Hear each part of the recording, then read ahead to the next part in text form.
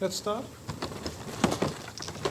So we are going to have 4 sessions of CRZ on topoi, or as I like to see it, essentially on general topology. I mean, topos is just what could be considered as being the main object of study of topology, and the set of topoi is, I mean, generalization of classical general topology. It's what I really like to consider as being general topology. So as background, I will require some familiarity with handling topological spaces and continuous maps, homeomorphisms, and such things. And on the other hand, familiarity with the language of categories. And that's about all. So later we will give some explanations, perhaps, or motivations for introducing something more general than topological spaces, and give examples. But in order to understand the notion of the topos and its relevance to general topology, one would require some familiarity with the language of sheaves on a topological space. Now, I guess that this notion is not that familiar to everybody. Therefore, I think I will have to give a rather sound introduction to sheaves on a topological space. So I won't assume anything known on this matter, and I will just give a review of standard sheaf theory, being understood that I'm for the time being just speaking of sheaves on topological spaces. So,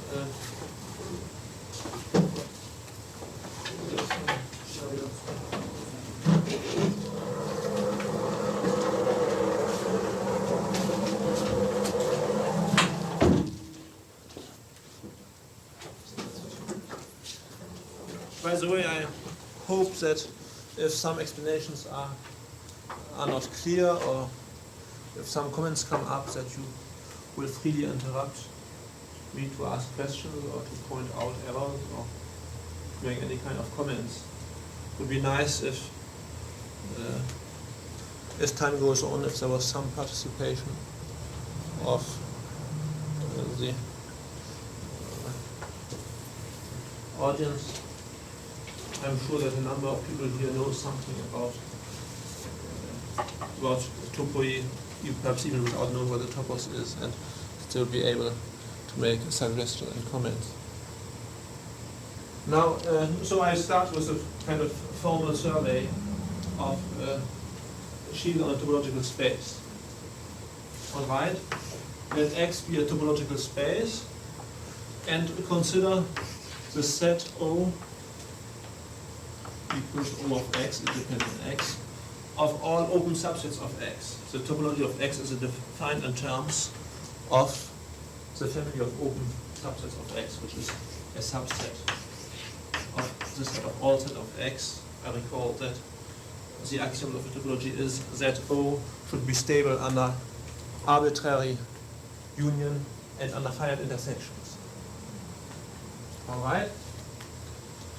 So O in particular is an ordered set by inclusion, and therefore O defines a category by abuse of language. We will denote this category by O also, as any ordered set does. If U and V are elements of O, namely open sets on X, the set of homomorphisms of U into V here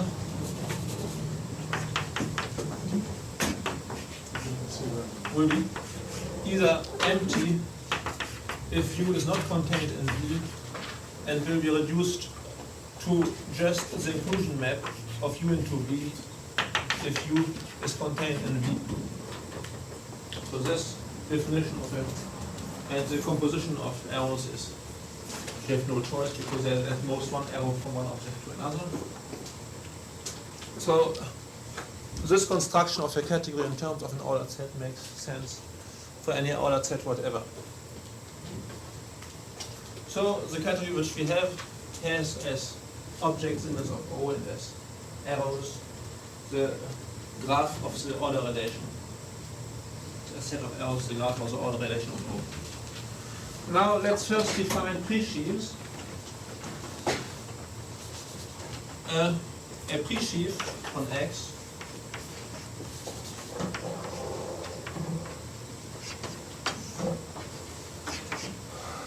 say F is by definition a functor which goes from the category O to the category of all sets. When I say a pre-sheaf, I mean a pre-sheaf of sets. Later we will introduce other types of pre-sheaves. But it should be a contravariant functor, so it's a functor which goes from the opposite category to O, I denote by O upper naught, to the category of sets. So let's recall what this means, that we have a functor. First of all, it means for every object of the category, that means for every open set U of X, we associate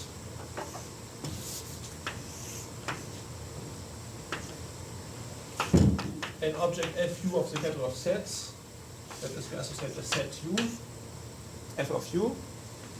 And second, to any arrow of the category, that means for every inclusion map U goes into V of open sets, we associate a map from Fv into Fu in the opposite direction. This map will be called the restriction map, corresponding to the pre-sheaf. And the axioms are the evident axioms of transitivity. Namely, if we have V is contained in another open set W, then we have the restriction map from Fv to Fu, but also from Fw to Fv. And we want that the restriction map from Fw to Fu should be the compositum here. And moreover, we want that in the case when we take the identity arrow, the identity inclusion from U into U, we want that the corresponding map Fu goes to Fu should be the identity. So these are the axioms of functors. So a pre-sheaf on X is just a contrariant functor from the category O to sets, that is a functor from O naught to sets. And the category of pre-sheaf on X, probably call it pre-sheaf on X, is defined as being the category of all functors from O naught to sets. So the pre-sheaves can be viewed as being objects of a category, the category of all pre-sheaves, which is a category of functors. So what is a homomorphism of a pre-sheaf F into another G? By definition of homomorphism of functors, what do I know? Let's say F be such a homomorphism. By definition, F consists in a collection of maps from Fu into GU, call this map F of U, for every U object of the category, that is for every open subset of X. And these maps of sets should be compatible with restriction maps. That means that whenever U is contained in an open set V, then we have also Fv goes into GV by F of V, and we have the restriction maps here from Fv into Fu and from GV into GU, and these squares here should commute. So that's the homomorphism of pre-sheaf, and homomorphisms, that's just homomorphism of functors, and they compose in an evident way by composing it argument-wise. You have FGH here, and here a homomorphism from the pre-sheaf G to the pre-sheaf H. That means for every U, a map from GU into HU, GU. The compositum of F, G and F is defined as associating to every U the compositum homomorphism here. Alright, so that's just general nonsense on functors, on categories. Now, so far we have not used the fact that O was the kind of open subset of X. We have just used the fact that it's an ordered set. But we will use it now in order to define particular presheaves on X, which we will call sheaves on X. So we have to introduce some axioms on presheaves which will turn them into sheaves. Now, traditionally, the axiom on a presheaf is separated in two. We say first that the presheaf is separated if the following is true: for every open set U in X, and for every covering of U by open subsets Ui. Covering means therefore that the union of the Ui's is equal to U. The union, by the way, of Ui's can be defined in terms of the ordered sets as being just the supremum of the Ui's in terms of the order relation. We have a mapping of Fu into each one of the Fui's, the restriction map, and therefore we get a mapping of F into the product of the Fui's, and F is set separated if for every such choice here this matrix is injected. Now,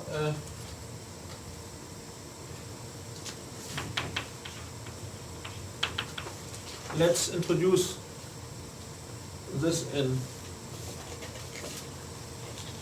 let's state this another way. If F is a presheaf on X, F of U is a set, the elements of the sets are called the sections of F over U. When we give examples, we will see where this terminology of sections come from. All right, and the map here I already said, when U is contained in V, the given map of FV into FU will be called the restriction map. If you have an element of FV, that means a section of F over V, its image in FU is called the restriction of the section to U. And the axiom for a sheaf to be separated means that whenever we have open subsets Ui of X, whose union is U, then a section of the presheaf, the given presheaf over U, is known by we know its restrictions to the Ui's. So that's the first condition we're interested in. But in diagrammatic terms, it just means that a certain arrow here is an injective arrow. That means that a section of F over U can be identified with a system of sections of F over the various Ui's. And then the second question that arises is to see whether we can identify the subsets here which we obtain as the image of Fu, which are the systems of sections of F over Ui's, which come from a global section of F over U. Now, let's take a system of sections, say phi I, in Fui for every I, for every index. We have a necessary condition for this system of phi i's to come from a global section, which is the following. When you have two indices I and j, the restriction of phi I to Ui intersects Uj should be equal to the restriction of phi j to Ui intersects Uj. That's clearly necessary because of transitivity of restriction maps, because if all the phi i's come from a single phi in here, then the restriction of phi I to Ui into Uj is just the restriction of phi. And the same for the restriction of phi j to Ui into Uj, this will be the restriction of phi to the same set Ui intersects Uj, which is equal to Uj intersects Ui. Therefore, we have a necessary condition for a system of sections to come from a global section, which in fact holds this condition, whether or not the presheaf F is separated. Now we say that the presheaf F is a sheaf if the map which we have here, which a priori may not be injective, is indeed injective and identifies Fu to the exact subset of Fui I have just described, the sets of all systems of sections phi I of F over the Ui's, which match in the intersections. So if we like to draw this in diagrammatic terms, we can look at this twofold product with two indices I and j of the sets f of ui intersects uj. So here the set of indices is capital I, here the set of indices is capital I times capital I.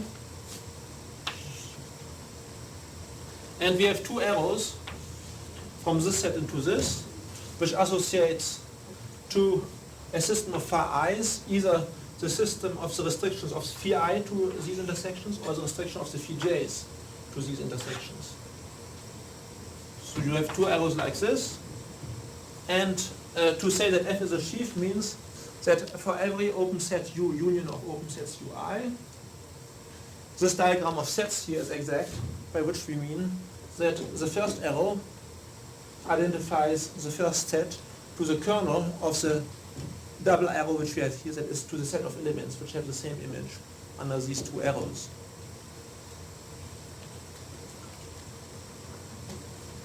All right, so these p-sheaves are called sheaves. So sheaf means that these diagrams here are exact.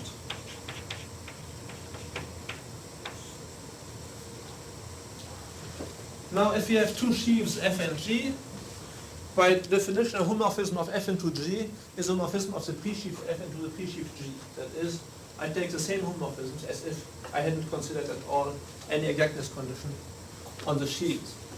Now if you look at the sheaves over x, the catalog of these sheaves we will denote by top x. Does it here?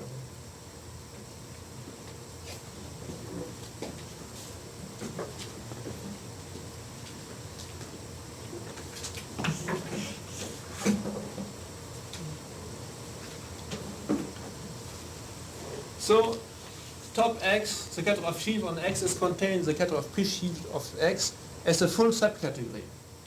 You give a certain number, a subset of the set of objects of pre-sheaves, things which we call sheaves, and we take as homomorphisms those of the ambient category of pre-sheaves.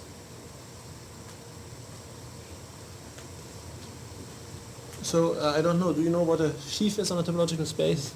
You do, fine. So I was just explaining it. And I was just explaining that the category of sheaves on the topological space X is denoted by top X,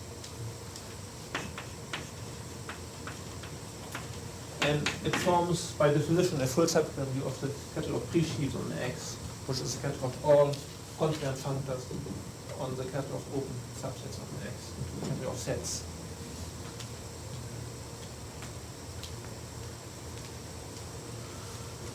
All right, now maybe it's time to give a few examples.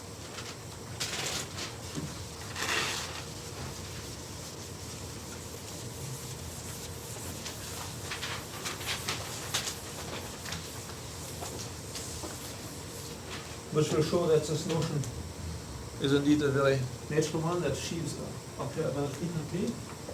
So, first example. Let E be any set, and let's define a sheaf F on X by taking for the sections of F over U the set of all maps from U into E equals E to U if you want. And if we have U contained in V, so Fv is defined also, these are the maps of V into E, the restriction map from Fv into Fu will be just restrictions of maps. Of course, restriction of maps is a transitive operation. So we have certainly a pre-sheaf. I claim that this pre-sheaf is a sheaf. In other words, it means that whenever an open set U is covered by open sets Ui, then to give a map from U into E amounts to the same as to give these maps, this map on the Ui's first, to to give a system of maps of the UIs into E in such a way that these maps match in the intersections. In fact, this would be true even if U was not open and if the UIs were not open. In order to give a map on a set which is covered by subsets UI, you have to give it arbitrarily on the UIs, but then making sure that they will match on the intersections. Right, therefore, this sheaf is certainly, this pre-sheaf is certainly a sheaf.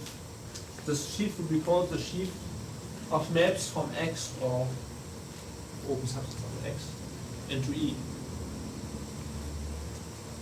Now, many sheaves which occur naturally in mathematics are subsheaves of like this one, but I should first say what a subsheaf or sub-presheaf is. So let's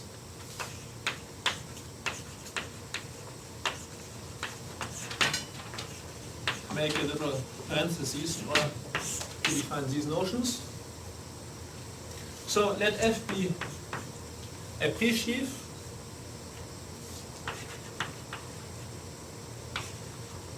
and let G be another presheaf. Then we will say that G is a sub-presheaf and we will write that G is contained in F. If first, for every open set U, G of U is a subset of F of U. And second, if for every pair of open sets, one included in the other, the restriction map, which goes from GV to GU, is induced by FV goes to FU, the restriction map for F. So that's what is just called a subfunctor of a given functor. The fact that the category we have here is associated with an ordered category, which in fact is a category of open subsets of X. All this is quite irrelevant. Of course, in order to define a sub-presheaf of a given presheaf, it's enough for every U to define a subset GU of FU, because the restriction maps are automatically defined as being induced by the restriction maps for F, and the only condition we have to put on the system of subsets GU on the FUs is that precisely they are stable under restriction maps. So to give a sub-presheaf of a presheaf is to give a family of subsets of the FUs stable under restriction maps. All right.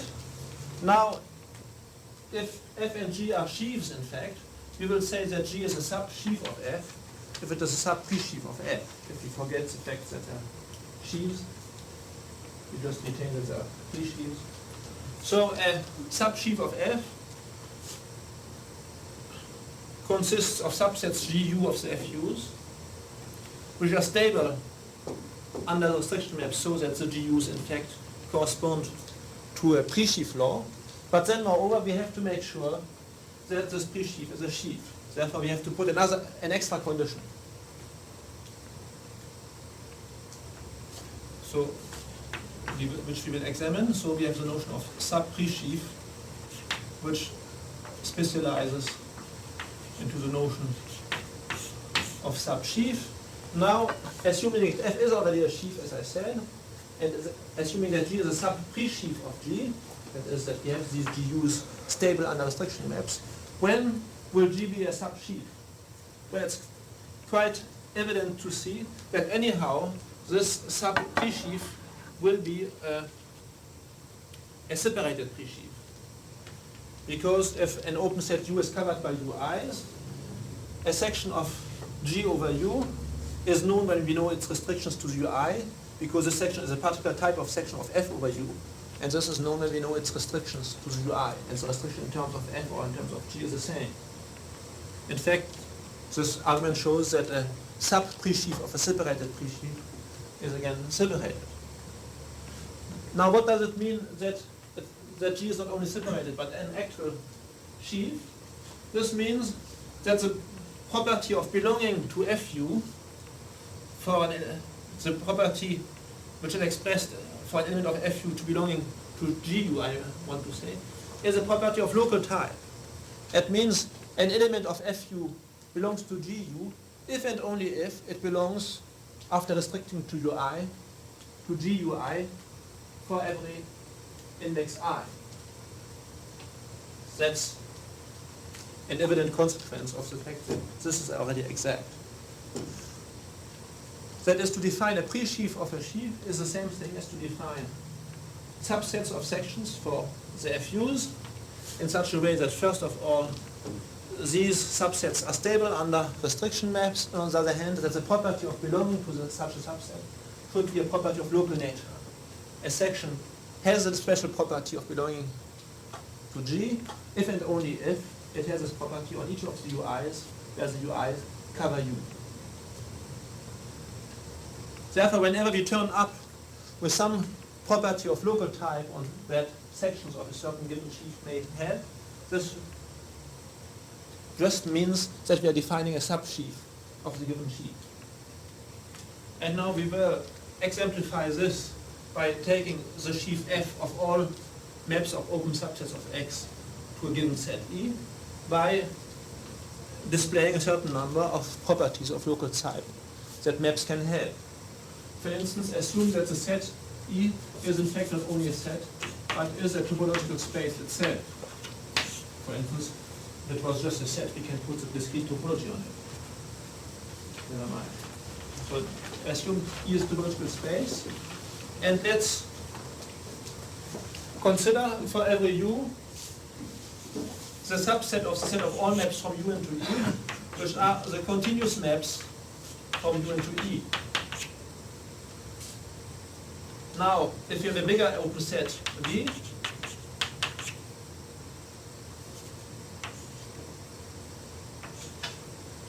then the same way the continuous maps from V into E are defined as a subset in set of all maps, and the restriction morphism, of course, turns continuous maps into continuous maps. The restriction of continuous map is continuous. And still better, we know that the notion of continuity is a purely local notion. A map is continuous if and only if it is continuous on open sets UI covering the given set U. And therefore, as the notion of continuity is a notion of local character, this means that we have in fact defined a subsheaf of the sheaf of all maps, that's from X into E or from open sets of X, subsets of X into E. It is called the sheaf of continuous maps from X into E or from open subsets of X into E. All right.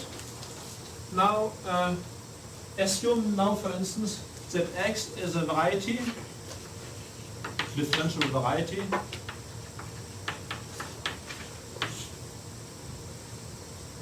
and that E also is a differential variety. So we have stronger structures than just the structure of a topological space. Now, if some of you don't know what a differential variety is, it doesn't matter because you can just skip this example. Maybe C infinity or CR variety. And let's look now for every open subset U of X, so that on U there's an induced differential structure. Let's look at the differentiable maps from U into E. So according to the context, it may be infinitely differentiable or R times differentiable. Depends what kind of structure we have in mind. Let's call it just E. Now, it's well known that for a map from a variety to another to be differentiable, this is a purely local notion. It's something which is a property, being differentiable, which is conserved by restricting to a smaller open subset. And if U is more generally, more precisely, if U is covered by UIs, then a map on U is differentiable if and only if its restriction to the UIs are differentiable. So we have the sheaf, therefore we have a subsheaf of the previous sheaf here. It's in fact a subsheaf also of the sheaf of continuous maps from open subset of X into E, which is the sheaf of differentiable maps from open subsets of X into E. Now we can vary this ad libitum. Instead of taking differential varieties, we can take real analytic varieties or real analytic spaces or complex analytic varieties or complex analytic spaces, algebraic varieties, algebraic spaces may have similarities. So any kind of variety structure will give a corresponding type of sheaf on X. Now let's give still another example of a subsheaf of this very general type of sheaf.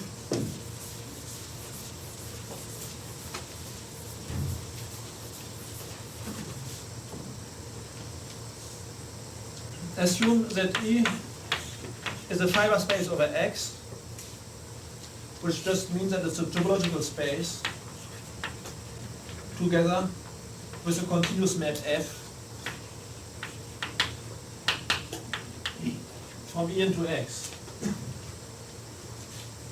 That's what I will call a fiber space. And now look for every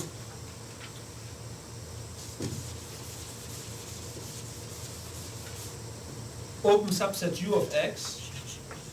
Look at all continuous maps of U into E, which moreover are sections of this fiber space. That means such that the compositum of this continuous map with F is just the inclusion morphism of U into X. So these are called sections of the fiber space E over the open set U. They are denoted sometimes by gamma of U, comma E, or E over X, if you want to recall that E lies over X. Now, of course, if we have, in fact, a section on a larger open set V than U, and if you take its restriction to U, then we get a section over U, that is, the restriction maps for maps, restriction operations for maps, turn sections into sections.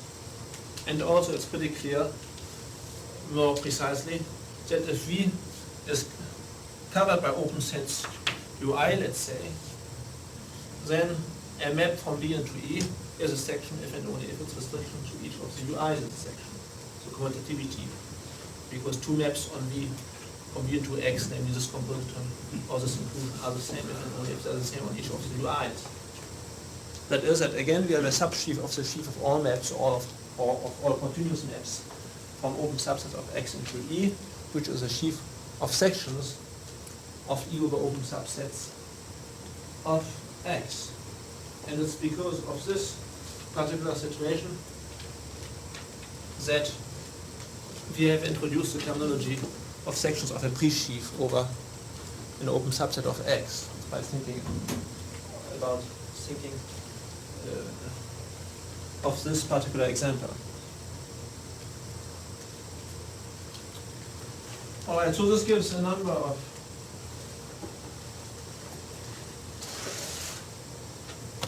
examples. Are there any more examples to be suggested, perhaps? No? Do you want to? It's maybe worth pointing out that the other examples can be obtained, again, as a special case of this, by replacing E by E cross X. Yes. In the case when we take continuous maps, yes. Assume, take again the case of a general topological space, and look again at the sheaf of continuous maps from open subsets of X into E. That's the second sheaf we have considered in our series. Now this, as was just pointed out, can be interpreted up to isomorphism as being the sheaf of sections of a certain fiber space over X, namely taking E times X mapped into X by the second projection. Because to give a section of E times X over U, where we have to map U into E times X, but in such a way that its second component should be the inclusion, so we just have to give the first component, which is an arbitrary continuous map from U into E. Therefore, to give a map from U into E is the same thing as to give a continuous map, is the same thing as to give a section of the fiber space E times X lying over X, to give a section over this open subset U. And of course, this identification is compatible with restriction maps. So are there any other examples that somebody wants to point out? Or nice You make no reply, of course, to that to your local homeomorphism. You're making approach no. No. That was time being. But let me point out some more examples. If X is for instance, a locally compact space, and if we associate to every open set the set of radon measures on U, then we have a restriction in natural. Let's see. Yes, that's true. Then we have a restriction of a radon measure to a smaller open set, and of course we get in this way we get a sheaf. That's the property of defining a measure through local data. All right, so that's the sheaf of radon measures on open sets of X. If X is a differential variety, infinitely differential variety like Rn for instance, we can in the same way look at the sheaf of distributions on X. Radon measures are linear forms on continuous functions, and distributions are continuous forms on C infinity functions. And that's one of the first main statements about distributions, that distributions localize, that for variable open set they form a sheaf again. I mean, there are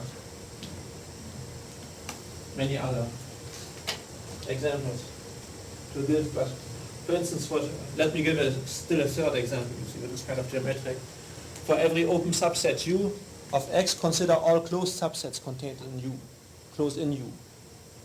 If you have an open set V smaller than U, as restriction may take the intersection of a closed subset of U with V, which is closed then in V. Of course, we have, that's a pre-sheaf first of all. We have transitivity of restriction maps, because it's just transitivity of taking intersections.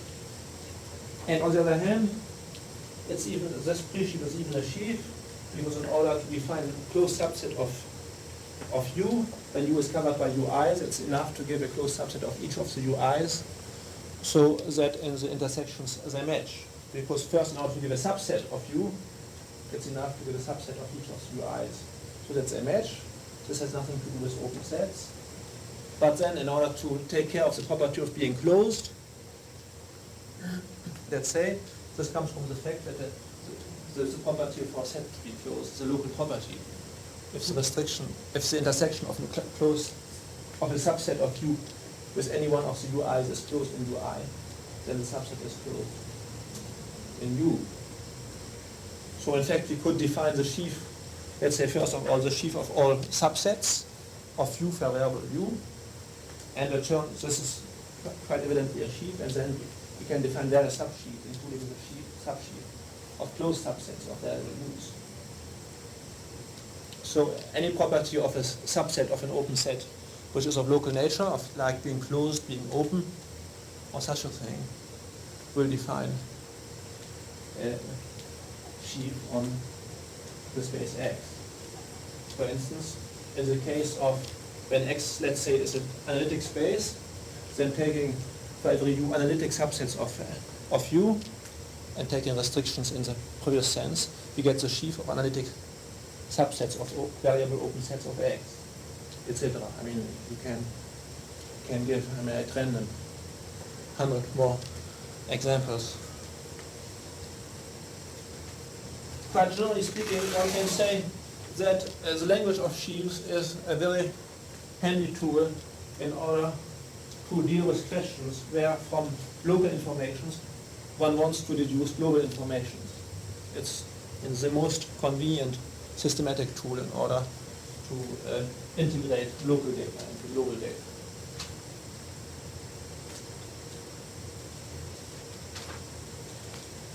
All right, I want to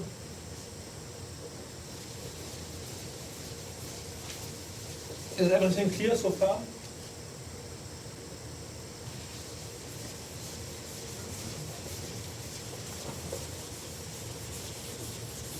Maybe I should give a reference or two for theory of sheaves.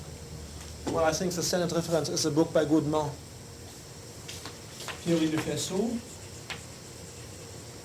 which deals both with the set-theoretic aspect and with the cohomological aspect of sheaf theory. It was published by Hermann, the same edition that published for a long time most of Bugatti. And so I think this is pretty standard.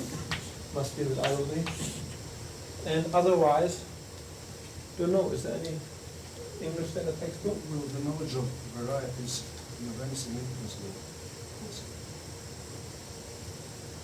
No, no. If you don't know the differential varieties, it doesn't matter. That's not produced by Dawkins. Well, that's another reference. Sheaf theory by Braden, Pardon. McGraw-Hill series in higher mathematics. Yeah, you have read it. I looked at it. Yeah. It's kind of nice. Well, it's sheer cohomology. It's mainly cohomological. It doesn't contain the check theory. Just Anyhow, we wouldn't. For what we are going to do here, I don't think we will speak at all, or certainly not much, about cohomology of sheaves here. That's in a way not our purpose. Our purpose is really general topology for the time being. Alrighty. Now, let's come again to the situation of a fiber space E over X, and to every such fiber space E, I have associated a sheaf. The sheaf of sections of E over variable open sets of X. This sheaf here, let's call it E tilde. That's by definition the sheaf of sections, of course continuous sections, I mean by this, of E over open subsets of X. Of course, one generally just says sheaf of sections of E. One doesn't always insist on open subsets. That's understood. It's the same if one speaks sheaf of maps from X into E. One wouldn't say all open subsets that you don't repeat all the time. All right. Now, first remark is that associating to every fiber space E over X,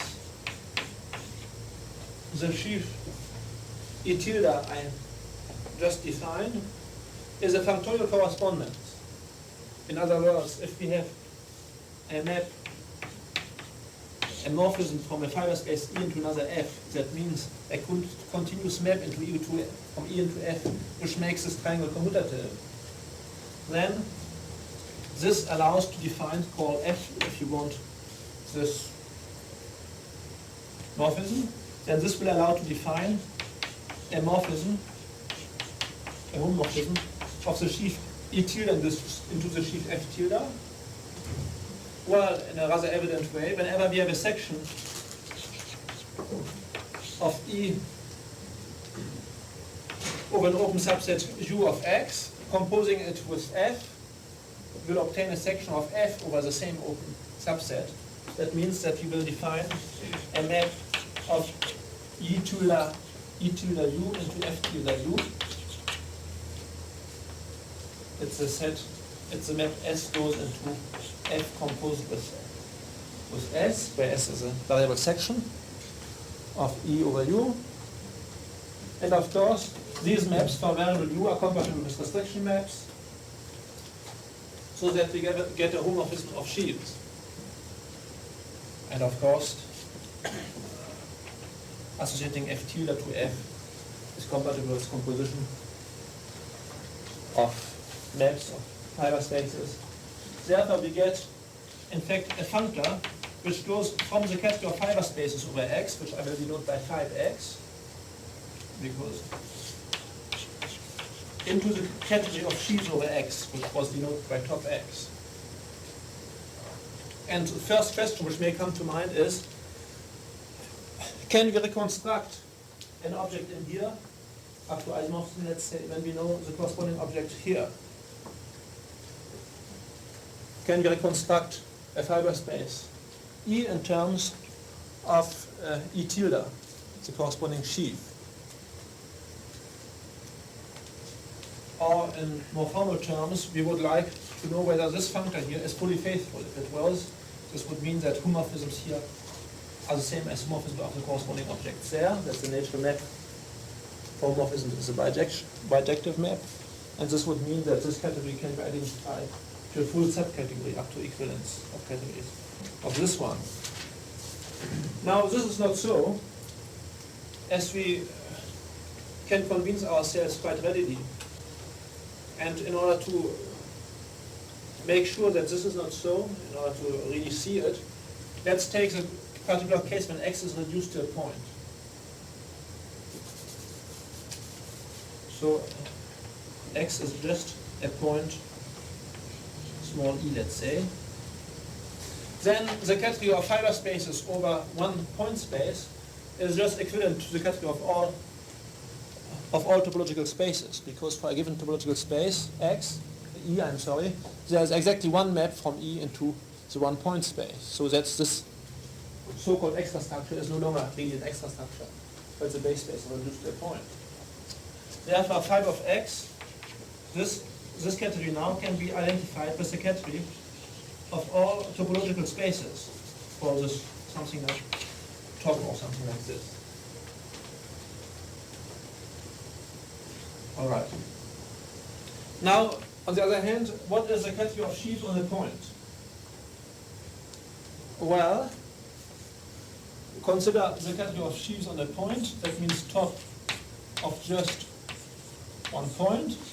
We have a map from this to the category of sets, which associates to every sheaf F the sections of this sheaf over the whole space E. Of course, when we look at any topological space X and an open subset of this, then we have a functor from top X to sets associated to U, which is the functor of taking sections over U, gamma U of F equals FU. This is clearly a functor from the category of sheaves to the category of sets. Now we look at this in the particular case when U is the whole of X. In this case, gamma lower U is just denoted by gamma. Gamma X of F, by definition, is denoted by gamma F. That's the section functor, section understood on the whole space. And in the particular case, we look now at this when the space X we are dealing with is reduced to one point. So we have here a functor going from the category of sheaves we want to investigate to the category of sets, and it turns out that this functor is an equivalence of category.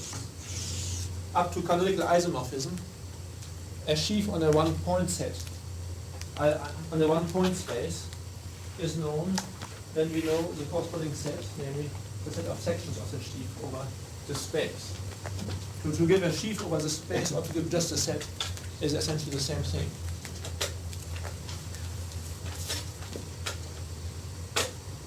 All right, now what is a functor which goes from the category of fiber space over X to the category of sheaves over X in the particular case when X is reduced to a point?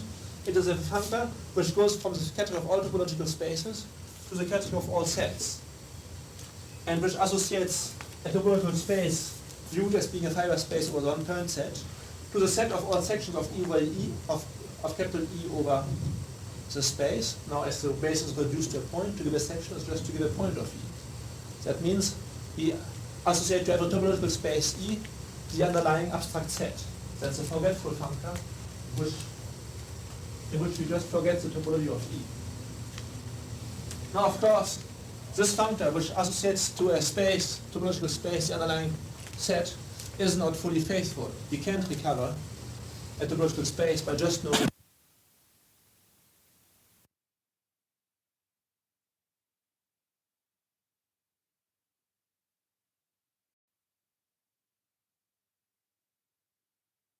and wonder if there is not some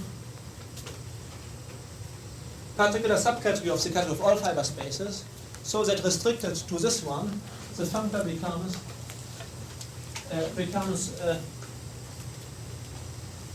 fully faithful. For instance, when the basis is reduced to just one point, what are the topological spaces whose topology is known when we just know the underlying set? And there are various choices, but one of the choices would be to take just the discrete topologies. To give a discrete topological space is just the same as to give the underlying set, because on a given set there's just exactly one topology, which is discrete. And therefore, if we take the restriction of this functor to topological spaces that are discrete, we get an equivalence of categories between those topological spaces, discrete topological spaces, and the scatter of sheaves over one point, namely scatter of sets. It's kind of a topological equivalence. And now we want to generalize this topological equivalence in the case which we have looked at, in the case when the basis is just one point, to the case of a general basis again. So when we have a fiber space E over X, what would be the analogous property, which when X is reduced to a point, would be expressed by saying that E is discrete. So to say that E is discrete relatively to X, well, the property that works nice is a property of a space E over X that is étal over X. So I will define what this means.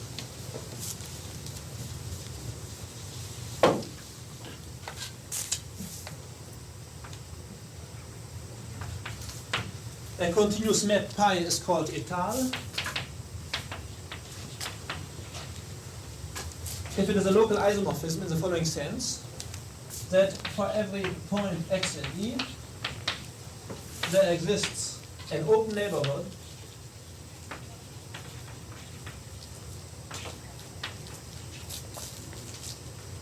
V of x such that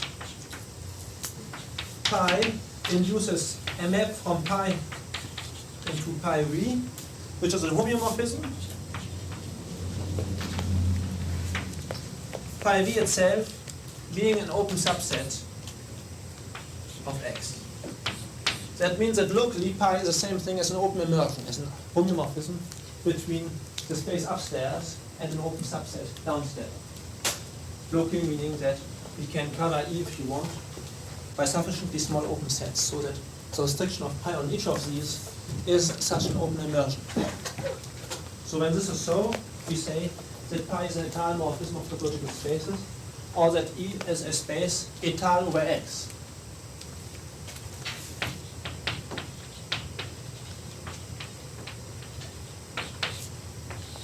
This terminology, in fact, is a pretty old one in the theory of complex function of one variable, and we have domains that are étal over an open subset of the complex plane. The domain étalé, as they say in French. So that's where it comes from. But it's a purely topological notion which doesn't have really anything specific to do with complex structures. Excuse, there is no translation in English? There is no translation in English for the word? Local homing. No, I think that the question has been posed since about 15 years now, and nobody ever found a translation.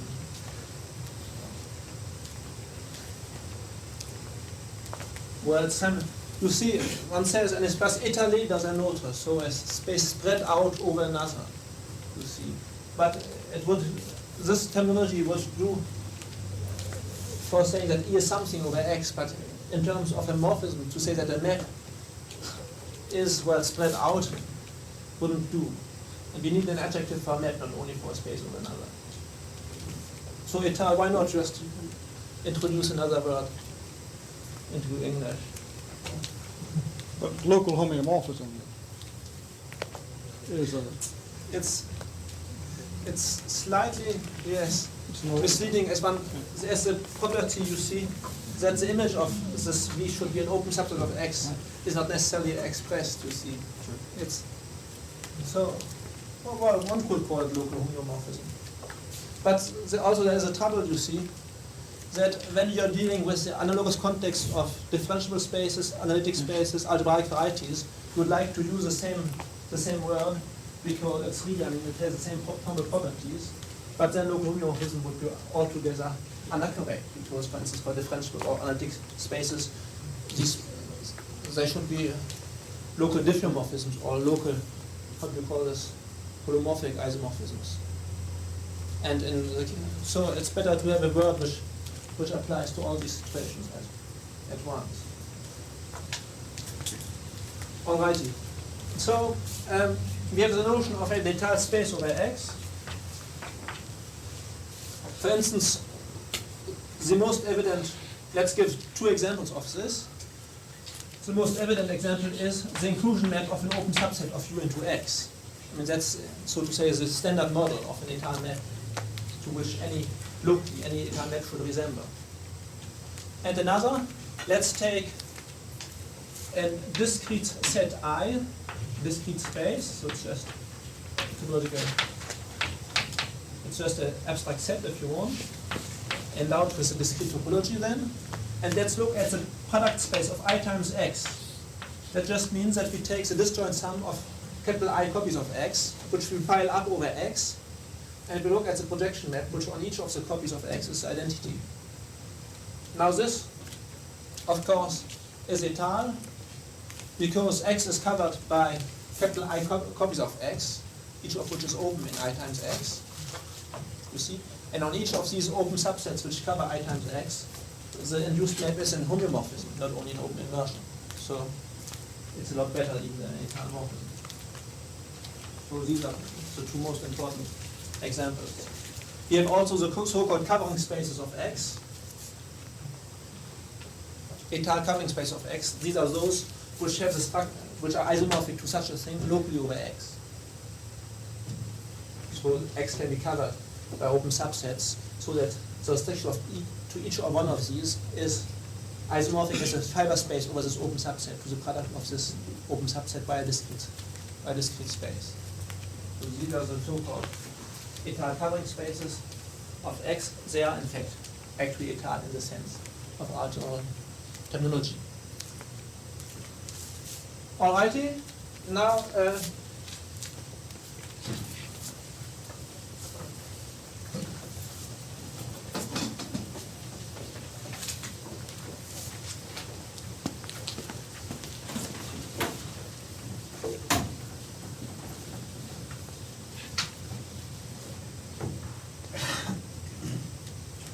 let's look at the étale spaces over x as a full subcategory of the category of all fiber spaces over x. So it's just the category of fiber space over x which turn out to be étale. And let's look at the restricted functor which goes from this into the category of sheaves over x. It's restricted, the restriction of a functor which we have here, which associates to a fiber space the sheaf of sections of this fiber space over x. Now, there's a theorem which generalizes what we have seen in the case when x is reduced to a point, which says that now this here is not only fully phased, in fact it's an equivalence of category.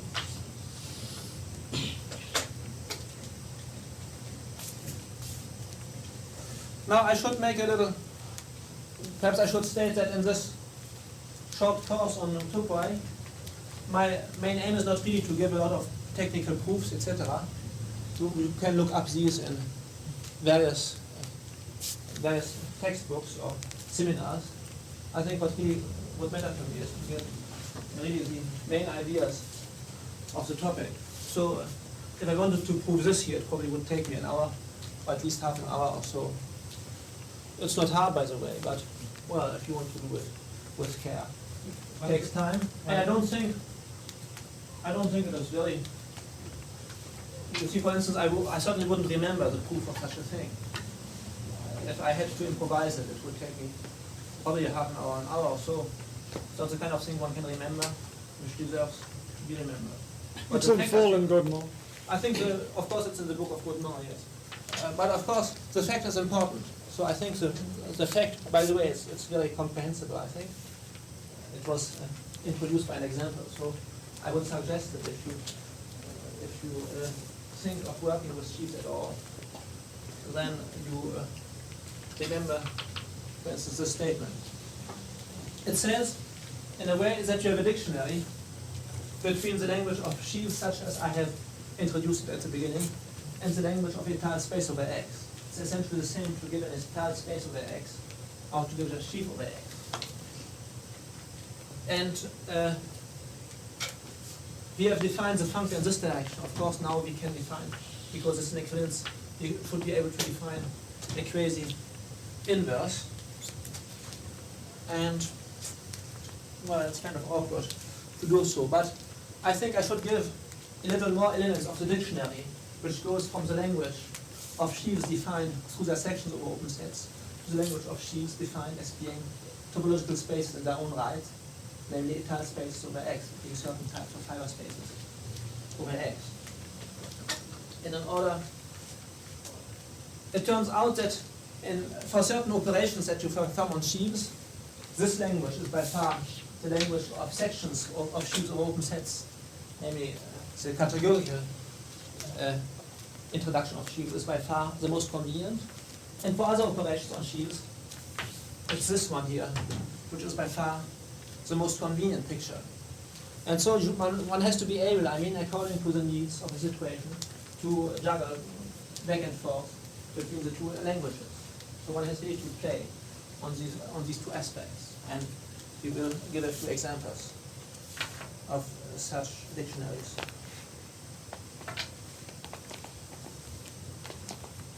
Today, when should I, by the way, make my first stop? Maybe after 1 hour and a half? Make a little break? What? Yes. Yeah, so let's say I go on for half an hour more. Or, all right, I'm quite willing to go on. But maybe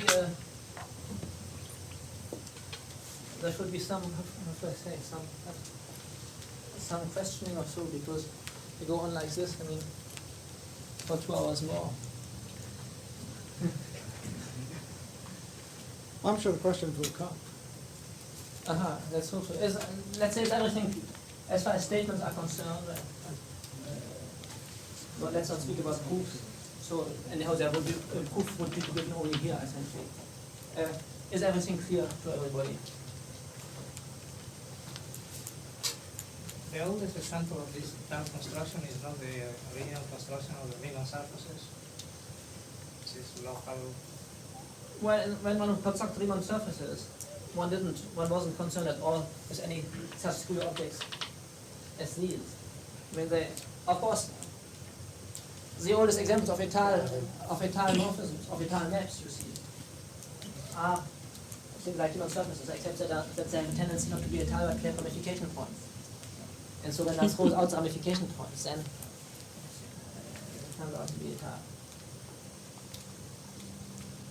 Let's give a little example. Yes, let's look at the affine line over whichever you prefer, the complex numbers or over the real numbers. In fact, the complex numbers are perhaps nicer. E1C, let's say. So it's, as I said, it's just C, and it has a structure of whatever you want, an algebraic variety or an analytic or complex analytic variety. All right, and let's look at the map from this into itself, E1C, which on coordinates maps x into x to the n, where n is a certain integer, positive integer. Let's take, if n is equal to 1, then this map is identity. Of course, it's an étale map. No interest to this, but let's assume that n is at least equal to 2. So that's just the map. Set theoretically, it's just the map from C into C, which transforms a complex number x into its nth power. Now, what's the structure of this map? If we have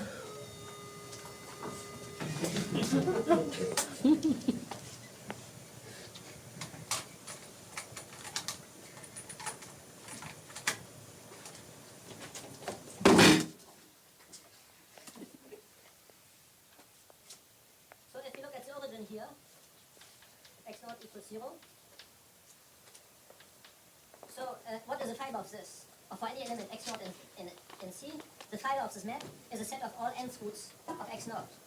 We know that if x0 is different from 0, there are exactly nth roots. If one has one of them, you get all the others by multiplying it by the nth roots of unity, which are n exactly a number. So if x0 is different from 0, there are exactly, in the inverse image of x0, there are exactly n points y01 up to y0n. Whereas in the case, so let's call this rather x rather than x0, so that's the general point of C, x different from 0, exactly n points above it, the nth roots of x, whereas if you take x0 equals 0, then exactly 1 point above it, there's just one nth root of 0, which is 0. So one already suspects that there's a difference of behavior, of local behavior also perhaps, of our map f here, according to whether we look at it at the point 0, which is just the unique point which lies above 0, and whether we look at it at the other points. And it turns out that for n, the strict intersection of F to C star, which by definition is C minus this 0 point, is étal. In fact, it's an étal covering space of C star. If you look at net from C star, it will say induced by F, since the radial density power, when C star becomes a covering space, étal covering space, it will say just this name of C star. Induced over C star, it's just over such a small subset of C star down there.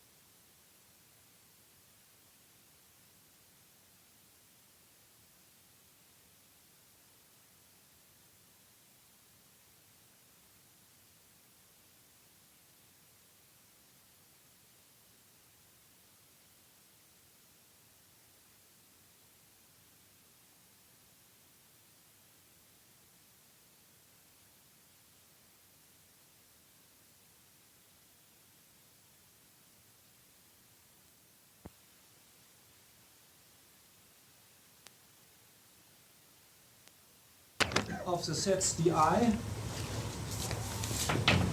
This runs over the set of indices d naught over the set of vertices. It's the indexing set. And they can look also,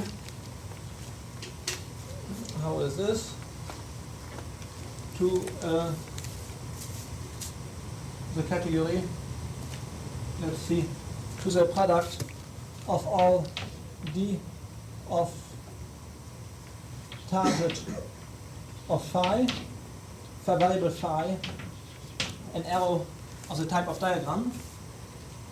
That's it.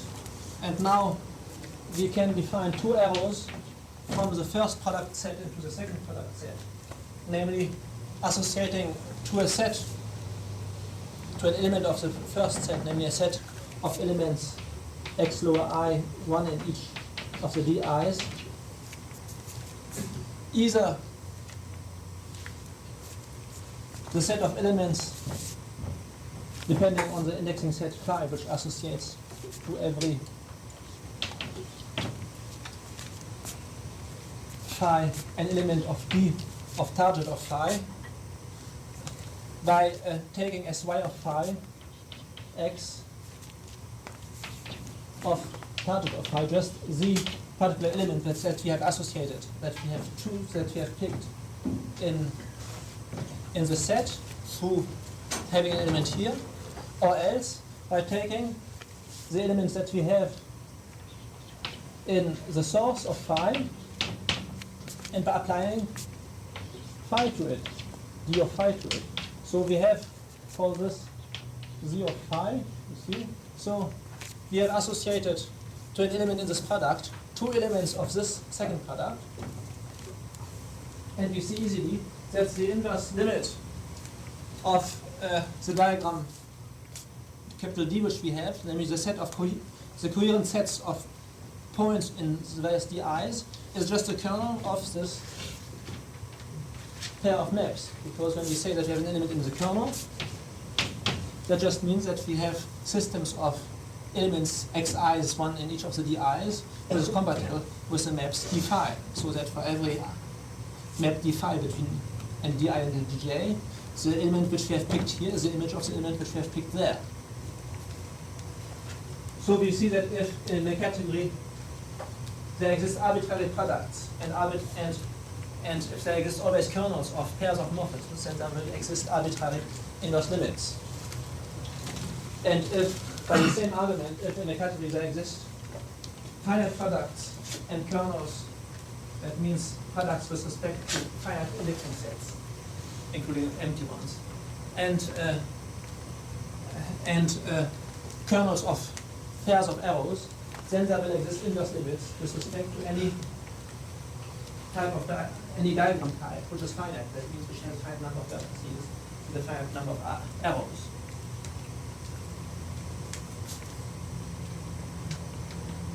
Maybe I have been a little fast because I started with a statement about the category of sets, but now from the statement about the category of sets as defining inverse limits in arbitrary categories boils down as I, through the definition I have given, to considering these inverse limits in the category of sets.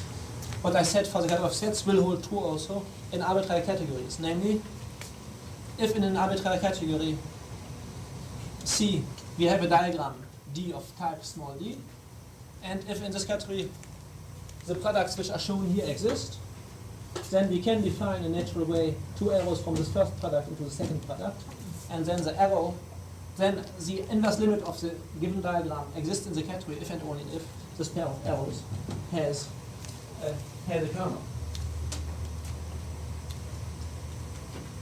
So that's one of the various ways in which arbitrary inverse limits can be reduced to very particular kinds of inverse limits.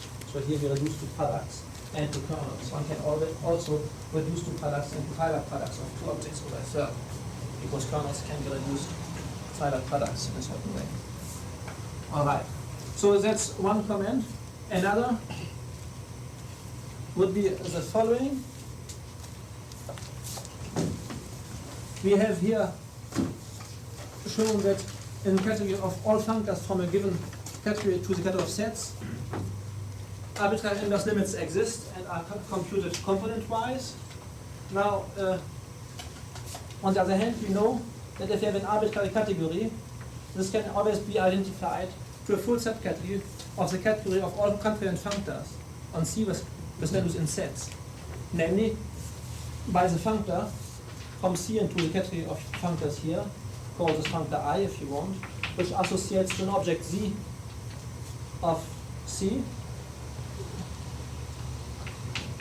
the functor of a variable element, which associates to an element X of C, the functor on C, contrariant functor, which to variable element Z associates from of Zx. So in this way we associate to every element of C the contrariant functor it represents. In this way we know that we get a fully faithful functor from C into the category of contrariant functors on C, with values in sets, which allows us to identify C to a full subcategory of this category of functors. Now inverse limits exist here, as we have seen, for any diagrams, and they are computed component-wise. Computing them here just amounts to computing them in the category of sets for every argument, for every object here in C, viewed as being an argument. Now, if we have a diagram capital D in C, as explained before, namely objects di of C and arrows d of phi between such objects of C, such a diagram can be viewed as being a diagram in the larger category of functors, because this is viewed now as a subcategory of this category. That's essentially how we proceeded, in fact, by introducing always our parameter object Z. Now, in this category, always the inverse limit exists. Now, the question is, does this inverse image computed here, does it belong to the essential image of C? Does it belong to C? Or is it isomorphic to an object of C? And the definition of inverse image was such that this is so if and only if the inverse limit exists in C. To say that the inverse limit exists in C means that the inverse limit computed here belongs in fact to the essential image of C. And in this case, the inverse limit computed in C is the same as here, up to unique isomorphism. But you better define essential limit just for the record. The essential image of C by any fully faithful functor of C into another category is a category of objects here which are isomorphic to objects of the image. And when the functor is fully faithful, then for an object here, it comes from a unique object here up to unique isomorphism. So in this, when we adopt this way of doing things, one can say that if you have a diagram in C, the inverse limit can always be constructed. It has always a sense, but a priori it is not an element in C, it's an element of this larger category, which is often called C hat, because it's something like the natural enlargement of C, which has nicer properties than C.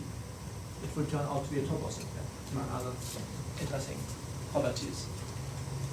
Alright, so the inverse limit of any diagram in C we can consider as existing, but as being a priori an element in C hat.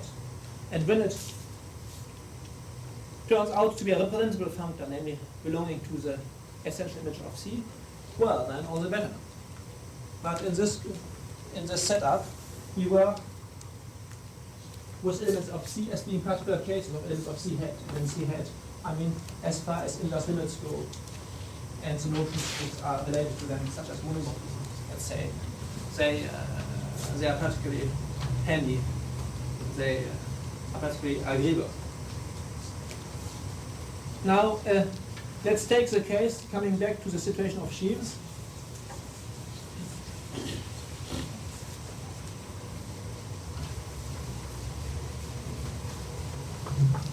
Take now, for C, take the category of open subsets of the topological space. So that's the category C, O hat, if you want, which is considered here, is just the category of pre-sheaves on the topological space X. So in the category of pre-sheaves, there exist arbitrary inverse limits.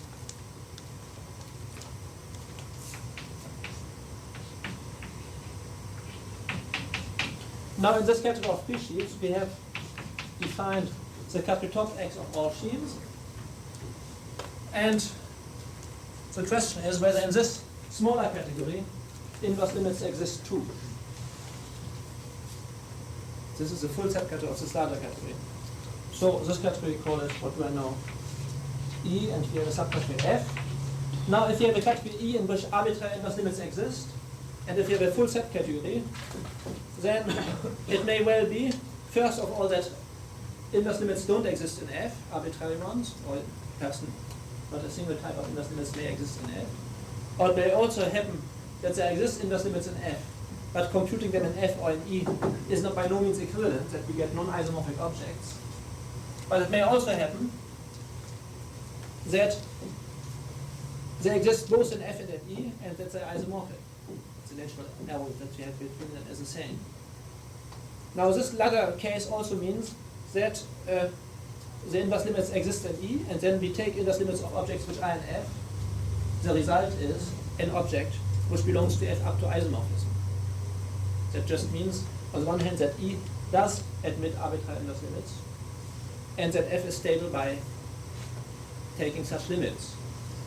The same would be true by the way, instead of taking arbitrary inverse limits, we would take inverse limits of particular types, like products or kernels, or if you specify some types of inverse limits we're interested in. Now what happens in the case of the inclusion of sheaves and pre-sheaves, it is that this last very favorable situation happens, namely, we know that in the large category arbitrary inverse limits exist, and it turns out that the smaller category is stable by these types of limits, and therefore these types of limits do exist within this category. Now, why is this so?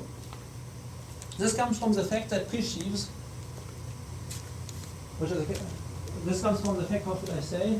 Yes, that sheaves among pre-sheaves are defined by left exactness properties, by saying that certain maps between inverse, particular types of inverse limits, namely taking kernels of pairs of arrows, that such morphisms are isomorphisms. So these are what one would vaguely speaking, I don't want to make it too precise, left exactness properties. But when we submit a variable object of a category, such a category of arbitrary functors, to left exactness properties, then the category in question, again, is stable by arbitrary types of inverse limits. That comes from the fact that inverse limits of a certain type commute to inverse limits of any other type. Commutation property of inverse limits to inverse limits. So, I mean this, as soon as you sit down to check it, I mean it comes out as any other thing I said here, except for the equivalence between categories of État spaces and sheaves, which was not quite so tautological, but whatever I'm saying now, since an hour or so, is completely tautological as soon as you start writing things down. So, the category of sheaves sitting in the category of pre-sheaves is stable under inverse limits, and of arbitrary type, and therefore inverse limits of arbitrary type do exist in the category of sheaves. And they are computed in terms of pre-sheaves, that is, they are computed component-wise.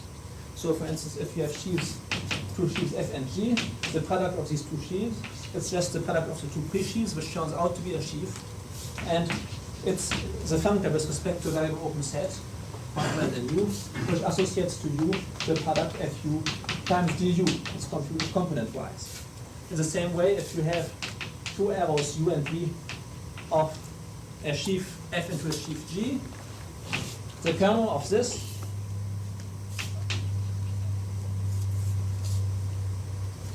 it's a functor. It's a priori. If you compute this kernel first as a pre-sheaf, the functor for every U, it will be the functor which associates to every U the kernel of the double arrow we have of FU into GU, which is reduced from the double arrow we have between F and G. Now it turns out that for variable U, this functor is again a sheaf, and the sheaf is a kernel in the category of sheaves, etc. The same for other products, arbitrary products, etc. Therefore, in the category of sheaves, taking inverse limits isn't a mystery at all. It's a very well understood and trivial notion. Now it's so trivial that even for the other, that it's equally understandable for the language of sheaves defined via sections over open sets, and for the language of étale spaces over another. because if we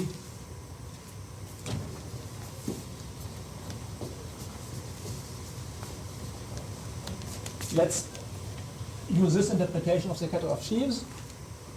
Assume that we have E and F, two spaces etal over X,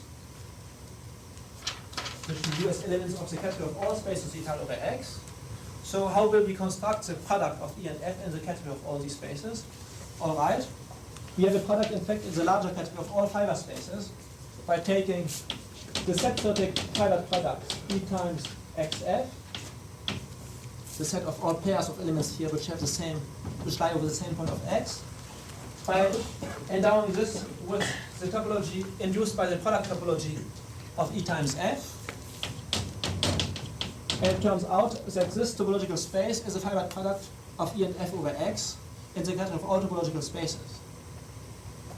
Therefore, it is a product of E and F in the category of all spaces, topological spaces lying over X. And a fortiori, it will be a product of E and F in the category of all etal spaces over X, provided we prove that this particular space is also etal over X. But that's kind of trivial, because if E is covered by open sets U, which are mapped homeomorphically to open subsets of X, and if F is covered by open subsets Vj, which are mapped homeomorphically to open subsets of X here, then E times F is covered by the inverse images of Ui intersects Vj and E times F. That means by the fiber products over X of Ui and Vj, but identifying Ui and Vj to two open subsets of X, this can be just identified to the intersection of the two, which is again an open subset of X. And therefore, this space is covered by these open sets, which turn out to be homeomorphic by the projection to open subset of X. Therefore, the property of etalness of fiber space over X is stable under taking products. And one sees in the same way, essentially, that it's also stable by, instead of taking products of two spaces, by taking product of a finite number of spaces, let's say at least. There would be trouble if you took an infinite number, by the way. In fact, it would no longer be true. Therefore, the interpretation I'm going to give of inverse limits in the category of etal space over X works only for finite inverse limits. For infinite inverse limits, the limit exists, but it cannot be computed in terms of corresponding set-theoretical limit. Well, doesn't matter. But here, it works also, of course, for a finite number of spaces etal over X, a product in the sense of general fiber space over X turns out to be etal over X, and therefore it is a product in the category. And when you take kernels of arrows of maps of pairs of arrows between etal space over X, it turns out that the set-theoretical kernel induced with the endowed with induced topology by E is again etal over X. That comes from the fact that, in fact, it's an open subset of E. If two maps here coincide, compatible, of course, with the projection to X. If they coincide in a point, if they coincide in a neighborhood. And of course, an open subset of an etal space over X is again etal over X. Therefore, at least as far as finite inverse limits are concerned, these can be computed in the perfectly understandable geometric way, perfect evident way, in the language of etal spaces over X. Now, to define, all right. Yes, let's perhaps.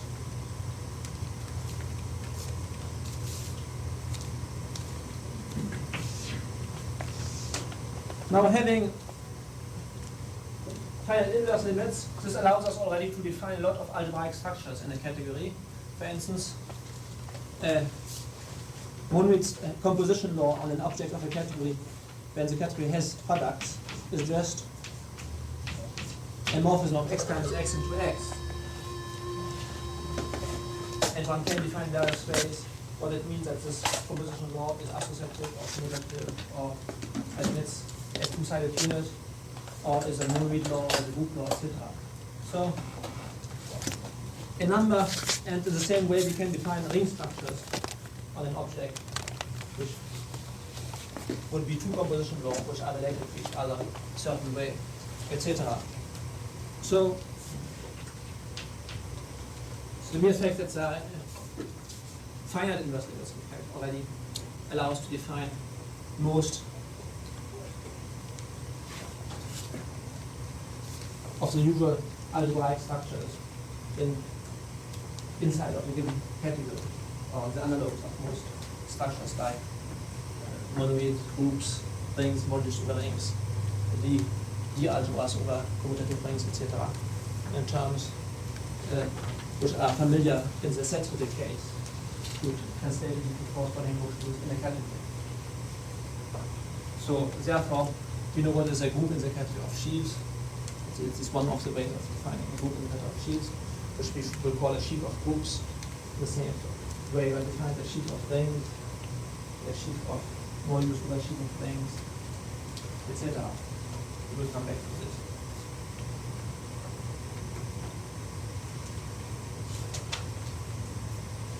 Now, yeah.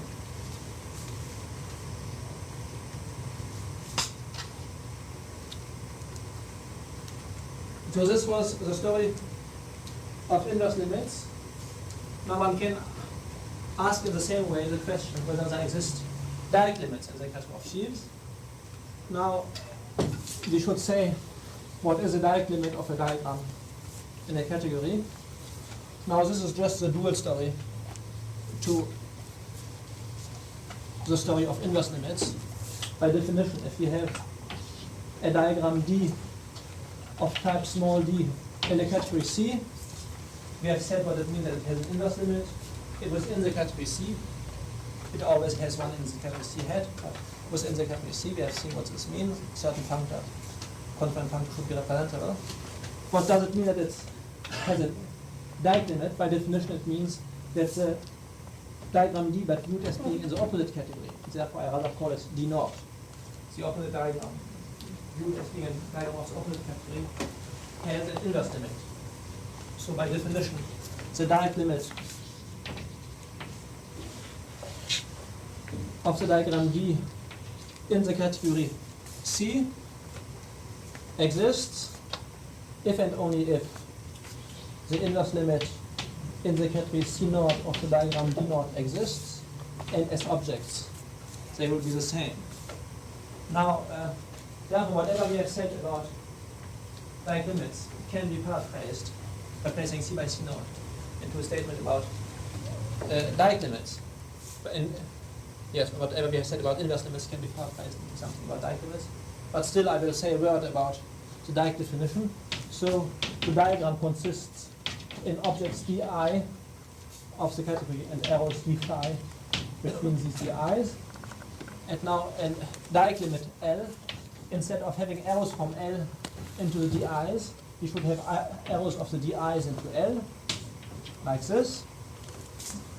And the property it should satisfy is that, again, these triangles would be commutative. That means that the opposite diagram with arrows reversed in the opposite category would be commutative. Alright. And on the other hand, L should be universal with respect to these data and this property. That means also that with respect to variable z, the map which goes from home LZ, this time you see z is on the right hand side, not on the left hand side, which goes from home LZ into, well, the inverse limit, not the direct limit, because even of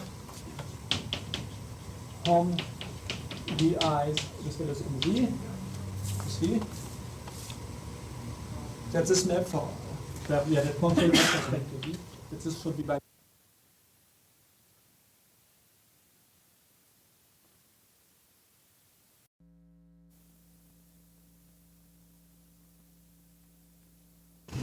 the opposite category. It comes from the fact that the level of sets is by means equivalent to the opposite category. There is a dissymmetry in meters of sets already. So defining inverse, either inverse or direct limits, we always have to define it through inverse limits of sets. Now the dual thing to products are sums. The dual things to kernels are co-kernels of double arrows.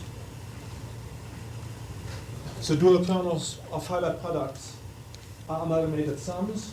So I mean there are sums with specific terms to it. I think it's perhaps not needed that I restate the universal properties of sums of co-kernels, etc. I mean it's just a dual story of what we have seen for products, kernels, etc. The dual thing to a final object is an initial object of a category. It's an object which is mapped in one and only one way in any other object of the category. Now in the category of sets you see, you've already seen what inverse images are. For instance, products are just Cartesian products of sets. Now indirect images are pretty much different. For instance, sums are just disjoint sums of sets. The initial object, which is the empty, which is the sum of the empty family, the initial object of the category of sets is the empty set, instead of being the one-point set. And amalgamated sums is something let's say co-kernels is something a little intricate. If you have a double arrow from a set E into another F, you see, you look at the, what should I say, at the closest equivalence relation on F, such that the images of any element of E by these two arrows should be equivalent. So the image of E in F times F, of course, to give two arrows from E into F is the same as to give a map from E into F times F. The image of E in F times F is a graph of a relation within F, but this relation will not be an equivalence relation. So you take the equivalence relation it generates. The smallest equivalence relation, the smallest subset of F times F, which contains the image and which is an equivalence relation.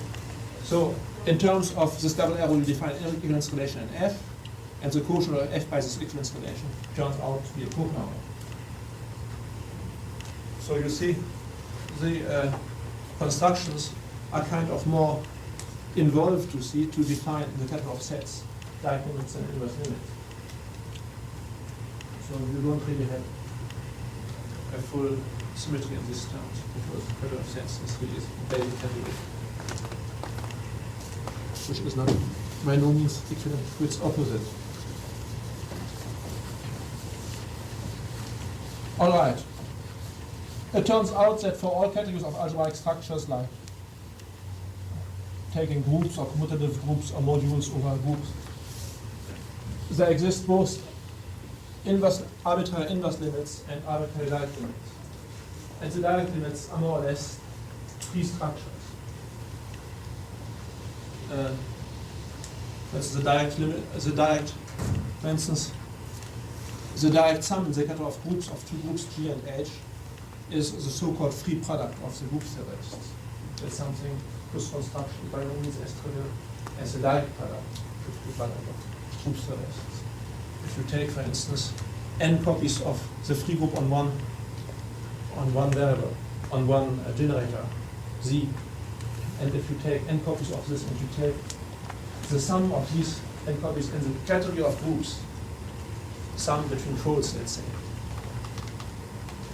I say category of groups, not category of commutative groups. Then you get the free group in n generators. So it's something very different from. What it turns out is that for such categories of algebraic structures, the defined in terms of arrows between finite inverse limits of the basic sets of the structures. The inverse limits can be computed just in the set theoretic sense, and the structure will carry over, whereas the direct limits, taking direct limits, by no means commutes to the forgetful functor. That is, taking in fact sums of groups or such things, whether they are commutative or not, does not commute with the operation of taking sums of sets, which means it takes them disjoint and takes a union. taking products of commutative groups or free products of not necessarily commutative groups is by no means compatible with taking disjoint unions. So there is a big difference also for these kind of categories of taking inverse limits, which is an extremely trivial operation, and Dieck limits, which is less trivial. One has to work with it. Essentially, it amounts to define things like tree structures, like groups defined by generative manipulation and such things.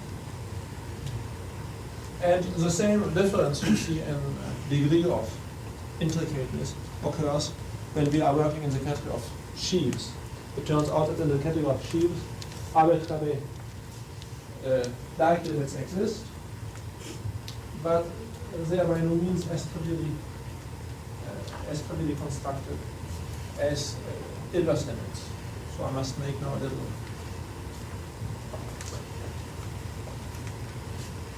parentheses about this. So I should perhaps, let's come back to a statement I gave corresponding for limits in the category of all functors on the category C0 with values in the category of sets, let's say, call it S. I said that in this category, arbitrary limits, inverse limits existed, and that they could be computed component-wise. Now we didn't really use for checking this, that S was a category of sets. This would be true whenever S is a category where arbitrary limits, inverse limits exist. And the same if S, for instance, is a category in which products, arbitrary products exist, then the same would be true in the category of functors with values in S, and the products would be computed component-wise. The same holds for prime products or kernels or any type of inverse limits. All right. Now, this being so, it turns out, it follows that what I have said here about inverse limits carries over also to Dieck limits. I say that if a certain type of Dieck limits exists in S, then the same will exist in the category of functors with values in S, and these Dieck limits can be computed component-wise. So that's something which works the same for Dieck limit and inverse limits. Why? Well, because to compute Dieck limits in this category, how should I say so? How should I say? Can this be? Is this just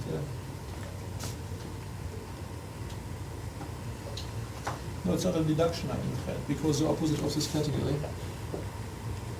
You can, but you go. Is not. Is it or is it not? Let's see. What's the opposite of this category? Is this not? Oh yes, it's the category from C S naught. Yes, that's true.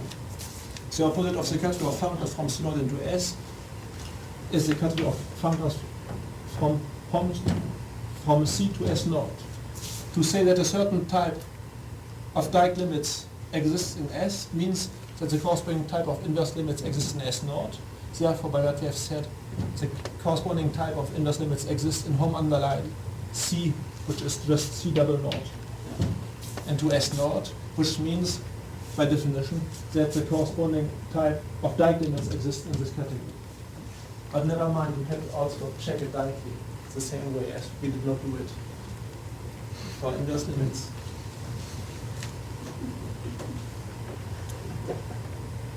Now, this shows you why did I make this comment. This was in order to be able, for instance, to compute Dieck limits in the category of all functors from C0 to sets.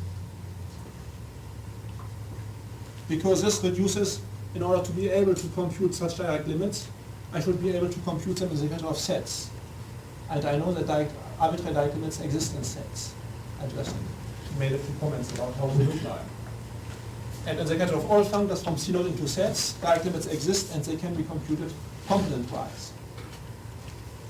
Therefore, if, for instance, I take for C the category of open subsets of a topological space, then the category which I have here is a category of pre-sheaves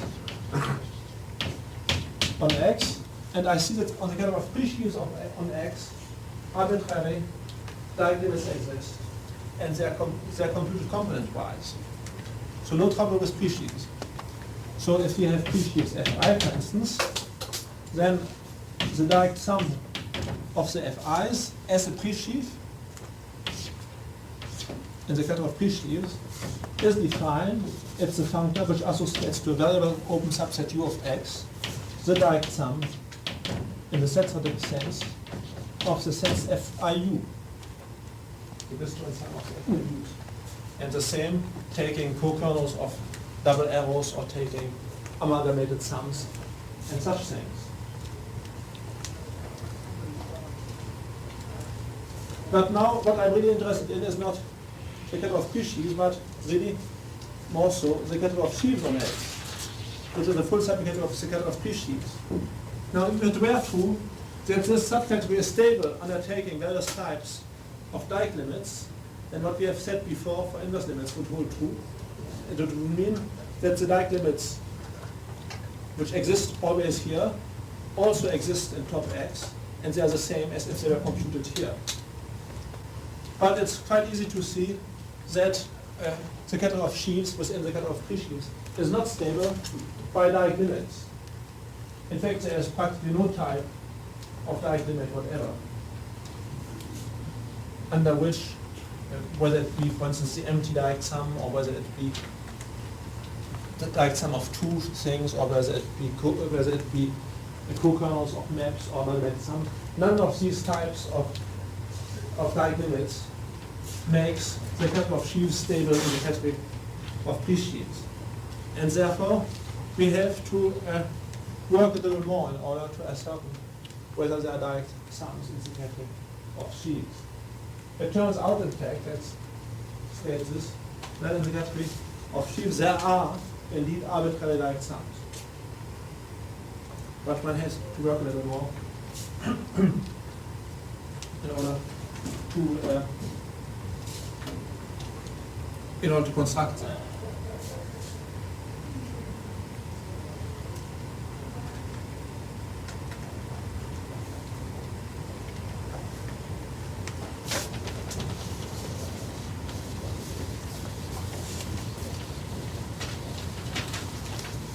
Maybe I should give an example, you see, of a very simple type of Dieck limit in the category of presheaves, which is not a sheaf. Take, for instance, as presheaf OS, takes the one which is the final presheaf, which in terms of État space over X would be X itself with identity map here, which associates to every open set a one set element, and the discrete morphisms are evident. In fact, the final functor is always the functor which associates to every argument a one point set. All right, and now look at the Dieck sum of this object. We call it X, this object, this final functor of this object with itself, but we take it in the category of presheaves. Let's put a capital P as a subscript to the sum sign.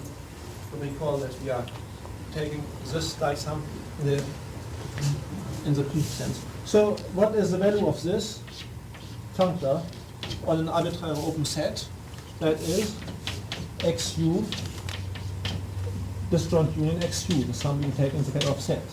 This has one element, this has one element. It's just a set with two elements. In fact, it's constant. It's the standard set of two elements, and the transition morphisms are just the constant maps. All right. Now, I claim that this is not a sum in general, except for very special X's. That is not the sum of the two. That is not a presheaf, in fact. That is not a sheaf. This is a presheaf, only that is not a sheaf. Well, how is this seen? Is this separated? Let's see. Yes, it will be separated. But let's say, yes. All right.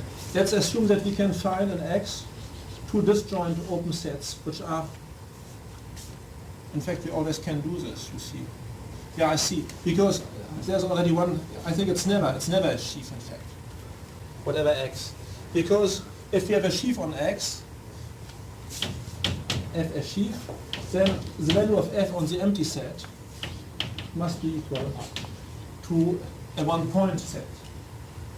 Because the empty set is a union of the empty family, and if you like write down that the empty set has a covering by the empty family, then you find that f of the empty set is a kernel of a double arrow which goes from a one-point set, one element, one-point set to another. That is, it has exactly one element. So that's a good property to remember about sheaves. The value of a sheaf on the empty set has exactly 1 point. But here you see the value of this pre-sheaf here on the empty set, just as on any other set, has exactly 2 points. So it can't be a sheaf even if the space X was empty. So I mean, it's really a very... Or let's take also... Yeah, let's give another example. Take the direct sum of the empty family of pre-sheaves. That's the pre-sheaf which associates to every open subset U of X the empty set. All right. But this is not a sheaf because it associates in particular to the empty subset of X the empty set instead of associating to it a one-point set. I mean, there's practically, I mean, even the most trivial types you see of Dieck limits, when applied to sheaves, will not yield sheaves but only pre-sheaves. So I think this convinces you that little more work is required in order to construct Dieck limits in the category of sheaves. Now, let's see. Assume we have sheaves Fi, you see, according to a diagram, with arrows Fi equals to Fj. So these are the arrows D of phi, if you want, where phi is an arrow of a diagram. And we are interested in constructing something like a direct limit of these sheaves. And I will first of all consider the direct limit of these as pre-sheaves. So I will first look at the pre-sheaf P, which is the direct limit in the category of pre-sheaves, call this a big P, for all i's of the Fi's, viewed as being just pre-sheaves. Forget it's sheaves all the time. All right, now we do have now morphisms of the sheaves Fi's, viewed as being simply pre-sheaves into P, in such a way that these triangles here are commutative, and so that P should be universal as a pre-sheaf with these properties. All right, but now I look at an arbitrary sheaf, let's say, whatever G. Now this is a sheaf, not a pre-sheaf. And I'm interested, according to the very notion of Dieck limits, to systems, coherent systems of morphisms of the Fi's into G, so one for I, one for J, which makes these triangles commutative. And I want to find a sheaf G which is universal with respect to this. That would be the Dieck limit of the Fi's in the category of sheaves. All right. Now what I can say is that because a sheaf is a pre-sheaf, well, by the universal property of the pre-sheaf P, we certainly do have a morphism from P into G. In fact, to give such a coherent system of arrows of the Fi's into G amounts to the same thing as to give an arrow from P into G. Therefore, for a variable G, the functor which we have to represent is isomorphic to the functor G goes to hom PG. That is, we have a pre-sheaf P, which has been constructed in a certain way. We now may forget about the way in which it has been obtained. And for variable sheaf, I look at all homomorphisms from P into G in the category to which both P and G belong, namely the category of pre-sheaves. And now for variable g, this is a covariant functor, and I wonder, that's exactly the question now, whether this functor is representable. And the object that represents the functor will by definition be the Dirac limit of the fi's and the catalog of sheaves. Now, this is a very general problem that arises whenever we have any pre-sheaf whatever. It need not be obtained by some screwy construction as just now. So let's forget about our diagram. Let's look at an arbitrary pre-sheaf P.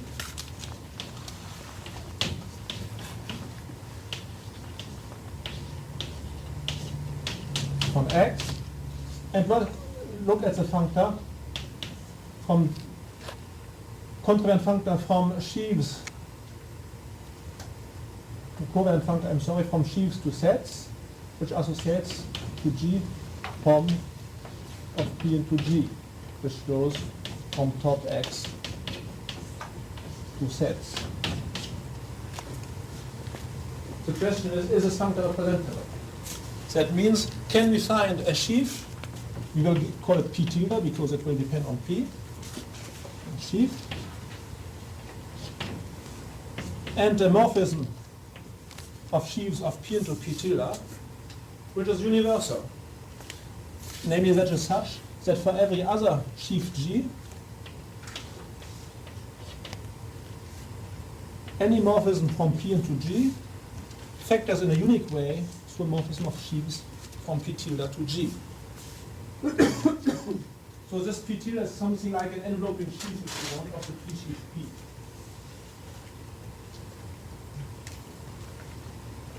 So that's the question of the associated sheaf to a pre-sheaf. This P tilde, if it exists, will be called the sheaf associated to the pre-sheaf P. And we have seen in this argument here that in order for the Dirac limit of the sheaves Fi under a certain diagram to exist, it is necessary and sufficient that if we look at the Dirac limit in the sense of pre-sheaves, that this pre-sheaf should have an associated sheaf. All right, now the general theorem is that for every pre-sheaf, whatever, there exists an associated sheaf, which of course is unique up to unique isomorphism. So that's the second theorem, which is not quite tautological in what we have said so far. This functor here is representable. So for the proof of this theorem, which is kind of instructive, which is kind of nice, I would perhaps best refer to Goodman's book, for instance, or else in the context of more general context of pre-sheaves and sheaves on sites, which we will speak about, you can find any one of the notes which deals with sites and topi. For instance, the standard reference SGA similar geometry algebraic, number 4, volume 1, exposé. Exposé, what is it? 2, I would think, isn't it? Yeah. Yeah.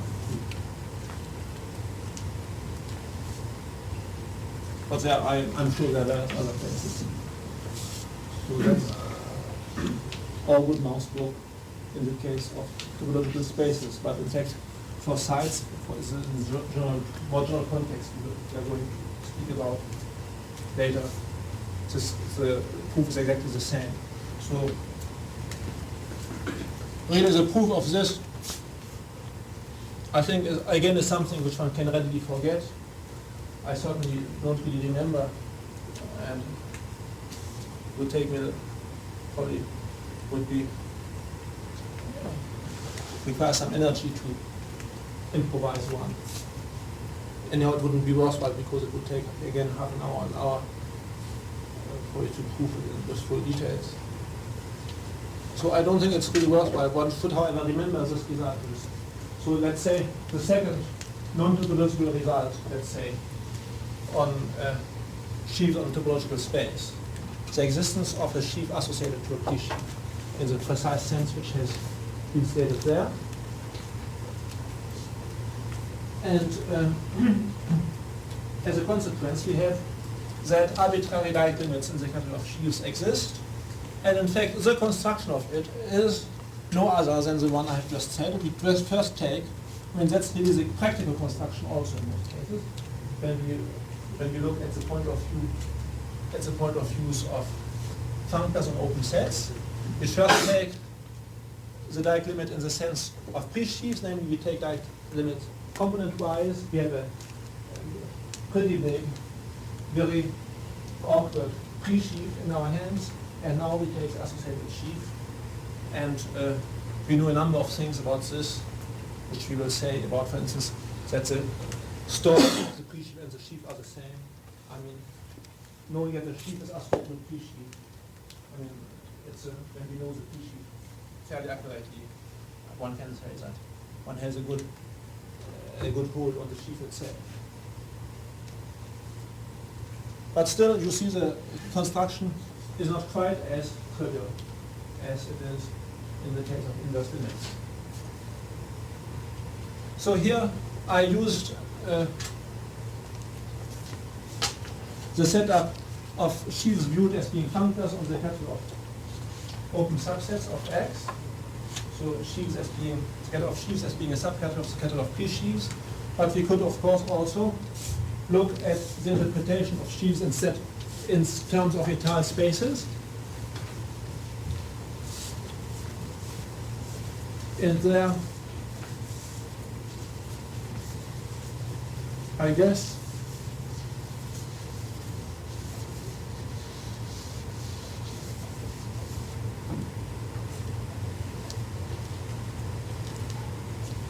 yes.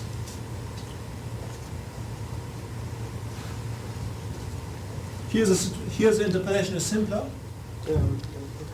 Take, for instance, sheaves Fi over X, depending on index I, viewed as being étale space over X. So now I take the fiber space approach. And then there's a completely evident way to construct the direct sum of the Fi's, namely, take the set-static direct sum Fi and endow it with a sum topology in which each one of the Fi's viewed as being disjoint sets in the sum are open subsets, and the induced topology by the total space is the topology which we have already in Fi. So it's just the disjoint direct sum of topological spaces which we're taking. So it's just piling up copies of the Fi's and mapping it into X. Now this again is étale over X, of course, because this space is a union, call this F, for instance. This space is a union of open subsets Fi, each of which is étale over X, so it's itself étale over X, being étale is the global property. And in fact, this sum is a sum in the catalog of all topological spaces. A fortiori, it's a sum in the catalog of all topological spaces lying over X, and a fortiori, it's also a sum in the catalog of all étale spaces lying over X. This comes from the fact that to give a continuous map from F into any topological space is the same as to give it arbitrarily on the Fi's for the induced topology, which is just the own topology of each of the Fi's. And now, all right, this is about sums. Now let's take co-kernels. Assume that we have two étale spaces over X and that we have a double arrow from F into G. We can take the equivalence relation generated by this double arrow in G, as I have explained before, which is an equivalence relation defined by the relation generated by the relation defined by this double arrow. And we can look at the quotient of G by this equivalence relation. So of course, the equivalence relation question is compatible with this map, so this quotient maps into X.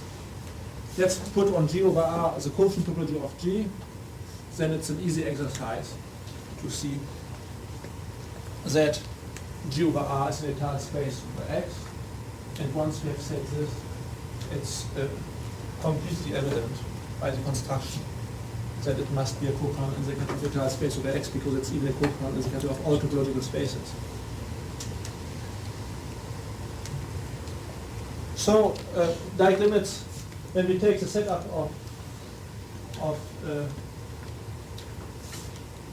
spaces eta over x, are completely trivial to construct. In fact, it's enough to construct some sets regularly, and including even infinite operations here. Of course, I gave two types of Dike limits, namely sums and co-kernels of double arrows, but according to the remark that has been made by I recorded the form of the text here. These types are enough to allow to reconstruct any type of Dike limit.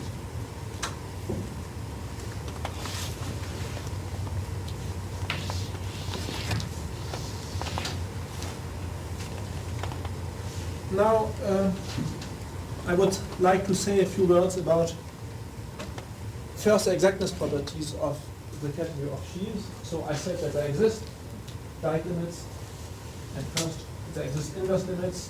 Now, exactness properties on the one hand are properties of existence of limits, and second, properties of commutation of certain types of Dike limits with certain types of inverse limits. And the yoga to which one gets to finally is essentially the following: that a category of sheaves in topological space is just as good with a grain of salt as far as exactness properties are concerned as the category of sets.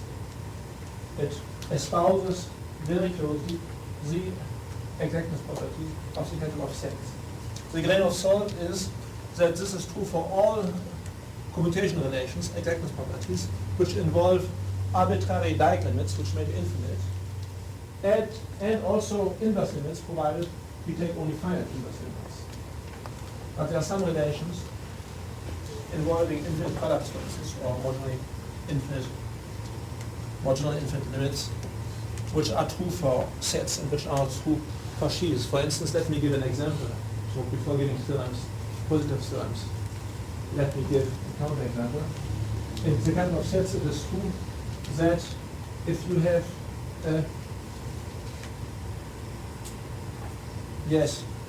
if you have an infinite family of epimorphisms, then the product is again an epimorphism, because epimorphisms in the category of sets are just surjective maps. The infinite product of surjective maps is again surjective.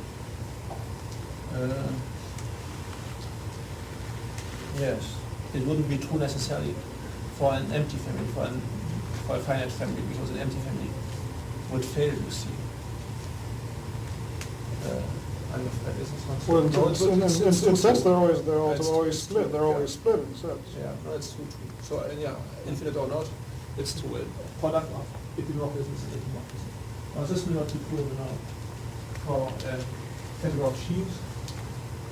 I could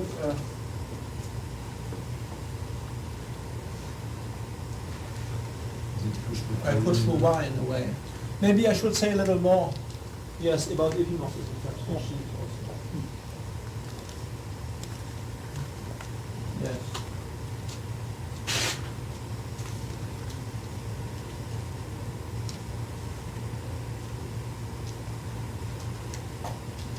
I will do this a little later when we have a little more material to work on.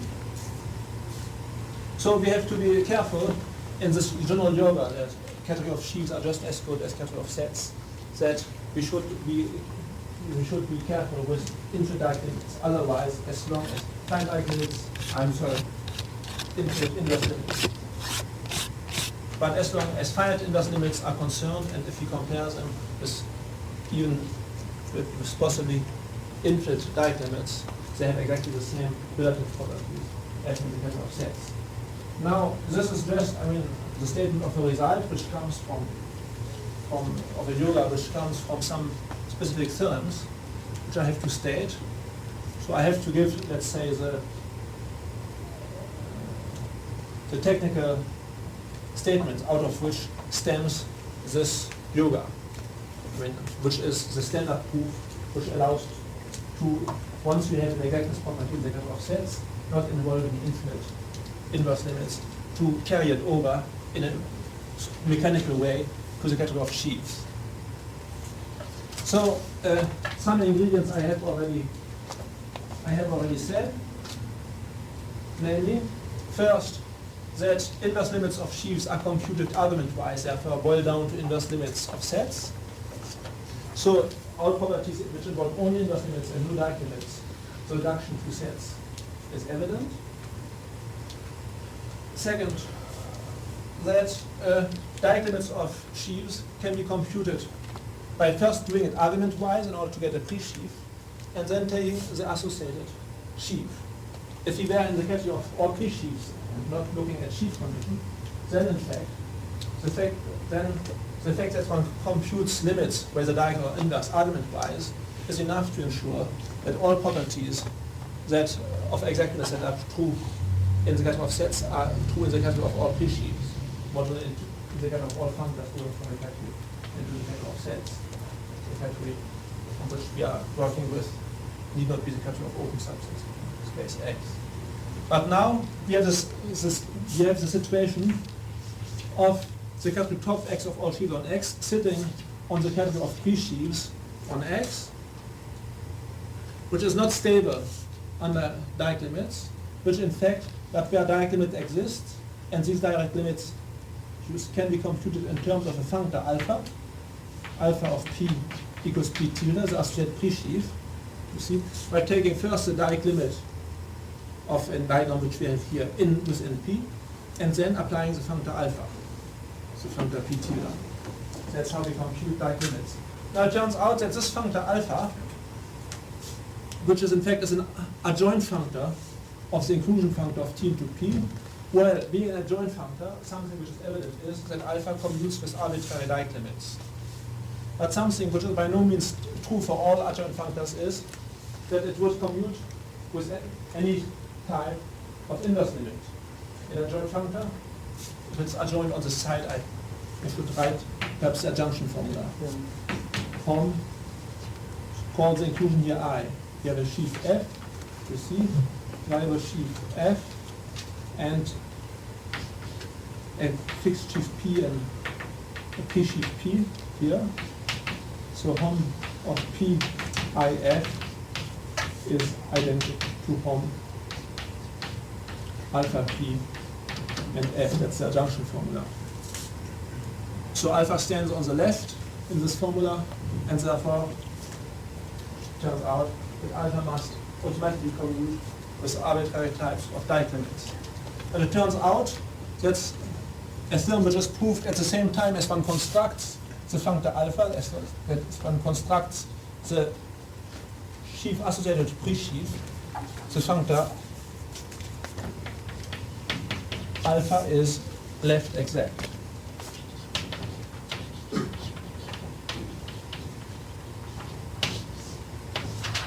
That means, by definition, it commutes with arbitrary finite inverse limits.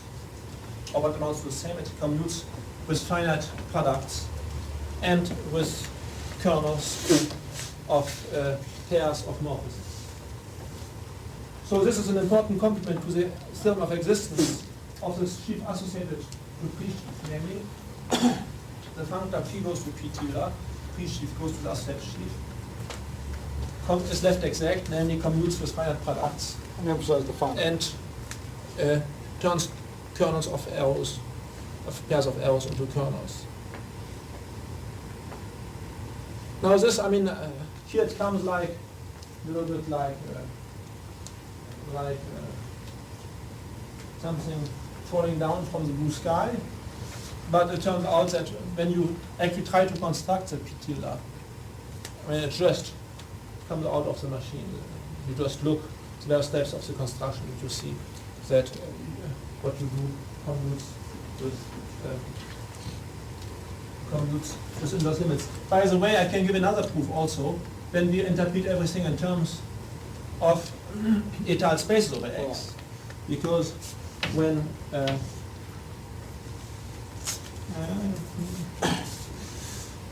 Well, Can we quickly that would need some preliminaries about Stokes, though, you see. We will just admit this fact here.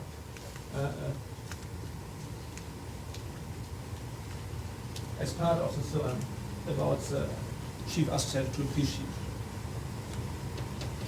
Now, it's the fact that alpha commutes to finite inverse limits and not to arbitrary inverse limits, which is, you see, the technical explanation of the fact that any exactness properties in the category of sets which involve only finite inverse limits to the exclusion of infinite inverse limits and arbitrary direct limits carry over, but not those which involve also infinite direct limits, infinite inverse limits. Now, perhaps I should give example of some exactness properties which are true for sets and which carry over to this, and give the proof of one of these in order to see how things are done. So, let's see what is. Let's take, for instance, I don't want to list now the basic properties of exactness from which all others can be deduced. I think this we will do next time probably. But let's give one which is kind of characteristic. Let's take the following. If we have, let's say, it says that Bayes change commutes with direct sums and commutes with taking co-kernels, with taking quotients. Now, let's take either of these. Perhaps it's nicer to take co-kernels. Take a double arrow. I'm sorry, X is already taken. X is the space we are working with. Let's take a double arrow. F goes into G, everything lying over H. This being in the category of sheaves. All right. So I can take now the co-kernel of the arrows U and V.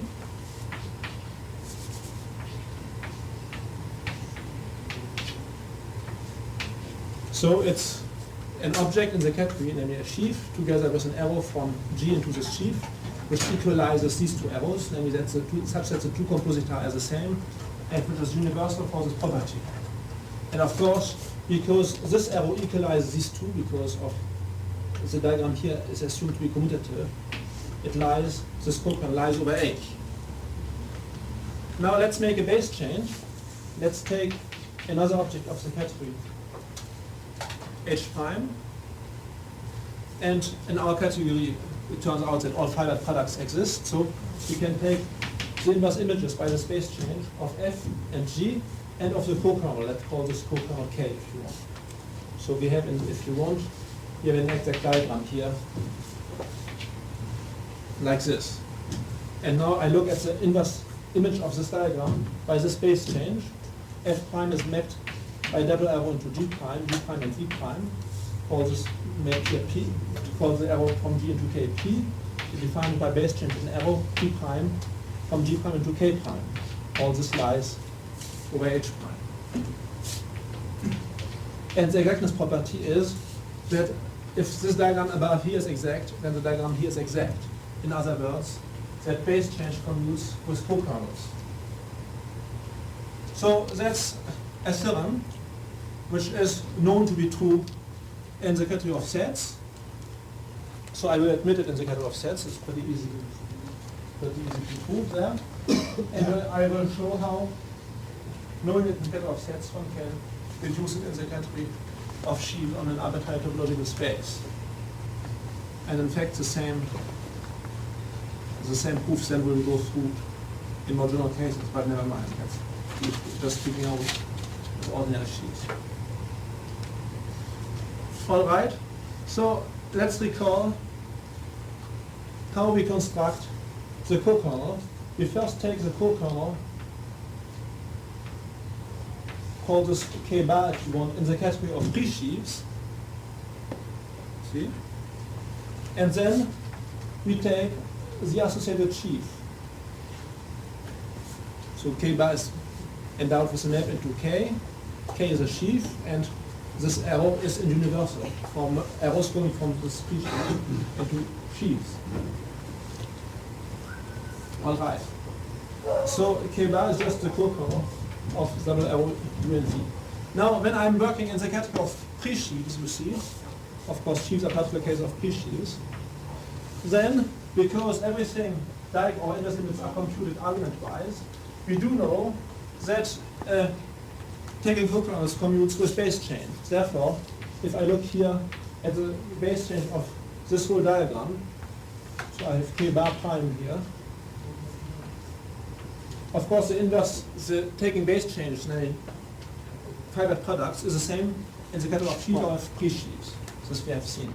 Taking inverse limits for sheaf or for the corresponding pre-sheaves amount to the same. All right. Now, it turns out that this diagram here, as the diagram of pre-sheaves, is again exact. You see? That means that K prime bar is in fact the co-kernel of this map, of this double arrow in the category of pre-sheaves. And therefore, the statement we want to prove is that K prime is just the associated sheaf to K prime bar. That K prime bar is only a pre-sheaf a priori.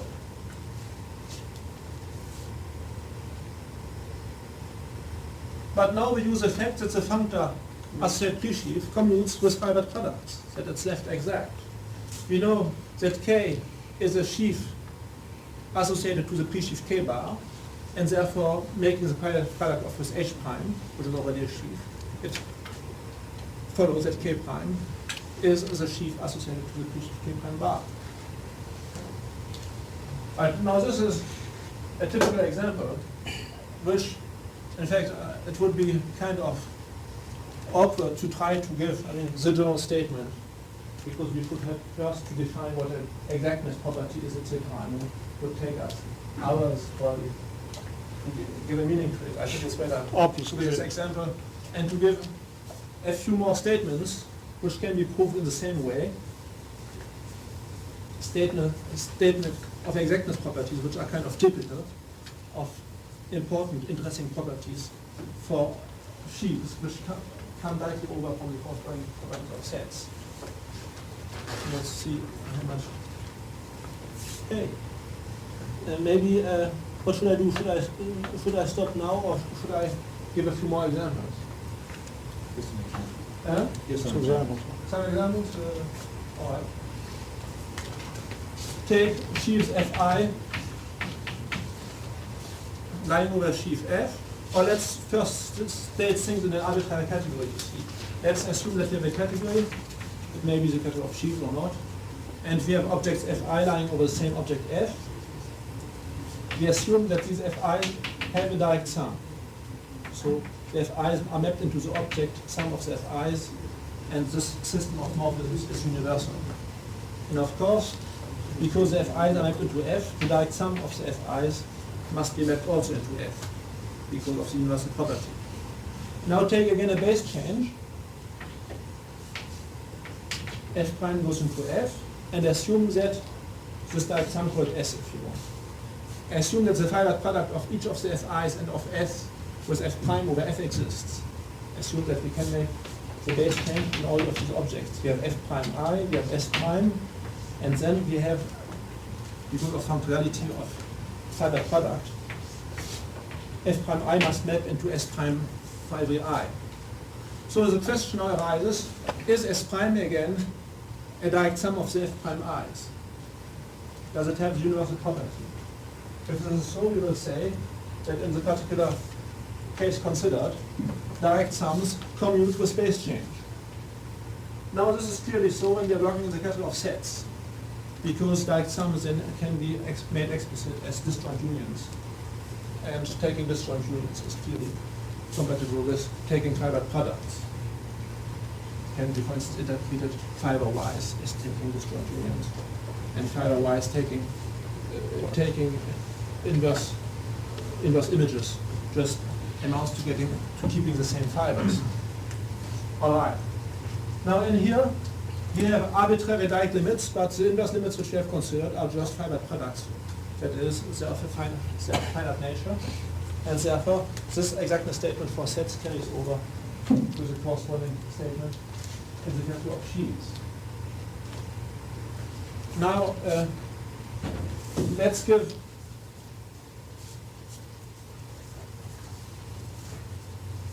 as third type of property, it's this, so to say, the kind of, I wouldn't call it Galois relationship, but almost between equivalence relations in an object and quotients. So if we have, what is a quotient object in a category? It's just an epimorphism f goes to j, which is defined up to isomorphism for fixed f. So two epimorphisms of f into g prime are viewed to be equivalent if we can find an isomorphism from g into g prime, which makes the triangle commutative. So this shows what the quotient of f is. On the other hand, whenever we have an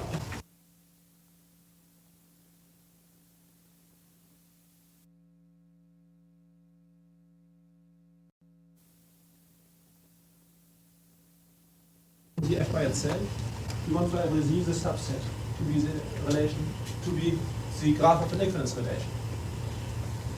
So here again you see the notion of an equivalence relation is one which pertains to the yoga of, first of all, to left inverse limits, which reduces to the case of sets by replacing every object by the complement function it represents. All right. So assume now, so on the one hand we have the notion of quotient of an object, and we have also the notion of an equivalence relation of an object. And we have a construction which to a quotient associates an equivalence relation, another construction which to an equivalence relation associates a quotient. Namely, if we have a quotient g of f, we can associate to this the fibered product, assuming it exists, f times gf, which is contained at the sub-object in f times f, if we assume that this exists. Otherwise, we work in the category C hat of complement functors. All right, and this turns out to be an equivalence relation in f, because we just have to check the same thing argument-wise by introducing the parameter z, and then it's just the corresponding statement about sets. In fact, this needed not even to be epimorphism. If you have a morphism, a map of sets, then the fibered product of f times itself over g is an equivalence relation in f. All right.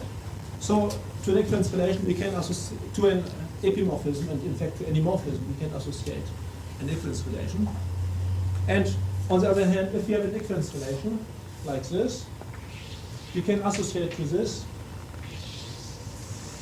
to the equivalence relation, a quotient, namely taking the two projections of f times f into itself and composing this with the inclusion of r into f times f, we get a double arrow from r into f. And we can take the cocurrent of this double arrow of r into f, which appears to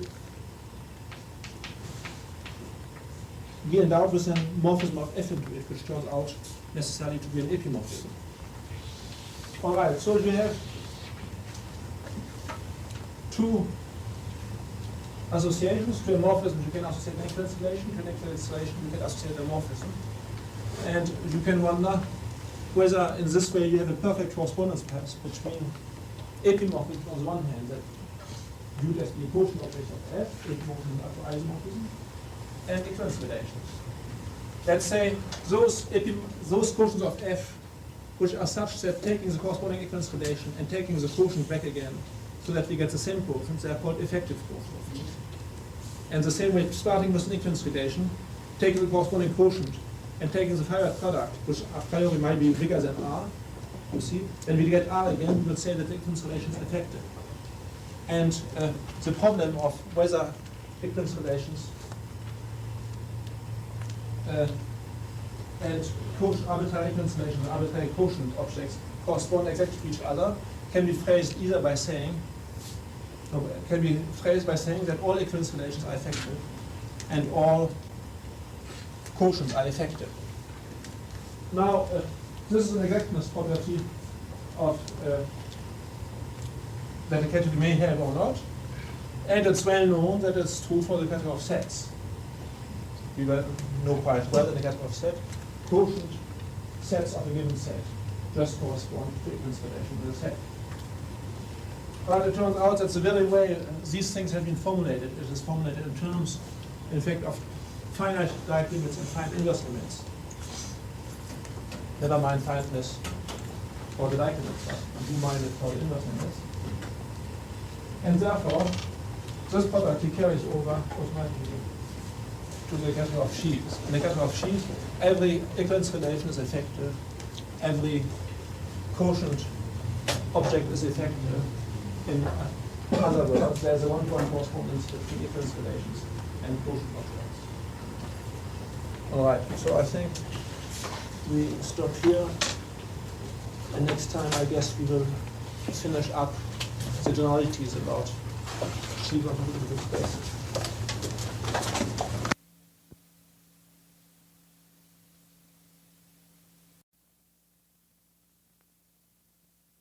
X into the pair gx, x is an isomorphism.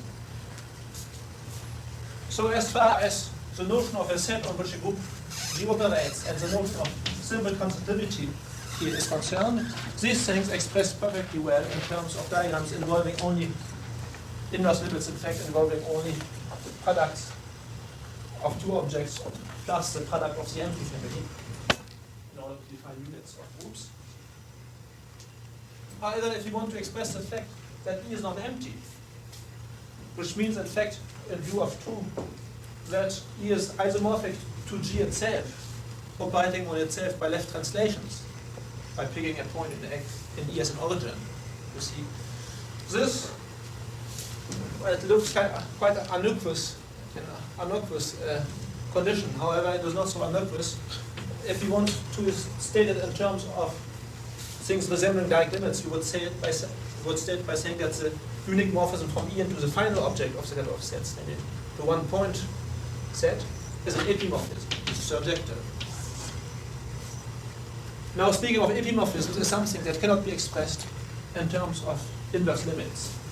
You have seen that speaking of monomorphisms can be expressed in terms of inverse limits. To say that a map E goes to F, let's say, is a monomorphism, means that E is a private product of E by itself over F in terms of the diagonal morphism. So that's something that is expressible in terms of inverse limits.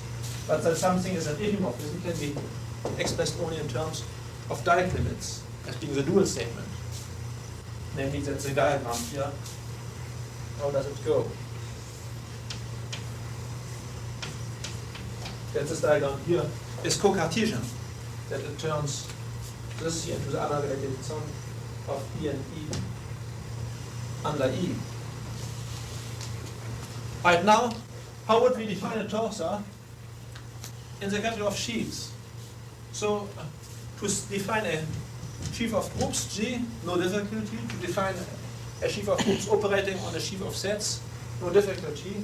To define the simple transitivity is clear. We just mean that this here is bijective. It just means that for every U, G of U is a group operating on E of U, on the set E of U in a simply transitive way, in such a way that these group laws and operation laws should be functorial with respect to U.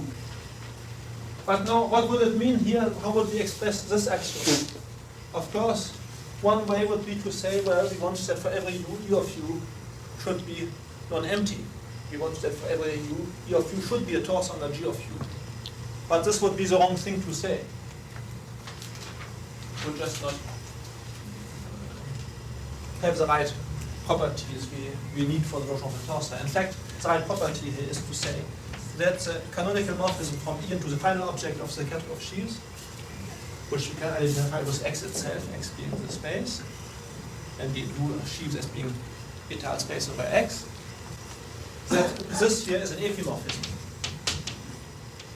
Now what does it mean that the morphism of sheaves is an epimorphism?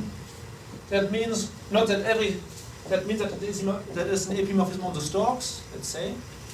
That means that for every point small x in capital X, the map which goes from Ex into the one point set with point x is an epimorphism. That means that for every x, E lower x is non-empty. To say that the sheaf E over X is mapped into the final sheaf by epimorphism means that the stalks are all non-empty.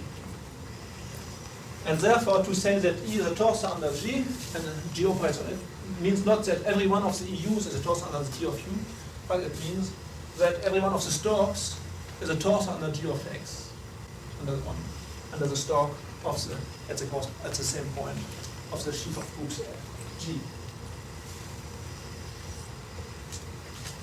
And to what extent is it false that for every U, E of U will be a torsor under G of U? That means E of U will be non-empty.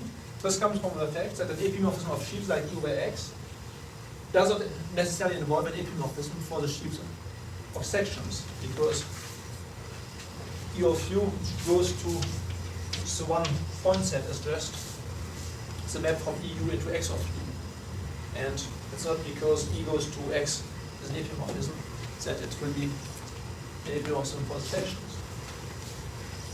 In fact, if we take U to be equal to X, then the question is whether EX goes to, then the question which arises is whether EX itself is empty or not, namely whether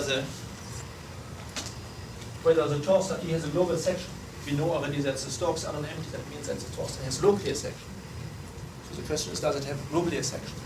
And it's immediate to see that it has globally a section if and only if the torsor is a so-called trivial torsor, and is isomorphic to G itself, operating on itself by left translations. Now, of course, the interesting thing is that in categories which are less trivial than the category of sets, like the category of sheaves, there may be torsors under group object G which are not trivial, which have no section. And these are really the interesting things. Alright, so here I have outlined two examples of definitions of algebraic structures on sheaves, for types of algebraic structures whose definition means also direct limits, not only inverse limits. And so the idea to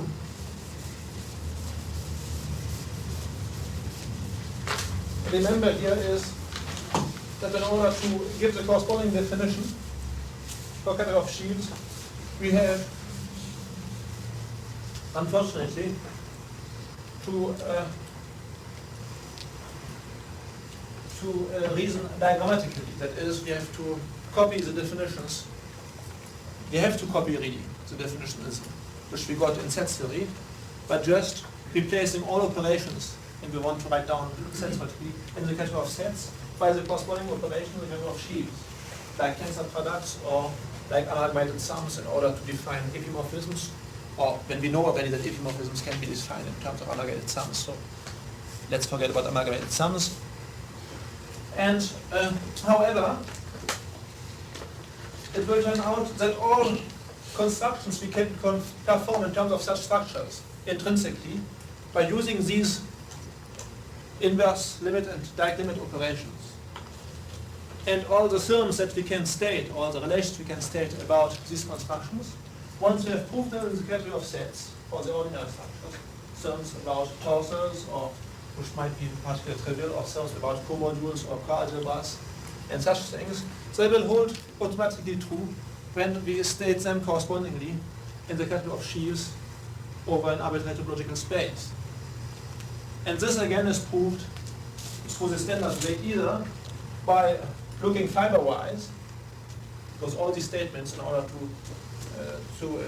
which will boil down to saying that some arrows are monomorphisms or epimorphisms or bijective morphisms, or by saying that some arrows, or isomorphism, I'm sorry, or by saying that some pairs of arrows are identical, etc. in order to check such statements, one has to check it only fiber-wise. On the other hand, the fiber functors, as they commute with the limits operations we have been using, and as the system of fiber functors is conservative, you see, we have to check therefore the fibers of our structures inherit system of our sheaves with structures inherit the same structures. In order to prove certain statements, certain theorems in the general setup of sheaves, we have to prove it only for the fibers in the set of sets. Now this is, of course, in order, this general, you see, nonsense, in order to make it, I mean, a mathematical statement, it would be kind of, turn this discourse into a mathematical statement, would be kind of awkward. In fact, Chevalier, he made a seminar in IHES, at the very beginning of IHES, this was around, when was it? 58 or 59, about 14 years ago, and he spent a year, you see, trying to define algebraic structures that can be described in terms of certain types of inverse limits and certain types of direct limits, and making universal constructions, etc. And it was a pretty bad mess. So I don't think I will try to make it really mathematics. But I think what is important is to get the general idea and to be able to have the correct, let's say, the correct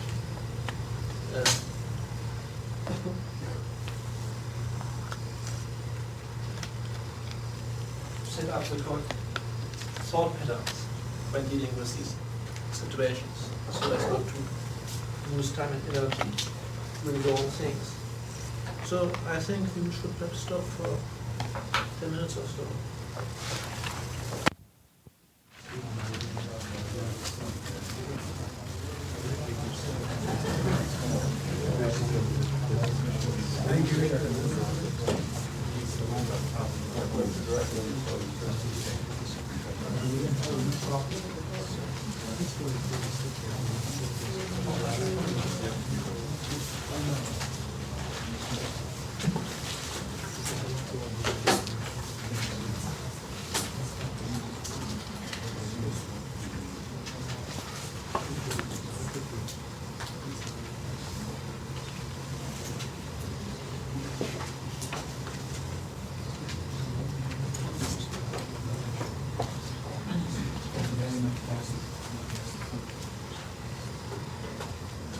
Would like to point out a third example that was suggested by somebody out here of structures.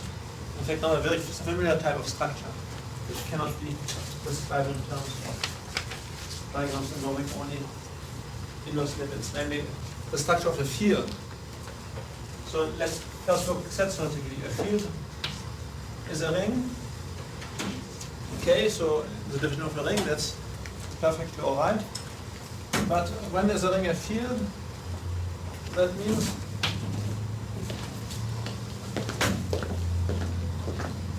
what does this mean? How would we express this? That every element different from 0 is invertible.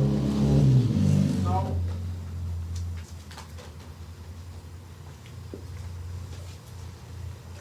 this you wouldn't be able to express in terms of finite inverse limits, but how would one express it in terms of direct limits? Let's see. So, Which probably occurs already with integral domain, you can say 1 is not equal to 0.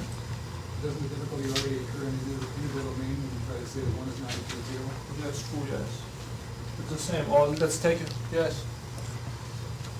Or the structure of an integral domain, namely every object different from 0 should be a non-zero divisor. So the left translation should be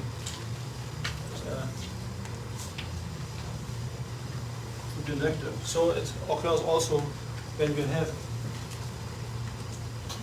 and when we want to express that the object is different from one in the domain.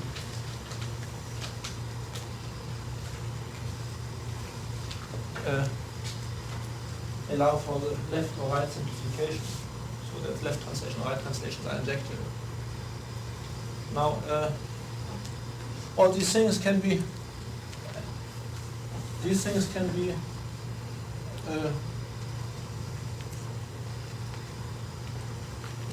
translated into properties for sheaves. Let's say, how would we do this? Let's take, for instance, integrity domain. Now let's take a sheaf of ring. When would we say that this is an integrity domain? So we would define the subsheaf. How would we do this? Nice exercise.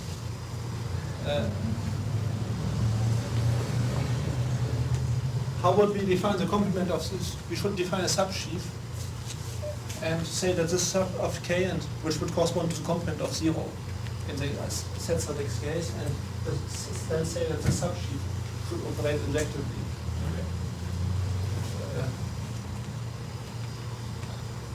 Now, by multiplication. Now,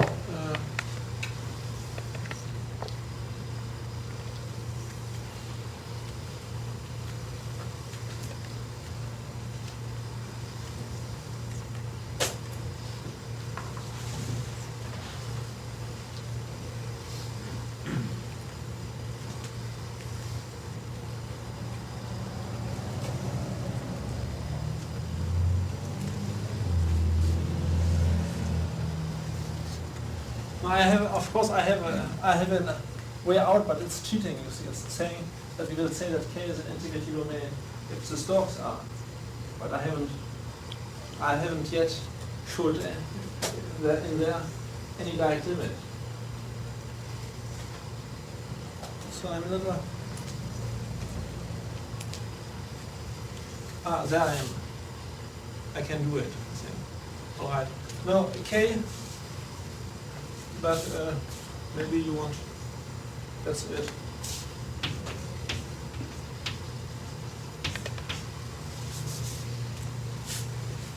I can define, you see, the sub-object k star of k, which would correspond to the invertible elements, or to the elements which define, yes, that's it.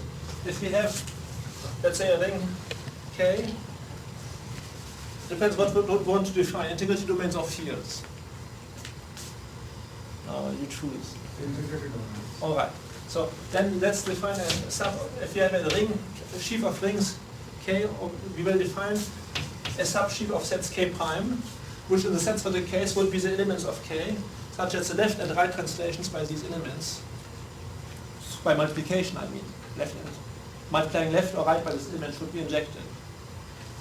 And the axiom we want to express is, in the category of sets, would be that every element of k is either in k prime or is 0.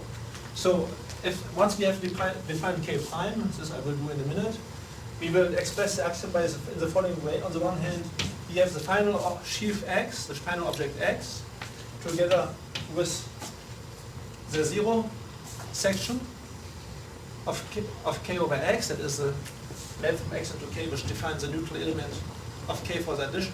On the other hand, I have the injection of k prime into k, and I want that the set of these two arrows should be epimorphic. In other words, I want that the corresponding morphism from the sum, from the direct sum of k prime and x to k, whose two components are these two arrows, should be an epimorphism.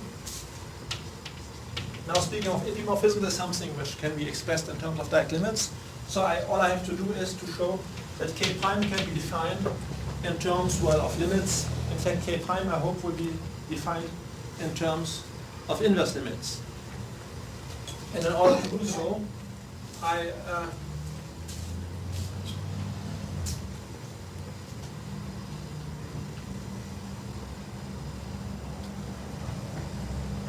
how should I do this? You see, we have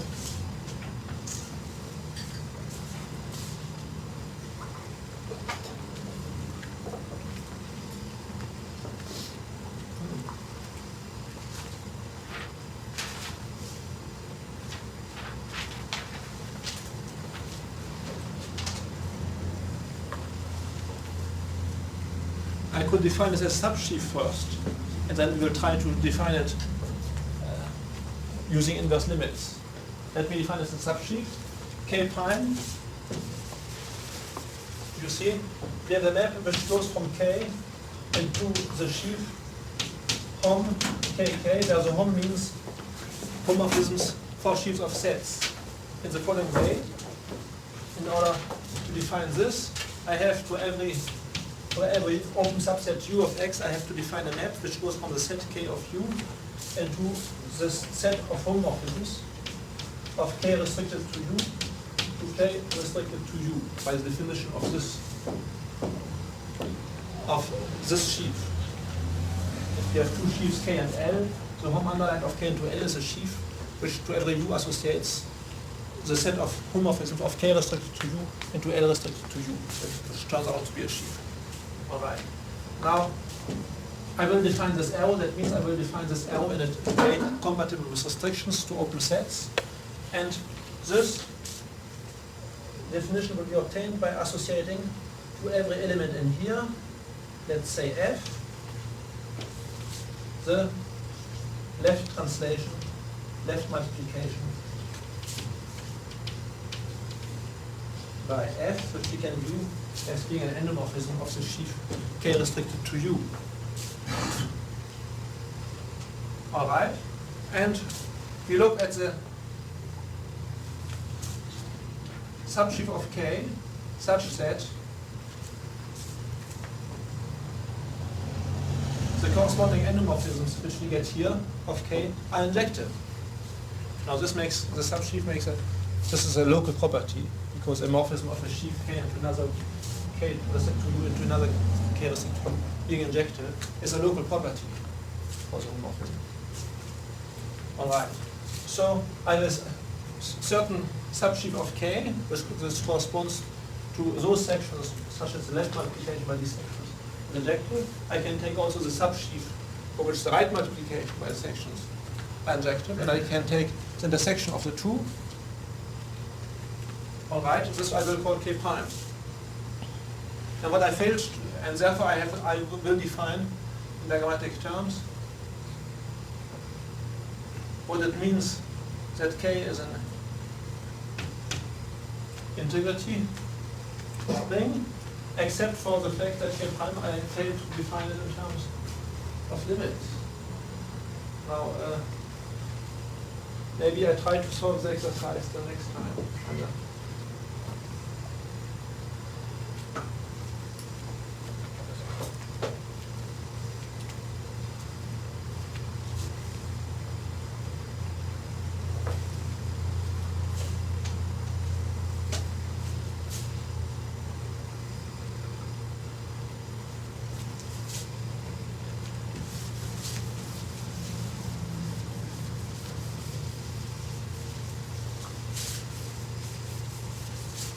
Let's say, as an excuse for my inability to present this as being part of the journal setup, one has scarcely had an occasion so far to use the property of a sheaf of rings of being a sheaf of integrity domains or a sheaf of fields,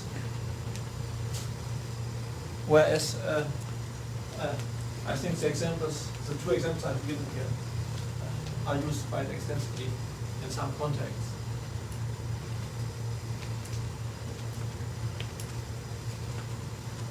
So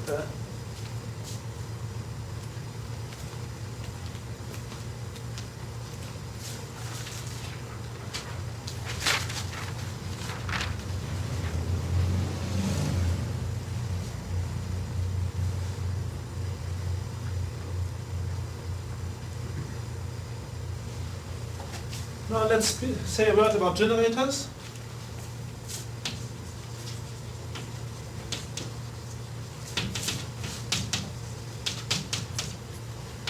when speaking about generators, one is already putting one's fingers a little bit into logical foundations of category theory.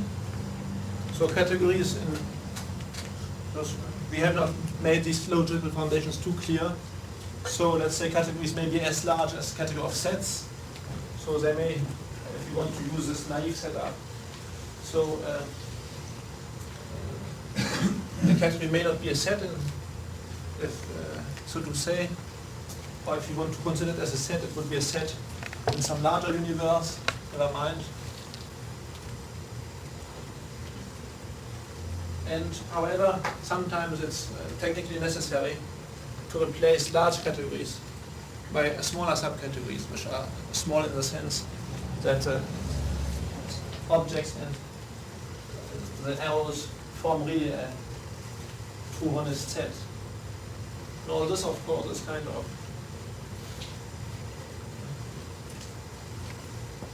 unpleasant because one likes to look at any category, whatever, as being a structure on two sets together. Let's see, two arrows and the third composition arrow. So I think the only handy way out, which I know of, is to use the setup of universes or something which is equivalent to it, which we have a certain hierarchical structure among sets, like higher and higher order cardinality sets. But I don't want too much to go into this. Anyhow, the standard preference for topos, topoi, and including also general nonsense on categories, which is used, including general nonsense about universes, would be SGA 4, volume 1, volume Expose 1 contains general nonsense about categories. So the first paragraph of Expose 1 is about universes. And then we have exposés about sites and topoi. Now here, maybe the best will be that we adopt the naive point of view that on the one hand there are categories which are pretty big, bigger than sets, and on the other hand there's true honest sets.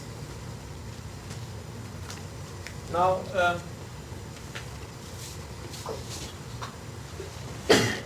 if C is a category, I will say when is a set of objects Zi in C a set of generators.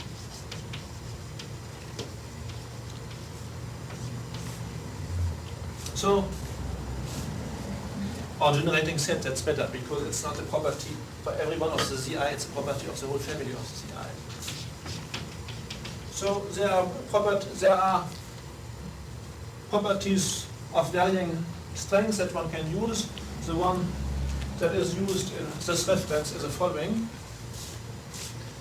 If we have a monomorphism within the category, let's say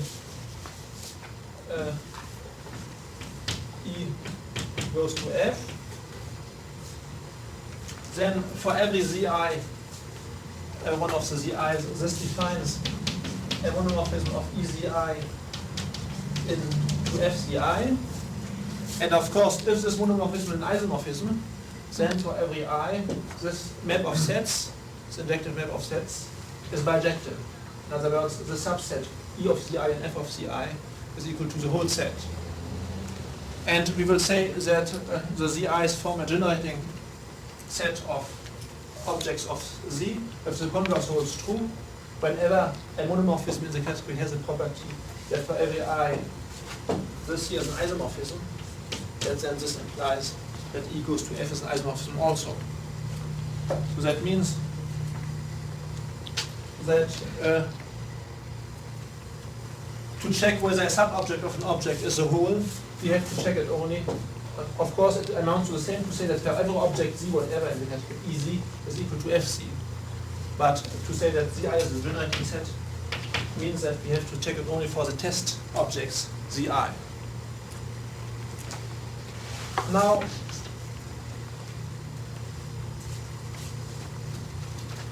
in fact, in the case when our category C is a category top X of sheaves on a space X, this property of being generators amounts to saying that the functors defined by the zi's E goes to EZI, this family of functors on the category C,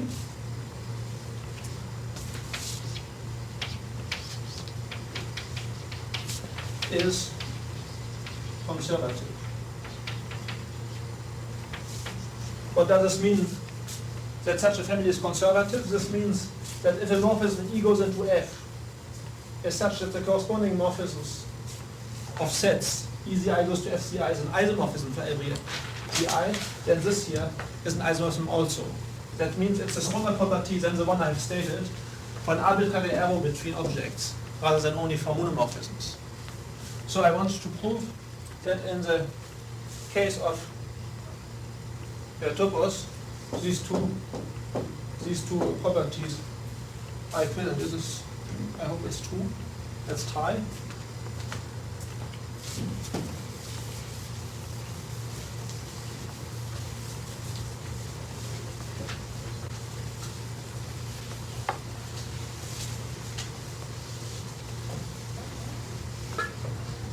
Well, let's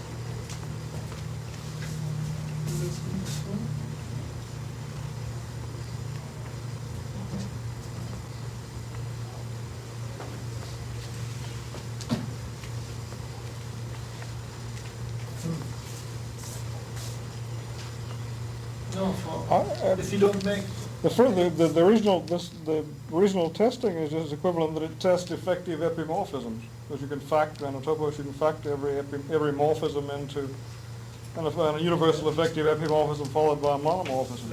let's try. And that's I'm not so sure any longer that this other inclusion is true for an arbitrary set of generators that it will have this property. Let's try to prove it and we'll see if we get stuck. So if you have an arbitrary morphism from E to F, it can be factored into an epimorphism times a monomorphism, and that's the same as in an essentially unique way. That's the same thing as in set theory, because it's true for sets. It carries over for sheaves, where F prime is the image of E and F, the so-called image. All right. Now, therefore, the corresponding map in here factors through EZI goes to F prime ZI goes to FZI, where this here is injected, because if F prime goes to F is a monomorphism, then for ZI, its corresponding thing here is a monomorphism. And as we assume that this compositon,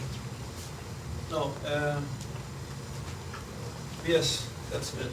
Now we assume that's it, that these composita are isomorphisms. Therefore this here is an isomorphism. Certainly. And this must be an isomorphism too. Because this being an isomorphism, this must be selective, therefore this is selective, therefore this is an isomorphism, this is an isomorphism too. And therefore we are reduced to proving that this is an isomorphism and this is an isomorphism. That is, we are reduced to proving what we want, separately in the case of epimorphisms and monomorphisms. In the case of monomorphisms, it's the assumption. So we are reduced to the case of an epimorphism. And now, what in this case? And now I think we're getting into trouble because so we want to prove that if the transform of this functor, I see. Now maybe I think it works, yes. So we want to prove that the epimorphism in fact is an isomorphism if its transforms here are isomorphisms. Now we know that in the category of sheaves, an epimorphism that is a monomorphism is an isomorphism. Bimorphisms are isomorphisms, because this is true in the category of sets, and therefore it will be true also in the category of sheaves by the general law of transposing properties. Alright, now what does it mean that E goes to F is a monomorphism? This means, as we have seen, that the diagram here, the identity here, and with 2 times U here, is Cartesian. That means we have to prove that E goes to the direct product of E by itself. The direct fiber product of E by itself over F is an isomorphism. Now this morphism is a diagonal morphism. It's a monomorphism already. So now we have to check that a certain monomorphism is an isomorphism. In order to check this, because of the generating property of the set Zi, we have to prove only the same thing for the transform of this arrow by each of the functors E goes to E of Zi. Therefore, we have to prove that E of Zi goes to this applied to Zi is an isomorphism. But this is just the fiber product of Ezi by itself over Fzi. And this is an isomorphism because this is a monomorphism.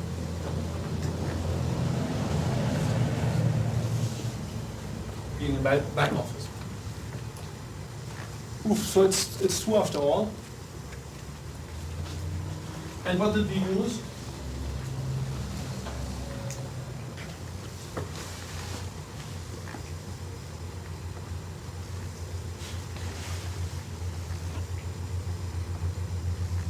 Apparently, we use the existence of fiber products. And the fact that every morphism can be decomposed as an epimorphism followed by a monomorphism, and that an epimorphism that is a monomorphism is an isomorphism. So we've used a certain number of exactness properties in the case of sheaves. All right, so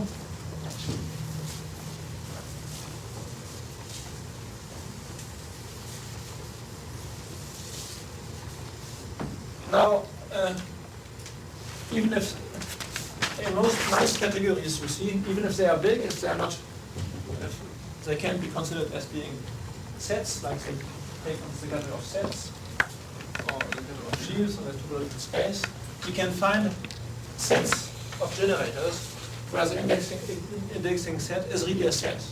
It's not as large as a category, as a big category.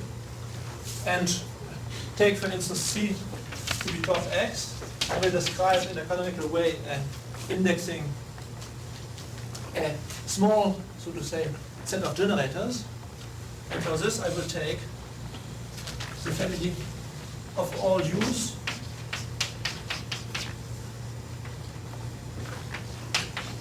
element of O. Every open subset of X can be viewed as being a sheaf over X, and we view it, let's say, as being the entire space over X. If you want, in terms of pre-sheaves, U of V, let's say, the value of the pre-sheaf, the sheaf associated to U on V is equal either to empty. That's form, of course, of over X of V into U. So this is empty if V is not contained in U, and it has just one element if V is contained in U. So that's the description of this in terms of a functor on open sets. So open subsets of X I can view as being particular sheaves on X. In other words, I can consider O the set of open subsets applying the set of objects of Tx. And I say this, of course, is small because X was supposed to be a small topological space, not as big as the category of sets. So the set of open subsets is a small subset. And I say that O is generating. What does this mean? Of course, if E is a sheaf and if U is an open subset of X, what is home of UE in the category of sheaves? That's just E of U. For instance, in order to see this, just interpret E as being an entire space over X. Home of UE then is just E of U by definition. Correspondence of the entire space then sheaf.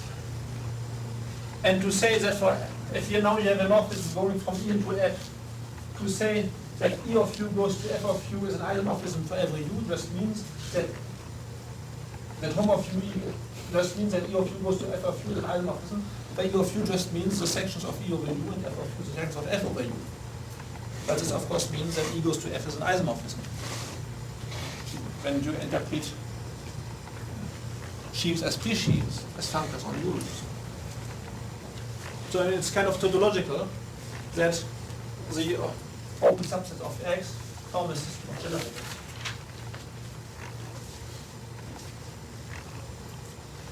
Now, what's the use of an existence of generators? Well,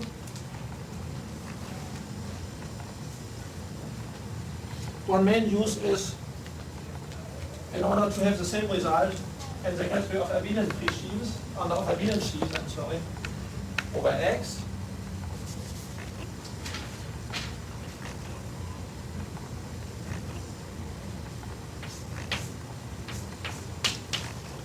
Consider the category of abelian sheaves over X, that means sheaves of abelian groups over X. Or again, abelian group objects of the category of sheaves. So these are functors going from O naught, or we have functors from the category of open subsets to the category of abelian groups, such that its composite topos, the forgetful functor, which is a functor from open sets to sets, open subsets of X to sets, is a sheaf. Now these make a so-called abelian category. In this category, the home are in the natural way abelian groups, and moreover, because of the exactness properties of the category of sheaves of sets, it carries over to corresponding exactness properties of the category of abelian objects. We have notion of kernel and co-kernel of homomorphisms, which have the formal properties that they have for ordinary abelian groups. It's a so-called abelian category. I want to recall here the axioms of an abelian category. Now, because inverse and direct limits exist in the category of sheaves of sets, it turns out that these limits exist also in the category of abelian sheaves. In fact, the inverse limits are the same as in the category of sheaves of sets. The structures carry over, and the direct limits, well, they must be constructed ad hoc.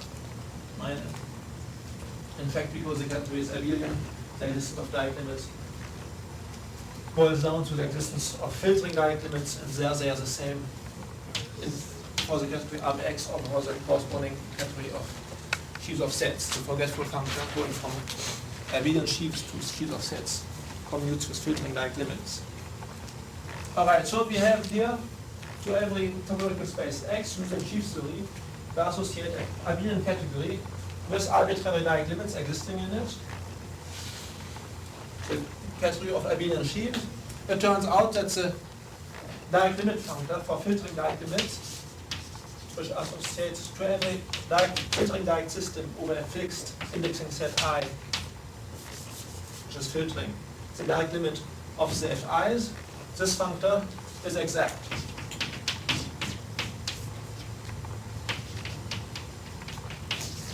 Because the same thing, it commutes with left inverse limits, it commutes with finite inverse limits. This comes from the fact that the corresponding property is true in the category of sheaves of sets. And it's true for the category of sheaves of sets because it's true in the category of sheaves. It's true in the category of sets.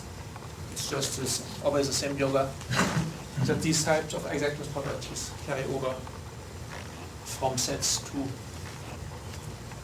sheaves. Yes? Yes. Yes. And because what I said for category of sheaves, ontological spaces, namely that properties of the category of sets, insofar as they involve only finite inverse limits and arbitrary direct limits, they carry over to sheaves. This is true also for sheaf and topos. True for topos. All right.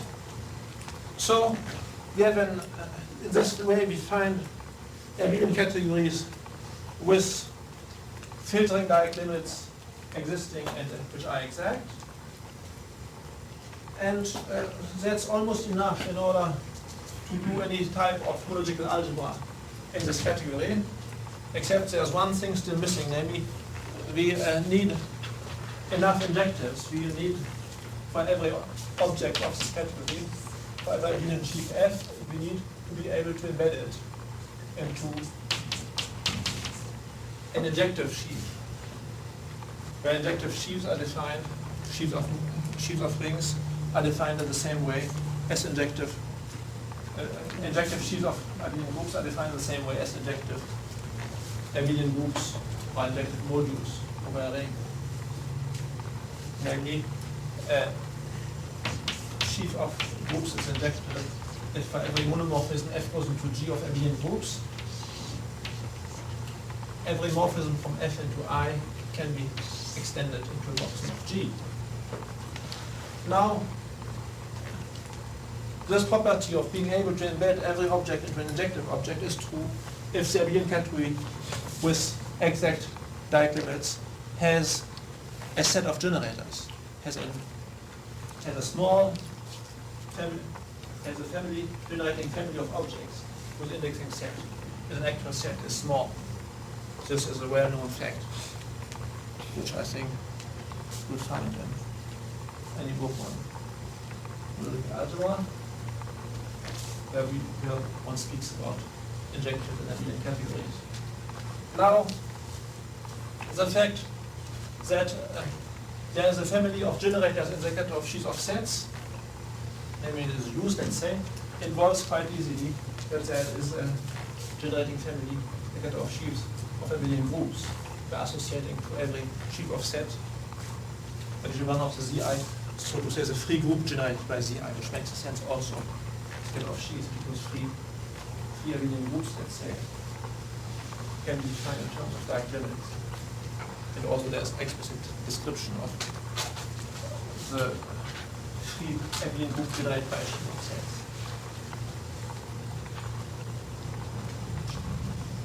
So that's the main use of having generators. Another use is that one has to use it technically in order to characterize topoi. This you will see. This we will see later.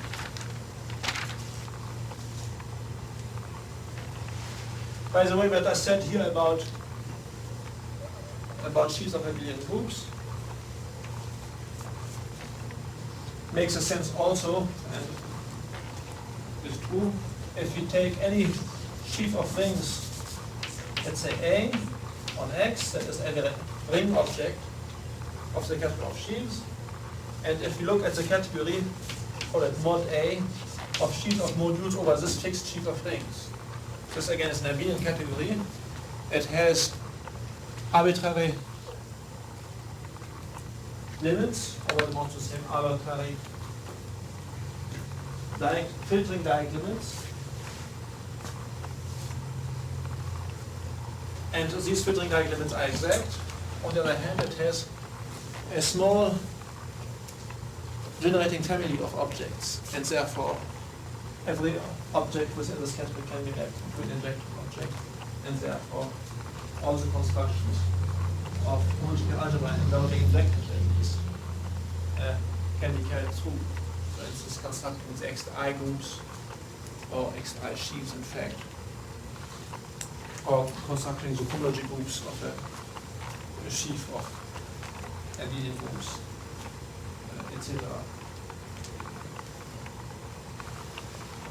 On the contrary, projective objects in general don't exist sufficiently. This comes from the fact.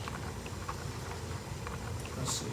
Well, I think there are no I don't think there's a small cogenerating family.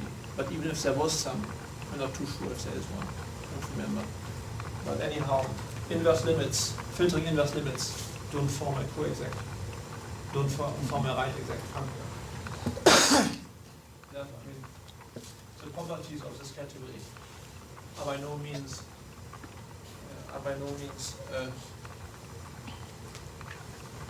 autodual. They will not be true for the opposite category.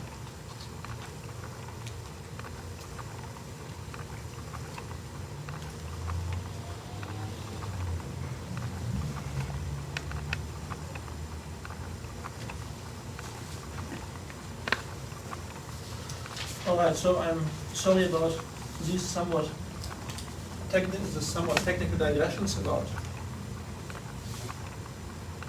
generators and its application of generators to injective construction of injective shield. We'll probably come back later a little bit about the Grothendieck invariance of Avian shields.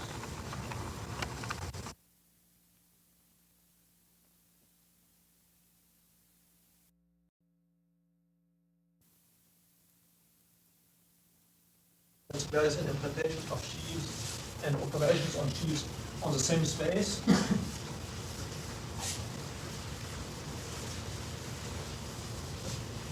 And properties of the catalog of sheaves on a fixed X.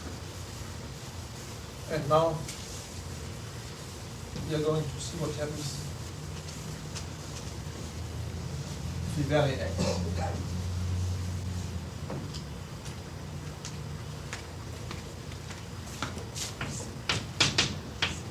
So let X and Y now be two topological spaces and assume that we have a continuous map from X into Y. And we will put into relation sheaves F on X and sheaves G on Y. If I speak of sheaves without other specification, they're just sheaves of sets without extra structures.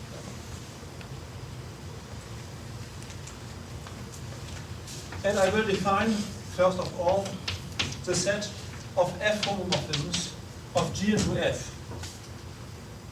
So the natural way of putting the arrows here for the sheaves is in the direction opposite to the arrow between the spaces.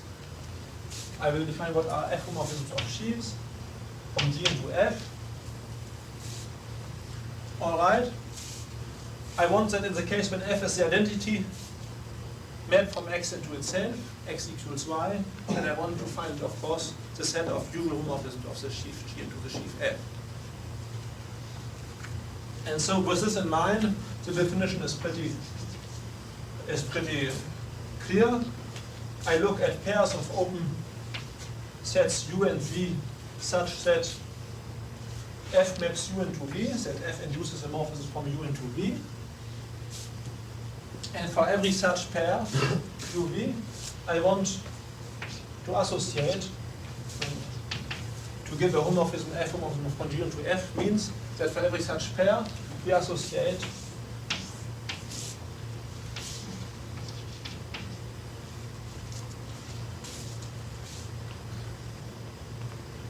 a map with small u lower capital U capital V of GV into GU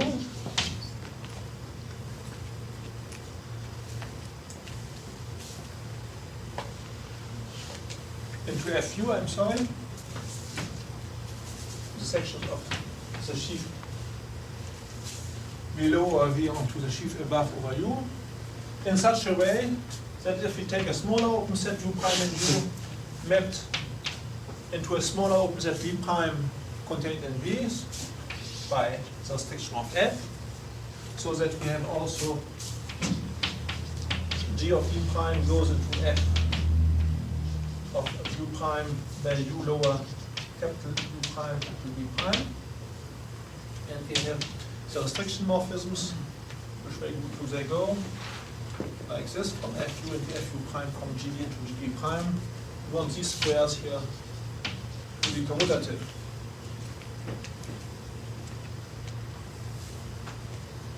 So we want essentially sections of G to map into sections of F on open sets, provided that they have the relation I said, that the open set above lies over the open set below through F, and this in a way compatible with restrictions.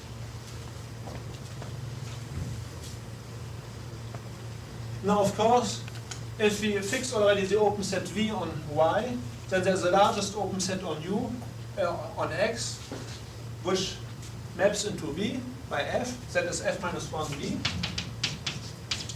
And of course, the map from GF into FU is known, then we know it for the largest of all possible open sets lying over V, because of this axiom of commutativity. Therefore, the homomorphism U is known from G into F, if we know for every open set V and Y, if we know the corresponding map which goes from GV into gamma, the sections, I'm sorry, let's write it rather, into F of F minus 1 V. Call this U lower V if you want.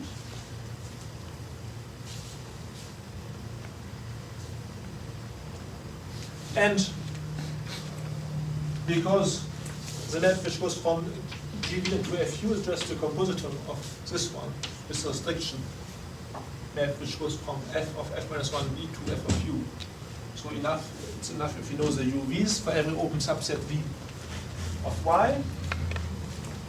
Now, what's the property for these U lower V's which expresses the property here for the U lower capital U capital V? We see at once that this just means that whenever V prime is contained in V, so that GV is mapped into GV prime, but also because F minus 1 V prime is contained in F minus 1 of V, F of F minus 1 of V is mapped by restriction to F of F minus 1 of V prime.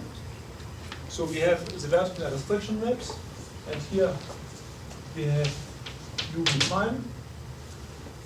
We want that this square, the condition is that these squares for every pair VV prime should be commutative.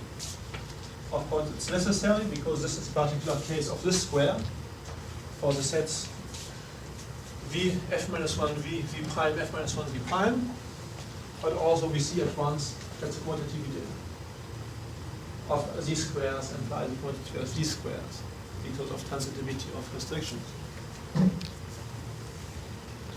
By the way, what I have said so far would apply to the situation here if F and G are pre-sheaves only instead of sheaves. The sheaf properties have not been used so far. Now, these data here of the UVs together with the transitivity, with the compatibility with restrictions which I have written down here, can be expressed in the following way. Consider the functor which associates to every open subset V of Y, capital F of F minus 1 V. So it's a composite functor which we can describe in the following way. We have the categories of open subsets of Y, call it O lower Y, and of X, call it O lower X. And the continuous map F from X into Y, taking inverse images of open sets, defines as a function, that defines as an increasing map from the set OY, from the order set OY to the order set OX, which commutes in fact with arbitrary suprema, which commutes with unions of open sets. Call this here O lower F if you want. So we get a functor like this, and whenever we have a contrariant functor from OX, what is this? We go, yes, from OX to the category of sets, we can look at the composite functor, which is a contrariant functor from OY to sets. So as we are contrariant functors, let's rather take the opposite categories of the categories OY and OX.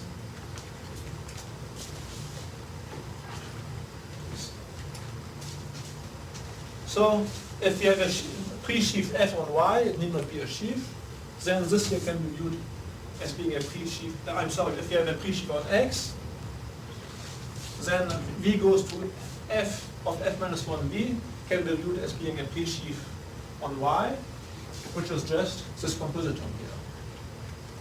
And we see at once, now call this pre-sheaf the direct image of F of the pre-sheaf capital F by the continuous map small f.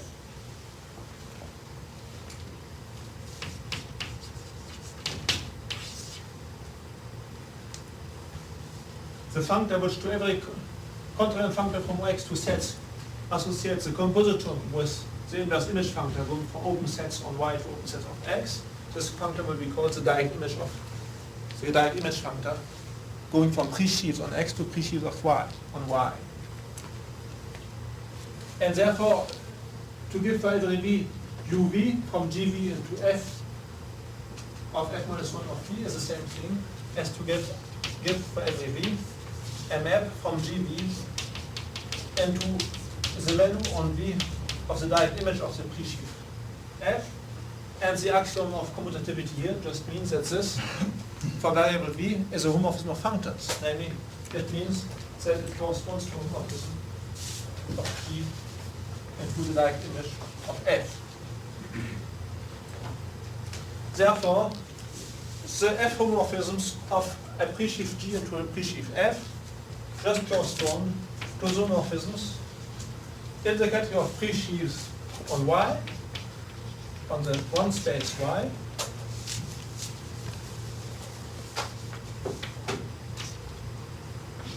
of g into the direct image of f. So in this way, morphisms between pre-sheaves on different spaces can be interpreted in terms of morphisms of pre-sheaves on the same space using a direct image functor. Now we have to state a few properties of this direct image functor.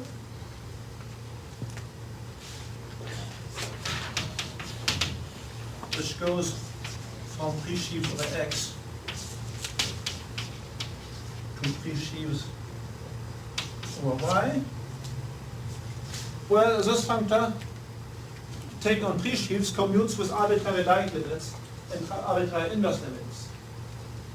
Because direct limits and inverse limits are computed argument-wise, and on the other hand, the value of the direct image of the sheaf f on v is just the value of f on f minus 1v. So, in other words, composing contrarian functors to sets with a given functor is a functor from going from contrarian functor on one category to contrarian functors on the other category, which commutes with arbitrary types of limits, both direct limits and inverse limits. This when we are looking at these functors on the category of pre-sheaves. So it has the strongest exactness properties one can imagine. On the other hand, we are more specially interested in the category of sheaves. So first question is, what is the direct image of a sheaf on x? And it turns out that the direct image of a sheaf on x is a sheaf on y. So the functor direct image transforms sheaves into sheaves. Now why is this so? Well, let's just look. Now we assume that f is a sheaf. We want to prove that the direct image is a sheaf. So we want to prove that whenever v is an open set on y, which is covered by open sets vi, then the map which goes from f star f on v to the product of the f star f's on vi to the twofold product of f star f on the vij's, which are the intersections of vi and vj, that this diagram is exact for every covering of v of an open set v by open subsets vi. Now let's see what the various sets involved are. Here we have f for f minus 1v. Here we have the product of the sets f for the inverse images of the vi, and here we have the product of the sets of f on the inverse images of on the vij. On the other hand, taking inverse images of sets commutes with taking unions or intersections. Therefore, f minus 1v is the union of the f minus 1 vi. And the inverse image of vij is the intersection of f minus 1 vi and f minus 1 vj. And therefore, the diagram which we have here is just up to It's just identical in fact. Yeah. It's identical to the diagram which we have here, which would be the diagram corresponding to the pre-sheaf f on x together with the open set f minus 1v of x and the open covering of f minus 1v by the f minus 1vi's. And as the pre-sheaf is a sheaf, this just implies that these diagrams are exact. So a direct image of a sheaf is a sheaf, and mostly when we are speaking of the direct image functor now, it would be rather of the direct image functor considered as being a functor between categories of sheaves rather than pre-sheaves. So it's in here that we're now going to consider the direct image functor. Now, what are its most obvious properties?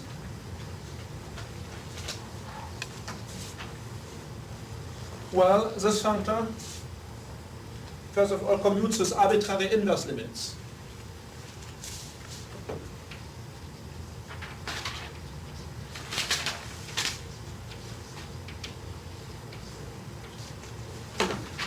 Why this?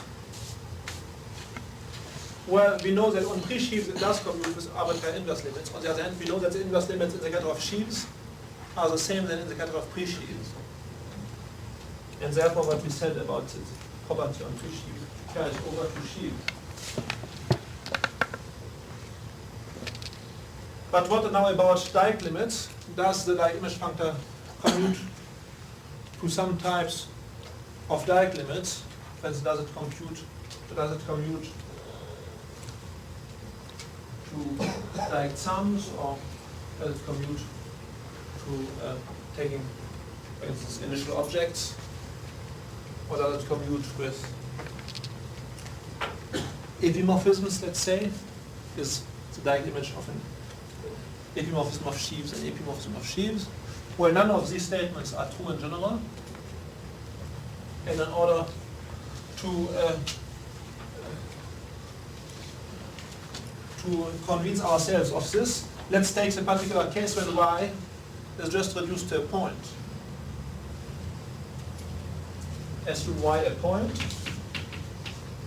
so that the category of sheaves on y is equivalent to the category of sets by associating to every sheaf g on y the set of sections of this sheaf over the whole of y. This we have seen. And therefore, the direct image functor now is a category which goes from pre-sheaf on x to sets, which associates to every pre-sheaf on x the sections over y of the direct image, which is by definition of the direct image. Well, we have to take the inverse image of y under f, that's x, and we have to take the sections of f over x. Now, that's just f of x. Therefore, in this case, the functor viewed, direct image viewed as being a functor from pre-sheaves to sets is a functor which to every pre-sheaf p associates p of x. Of course, on the category of pre-sheaves, this functor commutes with arbitrary direct limits, but when we view this functor on the category of sheaves, we have already insisted on the fact that this functor does not commute with direct limits.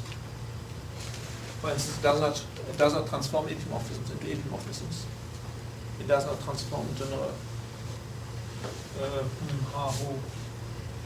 It has a little, if x is non-empty, however, it transforms the empty sheaf, I mean the initial object into initial object. But if x is empty, it doesn't. So I mean, it doesn't commute with sums in general, etc. So the only exactness properties that we have for a direct image functor is essentially commuting with arbitrary inverse limits, which in fact is a property that any, let's say, right adjoint functor would have. Therefore, this property suggests that perhaps the functor f lower star has a left adjoint, which would be a functor going from sheaves on y to sheaves on x. And that's now the property which we want to investigate. So what we have done so far is to interpret homomorphisms between sheaves on different spaces corresponding to a continuous map as being homomorphism of sheaves on the space below, and now we want to try to interpret it as being homomorphisms of sheaves on the space above, and what we want to do is to write it as being homomorphism on X.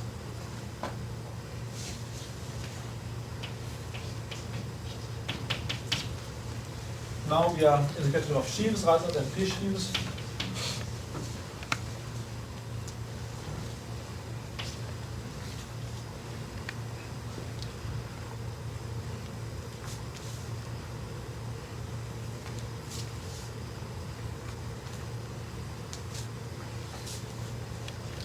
Of some sheaf on X, which is to be constructed into F. So we want, for a fixed sheaf G on Y, we want to define a sheaf on X, which we will call the inverse image of this sheaf on X, together with a F morphism from G into this, which would be universal in the following sense, that every F morphism from G into any other sheaf F on X factors in a unique way through the given one here and a homomorphism of sheaf on X, F star G into F. So to say that we have a solution of this problem for every G below just means that the functor F lower star, the direct image functor, has left adjoint, which will be called an F upper star, and which will be called the inverse image functor.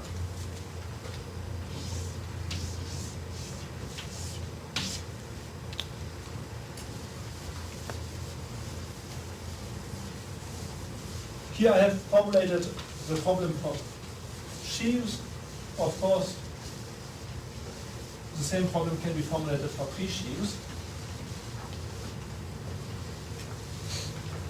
And it turns out that both problems have a solution, but just as in the case of direct limits, the two solutions which we can find in terms of a sheaf here, working as category of pre-sheaves of sheaves, so we get either pre-sheaf here or sheaf there on X. These two are not the same. It turns out that the sheaf which we get on X as the inverse image of the sheaf is a sheaf associated to the solution, to the pre-sheaf we get as solution of the corresponding universal problem. In fact, there are various ways of constructing these solutions. One can, for instance, say that in terms of the category of pre-sheaves, the existence of a solution is well-known general nonsense, because whenever we have a functor between categories OY goes into OX, they need not be the category of open subsets of topological spaces. Any two categories and the functor between them is alright. And if we consider the following corresponding categories of contrariant functors from these categories two sets, which we have called OX hat and OY hat, then composing with the given functor here, called the functor O alpha, will define a functor in the opposite direction from OX hat into OY hat, call it direct image, something like this. Although it does go in the opposite direction. And now it turns out that this functor, which has both arbitrary direct limits, which commutes with both arbitrary direct limits and arbitrary inverse limits, has adjoint functors on both sides. There's a little construction of these. For instance, it has an adjoint functor on the side you would like here, then on the left side. It has also one on the right side.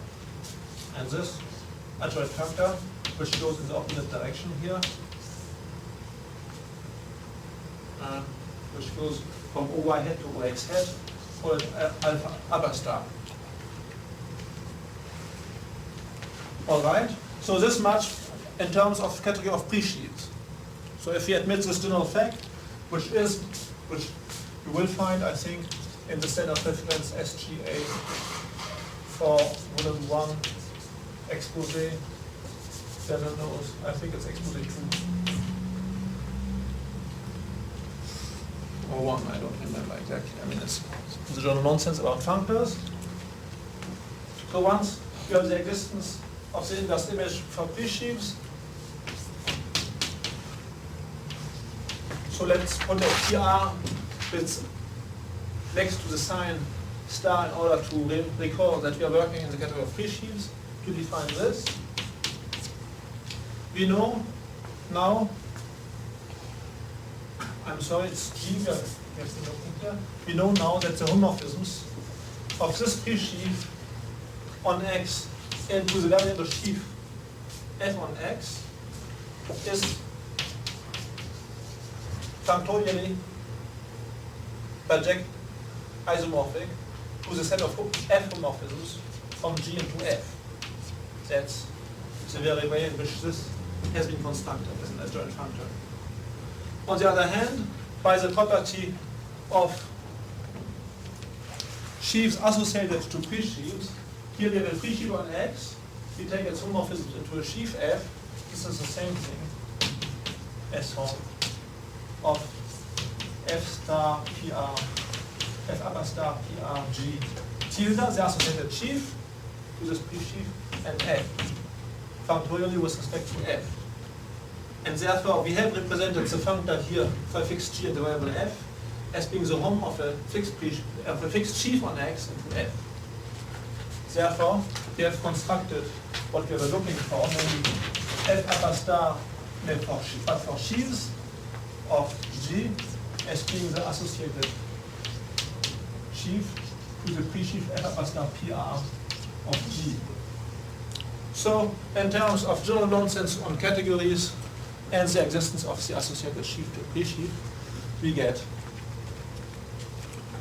the inverse image, the existence of the inverse image functor for sheaves. So that's one way of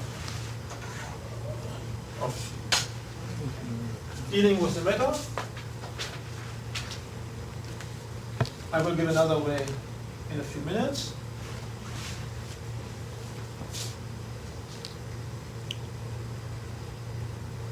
Now, what are the properties of the inverse image functor? There's one which is evident because the inverse image functor is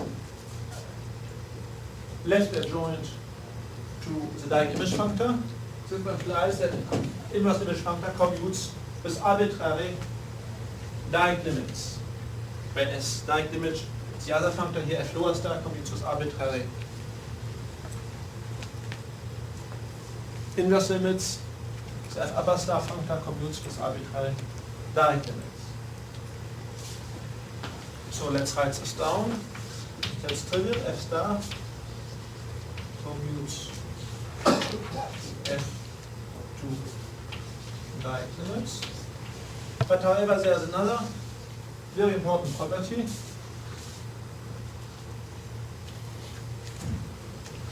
Namely, that F star is left exact. And it commutes to finite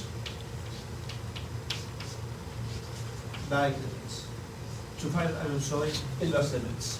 Commutes to products, finite products, final objects, kernels of pairs of morphisms and the like. So this here is a very important extra property which doesn't follow from the mere fact F upper star is left adjoint. And I am going to deduce this from another interpretation of the inverse image functor, where we have to play now about the dual description of sheaves either via pre-sheaves or via eternal spaces in order to define the Dieck image of a sheaf for interpreting homomorphisms of sheaves on different spaces. It was a description of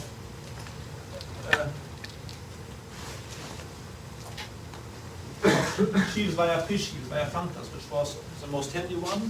But in order now to describe the inverse image of a sheaf, to interpret homomorphisms of sheaves between different spaces, the description by état spaces is the more convenient one.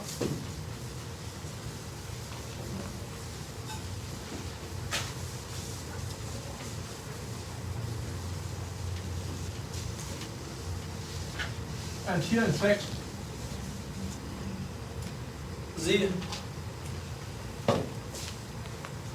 let's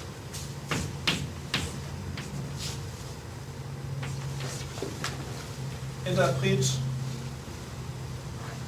a sheaf over y now as an entire space over y, so it's a fiber space over y. We have a continuous, maybe it's better.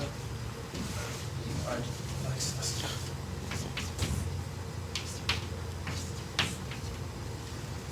Map from G to y plus some extra properties. Now, if we speak in terms of fiber space, what is the inverse image by definition of a fiber space over y? By a base change x goes to y. By definition, this is the fiber product. This is the fiber product of g and x over y. X times y and g, which is a subset of the sets of the usual product of x and g, consisting of pair of elements which map through the two maps here f and g to the same element of y. And we endow this fiber product with the topology induced by the usual product x and g, with the product topology on it, and putting this topology on the fiber product turns this into a fiber product in the categorical sense within the category of topological spaces. That's what evident to see. This comes from the fact, well, it's kind of tautological. You just look. Essentially comes from the fact that the product topology has been defined in such a way that the product should be a categorical product. And then you deduce the following corresponding thing for higher products too. Now, if G is étale over Y, that means if G is the union of open subsets Gi, which maps through G into open immersions into Y, of course, the inverse image of G is then, with the fiber product, is the union of the inverse images of the Gi in here, and taking inverse images of open subsets commutes with taking fiber products. These open inverse images here are just the fiber products of Gi and x over y. But if the fiber space which we have over y is just an open subset, then we see that its inverse image on x, the fiber product, is just the inverse image of this open subset, and out with induced topology. Therefore, the inverse images of the Gi in this fiber product turn out by the projection to be homomorphic to open subsets of x. That means G being an entire space over y, this space here is étale over x. The étaleness of the morphism is stable under base change. All right. So we have the natural notion of an inverse image of an étale space over y by a continuous map f from x into y to get another étale space now over x. And the statement is that if we interpret sheaves on spaces as étale spaces over these, then the notion of inverse image, which was defined here in terms of morphisms of sheaves on different spaces, just coincides with the notion of inverse images of étale spaces. Now, I will not check this point, which is quite easy to check. It's almost tautological. We just have to prove that these hom lower f of gf can be interpreted as this form here on x of étale spaces. And all right one. It's an ad hoc construction which does it.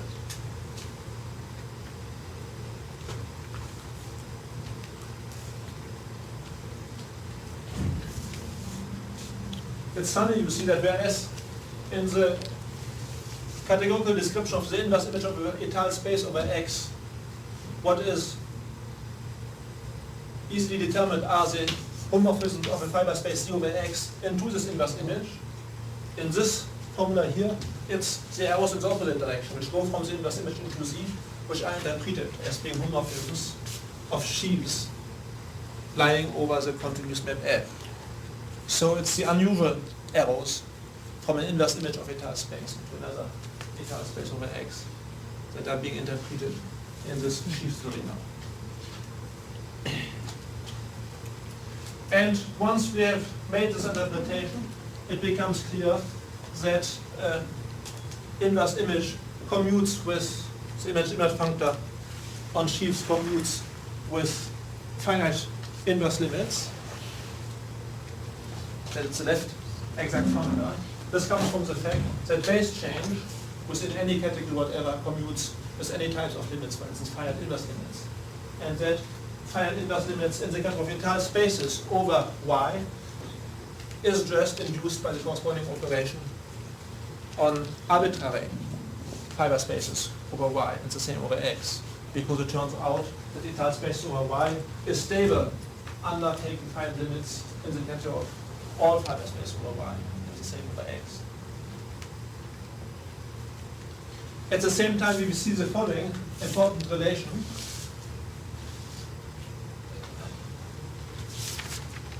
If we have an arbitrary fiber space G over Y, and if we take its inverse image by F goes from X to Y, then the fiber of this inverse image, X times Y is G, at a certain point small x of capital X, is canonically homeomorphic to the fiber of G over F of X, the point of Y lying under X.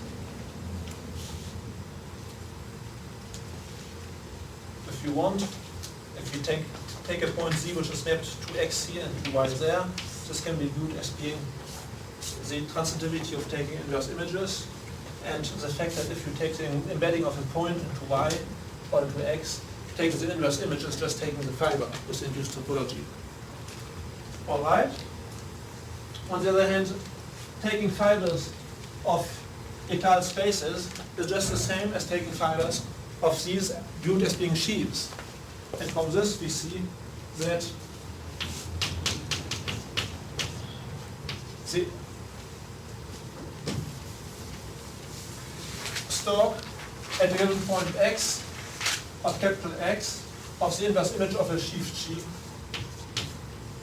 is isomorphic canonically to the stalk of G at X. And of course, once we have written this isomorphism, this again proves that the inverse image functor is left exact, because it's enough to see it stalkwise. And stalkwise it's F star G lower X is just G lower X, which is the left exact functor with respect to G.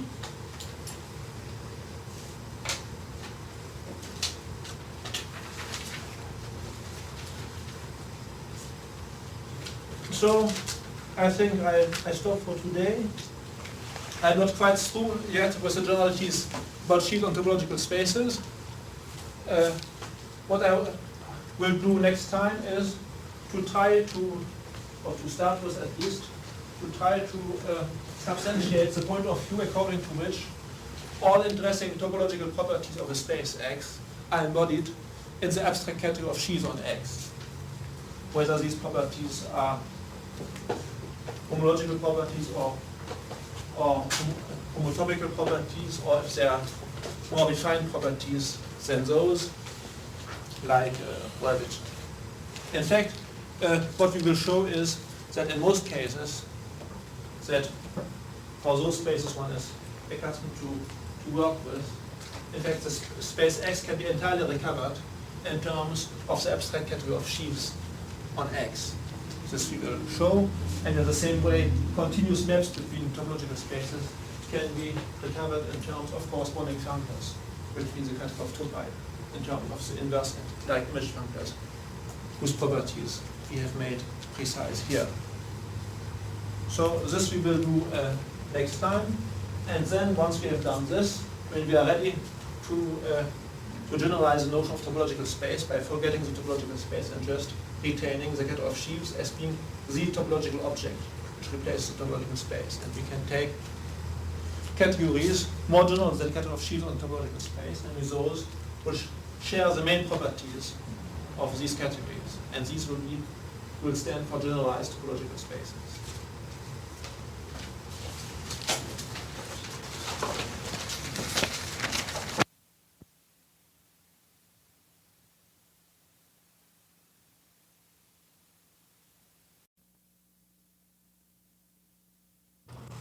Number of results, most of them were just kind of tautological. There are two results which were less so, which we didn't prove.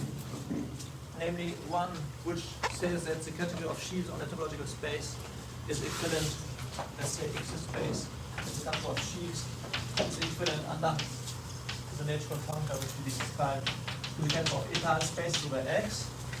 And the other theorem would state that if we look at the vector of P sheaves over X and the inclusion functor from sheaves into P sheaves, then there exists an adjoint functor, call it A if you want, which associates for every P sheaf the so-called associated sheaf, adjoint on which side? Well, the problem was that the home of a P sheaf P into any sheaf F should be the same. This being the vector of P sheaves should be the same as the complement of sheaves of the associated sheaf to P and F. So if we denote this inclusion functor here by I, this would mean that home PIF should be the same as home APF, so A is left adjoint of the inclusion functor. And third, I mean, together with the theorem about the existence of this adjoint functor, the fact that the adjoint functor, which evidently must commute with arbitrary Dirac limits because it's left adjoint, commutes also to finite inverse limits. So these were the main known tautological facts which we stated last time. On the other hand, John Duskin has pointed out to me a nice way of obtaining all these results together in a very nice way, which, as far as I know, is not anywhere in the literature. So I will describe his idea. But I think in order to describe his idea, I should first give the notion of the stalks, the stalk functor on the case of P sheaves, which will be technically useful. So let P be a P sheaf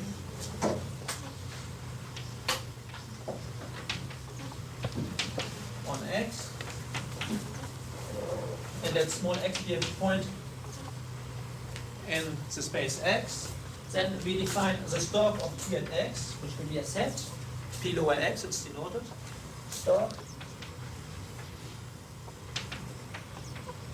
at X to be the following set. We look at all open neighborhoods U of X. These form a filtering set under inclusion. And we look at the direct limit of all sets P of U, which form a direct system, a filtering direct system, the U's from a filtering inverse system, and the P of U's from a filtering direct system of sets, PU. This direct limit of this is called, P over X is called the stalk of P at X. Now, if we fix X and we allow P to vary, then this will be a functor with respect to P, because P of U for a fixed U is a functor, covariant functor with respect to P, and the transition morphisms are functorial with respect to variable P when we vary U. Therefore, in fact, what we do have here is the functor P goes to Px can be viewed as being the direct limit for variable U of the functors P goes to P of U. Now, each one of these functors commutes with arbitrary direct limits and arbitrary inverse limits. That just means that to compute limits of P-sheaves is done argument-wise. Now, if we take a filtering direct limit of functors which commute with certain types of direct limits, then this limit will also commute to the same types of direct limits. This comes from the fact that any type of direct limit commutes with any other type of direct limits. On the other hand, if we take, and this statement would be true even if the limit sign here related to a type of direct limits which need not be filtering. On the other hand, if we take now the question of whether a direct limit of functors which has a certain left exactness property, which commute with certain types of inverse limits, commutes to the same type of inverse limits, this will always be true if the limit sign here, the direct limit sign, applies to a filtering situation, if we have a filtering limit, and if the inverse limits which we are concerned with here are finite inverse limits for some finite types of diagrams. In particular, any filtering direct limit of left exact functors, that means of functors that commute with any type of finite inverse limits, is again left exact. as a conclusion, we see that these fiber functors commute with arbitrary Dirac limits and with finite inverse limits. They are exact, namely they commute with finite limits, and on the other hand, they commute with arbitrary filtering Dirac limits, for instance, which then imply that it commutes with any type of Dirac limits. Of course, as sheaves are particular cases of pre-sheaves, we have defined in the same way the stalks of the stalk functor on the category of sheaves. On the other hand, what is the property of stalks with respect to limits? Well, because inverse limits of sheaves are computed in the same way as inverse limits of the pre-sheaves, this implies that the stalk functor, stalk at x, on the category of sheaves commutes with finite inverse limits.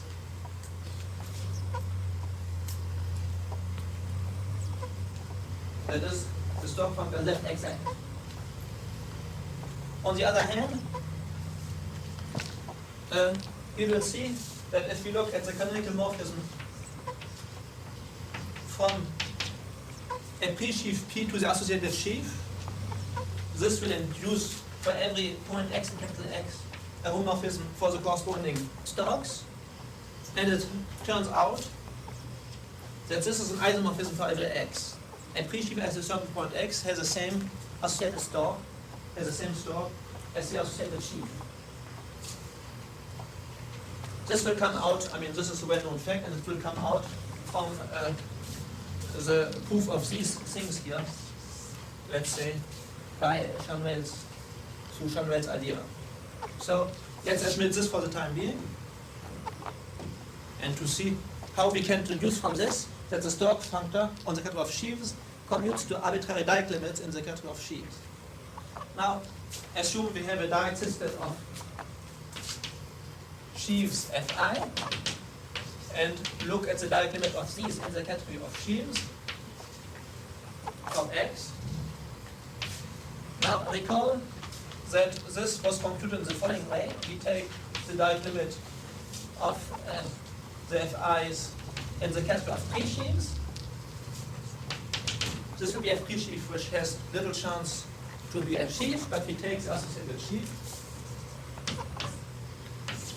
And this sheaf will be the Dirac limit of the Fi's in the category of sheaves. Now, if we look what the stalk of this is, of this Dirac limit is at a certain point, this will be the stalk of the associated sheaf to something at a certain point.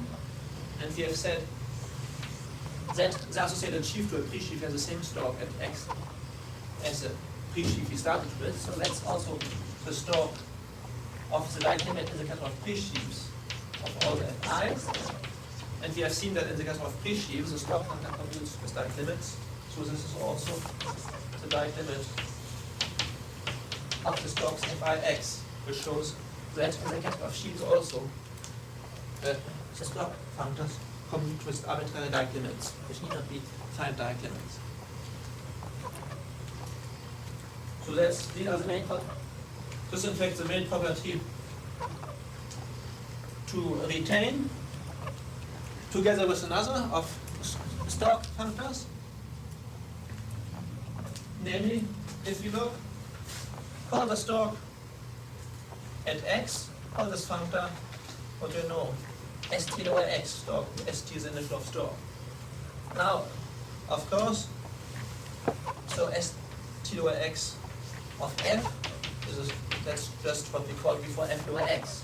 Now let's look at the collection of all the functors st over x when x runs over the whole space x.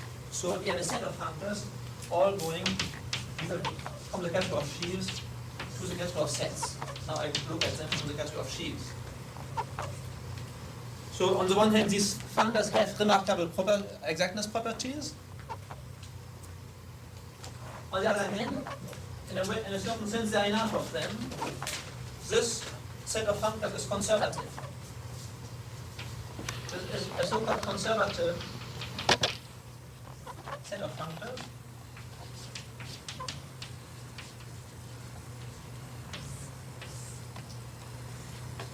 By which I mean that if we have an arrow in the first category, u from f to t, of course, then U is an isomorphism if and only if the transforms of U by any one of these functors is an isomorphism. U an isomorphism if and only if for every x in x, st lower x of U, which is a map from f lower x into g lower x, is an isomorphism. Of course, if U is an isomorphism, then it will be true that it's transformed by any functor, for instance, the Stork functor will be an isomorphism. But so the conservativity means that essentially that if the transforms are isomorphisms, then U is an isomorphism itself. Now let's prove this. This is pretty.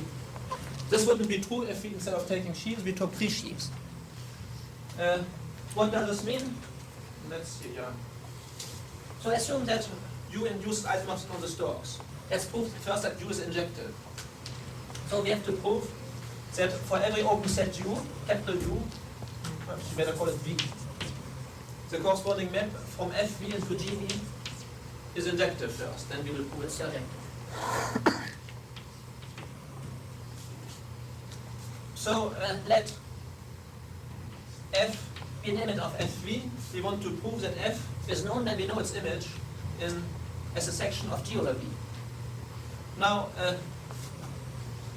the fact that the map induced by U on the Storks is bijective and therefore injective implies that the section UF of GF, GV, is known Stork-wise. That for every point x in capital in V, this germ of F at this point, namely the corresponding element of the Stork, is known. But this means that for every point we know U of F in the neighborhood of this point, because the Stork at x is defined as a diagonal of the sets of sections on smaller and smaller neighborhoods. To know that we know the germ of an element of a section of the pre-sheaf or a sheaf at a certain point x means that we know the section in a small neighborhood of this point. And therefore this means that we know U of F in the neighborhood of any point of G. But G being a sheaf is a separated pre-sheaf. A section is known when we know the section on open sets that cover V. Therefore, from the fact that U induced on the Storks injective maps, we deduce that U is an injective morphism from F into G, that it's injective argument-wise. Now, what about surjectivity? Assume now that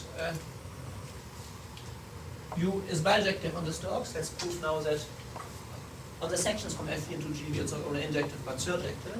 That is, let's start with a section G of G of V, and let's prove that it comes from a section of F of V. So for every point small x for every point small x in V, we know that the germ Gx defined by G at the point x comes from a germ Fx of a section of F over small neighborhood of x. Alright, so to choose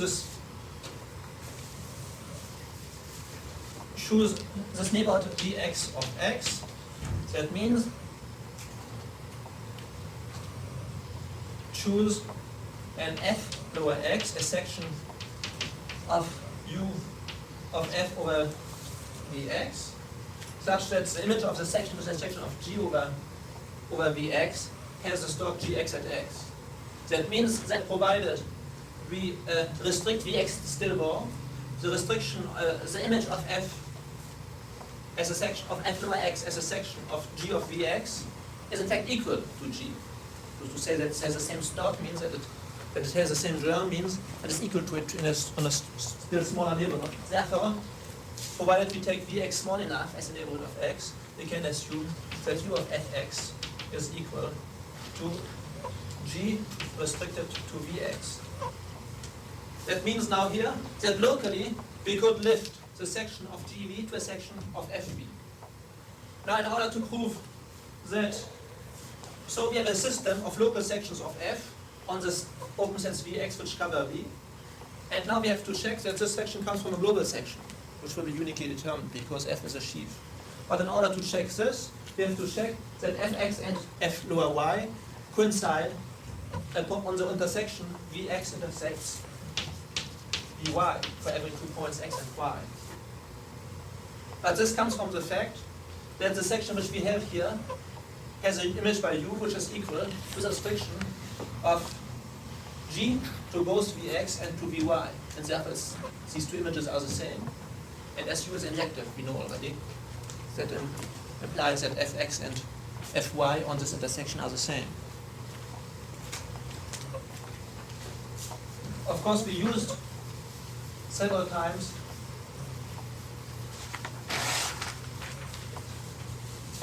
the fact that F and G were sheaves and not only pre-sheaves. In fact, it was enough that F be a sheaf and G be a separated pre-sheaf.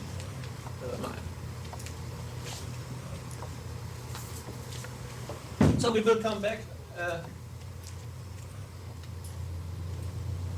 the significance of the conjunction of these two properties of the family of fiber functors. On the one hand, having very strong exactness properties, which I stated, and second, that the family of these functors is conservative. But for the time being, all I will use for giving the proof of the two main theorems here is the fact that the fiber functors form a conservative family of functors on the capital of sheaves. I won't use even the exactness properties. And now let's look at how we can go about in order to prove the theorems that we stated last time. So here the setup. Here have the category of fiber spaces over X. Call it 5X, this category.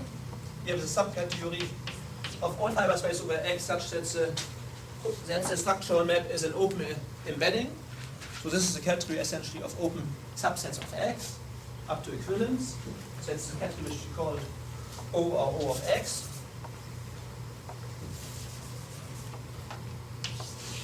Now, because we have a category and a subcategory, for every object in here, every fiber space E over X, this defines a contrariant functor on O.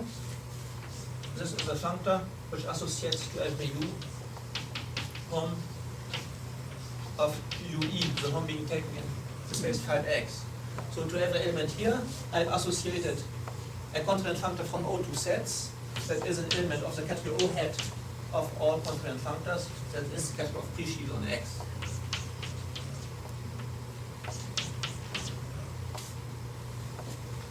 Call this functor phi. So this is deduced just from the situation of a category and a subcategory, or a category and another category that is mapped into it. Now, what we will do, on the other hand, we have within this category of fiber space over X, we have the full subcategory of étale fiber space over X, which we defined last time, which contains, of course, the open immersions. And here within the category O hat of all pre-sheaves, we have the category of sheaves called X. And it turns out that the functor phi, in fact, we define the category of sheaves through some exactness property, and the functor phi, in fact, factors into a functor from the category of fiber space to the category of sheaves, but we will rather consider it as being a functor with little in the category of sheaves. And we look, all right. Now the statement is here that, which is a pretty easy statement, that this functor phi has an adjoint functor psi. On which side? I think on the left. That's it. Namely, such that home psi p is isomorphic to home p and phi d for every object in here, for every pre-sheaf on X. If you look at zoomorphisms of P into phi of E, where E is a fiber space, into the pre-sheaf associated to a fiber space over X, then this can be interpreted as being the set of homomorphisms over X of the fiber space of psi P over X into E. So we have to construct an adjoint functor like this. Now, this in fact will be essentially the construction of the entire space associated to a sheaf. In fact, the fiber space over X, which we want to construct in terms of the pre-sheaf here, will be essentially the same as if we took the associated sheaf and took the corresponding entire space over X, according to the simple not yet proved. But we will give a direct description of this in terms of the pre-sheaf here, and the description is the following. C of P. So in terms of P sheaf, we want to describe a fiber space over X as a set. First, it is a disjoint union for all points X in capital X of the stalks of P at the various points X. So I have first defined a set. This set, of course, psi of P is mapped in a natural way to capital X by mapping the points of the subset Px of the sum to the same point X. So this is a natural way fiber set symmetrically over X, but now I have to put a topology on it, which will turn it into a fiber space over X, so that this arrow will be a continuous map. In fact, it will be an eternal map. And in order to define the topology, I will define it by defining certain sets of psi of P, which I will declare to be open sets. And I will take the topology generated by this family of sets. It will be the closest topology of which the sets I will describe will be open. So what I will do is the following. For every F, a section of the P sheaf P over an open set U, I will associate to this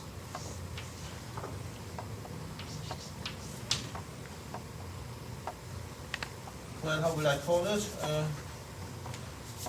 The domain of F, if you want, E lower F or something like this, which will be a subset of psi of P, which is this set of all germs of F defined at all possible points of U.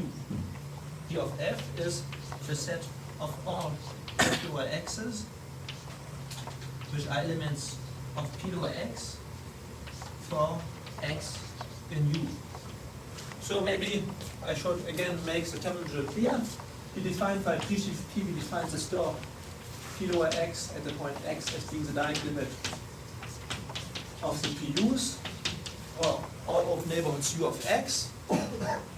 Now if we have such a PU and if F is an element in here, then the image of F in the direct limit, that's called F lower X, that's called the germ of F at the point X. And so F defines a map, X goes to F lower X, which is an element of Px, and an element of a set depending on X. So if to every F in some PU I associate the set of all germs of F at all points X, I get a subset df of the disjoint union of all Px's, of the set P, psi of, which I call psi of P. Now we take the topology generated by all these subsets for variable U and variable F. Now what we see is that the family of these subsets is stable under intersection of 2 and therefore of any non-empty number of sets, because we see that D and F intersects DG is equal to DH, let's say, where H is the common restriction of F and G to the largest open subset of U intersects V, assume that F is in PU and that G is in PV. H will be the common restriction of F and G to the largest open subset W contained in the intersection on which F and G coincide. So that this relation is kind of obvious. From this follows, on the other hand, the union of the df's quite clearly is psi of P itself. And from this follows that open subsets of psi P are just unions of arbitrary unions of sets of the type D lower F. On the other hand, we see that if we look at the map induced by the projection here on df, this will be a bijective map between df and the open set U on which F is defined. And it's pretty clear that this is an homeomorphism, because the open subsets of df will be unions, arbitrary unions of intersections of df with sets of the type dg, which are again sets of the type dh. And these again are open subsets of U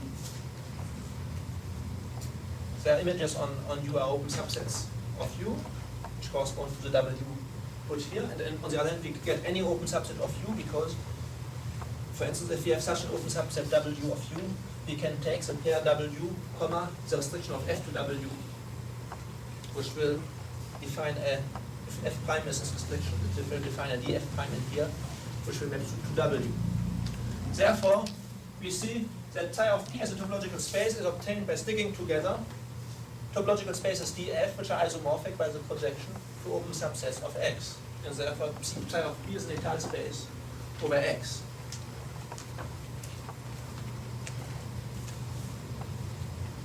Now, you see these checkings are pretty trivial, completely trivial, one can say. Well, I did make the checking of the remaining assertions, and they are just of the same value. That is, everything is completely straightforward. For instance, the adjunction formula here, it's a trivial exercise to check it in terms of the description of psi of P as being such a union. That means that to give a morphism of fiber spaces of psi P into some fiber space E, it's enough to give it on the dFs in such a way that it matches in the intersections. That's the same thing. But the dFs are open subsets, therefore this just means that we have to give sections of E over U's in such a way that they match. And one sees easily that this matching just is the ordinary matching of sections, fiber spaces over open subsets of X. And to give such a system of sections just means that we give a section of U over X. So the adjunction formula is something essentially trivial too. On the other hand, we have seen that the functor psi, in fact, takes its values in the category of étale spaces over X. Now, what we want to show now in this situation,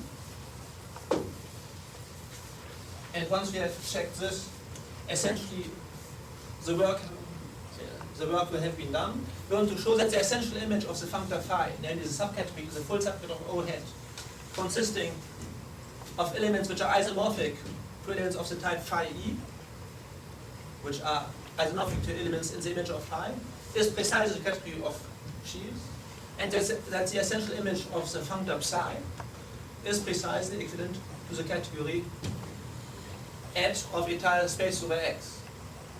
Once we have shown this, then because phi and psi are adjoint functors, it will follow that the restrictions of phi and psi to these essential images are equivalences inverse of each other.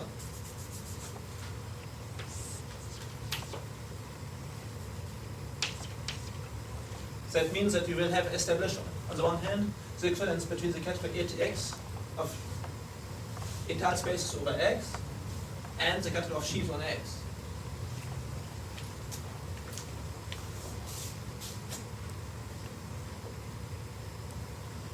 Well, maybe I'm overstating the fact, but we will prove in fact is that,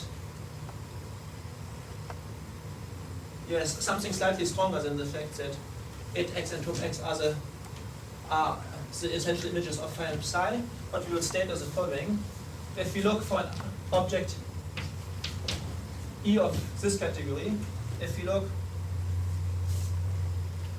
at psi phi of E, if we take the convolute functor like this, alright, then we will have a canonical morphism because of the adjunction of psi phi of E into E.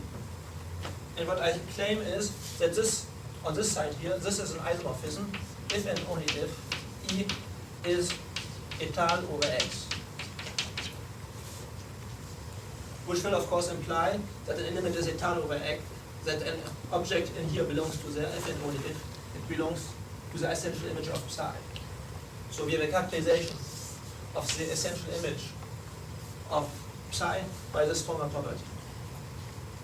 And on the other hand, on this side here, if we look at the compositum psi associated with a pre-sheaf, and if we look at the morphism from P into phi psi of P, which comes from the adjointness property, then this is an isomorphism if and only if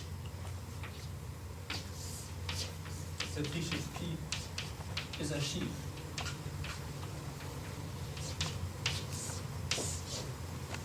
once we have proved these two properties, and using moreover the fact that phi and psi take their values, in fact in these subcategories, it will follow that the functors induced by phi and psi on these subcategories are equivalent as inverse of each other. So this will imply the equivalence between the category of étal space over X and the category of sheaves over X. Moreover, if we look at the compositum of the functor psi, viewed, that's it, with the functor phi psi here, which is a functor which goes from O hat into itself. But if you view this as being a functor with values on top of X, then the adjunction properties here will show at once that this will be which side adjoint, a left adjoint of the inclusion functor. So from this follows also the existence of the functor associated sheaf to a pre-sheaf. And now, if we want to prove that this functor is left exact, for this we have only to prove that the functor psi is left exact, because we are composing psi with the functor phi which commutes with arbitral inverse limits and with finite limits. So we have only to prove the same thing for psi. But in order to, psi is a functor which goes from pre-sheaves to fiber spaces over X, and in fact to étal fiber space over X. P psi P from pre-sheaves here over X to fiber spaces over X. So every psi lies over X. On the other hand, we know that this space is étal over X. On the other hand, if you have a map between étal fiber spaces over X, in order for this to be an isomorphism, it's clear that it's sufficient to check that it's an isomorphism on the fibers. So I checked this, I told this in the context of sheaves instead of, but if you look at the same thing in the context of étal space over X, it's still more trivial. So let's admit this, the checking being kind of evident. So in order to prove that P goes to psi, P commutes with finite inverse limits, we just have to check the same thing for the functor pi goes to the fiber of psi pi at any point X. Now this here is just the stalk of the pre-sheaf P at the point X. And we have already noticed that this functor on the category of pre-sheaves is left exact. Therefore, these two equivalences will imply both theorems which we have stated last time and which were the non-obvious paths. Now, to check this here is kind of, and of course we know that if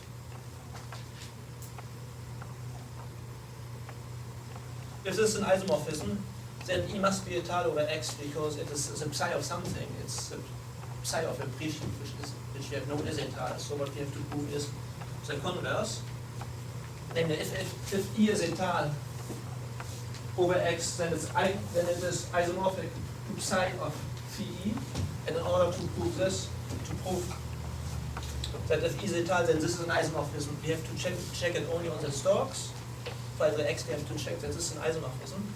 But psi of phi E at the point X, the stalk of the fiber space associated to phi E by construction is just the stalk of phi E at X. I'm sorry, maybe I put the arrows wrong. No, that's right. That's fine. That's it. And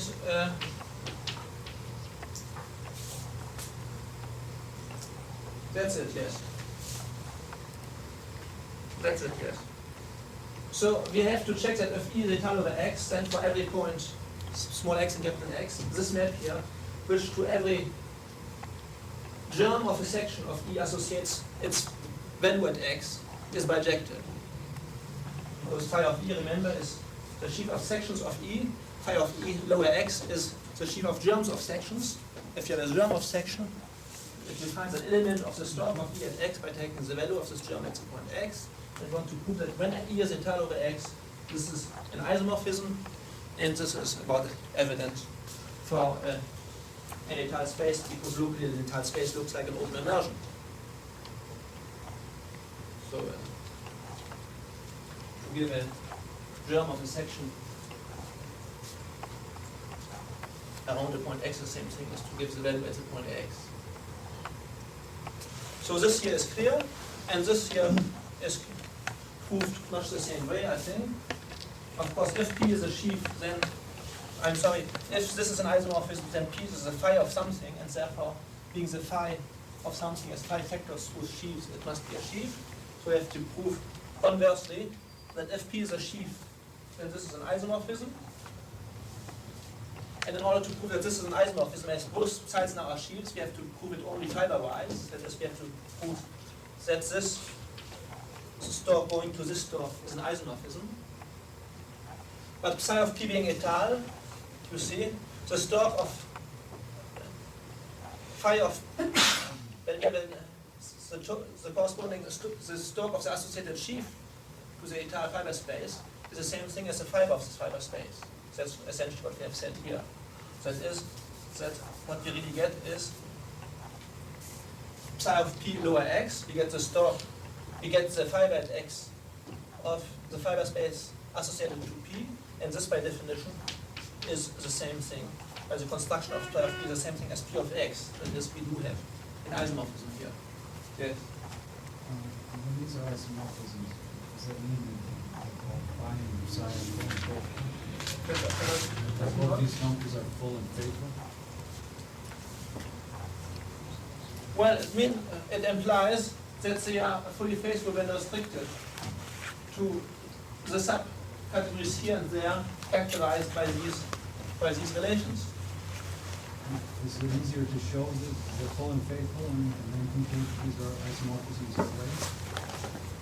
When restricted? You understand what I mean? To say that these things are isomorphisms is equivalent to the functors being full and faithful, no? When restricted. Maybe so, yes. Knowing that they factor through these subcategories. I guess so, yes. So I guess proving these equivalences, or proving that the restriction of phi psi to these two categories are fully faithful would be equivalent in general terms, and probably it would be about the same. It would be about the same work.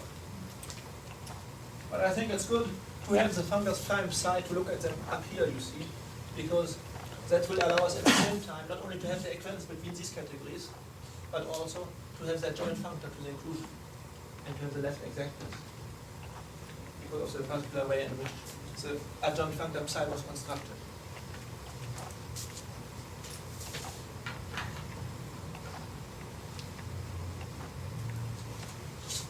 So I didn't do things with too much details because my main point is not really here to give the proofs, but to give the ideas, and this I think is really a nice way of presenting these two first terms about sheaves in a unified way. So I think if you're not familiar with those who are not familiar with the language of sheaves, and possibly also not that much familiar with manipulating categories in adjoint functors, I think it would be a good exercise to work out this proof in full detail. Something that would give you confidence that things are really pretty simple.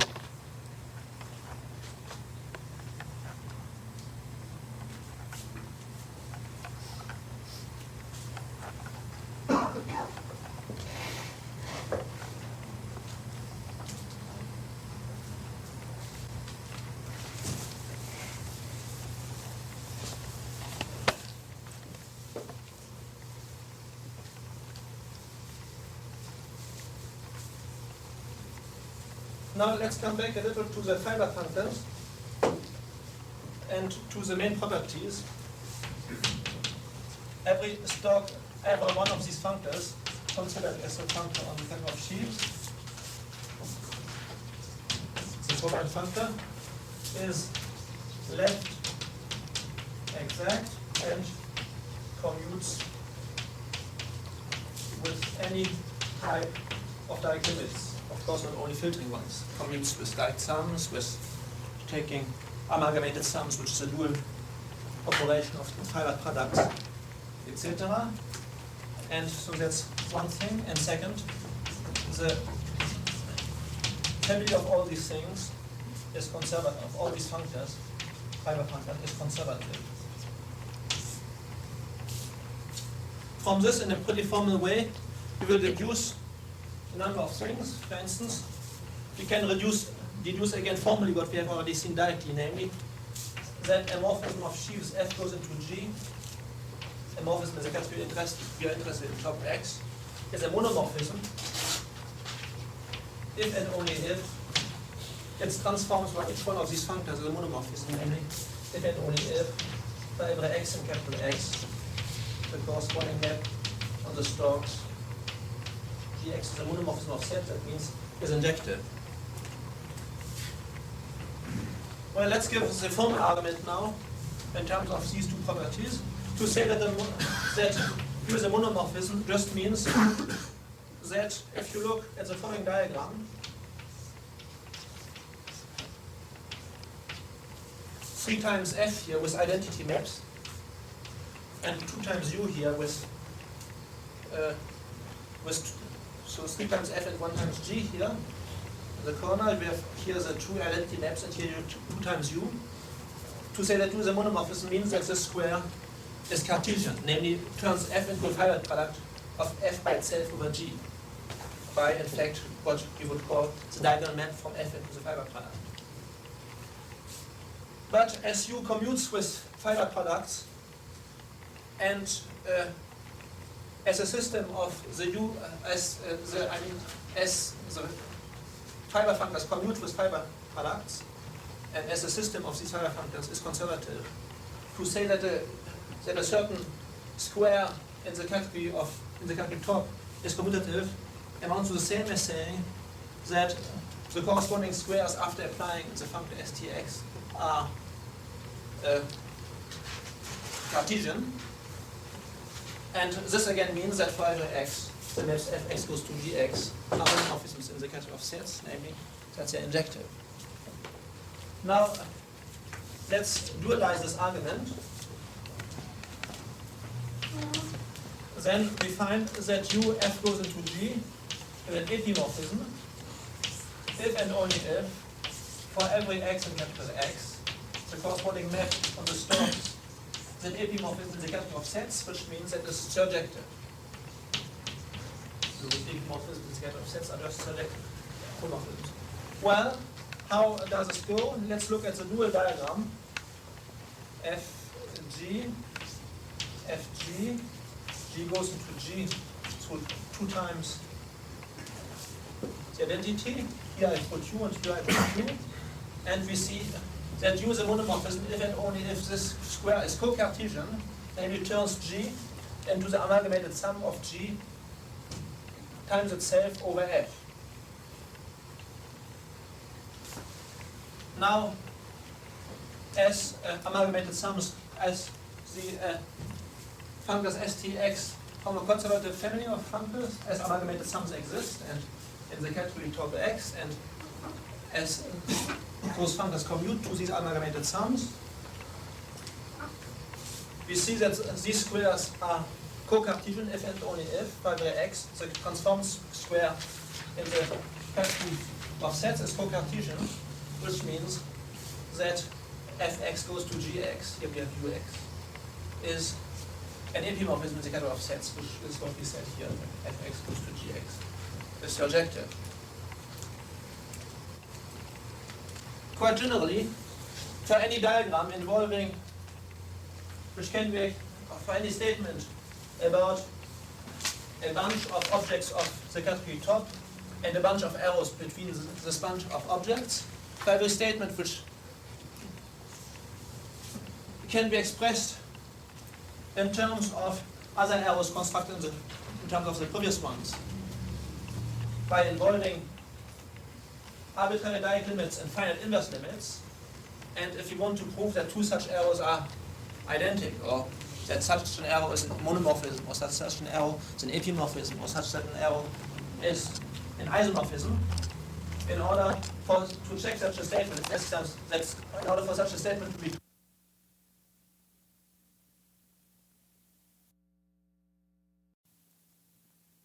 of sets for every one small x and capital X, the corresponding statements for the stocks should hold true.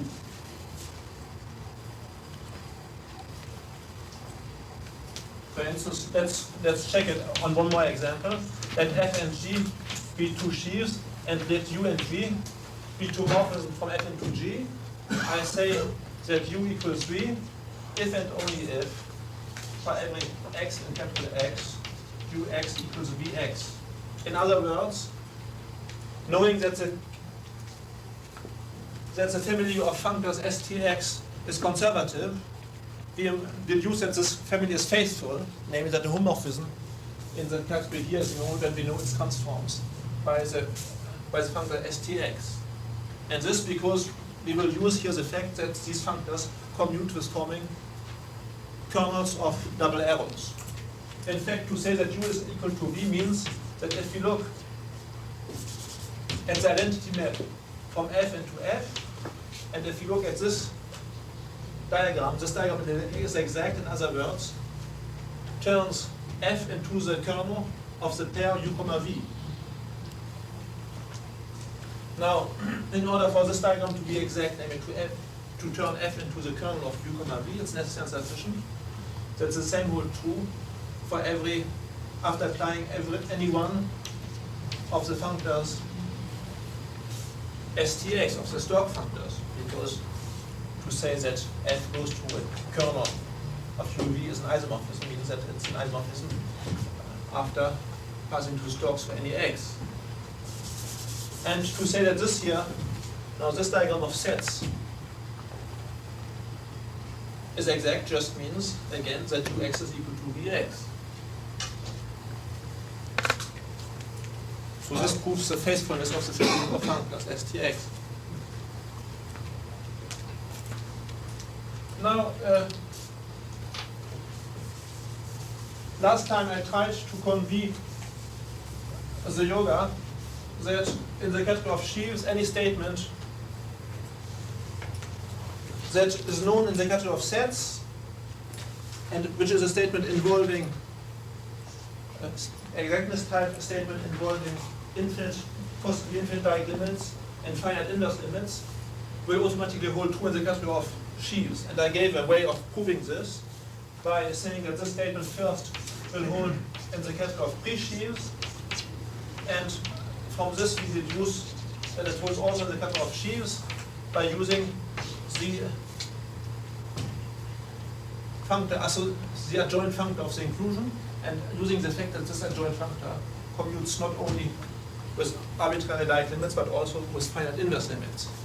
But in fact, if you prefer, you could also deduce the same yoga from the existence of the family of fiber functors, which commutes with the types of limits we have said, which is conservative, because the same, by using the kind of arguments I have just given, you will see that any exactness statement holding in the category of sets and not involving infinite inverse limits but only finite inverse limits and possibly infinite Dirac limits will hold true also in the category of sheaves. And in fact, it's generally by looking at the fibers that such statements were proved. I mean, one failed on very firm grounds because one always would in a partially geometric and trivial way reduce to statements about fibers, then about sets. But when we will work in the more general setup of topoi, then there may not be enough points on the topos, and then the argument will still work, which will give the clue is this one here.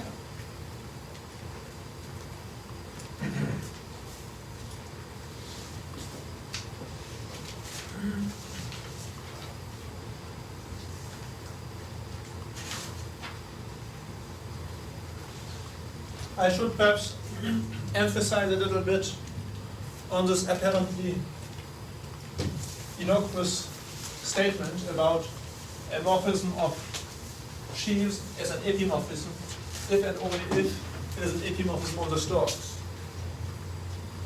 So that means, what does this mean? This means that whenever we have a section of the second sheaf G over an open set U, that for every x and u, if we look at the stalk of G at x, the stalk comes, if you look, of the germ of G at x, which is an element of the stalk G lower x, this comes from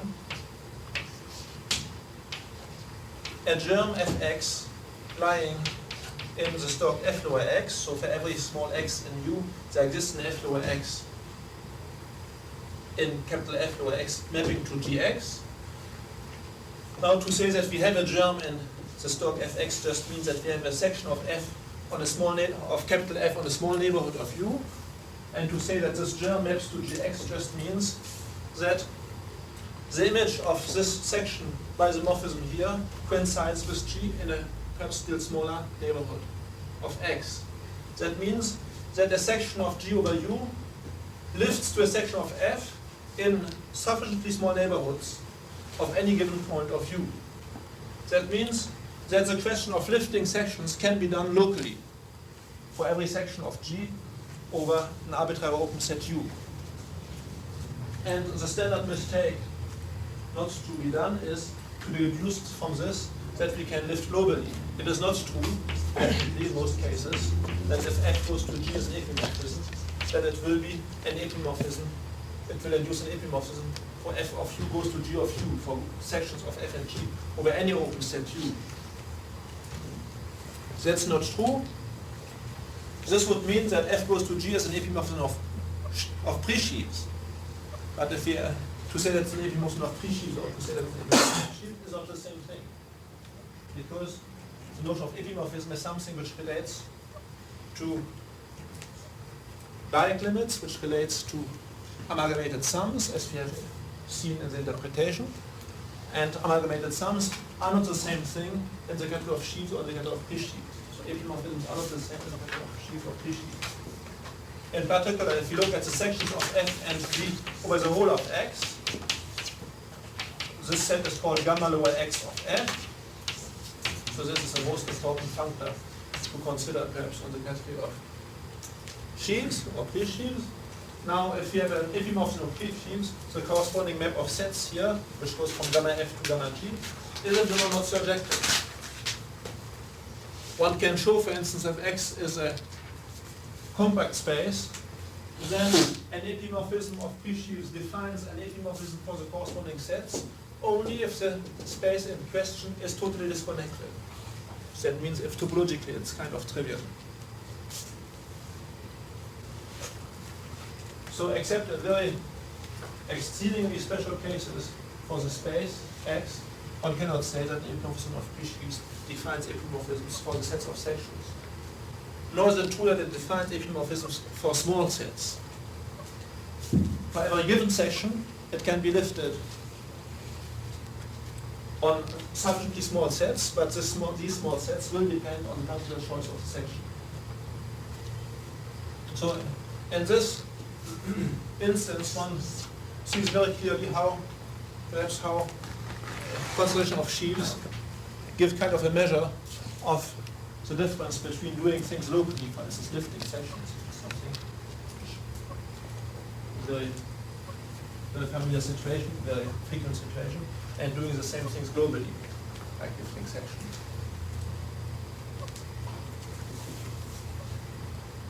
As obstruction, so to say, to doing globally what one can do locally, but perhaps not globally. So obstruction to doing it globally will lie in some suitably defined homology mode.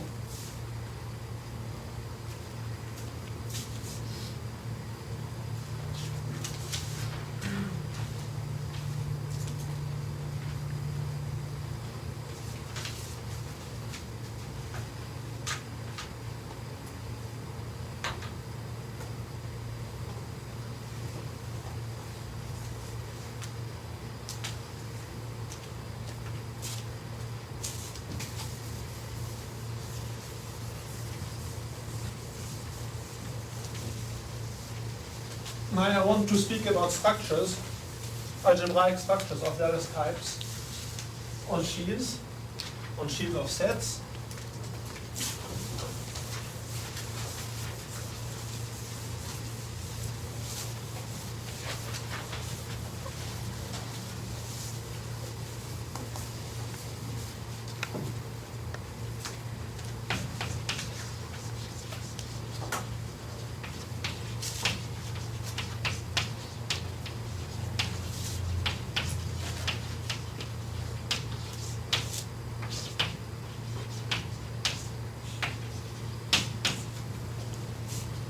So there are really two different contexts, well, different, technically quite different cases when one defines algebraic structures, which can be distinguished by saying that on the one hand we consider algebraic structures which can be described in terms of inverse limits, and then algebraic structures in a more general sense, which can be described using, which in order to be described you have to make use both of inverse and of direct limits. So I will be more specific about this by examples. So let's look first at structures using only inverse limits. So take a category C, which may be the category of shield on the set X or any other category. And let's give some examples. If X is an object of C, what will be called a composition law on X? I'm sorry, X is not, perhaps is not a good letter because X was always a topological space, so call it E. Rather, if E is an object of C, a composition law on E, if we assume that the product of E by itself exists in the category, let's assume this for simplicity, is just an arrow from E times E into E. We say that the composition law is commutative if the diagram here where the vertical arrow is the symmetry of E times E is commutative, and the analogous way one can define associativity of it, one can define the existence of a left, or one can define a left or a right unit, or a two-sided unit. One can define, once one has a unit, one can define the existence of an inverse, and one can define, for instance, group type objects or monoid type objects. Now, in order to unify all, You find the existence of units. E doesn't have those. yes, I will say this presently. Yes. Now, if, for instance, if you want to define all things diagrammatically, in order to define units, you should assume then that C has a final object, which in the category of sets, the final object is a set reduced to one point. And this point you will map into the set. To give an element of a set is the same thing as to map the one-point set into the set, you see. And therefore, if you have a final object in C, that means if the product of the empty family exists, here already we assume some type of product, namely assume the product of the object E with itself to exist. So if the empty product exists too, then to point the object, to give a pointed object of C is the same thing as to give, by definition, to the morphism of the final object into E. And we will say that such a pointed, if you have such an arrow, then multiplying this arrow with taking the Cartesian product of this arrow with an object like E, we get an arrow from E times E, small e times capital E, and capital E times capital E. Now the first is just E itself, because one sees immediately that the product of an object by a final object is just always exists and is the object itself. All right. Now let's look at this map here, which is deduced by multiplying on the right side a given point of E, namely a given morphism from small e interpreted E by capital E. And let's compose this map with the composition law. And let's look here diagonally to the identity map from E into E. We will say that the composition law admits small e goes to capital E as a left unit if the diagram written down here is commutative. In the same way, in a more or less working more or less painfully, one can define any kind of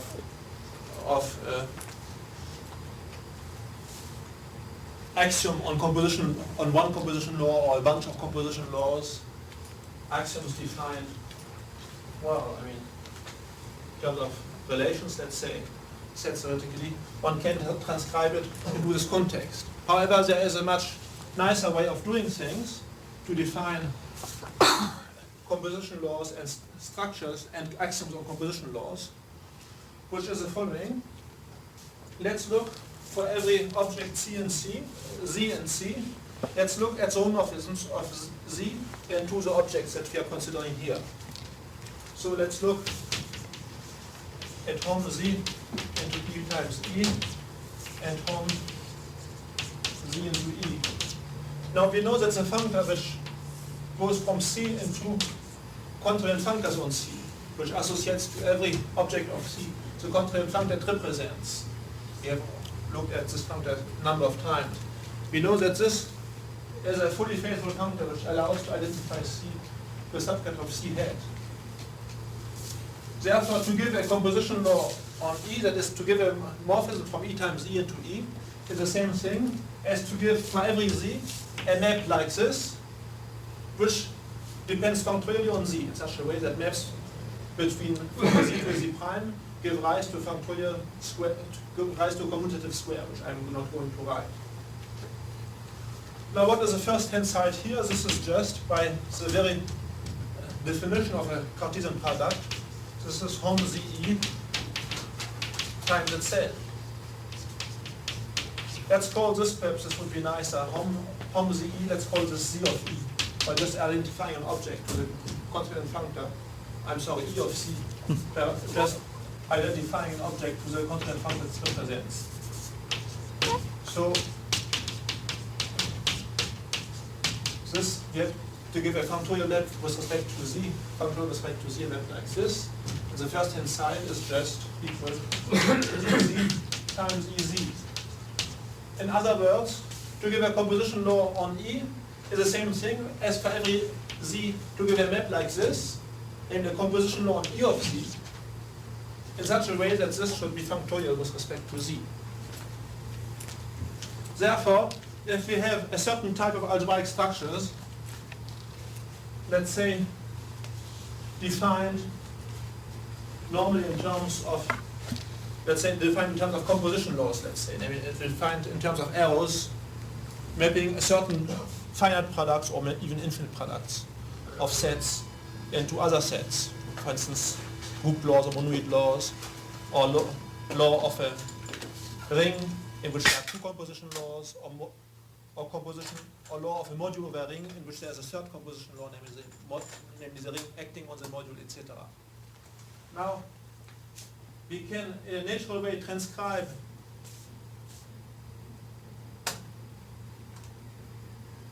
the notion of these kind of structures to any category C by saying the following. We will say, assume that there's just one set involved, so just one object involved. We will say that the object E of the category C is endowed with the structure in question. If for every object Z in the category, the set E of C is endowed with the structure in such a way that whenever we have an arrow Z goes to Z prime in the category, and therefore an arrow in the opposite direction from EZ prime to EZ, that this map here should respect the structures which we had on the EZ prime and EZ should be a morphism for these structures. Should commute with composition laws, let's say. Now, when we formulate things in this way, we don't need anymore to assume the existence of any products in our category. And moreover, in order to transcribe axioms, we need no longer to write down sometimes intricate diagrams and get lost in lots of messes of errors. Once we have well understood the structure in question in the category of sets, then we just transcribe it automatically without looking at any diagrams in any category whatever. So let's give us a few examples for this process.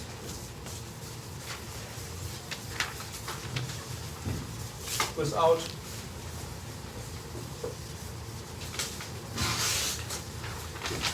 going into the details. So we spoke about composition laws in general, given by maps of certain Cartesian products. They may be internal, external. They may be, for instance, commutative, associative, with units. All these axioms can be are transcribed in an evident way. For instance, monoid law, where we have unity and associativity, or group law, where you have, on the other hand, inverses. You have rings, ring structures. You have algebra structures where you have two rings, one being commutative, the second being any, and with the morphism of one into the other. So here there are two base objects in the case of an algebra, which may be, by the way, when we speak of algebra in general, we mean associative with unit, but they may also be, instead of taking them associative, we can take them Lie algebras and or Jordan algebras or anything you want. I mean, all these kind of axioms expressed readily. You have also modules over rings. You have also modules over Lie algebras, etc. I mean, this is a number of examples of algebraic structures which can be expressed. In fact, all these structures can be expressed in terms of composition laws and axioms on composition laws. So the only type of inverse limits that we would need in order to express them diagrammatically would be finite products, including the final products on the empty family, namely final objects. Of course, it's easy to imagine structures in which, which when described diagrammatically involve other inverse limits than finite products. For instance, the category structure. The structure of a category, I mean, let's remember what it means. It means that we have two sets, D1 and D0, the set of objects and set of arrows, together with two maps from D1 into D0. For the time being, everything looks like an ordinary composition law, just arrows between sets. We don't even have to take Cartesian products. But now we call these arrows source and target, S and T. Now on the other hand, we have to look at the fibered product of D1 looked at viewed as being over D0 by S, and D1 looked as being over D0 by T, the fibered product of these two over D0. And we have to give a map from this into D1, which will be the composition of arrows. And then some axioms about associativity of composition and about existence of units. The existence of units can be described by the existence of an arrow like this, which associates with our object, the identity arrow corresponding to the object. So this would be an epsilon here.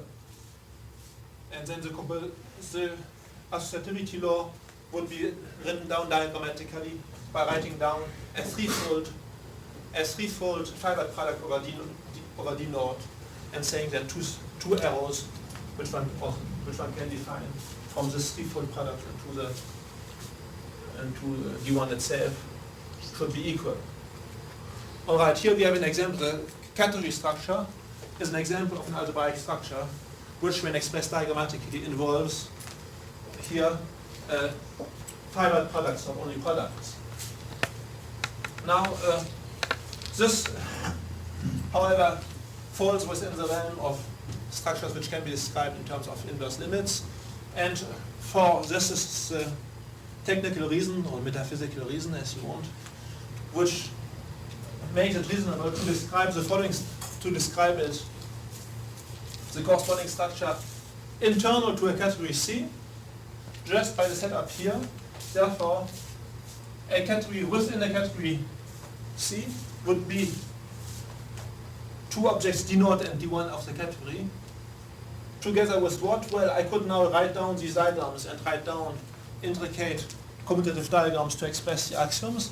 I prefer to say the following. I prefer not to write down any of the arrows S to epsilon and just to say the following, that it's two objects D0 and D1 together for every object Z of the category C of a category structure on the pair D0Z, D1Z, which turns D0Z into the set of objects and D1Z into the set of arrows. Therefore, there is moreover a composition law between arrows, satisfying the usual axioms, in such a way that this category structure on the pair D0Z, D1Z should be functorial for varying Z. So we have the structure. All this here was in terms of Cartesian products, but we have also the structure of a category, and also the same way we would have the structure of abelian category and such things. Additive category, I know, I'm sorry, additive categories and such things. Abelian is a little more intricate. Abelian, I wouldn't think so. Why is it that it's the algebraic structures that can be defined in terms of inverse limits that admit such a nice description? This comes from the fact that the functor which goes from C into C hat, which identifies every object of the category C to the corresponding quadrivalent functor, which we have visualized by replacing the E, an object E, by the functor E of C, that this functor commutes with arbitrary inverse limits, but wouldn't generally commute with any type of direct limits. All right, so here this situation is well understood, I think.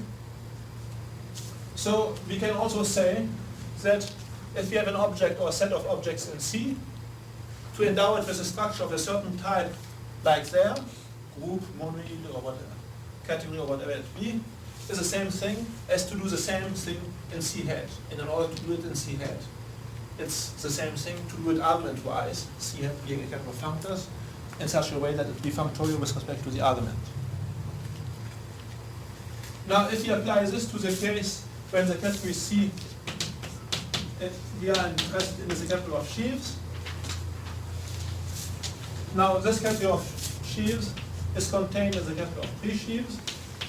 And here again, the functor of inclusion commutes with arbitrary inverse limits. So, if we have an object or set of objects in top X, and if we want to put an algebraic structure of the type, of one of the types considered here on it, it's the same thing as here. Now it turns out that the inverse limits exist, so one can describe it either diagrammatically in here, or one can use this general nonsense business of embedding top X into the category of all continent functors on top X itself, as well as in sets. Or also one can just embed top X in the category of pre-sheaves, remark that the inclusion functor commutes with inverse limits, and to say that to give such a structure, let's say a group structure on an object of top X, on a sheaf namely, is the same thing as to give the corresponding structure just on the associated pre-sheaf.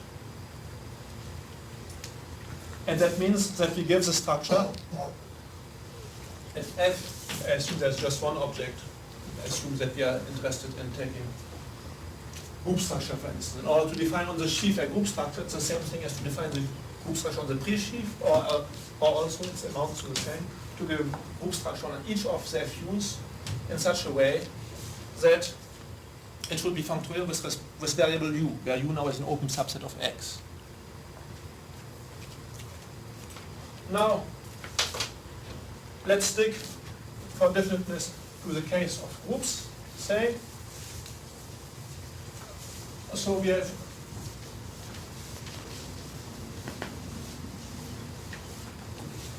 So how can we interpret a sheaf of groups F? In either way, either it's a sheaf F, an object of the category of X, together with a composition of F times F goes into F, plus axioms. That's one way of doing it. Or second, we can view it as meaning that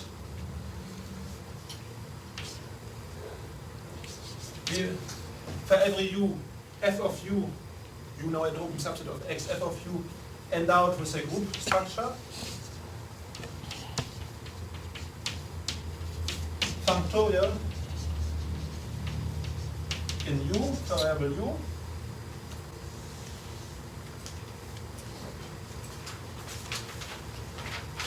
so in 1 and 2, I considered that F was already given as a sheaf of sets, and I want to say what it means that we put a group structure on it. So there are two ways to interpret it, but also to give altogether the sheaf plus the group structure on it is the same thing as to give a covariant functor from the category of open subsets of X to the category of groups, dual honest groups, set-specific groups, in such a way that the compositum with the functor forgetting the group structure, which goes from group to sets, should be a sheaf.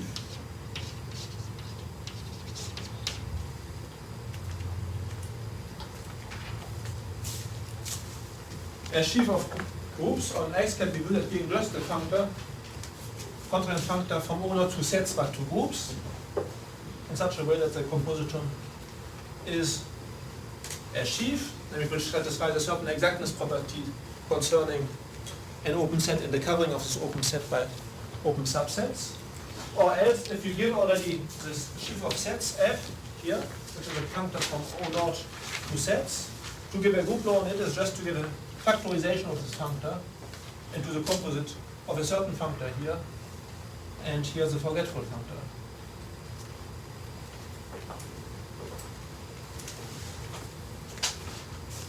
And what I said here about groups, I could repeat about monoids or commutative groups or rings or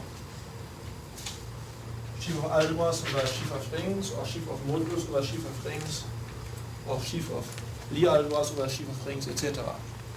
See, everything can be interpreted in either of three ways, and according to the context, one is maybe more handy than the other. Got one more. Yes? The fibers. But then it's awkward. Of course, yes. You see that in order to give such a morphism here, such a morphism is known, such a composition law on the sheaf is known, when we know it, when we know the corresponding map for the on the fibers for every X, that is, if we know for every X, the corresponding map of F times F lower X into F lower X, which is also a map of Fx times Fx into Fx, because the fiber functor commutes with products. That means that is a composition law on the fiber F lower X.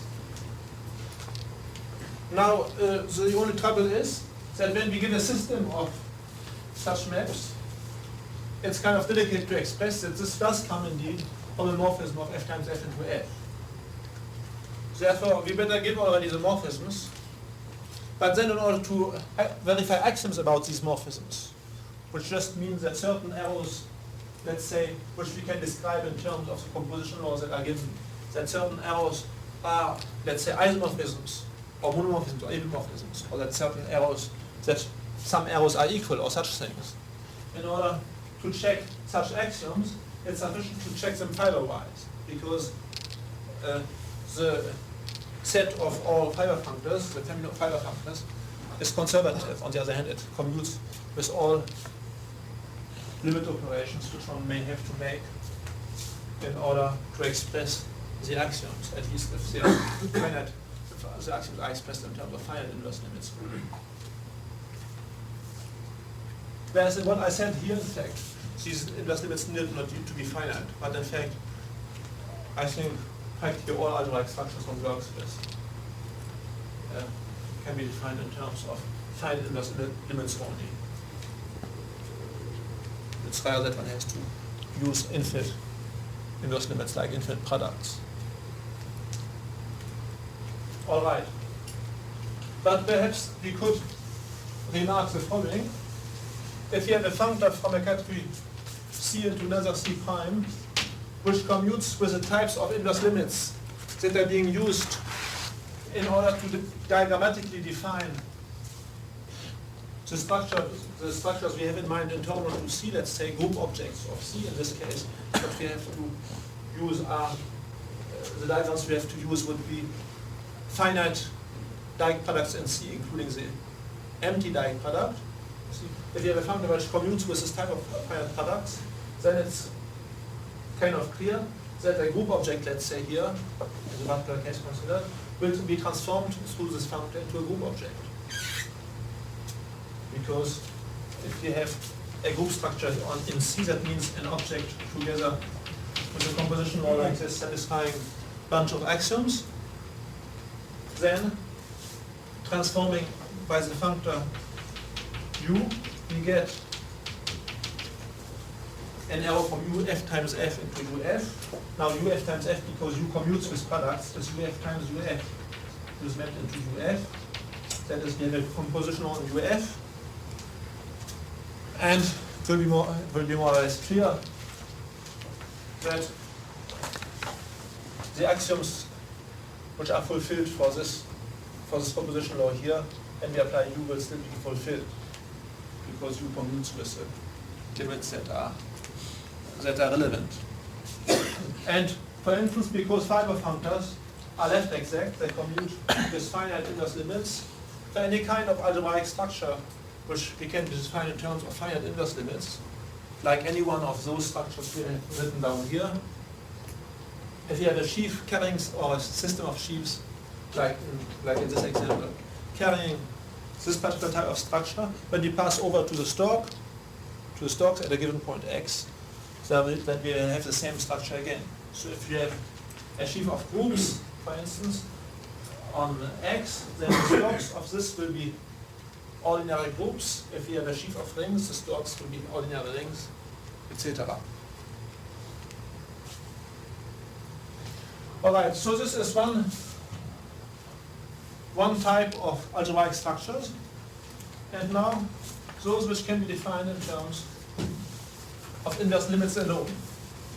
But there are some more subtle types of algebraic structures which cannot be so defined, and I will give just a few examples. So the second case would be algebraic structures defined by finite inverse limits.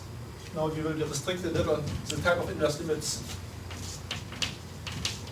considered, and arbitrary Dieck limits.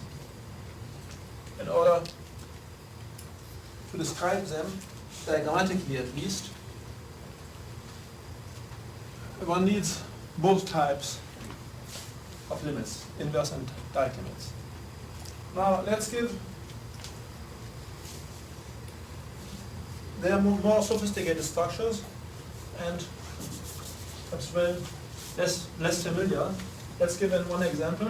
So we are first working in the case of sets. So we have a ring A, commutative ring.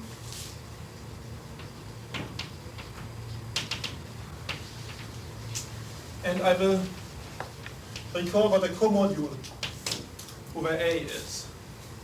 A comodule over A is, but this ring, I'm sorry, we will take an algebra over. Let's take a commutative ring small k, rather, let's call it small k, and let's take an algebra A.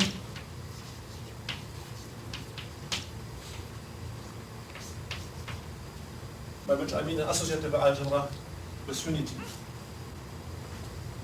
Now a comodule M over A over K. That's by definition obtained by taking first a K-module structure on M, and second, a homomorphism of M into the tensor product, M tensor Ka, plus a bunch of axioms. The idea is that in order, when M is already a K-module, in order to define an A-module structure on it, which extends its K-module structure, it amounts to the same to give a K-linear map from M tensor A into M. And now we make an arrow reversing business, so to say, and taking the dual notion of an A algebra structure on a K module by reversing the arrow and reversing the arrows in all the axioms. Now this type of structure we meet with rather intensively in some topics of homological algebra, or also in when we are dealing with algebraic groups with group schemes. Let's say that's the affine algebra of an algebraic group scheme over K, an affine algebraic group scheme over K is a,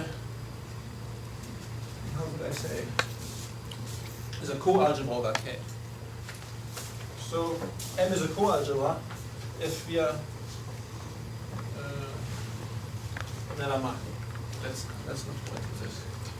Well, let's say the following: if A is a affine ring of a group scheme over K, then to have G operate on the module M is the same thing as to give a co-algebra structure on M over A. Alright, so this type of algebraic structure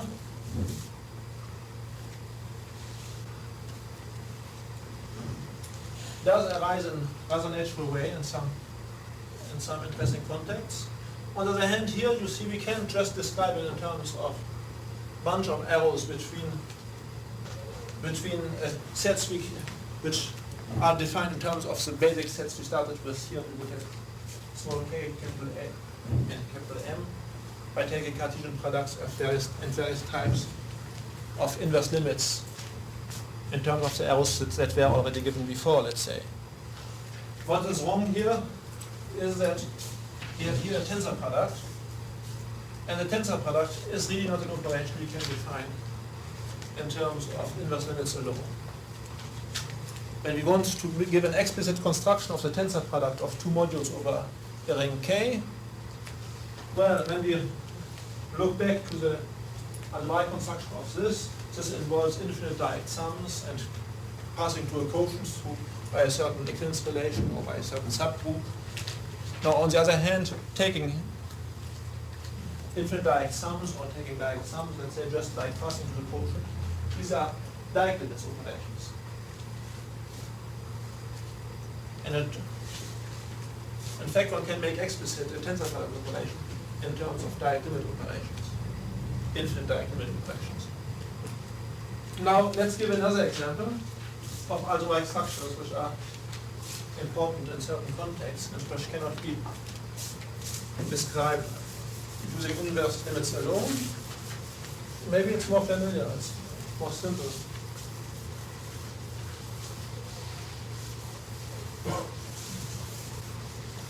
But perhaps before going over to another example, let's draw the conclusion from the negative statement made here, namely that it cannot be defined by inverse limits. Now assume we want to translate the whole business here for sheaves on a topological space. So let's say now we have a topological space. Let's say we have a sheaf of multiple rings on it, K. No difficulty in defining this. We have a sheaf of algebras over K, associative with unit, capital A. Let's say we have no difficulty in this either. Let's say we have a sheaf M of modules over small k. This is also a well-defined notion because everything is inside the context 1 here. But now, what does it mean that this K module has a co-module structure over A? The first thing which would come to mind is to say that for every open set U and X, we give ourselves a homomorphism from MU into MU tensored over ku with A of u. Now it turns out that this definition just wouldn't work. In fact, what we have to do is to define directly the tensor product of two sheaves of modules over a sheaf of rings. Here it would be M and A over K. Now this is an operation which does not commute with passing two sections, just like direct limits don't commute. The operation of direct limits on sheaves does not commute with taking sections. So this is a sheaf which has a property that for every u, the tensor product which is written here is mapped into the value on u of this sheaf, but this map is by no means bijective. And what should be given is in fact a homomorphism of M should be a homomorphism of M into the sheaf. That means of for every u of M of u into the module of sections of this sheaf over u, u as being a K of u module, in a way contrariant with respect to u. But of course this is not the same as to give a map like this. This arrow, for instance, may not be injective nor surjective. So this arrow here may have no factorization whatever, or if it has a factorization, it may not be unique. That is here, we are in a case when we cannot use the nice setup which we have set here where everything boils down to sets, at least not directly so, by looking at the sets of sections over a given u. We have to construct, in this case, a tensor product directly, internally in the catalog sheet by doing some work, which is done, by the way, in some places in the literature, and then to just to copy the definition in the catalog of sets, but we cannot apply it directly by reducing the catalog of sets. Now let's give another example of analogous type. This is the notion of a torsor. Let's first look at it in the catalog of groups. If we have a group G in the catalog of sets, we know what it means that G operates over a set E, and we will say that E is a torsor over G, or as one said, a principal homogeneous space, if, first of all, E is non-empty, and second, G is transitive on E, is simply transitive. E est, if X and Y are elements of E, then there exists a unique element in G such that Y is equal to G applied to X. Of course, condition number 2 doesn't imply number 1, because if E is empty, this condition is always satisfied. Now, to say that G operates on E can be expressed in diagrammatic.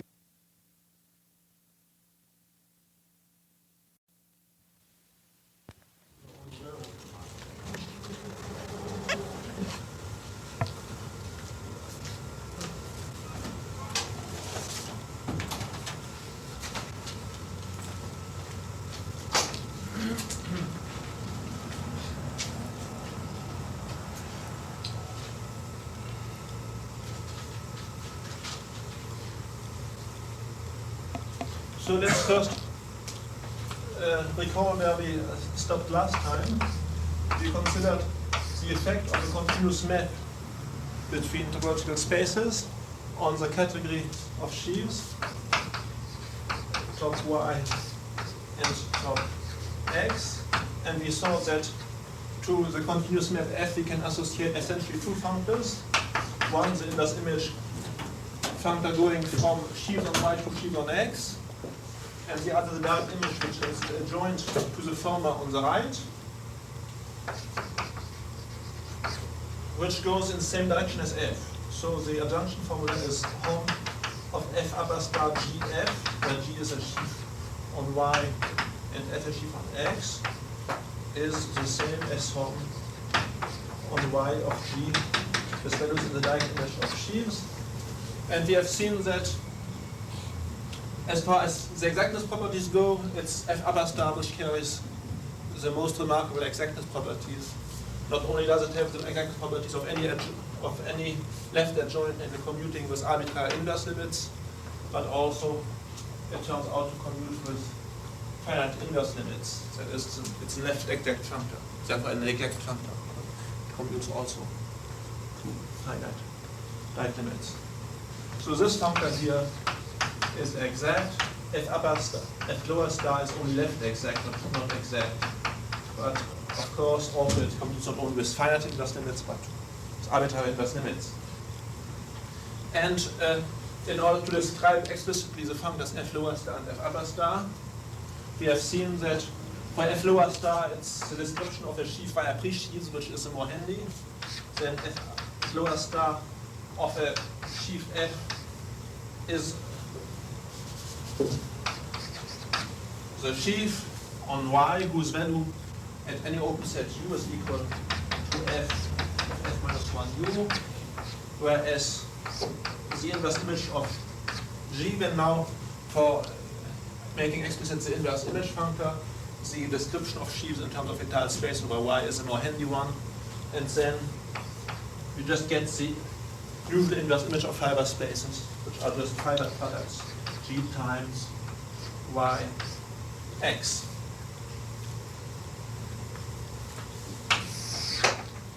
Now let's make explicit two particular cases. Assume that X is reduced now to just one point small x. Then the category of sheaves on capital X, as we have seen, can be identified with a category of sets, associating to every sheaf the set of its sections over capital X reduced to one point. And in this case, the inverse image functor, as we will see at once, is just the store functor at the point X. If we denote by, to give a morphism of a point into Y is the same thing as to give a point in Y, let's say, that's Y is this point, and so the morphism from X into Y, the continuous map from X into Y can be just viewed as being the inclusion morphism of a point into Y, call this inclusion morphism I lower Y, and we see that for every sheaf F, the start of sheaf at Y can be identified with the inverse image of this sheaf by the inclusion morphism of the point. This comes from the fact that the store of F at Y, when F is viewed as being an étale space over Y, is known to be just the fiber of the fiber space over Y. But it's the same also when we take the inverse image in the sense of sheaves, because then the fiber product reduces to the fiber as well known. So these two are just the fiber of F at Y, the sense of fiber spaces. So that's one case. Now let's take another particular case. So the inverse image, so the notion of inverse image of sheaves just generalize the notion of the stalk of a sheaf. Here it would be something like the stalk of a sheaf with respect not to a point, but with respect to a continuous map. And this explains why the exactness properties of inverse images of sheaves of the inverse image functor is just the same as the exactness properties we have seen for stalk functors. One is a particular case of the other. All right, now let's take another case when F has an étale morphism. In this case, we can view X as being a sheaf over Y. We can view as X endowed with the morphism F as defining X as an element of the category of Y of sheaves over Y. Now, we may identify the category of sheaves over X as being the category of étale spaces over X, but so let's say spaces F lying over X with the structure morphism being étale, but we know that the compositum of two étale morphisms is an étale morphism, which is evident, because the étale morphisms are those which locally are like open immersions. And the compositum of two open immersions is an open immersion.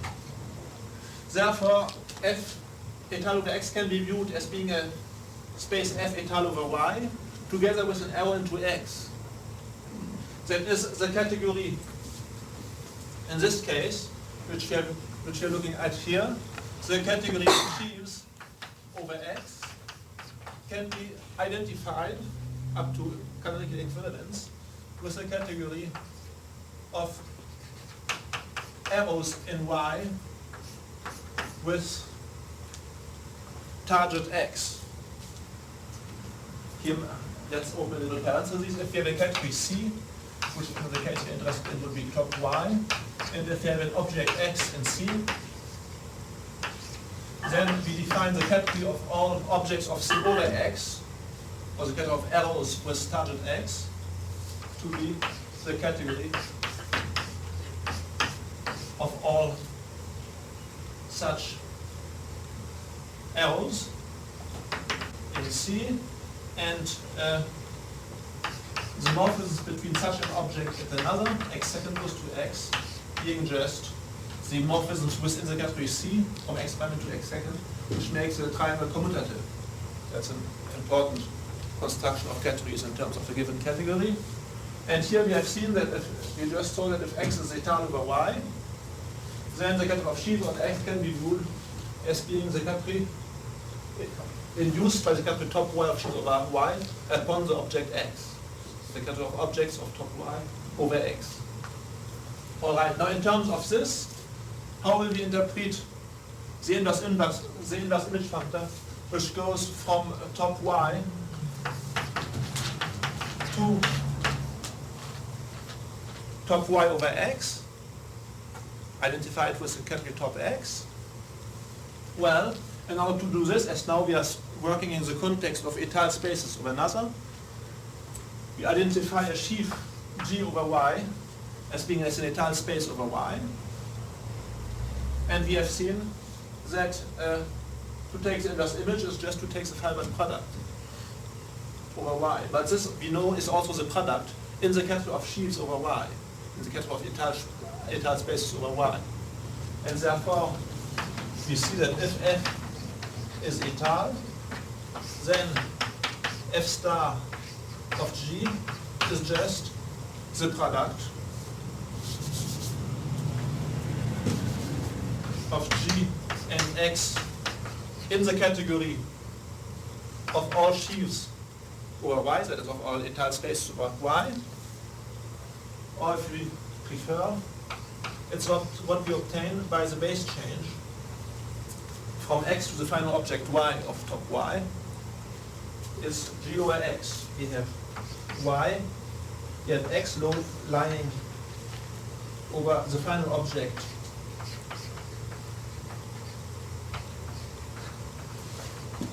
of top Y, which final object we identify with Y itself. It's the etal space over Y, which is identical to Y itself. That's it. Now G also as an object of the category of sheaves on Y lies over the final object. And the inverse image of G by F, viewed as being a sheaf on Y together with a structure map on X, as being an object in top Y over X, is just, the pullback is just the inverse image of G over Y by the space change, G over X. It's a Hilbert product, but which turns also out to be the absolute product in the category because where Y here is the final object. Of course, more generally, if we have an arrow X prime goes to X within the category of sheaves that is of etal space over Y, call this arrow what do I know, G, let's say, then we can look at the inverse image functor which goes from sheaves over X to sheaves over X prime. That goes from top Y over X to top Y over X prime, which we will call, of course, G upper star. So this is associated to any arrow X prime goes into X within the category of sheaves over Y. And now this arrow can be interpreted intrinsically in terms of the category top Y as being the arrow of base change, but associates to every F over X its inverse image f prime equals f over x prime, which is a fiber product of f and x prime over x. This fiber product being taken within the category of sheaves over y, within the category top y.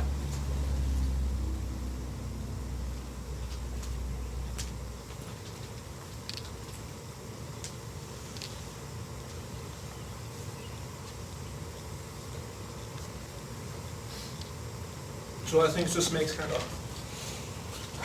concrete. To avoid confusion with the notation, you're identifying here with the object, the map F with the object, with the source X.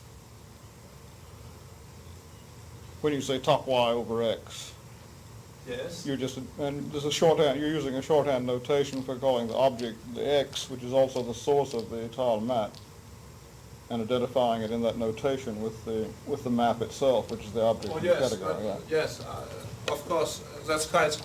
When one deals with a category C over X of objects of C over given object X, so an object of this new category is an object X prime of C together with an arrow.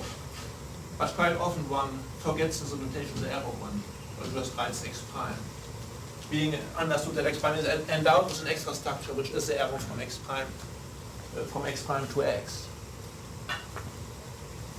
When one speaks of a fiber space over a space X, for instance, let's call it X prime, I mean, one knows that such a fiber space is given by a topological space together with the arrow. But when one writes this fiber space, one doesn't always write X prime, comma G. One just says the fiber space X prime without mentioning G every time. G is kind of understood as being part of the structure of X prime. And that's what we do here throughout. So it would be more sensible to erase the X prime and leave the G, since it does include the, okay. If you keep But one the map- doesn't do it. Yeah, One prefers to look at the sets you see as carrying the structure rather than the arrows. And it's not, technically it's less good, but heuristically it's what people do. I think whenever one has attempted to write down things in the opposite way, namely writing the arrows instead of the, It's hopelessly I confusing. think, it just doesn't stick, I think. One is bound to drop it after a while because the intuition doesn't follow. That's the experience I got. So no, you think of the object as being X prime, don't you?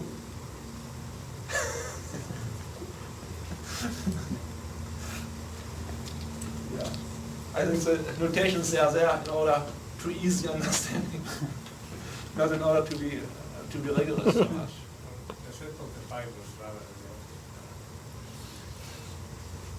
than All right. Now let's say a word about the effect of these inverse image and direct image functors on algebraic structures that we can put on sheaves.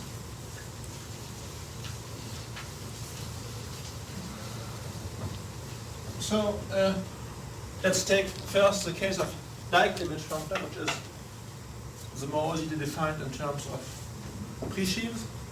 This functor commutes with arbitrary inverse limits, and therefore, for every kind of structure, algebraic structure that is defined in terms of inverse limits, f lower star carries a functor on x carrying such structure, a sheaf on x carrying such structure, into a sheaf on y carrying the same kind of structure. For instance, if you have a sheaf of groups on x, then its direct image is a sheaf of groups on y. The same for a abelian sheaf, in a sheaf of abelian groups, or a sheaf of rings is transformed into a sheaf of rings, a sheaf of Lie groups, a sheaf of Lie rings is transformed into a sheaf of Lie rings, etc. However, if you take structures that whose definition involves also direct limits, for instance, like the structure of a torsor, let's say, over a sheaf of groups, then the direct image here doesn't respect such structures. For instance, if we take here a torsor under group, is transformed by the direct image functor into a sheaf on which the direct image of the group operates, but this new sheaf with operators on y will not be a torsor.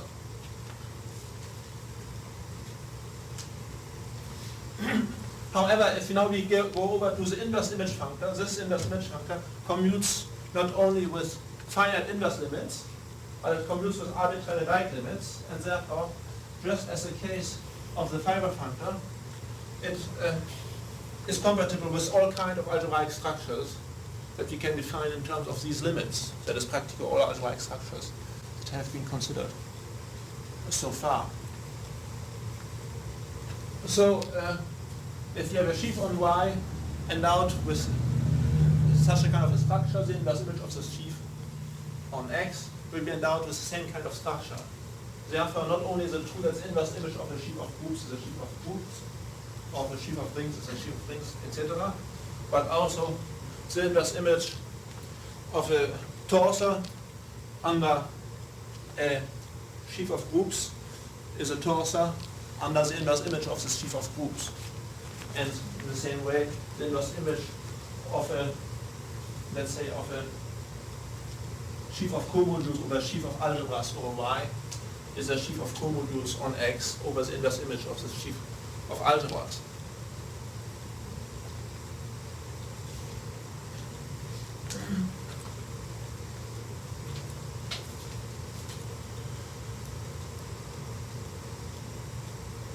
Now, last time I got stuck a little in giving the example and giving two examples of structures that I could not be defined in terms of inverse limits, but which could be defined in terms of inverse limits plus Dieck limits. I took the structure of a field and the structure of an integral domain.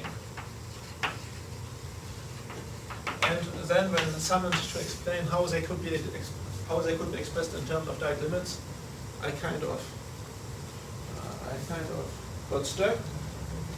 Now here is how we can do. I did check at home, but it requires careful definitions in order that it makes a sense that these notions indeed cannot be defined in terms of inverse limits. But never mind, I can't go into this because it would take a lot of time to be careful with definitions. But let's make explicit how we can define it in terms of inverse limits plus Dieck limits.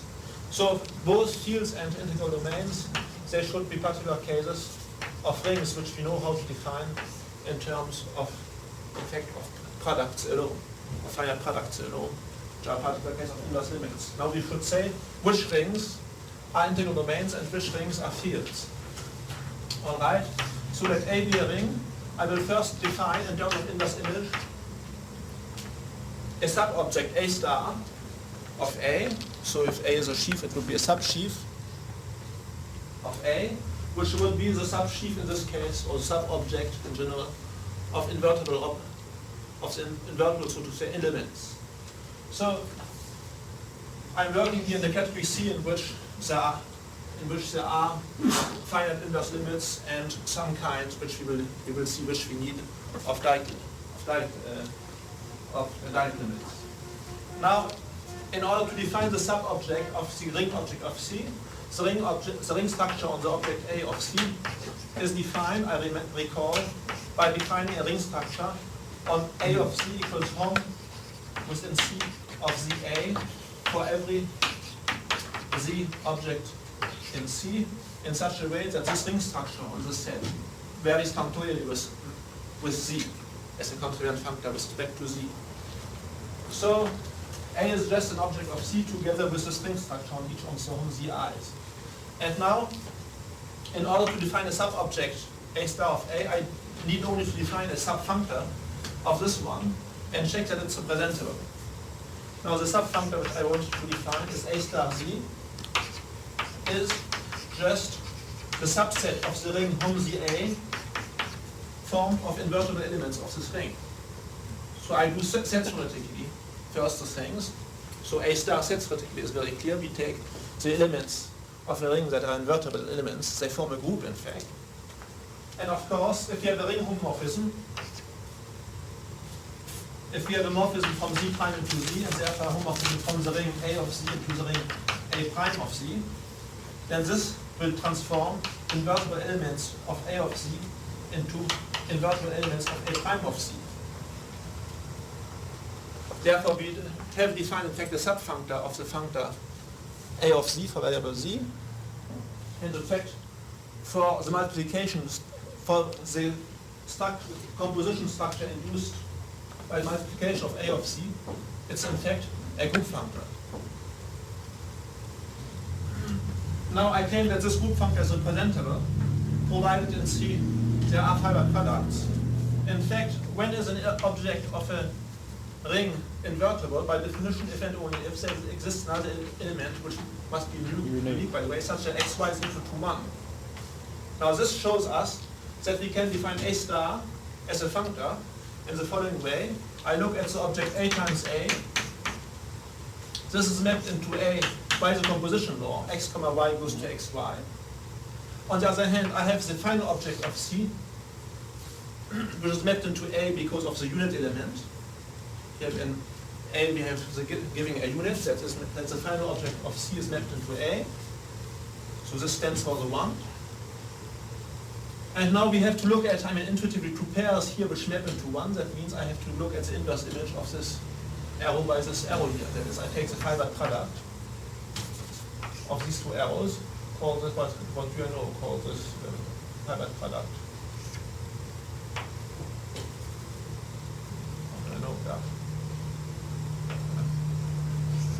G, let's say. So E being a subobject of A, this is a subobject of A times A. And it's clear that this represents the functor we have just said. The natural map from this functor into A, which will define an embedding of this into A, whose image is A star, will be just induced by the first projection of A times A into A.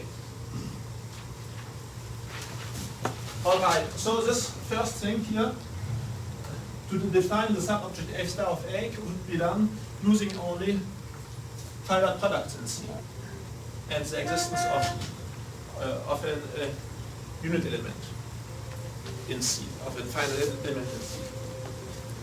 But now we want to define what it means for A to be a field. Intuitively, what does it mean in the case of the category of sets? It means that every element of A is either invertible or 0. That means that if I look at the one-point set, E, which is the final object of the category of sets, and if I look at the morphism of E into A, which transforms E into the 0 element of A, that then A is the union of A star and small e. In other words, if I look at the sum of E and A star, the disjoint sum, which is just the sum in the category of sets, I have now a morphism from this into A whose restriction to both factors, to both summands is as it includes I have just said. And this morphism in fact turns out to be a monomorphism. And what I want is that this monomorphism be a bimorphism.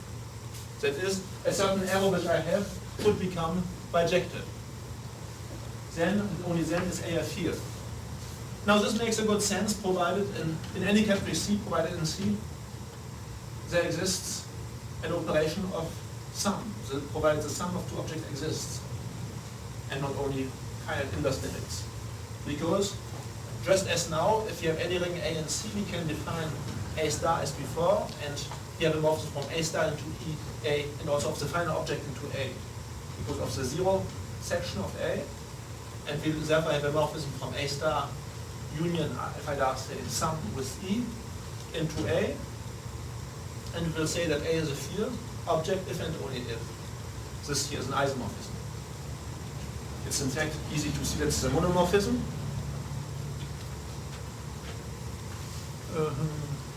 Is it?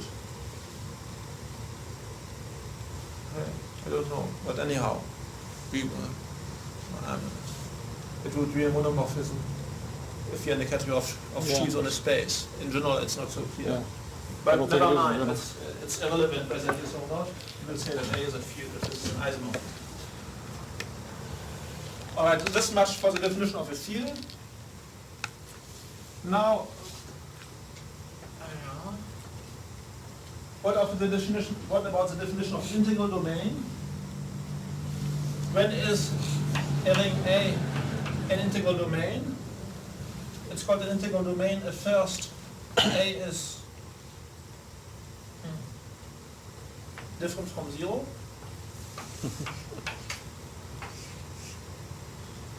Be a little careful about that. And second, if x and y are in A, then xy equals 0 implies x equals 0 or y equals 0. Now, if this for an ordinary ring in the case of sets. Now we want to transform this into a property which makes a sense in more or less any category where you will have finite inverse limits and some Dieck limits too. For instance, category of sheaves. Of course, if we are working in a category of sheaves, if A is a sheaf of rings, what does it mean xy equals 0? That means that we have two sections of the sheaf of rings whose over some open set, and we look at the case where the product of these two sections is 0. Of course, what we want to conclude is not at all that x is equal 0 or y equals 0. This wouldn't be true even if we take the constant sheaf of rings defined by an ordinary integral domain. We want to conclude that x or y are 0 locally. That locally either x or y is 0. That every point, let's say, has a neighborhood on which either x or y is 0. But which of the two is 0 may depend on the point on which we are looking. So that's the idea of the kind of definition we're looking for and which we want to express in terms of Dieck images. Now, let's see how to proceed about this. How to express this diagrammatically. I look again to the product A times A to give two sections of x and y of A is the same thing as to give a section of A times A. To say that this pair of sections satisfies this property means that it belongs to a certain subset of A times A. Let's think of the union of two lines in the plane, let's say, of the two coordinate lines in the plane. All this, what do I know? C initial of cross, which is the inverse image by the composition homomorphism, the same as we have looked at here, but now by the inverse image of the 0 section, that is of the morphism from the final object into A, which is 0, which is the 0 element of form E and A, which is a ring. Alright, so I take this inverse image, C. Alright, now I have two ways of satisfying, let's go back to this equation, in the equational terms, of satisfying this equation, either by x equals 0 and y equals anything, or by y equals 0 and x equals anything. Now if I go back to diagrams, this means that I have two morphisms from A and to C. One is just the map from A into A times A, which diagrammatically is the map x goes to x comma 0, it's so to say the first coordinate morphism, which makes a sense intrinsically in terms of the category C, provided there are finite inverse limits. So we have a first morphism from A into A times A, which is the first coordinate axis, so to say, and here we have the other one, which would be x goes into 0, x, the second coordinate axis, which identifies, in fact, A to the finite product of A times A over A with, with the 0 object here, where I take not here the composition law, but either the first or the second projection. All right? And now, what we want to express is, essentially, that these two morphisms, which in fact factors to C, quite evidently, that they kind of exhaust C. In other words, if I take the corresponding morphism from the direct sum of A with itself to C, that this would be an epimorphism. It will no longer be a monomorphism, even in the case of sheaves. So I want to express that a certain arrow is an epimorphism. But this, we have seen, can be expressed also by saying that a certain diagram is co-Cartesian, by taking the amalgamated. This means that C can be identified with amalgamated sum of C with itself under this object. So it just means that another arrow is an isomorphism. So provided in the category C there are direct sums of two elements and there are amalgamated sums, I can state an axiom in diagrammatic terms of a ring object of C being an integral domain, at least as far as this here is concerned. I have not expressed this property yet. So if I had only expressed this, when we go back to the get of sets, this would just mean that the ring is either 0 or an integral domain. Now I have to exclude the case A equals 0. Should I do this now, or maybe it would be instructive that I do this?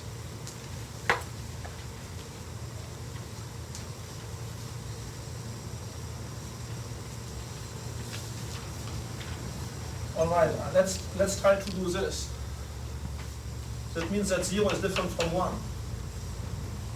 All rings, of course, here have unity. Now what I will do is the following. I will take, diagrammatically, I will take the two objects of A of E, 0 and 1, and I will take the kernel, which is a sub-object.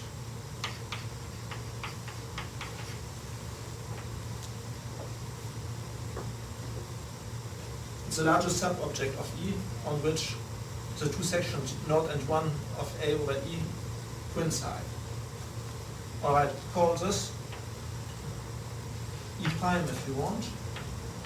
So if we, for instance, if we were working in the category of sheaves, this would be the largest open subset of the base space X on which the sheaf of rings A is 0.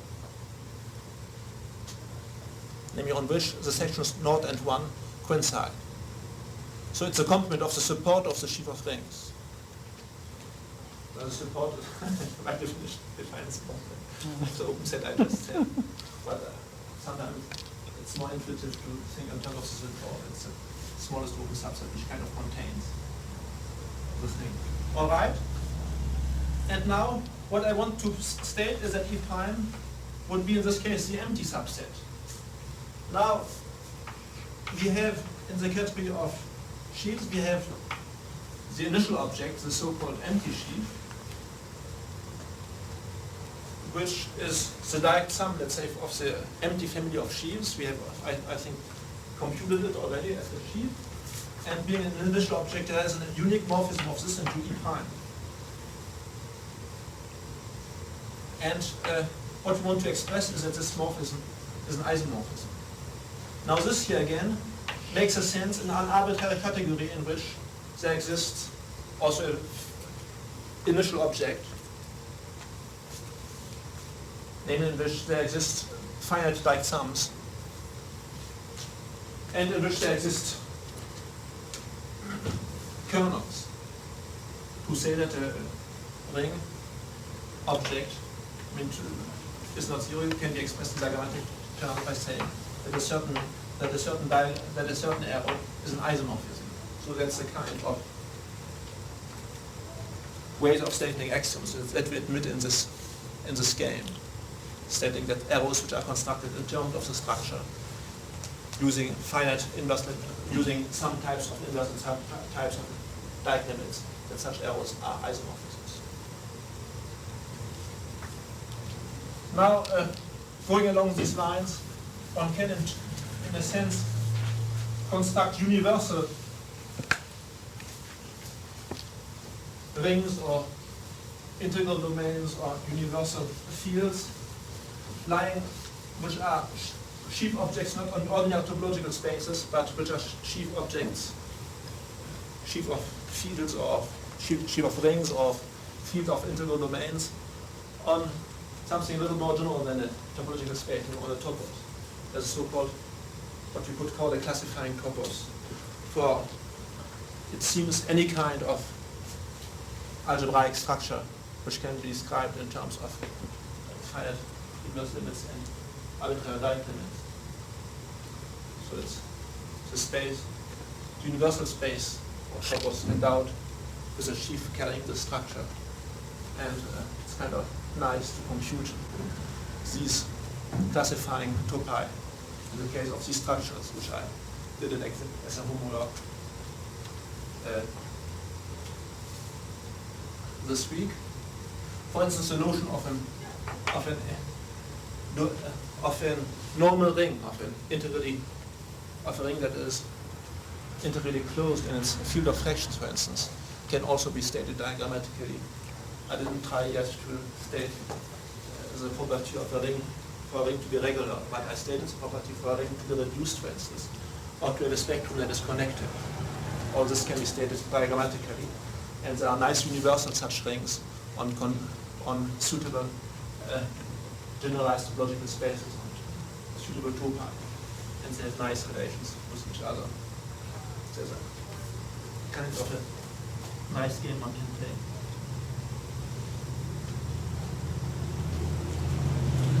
All right, now I want to, let's change the topic slightly.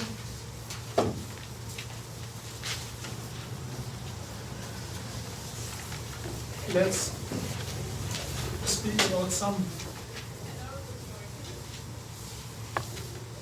Does a sheaf of fields but a sheaf of fields in a conventional sense? I mean, Well, pre-sheaf values in fields is certainly not it's not a field object in This that never exists in a way. right. So that's Pre-sheaf, yes, of course, but the sheaf, the sheaf. no, because with the sheaf you see, if you have two disjoint open sets, Right. the section of the sheaf is a product of the sections here and the sections there, but the product of two fields is never a field. Right.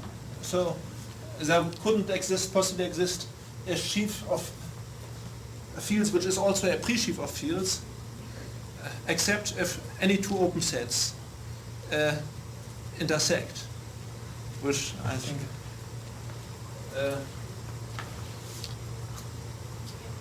in fact that shows that it can never be a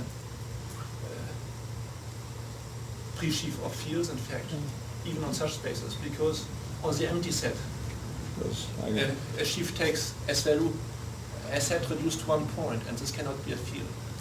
In the field, among the axioms of a field, there is that it's not reduced to 0, that 0 is different from 1. It should be an integrity domain. So never can be a sheaf of fields, or field of sheaves, be a pre-sheaf of fields.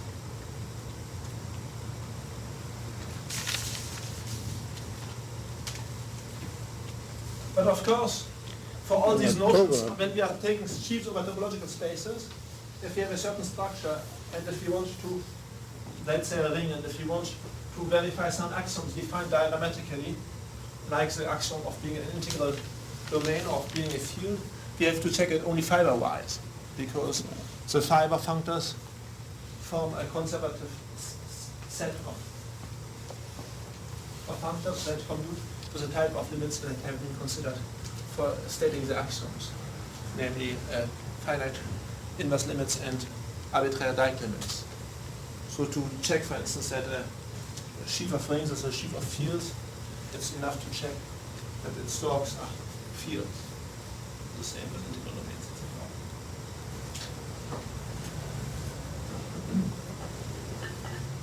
For instance, let's give an example of a sheaf of fields. If we have any field K, we should perhaps take this occasion to speak about the constant sheaves. We have not done so far, but let's look at the, if you have any topological space X, let's look at the continuous map from X into one point set.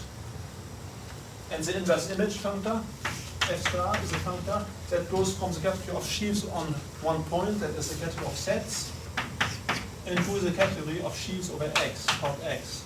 So we have the canonical functor.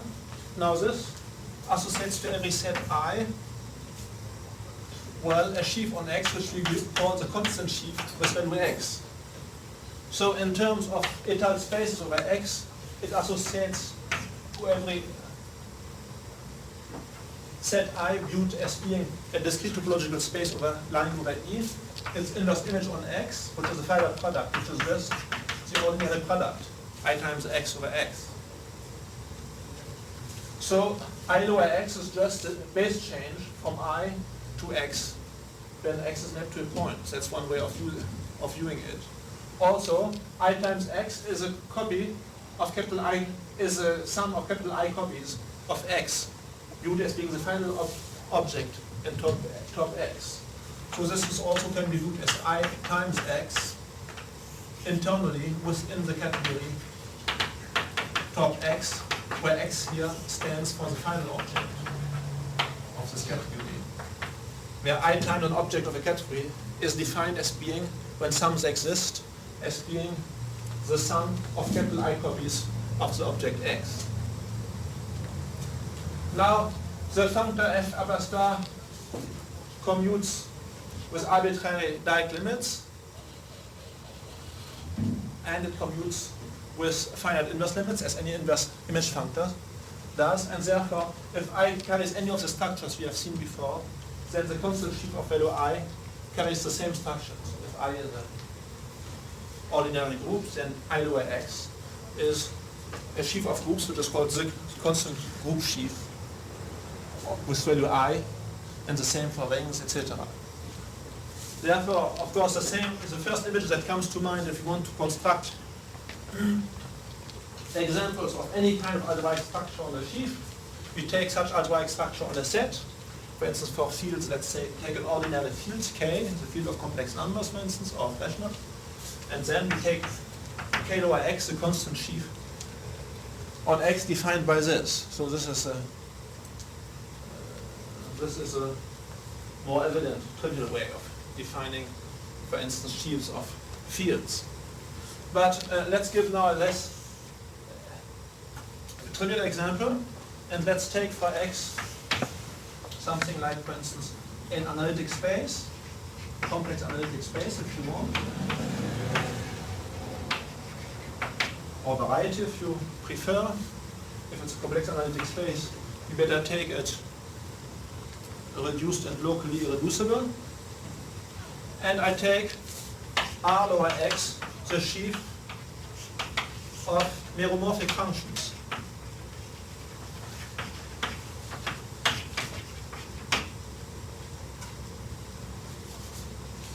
So the section of the sheaf over any open set U of x are just the meromorphic functions defined on this open set. Now, of course, meromorphic functions on open, that is the sheaf is pretty clear. More or less the definition of, included in the definition of meromorphic functions. I won't give here the definition of meromorphic functions. So this example is for those who have a notion of what it is. At least it's locally defined as being the quotient of two homomorphic functions. But the denominator may vanish at certain points, but we don't want that it vanishes in the neighborhood of any point. That's essentially the definition. All right. Now, this is a sheaf, and it's a sheaf of rings, in fact. And it turns out that in the case of an analytic variety or of an analytic space, which has no important elements and which has locally only one irreducible component, which is locally irreducible, it's a sheaf of fields in this case. The stalk of this R capital X small x, it's the sheaf of, it's the ring of germs of meromorphic functions in the neighborhood of the point x, and it is also the ring of quotients, the total ring of quotients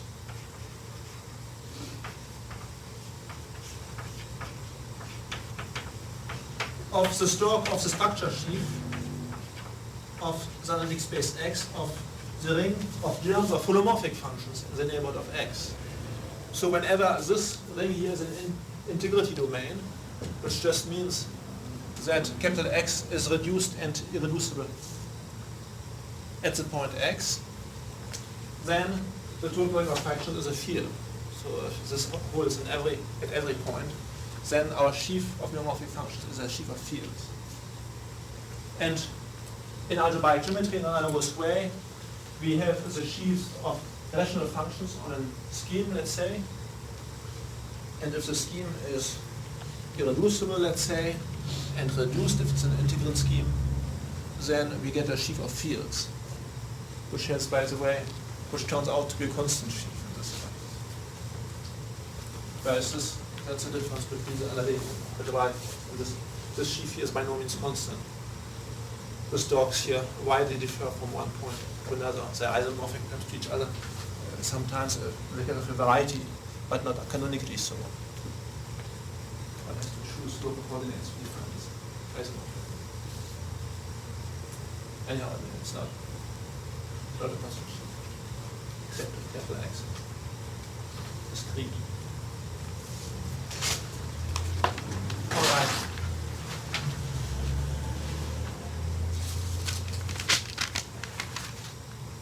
Now, let's give some other constructions of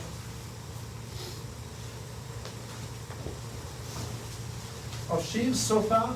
The construction internal to a category of sheaves that we have seen are limit constructions, construction of Dieck limits or inverse limits. We have worked throughout with this, but there are other important examples of other important constructions that make sense in the category of sheaves. And F and G, for instance, be two sheaves over always the same base space X. We will define another sheaf from Fg, and we want Hom underlined, however. If we take the Hom without an underline of F into G, this designates by definition the set of all morphisms of the sheaf F into the sheaf G, which is a set, but we want to define a sheaf. So therefore we underline Hom Fg. The value of this sheaf on an open set U, by definition, is obtained by taking the restrictions of F and G to this open set U, and by taking the homomorphisms between these two sheaves. Now, of course, if we have a homomorphism from F restricted to U into G restricted to U, let's call just F lower U and G lower U, and if we in a smaller open set, then this induces a morphism for Fv goes to Gv in an evident way. And we have transitivity for the restriction. And therefore, for variable u, the Hom underlines Ft of u do indeed form a confident functor in u. And it's quite evident that this functor, which is therefore a pre-sheaf, is indeed a sheaf. Because F and G are so local objects on X.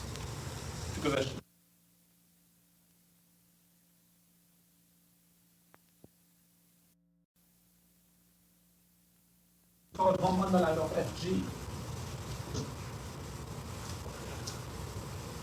Now, this construction in fact can be expressed intrinsically in terms of the category top X, because of the following. Because we readily describe the confident functor represented by this object. If we have any sheaf, how will we call it, X prime over X, then the homomorphisms of the sheaf X prime in the sheaf Hom underline of Fg can be identified with homomorphisms over X prime of F lower X prime, this happens in G lower X prime, where now F lower X prime is just the product F times X prime, and G lower X prime is the product G times X prime, but viewed as being a sheaf over X prime, a sheaf above the topological space X prime, if you want, if you view X prime as being etal over X. So this here is an homomorphism in the category top X over X prime, of arrows of top X line over X prime. So when X prime is just an open subset of X, see, then this formula is just the formula above here. But in fact, it's easy to check that we have such a factorial, three factorial with respect to the three arguments, isomorphism between these two sets. It's pretty clear. For instance, if you interpret X prime as being, if you interpret everything in terms of etal spaces, because what is true for an open set U is true for an etal space, because locally it looks like just like an open subset of X. Now, another way of writing this home is also, that this is home in the category top X now, not in the category of arrows, of X times F, this values in G. You see, if we have the two products F times X and G times X lying, I'm sorry, F times the X prime, here's X prime times F. F times X prime and G times X prime lying over X prime, to give a morphism of one into the other compatible with the projections, is just the same thing. To get a morphism like this into G times X prime is within the category of all arrows of top X is just the same as to give a morphism into G and another into X prime. And to say that it commutes with projection onto X prime means that the second one from F times X prime into X prime is just the second projection. It's just this arrow. Therefore, to give such an arrow is the same, which makes this prime commutative, is just the same as to give an arrow like this in the category top X. And that's what I wrote down here. Now, this functor here with respect to this controlling functor with respect to argument X prime, I mean, it's intrinsically defined in terms of the category top X. And we say in any category whatever in which product of two objects exist, if for two given objects F and G, this controlling function X prime is representable, or I shouldn't write it. So this, if this functor here defined by this formula is representable, we say that the form underlined of F and G exists in the category C, and we view it as being as an object of C. And it turns out that in the category of sheaves, these objects make a sense within this category without going over to the category C hat. All right. Now,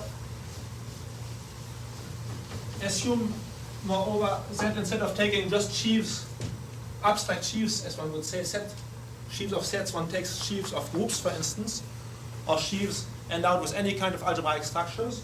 For being definite, let's take sheaves of groups. Then we can also define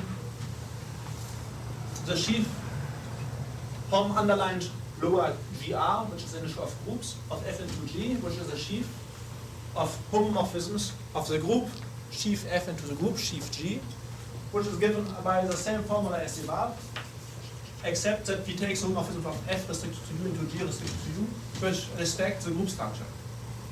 Now, in order to define this intrinsically in terms of the category top X, here really it's the first of the two descriptions which we have to use.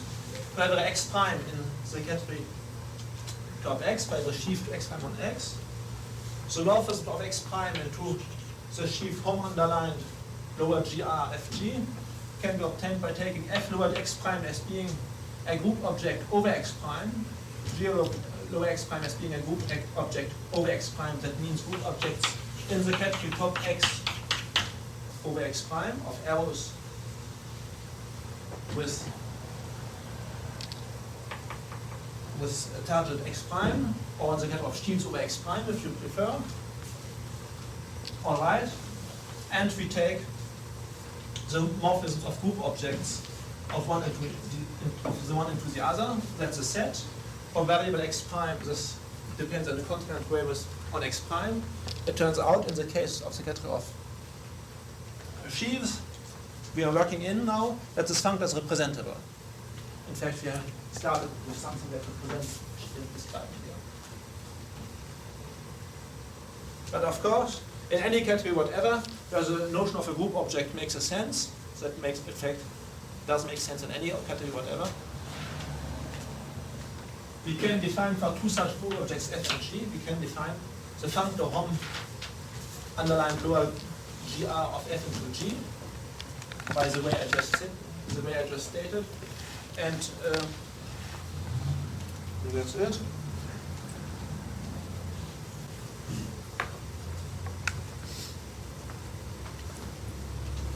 And the question then arises whether this function is representable. If it is so, then this object will be viewed as being an object. This functor will be viewed as being an object of the category defined up to canonical isomorphism. And it turns out that this construction always does make sense in the category of sheaves on topological space. So there are a number of variants of these kind of constructions, using all kind of extra structures, of diagrams, whatever. Once one has understood the principle, it's pretty clear how to proceed. I want to give still another example. Let F be a sheaf. We want to define a sheaf P of F, which would be the sheaf of all subsheaves, the sheaf of all subobjects of F. So let's first define it as a pre-sheaf, which will turn out to be a sheaf, and then we will give, as before, a universal characterization of it. So Pf of U, where U is an open subset of X, will be the set of all subsheaves of F restricted to U. Of course, if V is a smaller open set, then every subsheaf of F restricted to U by restriction gives a subsheaf of F restricted to V. In such a way, for variable U, we get a contravariant functor in U, and it's evident again because giving a subsheaf is something local, that this pre-sheaf is a sheaf. So we have defined a sheaf which we call P of F. There's a P here, is a nice gotic P that Bugatti uses in order to define for a given set F, the set of all subsets. So if we apply our construction in the case of X reduced to a point, so F is just a set, then P of F would be just the set of subsets of the set. Sheaf on a point being identified just to sets. So we have a generalization of the construction of the set of all subsets of a set. Now here, this description which we gave, whereas it is the most evidently geometric description of this sheaf, is not intrinsic, doesn't appear to be intrinsic to the category top X. So we try to define now it intrinsically by defining the contravariant functor it represents. So again, let X prime, or let's say X prime, a variable object of top X. That means an entire space X prime by X. And let's say what are the points of PF with values in X prime? What are the homomorphisms of X prime into PF? Well, it can be defined as being the set of all sub-objects or subsheaves or sub-objects of F lower X prime as before, which is just F times X prime. And here you can interpret sub-objects in the sense of top X or in the sense of top X over X prime as sheaves on X or sheaves on X prime. The notion of sub-object does not change when we pass from a category C to the induced category over an object X. If you have an object over another one, the sub-objects for the ambient category or for the category, the relativized category, are the same. And now this turns out to be contravariant functor with respect to X prime, quite evidently. If we have a X second is mapped into X prime, then F times X second is mapped into F times X prime. And for every sub-object of F times X prime, it's inverse imaged in here, the sub-object of F times X second. This makes a sense whenever, in a category, whenever finite products exist. All right. And it turns out that this functor here, I have defined Pf as a functor with respect to a certain X prime. It turns out that this functor is representable. Now the proof is, again, pretty evident using the fact that to give a subsheaf of a sheaf F lower X prime over the topological space X prime is something which is local on X prime. Now locally X prime looks like an open subset of X, and the sheaf Pf which we have described before was precisely given by these values on open subsets. Therefore we pass from this description of a sheaf for open subsets, corresponding descriptions for any space étal over X as an immediate exercise. That's, all this is practically trivial. We can relate the Hom underlined and the PF in the following way.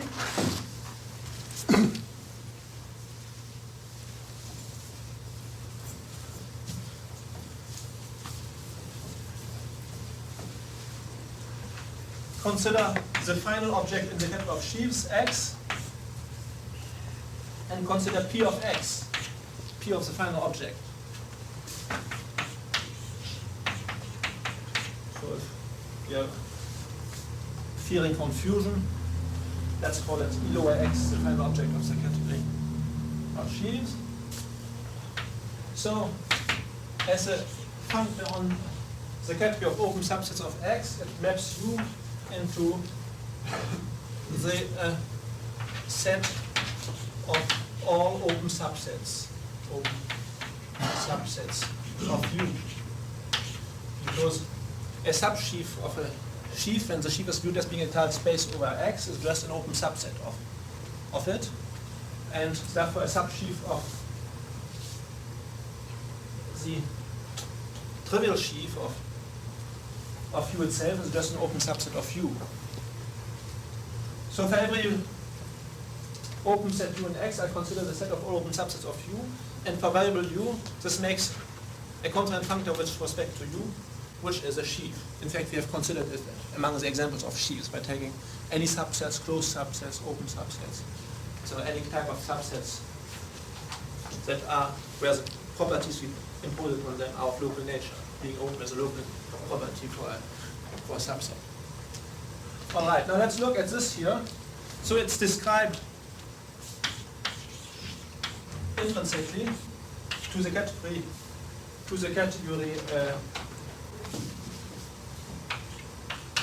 top X in the following way. The homomorphisms of an object X prime into this one are just the subsets of all. They are just the sub-objects. The set of homomorphisms is just the set of all sub-objects of X prime. Now this functor, which associates to every X, is contrarian functor with respect to variable X prime, which associates to every X prime, the set of its sub-objects, is contrariant in the category because higher products exist. This turns out here to be representable. And if it is representable in any category, we denote the object represented by P of small e, of course, where small e is the final object. More generally, we have defined P of X prime for every object, T of F for every object F, if it wants to be representable. And now the relation between Homs and PFs is that PF is just the Hom underline of F with values in PE.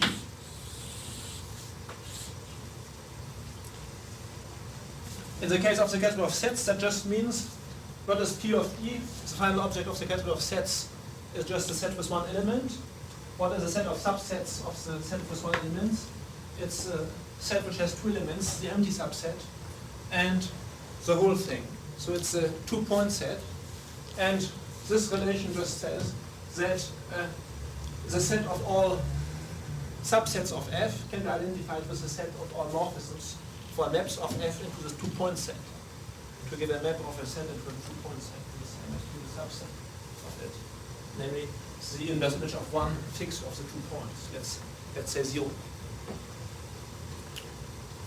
Because then the value of the map on the complement is fixed. It's just the other point. Now, this here is mine. This is trivial checking, I think. In order to write down this isomorphism, we have to it just means more specifically if P of E does exist within the category, then in any category which has a final object, if P of E exists, and then for a given object F of C, Hom underline of F, which is in P of E exists, if and only if P of F exists, and then the same are canonically isomorphic. In order to show this, you just have to write an isomorphism like this, independently of the existence of the two objects in C by viewing both as being contravariant functors on C. In C hat, you see in the category of functors on the category C, contravariant functors with values and sets. These operations always make a sense. So, therefore, I have to see what the value of the functor here is on an object x prime, and here we will get the set of all sub-objects of fx prime, sub-objects of fx prime, and here we get all morphisms from f into pe of x prime. I'm sorry, all morphisms of f times x prime, I'm sorry, into what should I say? What was the, how could we explain this? Morphisms of f times x prime into pe, yes. And now, by definition of p of e, what are the morphisms of f times x prime into pe? These are the sub-objects of f times x prime. So we get the same thing as here. I mean, it's just tautological. If we make our arguments in the encompassing category C hat, you see of all contravariant functors from C into sets, all these relations are just tautologies. Now,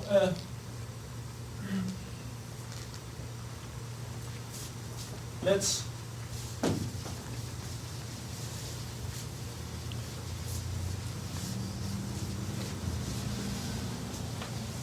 what would it be now if you have a sheaf F, if you have an object F of the category of sheaves? What would it be like to give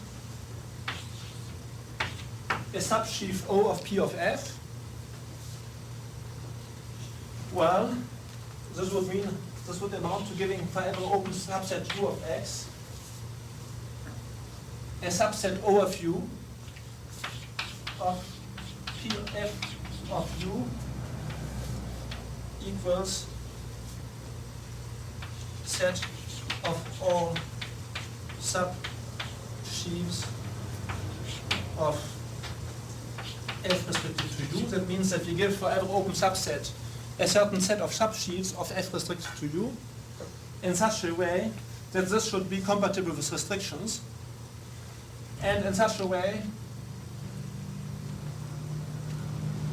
that for a subsheaf of F to U to belong to this particular family of subsheaves, it should be a local property on U.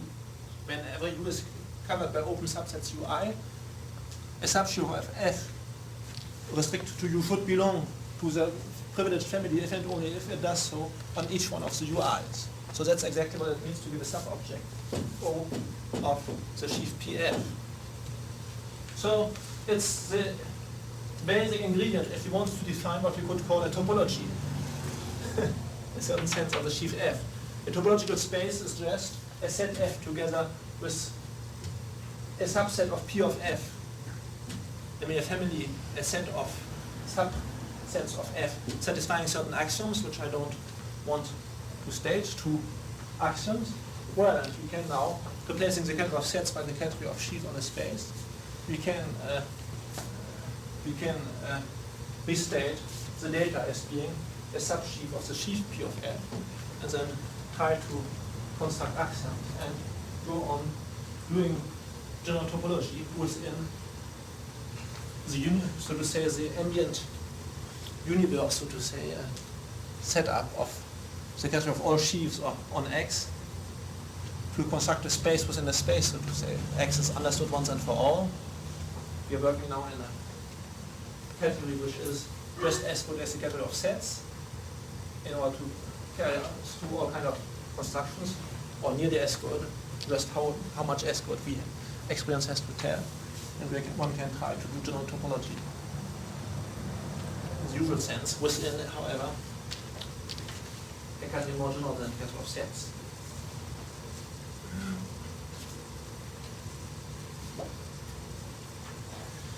But however, we have to be now a little careful about these new constructions of sheaves.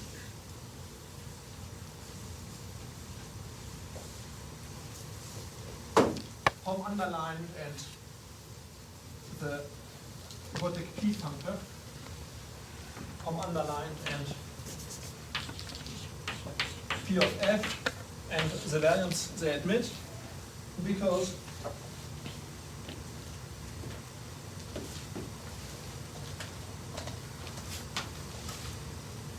unlike the limit, diagonal inverse limits which we have been considering so far, these constructions don't compute in general with inverse images. If you have a morphism, if you have a continuous map f from x into y, so that we have the inverse image functor top y goes to top x, which enjoys beautiful exactness properties. If you have two sheaves on y now, f and g, then we can look at home underlined f of g, which is something on y. We can also look at home underlined of f upper star f upper star g, home underlined in the capital top x. Now, as they are not on the same spaces, we can't directly compare these sheaves, except applying the inverse image functor on the first one, so that we get now two sheaves on the first space. And now it's pretty obvious how to define a canonical arrow which goes from the inverse image of home underlined into the home underlined of the inverse images. And the same for the construction P of f. If you have the sheaf f on y, you can take P of f on the one hand, but you can also take the inverse image of f and take the sheaf P of f star f, and the inverse image of the first sheaf goes into P of f goes into P of the inverse image. So we have these two canonical arrows. It just means that we have a homomorphism compatible with f of the sheaf home underlined fg into home underlined f prime g prime, if the prime denotes inverse images, and the same that you have a homomorphism of sheaves of pf into pf prime, which comes from the fact that if we have homomorphisms of sheaves on an open set here, this gives by inverse image homomorphisms of the inverse images. And the same if you have a subsheaf of a sheaf here, it gives a subsheaf on the inverse image. That's all that it means. Right, so we have canonical arrows. However, these arrows in general are not isomorphisms.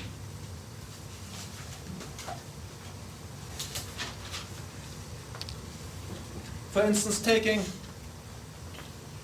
one of the most important restriction functors, inverse image functors, namely fiber functor at a point, it's nearly never true that taking home underlined or taking P of f commutes with passing to fibers. It's true for separated spaces, I think. For Hausdorff spaces, it will be true that it commutes if and only if the point is isolated.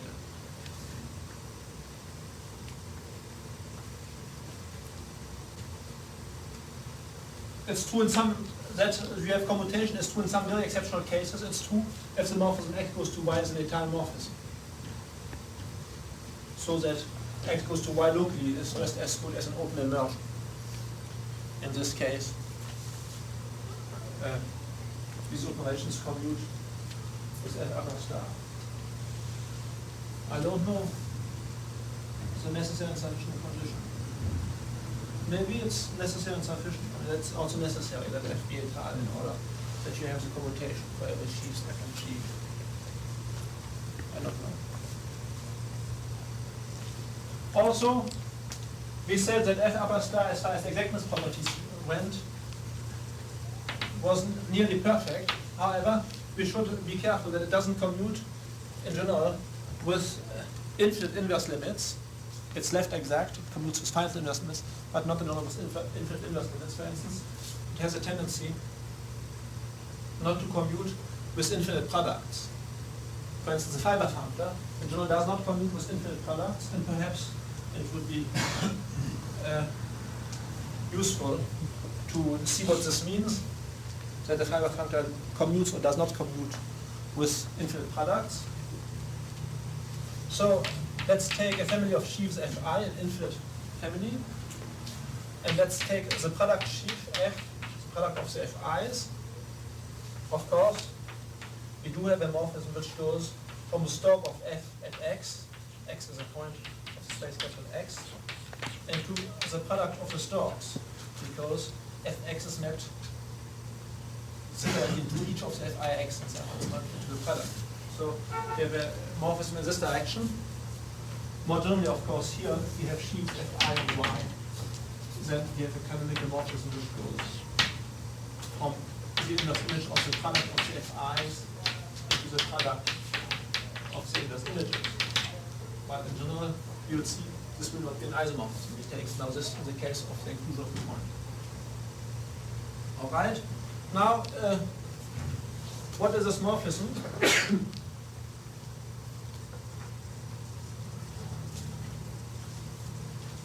Here,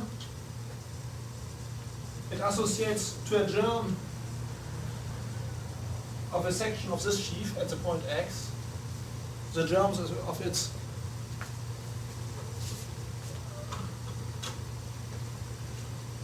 the corresponding projections. Now, is this map injective? What would it mean that this map is injective? That means if f and g are two sections of f, that means if you have two families of sections of the fi and gi over an open subset U containing x, and if every one fi and gi, that is, coincide in a neighborhood of x, which may depend on ui, fi equals gi in the neighborhood ui of x, that means that we can find a fixed neighborhood of x on which fi is equal to gi for every I. Because on the one hand, this here expresses that two elements in here give the same element there. And the conclusion which I stated just means that they are the same in here. Now it's pretty easy. I think that when the point X is not isolated, to construct a family of sheaves fi and such and sections fi and gi, so that the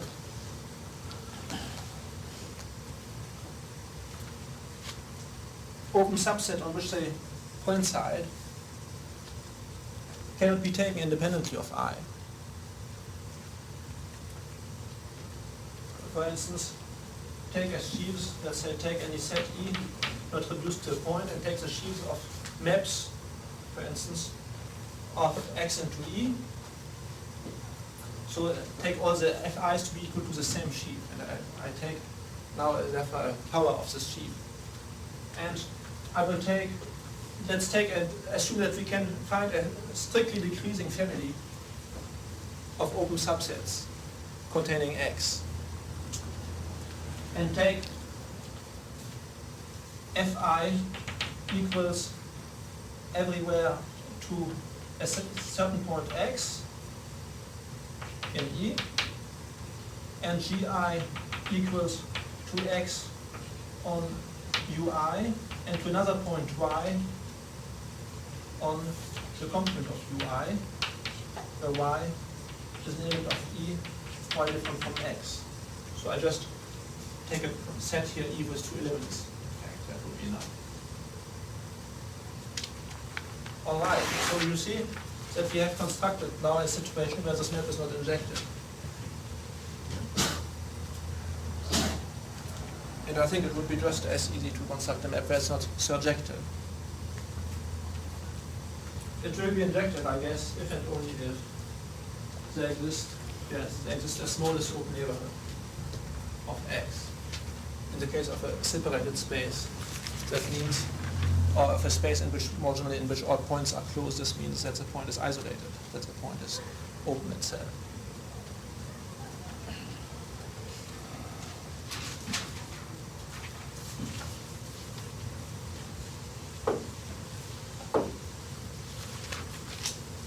Also, to come back to the exactness properties of the catalog of sheaves, I said it was about as good as the exactness properties of the catalog of sets, with the proviso that it should involve only finite inverse limits, let's give it one negative property of the get of sets that is not true for the get of sheaves.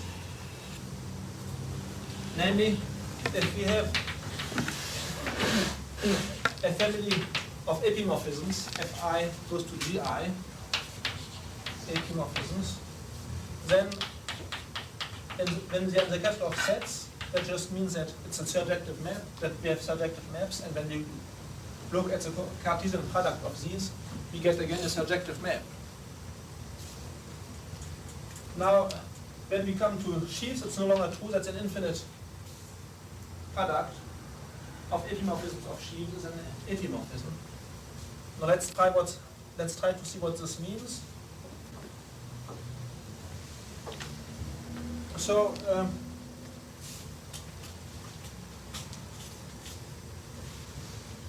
to say that it's an epimorphism, we can reduce to the case when all the GIs are just the final sheaf. Because to say that it's an epimorphism means that for every, that we have an epimorphism here means that for any morphism of E, the final object of the category of sheaves, call it X if you want to improve this here, when we look at the inverse image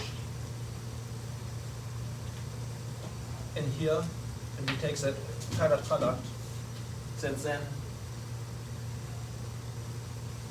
this map here is an epimorphism. That means that this arrow can be lifted locally. All right, now to give a morphism of X into the product is just to give a morphism of X into each of the GIs, and the inverse image of this, because inverse images commutes with infinite products, is just the infinite product of the inverse images.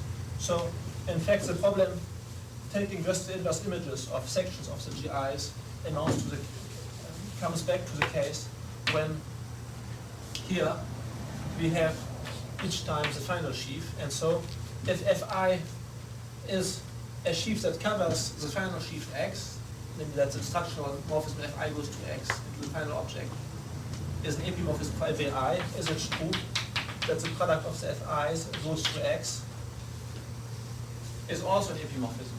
So that's the problem. This reduction, I mean, makes sense in any category.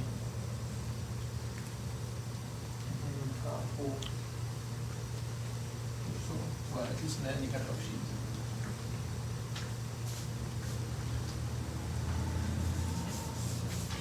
All right. Now what does this mean here? So to say that every Fi goes to X is a covering means that in the neighborhood of any point X of capital X, there exists a section of Fi. The stroke is not empty. And now, what we want, that means that for every I, there exists an open neighborhood Ui of X and an element Si in F of Ui. But a priori, this open subset Ui of this open neighborhood of X will depend on the index I. What would it mean that this product goes to X? It's an epimorphism. That means for every point X in capital X, there's a section of this over neighborhood U of X, namely that means that there exists a family of sections of Fi with the same neighborhood U. So all we have to do is, for instance, to assume that we can find, that's it, a family of open neighborhoods Ui of X, such that the intersection does not contain any neighborhoods, such that the intersection is not a neighborhood of X. That's possible in most cases. If X is not an isolated point, and if we have a fundamental system, for instance, a countable fundamental system of neighborhoods, we can find such UIs, and we will take as sheaves Fi the UI. Let's see, the UIs wouldn't cover, so we have to be more careful than this. Yes, we will take the sheaf UI union. No, I'm sorry.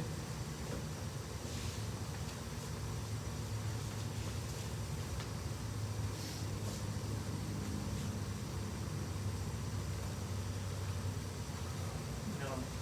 What should I do?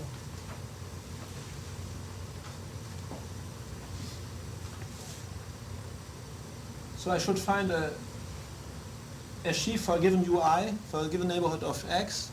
I should find a sheaf which has a section over UI, but not over any larger open set than UI. Can't you take the complement of the closure of the point X for the other factor? And, let's assume the points are closed. So you just want the thing to stick on the right side of the coproduct and. Yes, let's take, I see, UI, let's take UI direct sum with Just the complement Just the complement, sir. of X, let's say. Now, these two, this is an entire space over X which covers. And now, if you have a section of this over a neighborhood of X, it must be a section of this piece. Assume that space is locally connected then. Yes, we have to be a little careful, you see, because for a compact space which is totally disconnected, you see, and if any family of epimorphisms has a product which is an epimorphism. Because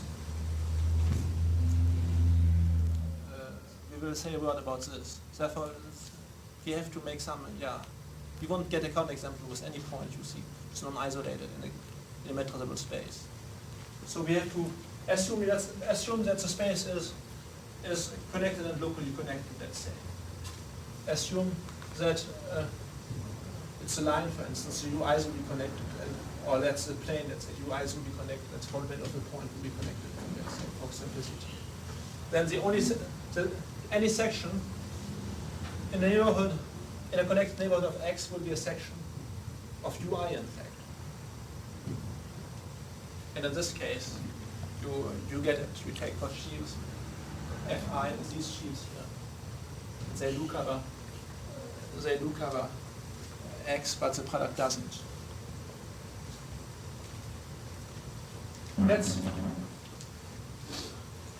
Let's give a case, however, where if there are some mild connectedness restrictions on the space, you see, then it's easy to find for a non-isolated point, using a non-isolated point in it. It's easy to find a product with epimorphism that is not an epimorphism.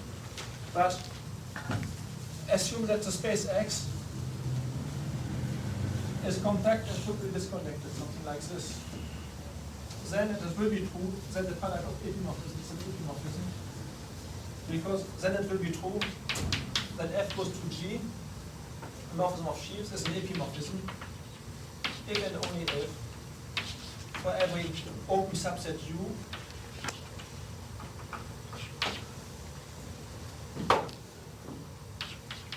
Fu goes to GU is an epimorphism. That comes from the fact that on a locally compact space it is par compact. Any étale space of it which is surjective over it admits a section. Therefore, the condition, of course, this condition is always here would always be more than sufficient, because it just means that F goes to G as an epimorphism of pre-sheaf, which is much stronger than an epimorphism of sheaf. But assume that it's also necessary, which is the case of a space X which is compact and totally disconnected. In this case, of course, if we have a family of epimorphisms Fi goes to Gi, then it's a family of epimorphisms of pre-sheaves, and therefore the product of it is also an epimorphism of pre-sheaves, because that's now checked component-wise, argument-wise. And authority is an epimorphism of sheaves.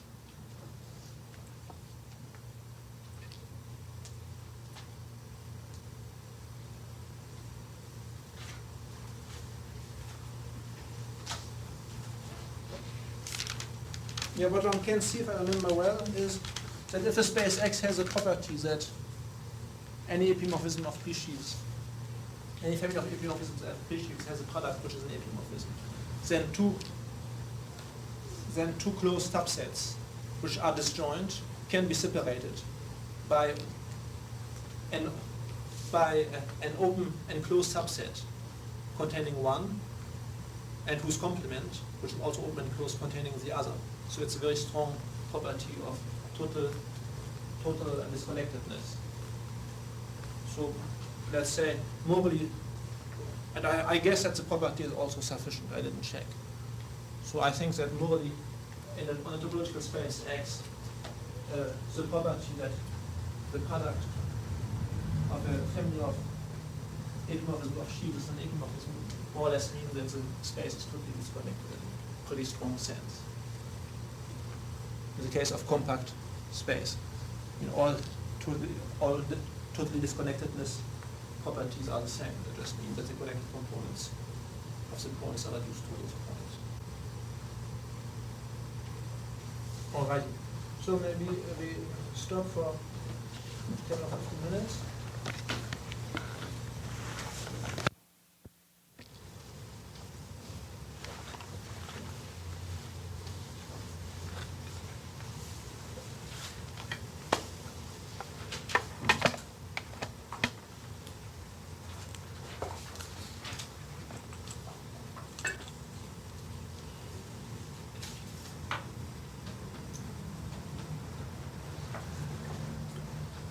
So I have come to say about all I wanted about general properties of category of sheaves on topological spaces and what continuous maps do to these sheaves. Now I want to dwell a little on this intuition that a topological space is essentially known as far as any or significant topological properties go by the knowledge of the abstract category top X associated to it. So one can do this in various ways, either by giving cases in which we can reconstruct the space up to homeomorphism by knowing the category top X, maybe, which is kind of the brutal way to force the conviction. But there's another one which perhaps is more convincing. It's to give a few examples of topological notions, standard topological notions, which can be expressed intrinsically in terms of the category top X. Because after all, we don't want only to show that we can reconstruct X from top X and therefore everything in some kind of crude way and topological notion on X can be expressed in terms of top X. We want also that the interpretation from notions of general topology, notions about abstract categories, should be a handy one, should be a very natural one. So these are not quite the same, it's not quite the same spirit. So let's start with expressing some topological notions in terms of the category top X. So, for instance, one first objection might be, well, which I have heard raising, well, after all, the head of sheaves of sets is kind of silly. It's just sets without any structure. What is really interesting are categories of sheaves of groups or rings, etc. That's what's really what one is working with. And that's what should be, and you should be able to deal with these things when we have the topological space. But we have already explained that in terms of the abstract category top X, we can reconstruct the categories of sheaves of groups, sheaves of rings, etc. In fact, for any type of algebraic structure definable by finite inverse limits and arbitrary Dirac limits. The category of sheaves on X endowed with this particular structure can be reconstructed very naturally in terms of top X. So this one category embodies all these other categories in infinite numbers that we can get to algebraic structures. Now, let's take such notions as connectivity notions. When will the space X be connected? X will be connected if and only if X, whenever X is written as the direct sum of two spaces x1 and x2, that means of two open subsets x1 and x2, then x1 or x2 is empty. Now this makes a sense in the category of top x, gives us a name to category top x, call it E, so that x for the time being is forgotten. X can be reconstructed as being an object of E which is intrinsically characterized, we have used this a certain number of times, as the final object. And all possible decompositions of X viewed as a topological space, as a direct sum of two topological spaces, can be interpreted as a decomposition, as all possible decompositions of this object X and E, as a direct sum within the capital E of two subobjects, X1 and X2, up to isomorphism. If I have said subobjects, in fact, then the up to isomorphism is already included. So, and to say that X is connected, in the topological sense, can be interpreted here by saying that the object X in the abstract category E is connected, namely that X cannot be decomposed in such a direct sum.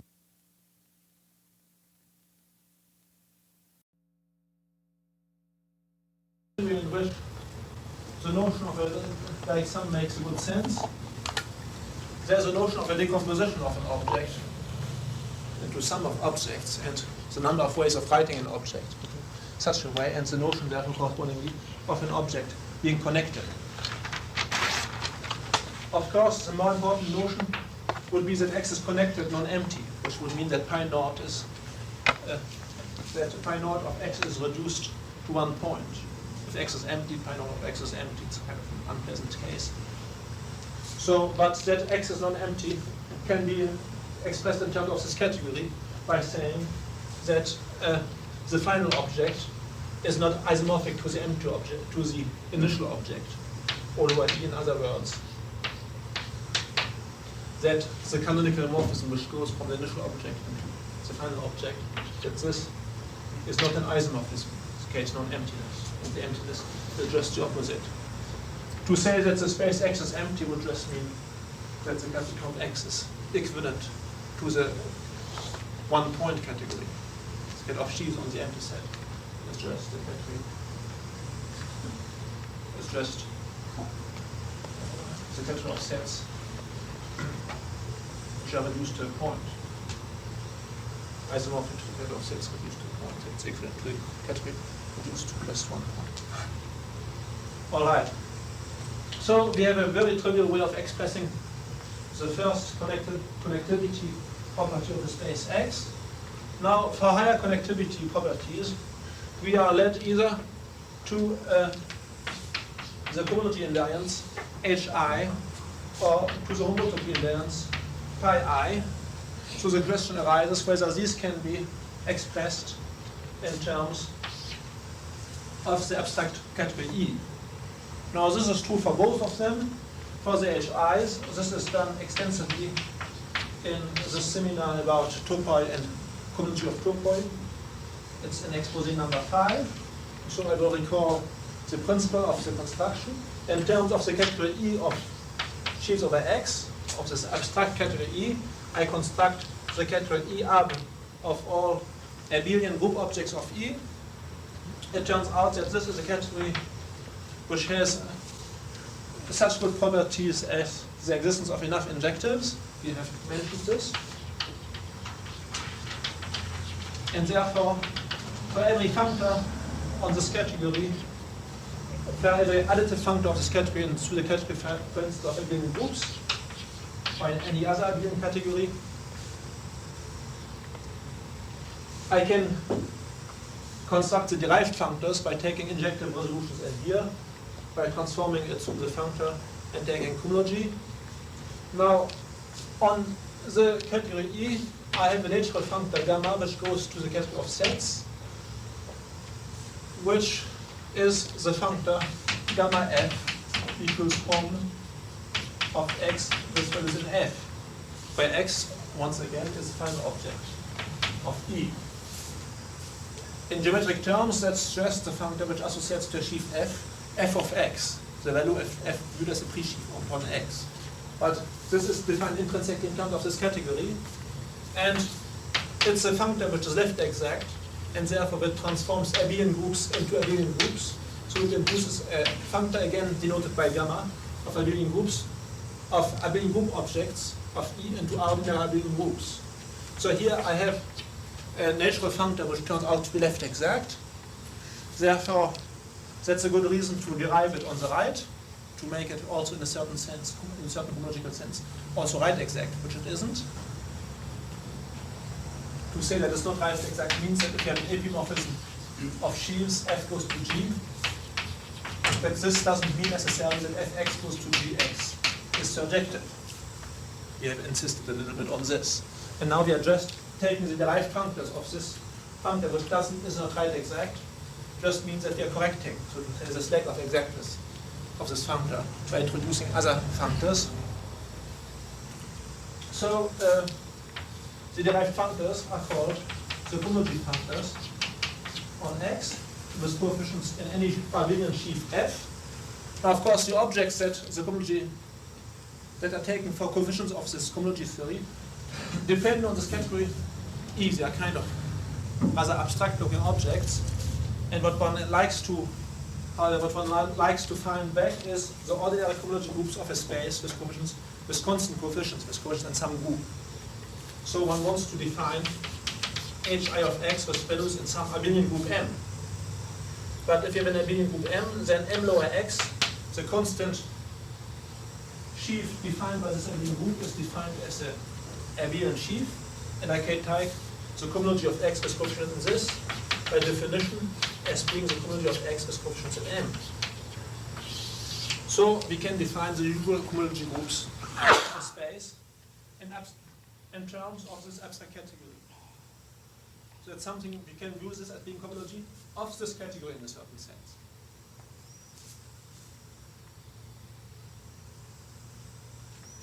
And of course, we find back connected as properties of x as properties of the H naught. X is connected if and only if H naught of x and z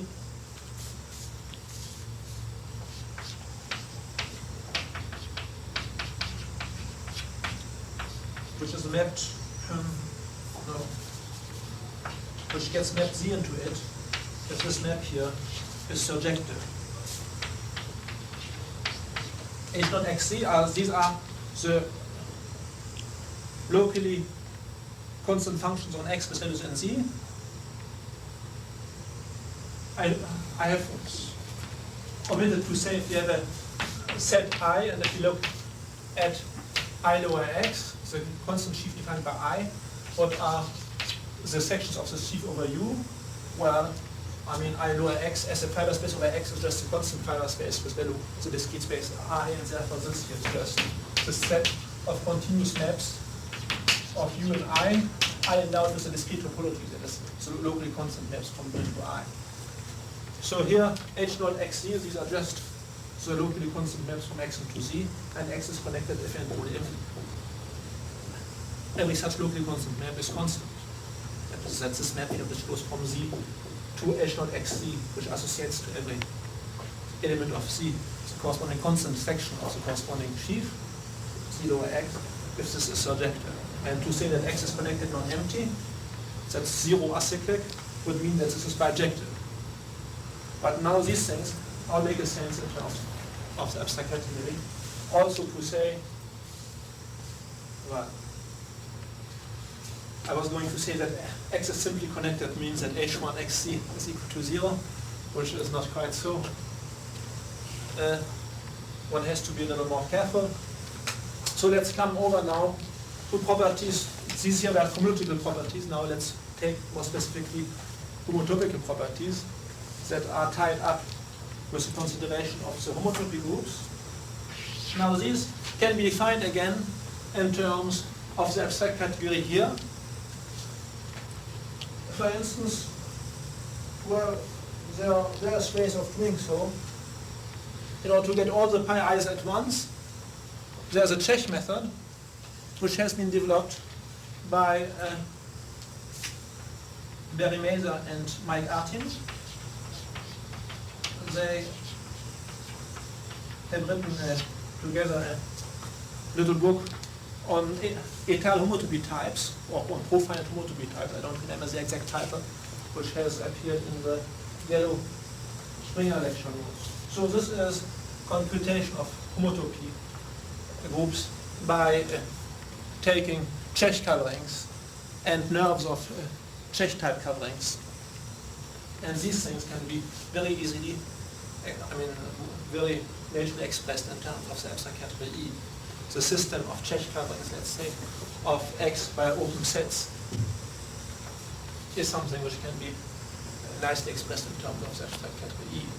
In fact, the letters of open subsets of X can be viewed as being the letters of sub-objects of the final object of the category E. Therefore, whatever we can do in Czech or Czech constructions that they pose uniquely upon the status of open sets can be reconstructed from this category E. There's another way of getting to the theory of the fundamental group, to the pi 1. This is to tie up the fundamental group pi 1 with a theory of so-called étale coverings of X. Now, it's a theory which sets up an equivalence between the category of sets on which the fundamental group of capital X at a given point small x operates, assuming capital X to be connected, and the category of all covering spaces X prime of X, which means étale space X prime over X, which locally over X look like a constant étale space over X, like the product of a neighborhood of a given point times a discrete set. Now, this theory can be carried through also within the category E, because to say that X prime is a covering space of X means first that X prime is étale over X, namely that X prime is an object of E, and on the other hand that this object is a covering of the final object X, a covering space, I mean that it's locally constant, so to say, makes a sense in terms of the category E. It means that X can be covered, that X is a supremum of sub-objects Ui, which we think of as being open subsets of the topological space X, but it makes sense to say without the geometrical interpretations in terms of spaces with points. So X is a supremum of sub-objects Ui such that the restriction of X prime to every one of these Ui, which is just, in fact, the fiber product of Ui and X prime over X, should be isomorphic to Ui times a constant object, namely to the copy to a certain number of to the sum of a certain number of copies of Ui mapped into Ui by the evident way. So this gives us a definition of locally constant objects of, I was going to say the topos E of the category E. That makes a sense frankly in every category in which sums do exist. And the classification of these locally constant objects of E in terms of sets on which a certain group or pro-group operates can be carried through in a multi-dimensional way in terms of this category E. In fact, this will give some insight into what happens when the space X is not locally connected, which is the case in which linear theory is carried through. And when X is not locally connected, let's say, then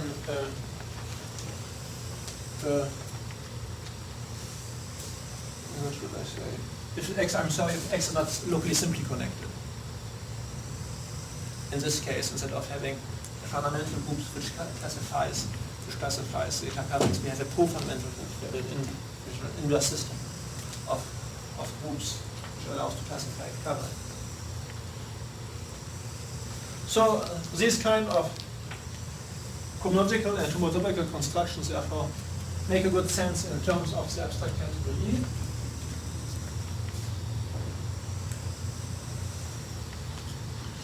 So when we speak about non-commutative homological algebra, this also can be defined in terms of the abstract category E. In non-commutative homological algebra, instead of having a sheaf of groups that is a commutative sheaf of groups, we have sheaves of groups which need not be commutative. And we study things like H1 of xg and a little bit of H2 of xg. In geometrical terms, for studying H1 xg, these are just isomorphism classes, the set of isomorphism classes of torsors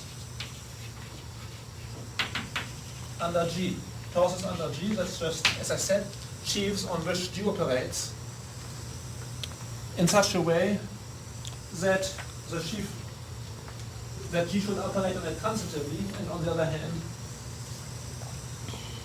and in a simply transitive way, and on the other hand, that P goes to the final object X should be an epimorphism. Now, this very notion of a torus under G, as I explained before, does make a sense in terms of the abstract category E. It's an object P on which the group object G operates in such a way that the corresponding map from G times P into P times P should be an isomorphism, and in such a way that P goes into X would be an epimorphism. And therefore, to classify these up to isomorphism is something which makes a sense in terms of this category E. So H1xg is an invariant of within the category E. If we take G to be a constant group object, then we have the definition of H1xg, where G now is just an ordinary group. So this is defined as being H1 of X with coefficients in the constant group sheaf group object G lower X. This again makes a sense intrinsically in terms of the category E, because G lower X is just the sum of capital G copies of the final object X of the category, together with the H1 group structure. Here it turns out that G goes to G lower X, commutes with is left exact. That's an internal property of the category E, and therefore it transforms group objects into group objects. Now it turns out that torsors under the constant group G are just the same thing as so-called Galois covering spaces of X with group G. And to know the classification of these for every G amounts essentially to the same as to knowing the fundamental group pi1. So we have another approach to the pi1. And if we, in terms of non-commutative homological algebra, and if we take coefficient groups which are not necessarily commutative, then to say that the space X is simply connected, namely that its pi1 is the zero group, just means also that these invariants, the H1 invariants for every finite group G, are trivial.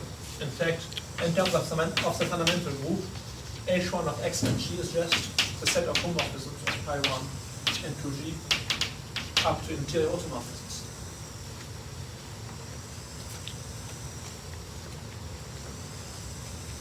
So all these things are quite readily contained in the knowledge of the category E.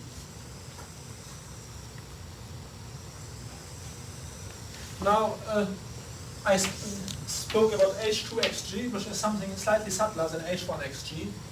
So this is something which is described in terms of so-called stacks over X. So let's say a little word about what a stack is. I mean, these are things that are read in many contexts.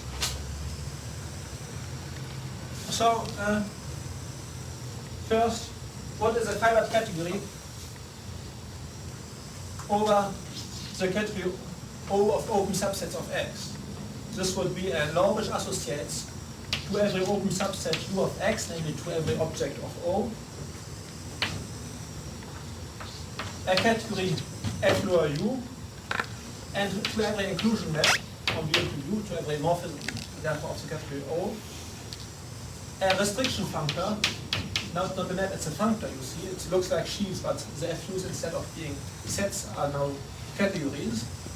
So you have a restriction functor from FU into FV, and if you have a double inclusion, then you have transitivity for the restriction functors up to a given isomorphism.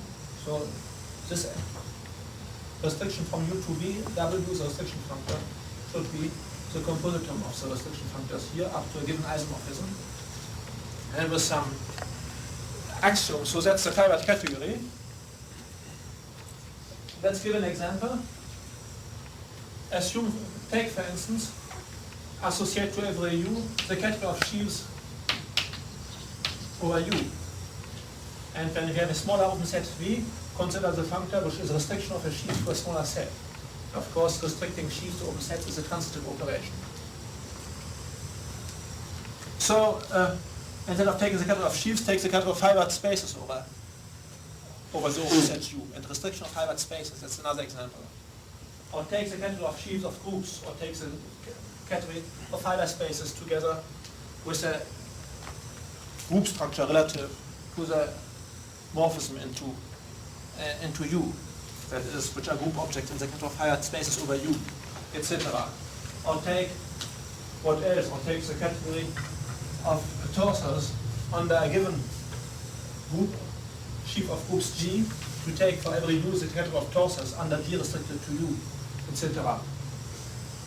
Whenever you have a certain type of geometrical objects which are associated to varying open sets and which admit a notion of restriction, you have what you could call a Hilbert category over the category of open subsets of X.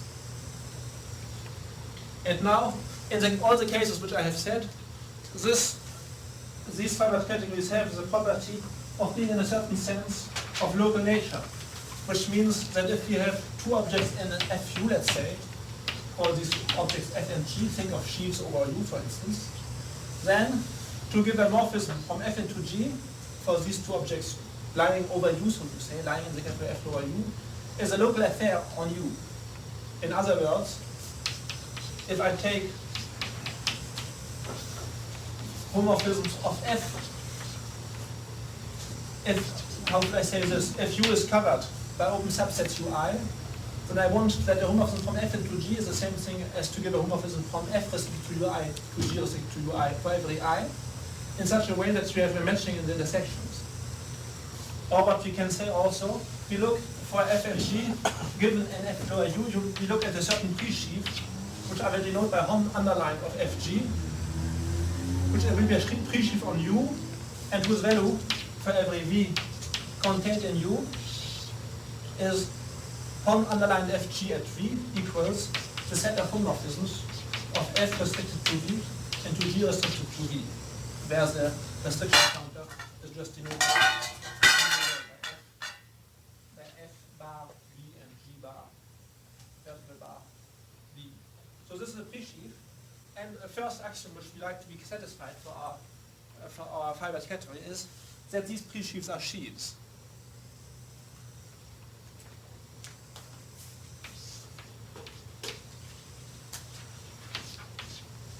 That means in order to give a morphism between two sheaves, or between two Hilbert spaces, or between two torsors, or such a thing, on an open set U, it amounts to the same to give it locally on UIs covering U, so that the local data match in the intersections. But more is true for the examples which we have considered, namely that to give an object over U, not only to give a morphism, is the same as to give an object over each of the UIs, together with isomorphism between these two objects on the intersections UI intersects UJ, provided that these isomorphisms satisfy a certain co-cycle relation in the threefold intersections UIJK, which I won't write down.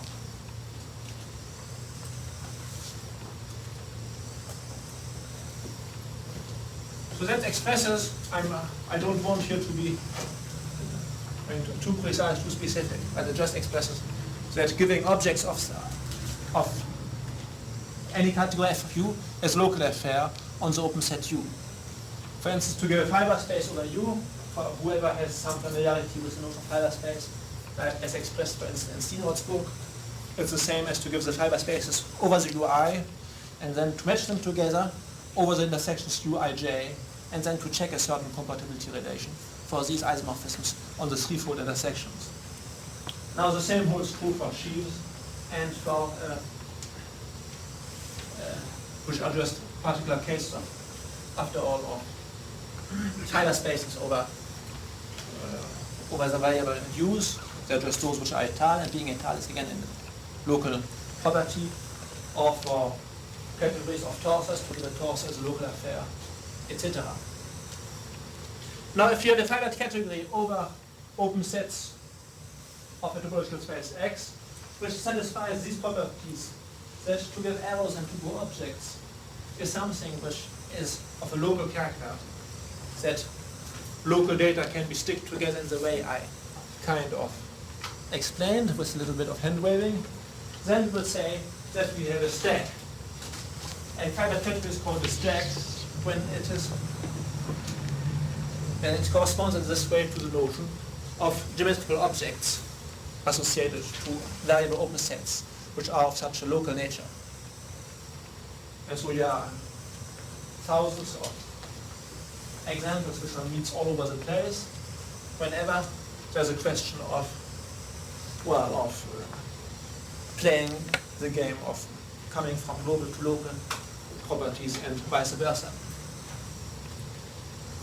So the H2X with coefficient in a sheaf of groups G, which need not be umgesetzt, is defined in fact as being a certain set of equivalence classes of stacks associated in some way to G. I don't want to make it to be explicit about this on this point here. For an expose of non-commutative topological algebra, I refer you to the book of Giraud, which was published in Springer, not in the lecture notes now. It was a big expensive book in the Ergebnis, I think. Pretty thick book. But there is, by the way, a resume of this, which was published at Columbia University, and which is quite sufficient, you see, which gives the main definitions and results of the theory.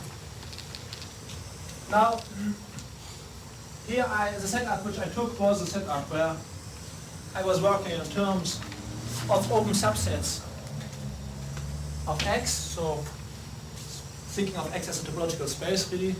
But of course, all these definitions make a sense knowing only the letters of open subsets of X. And the letters of open subsets of X can be reconstructed from knowing the abstract category E. And therefore the H2 of XG also can be reconstructed from the knowledge of the abstract category E. So that's one of the ways of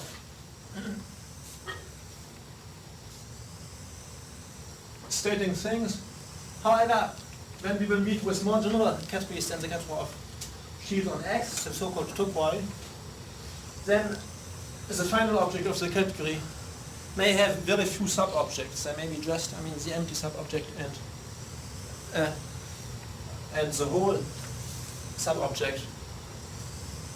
And however, our topos might be extremely far from being the topos associated to a space with just one point. It just means that in this case, it's not enough to work with sub-objects of the final object in order to define in a convenient way what should correspond to stacks, for instance.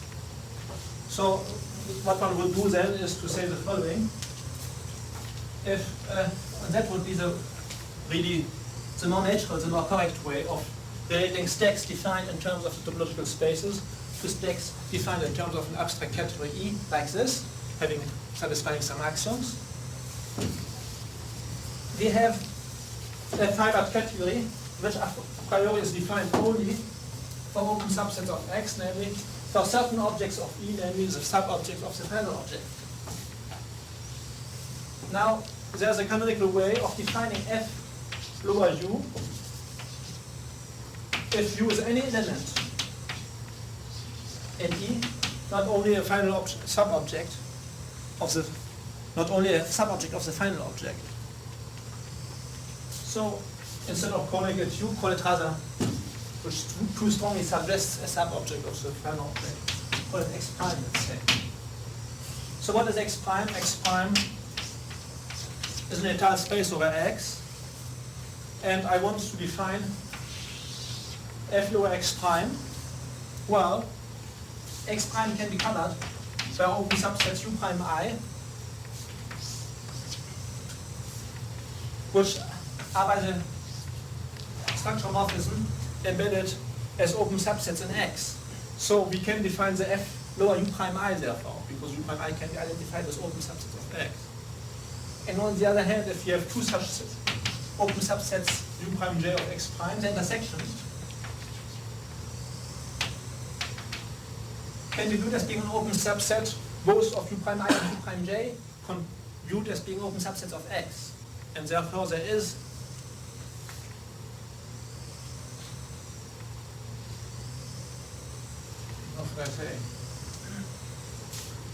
and therefore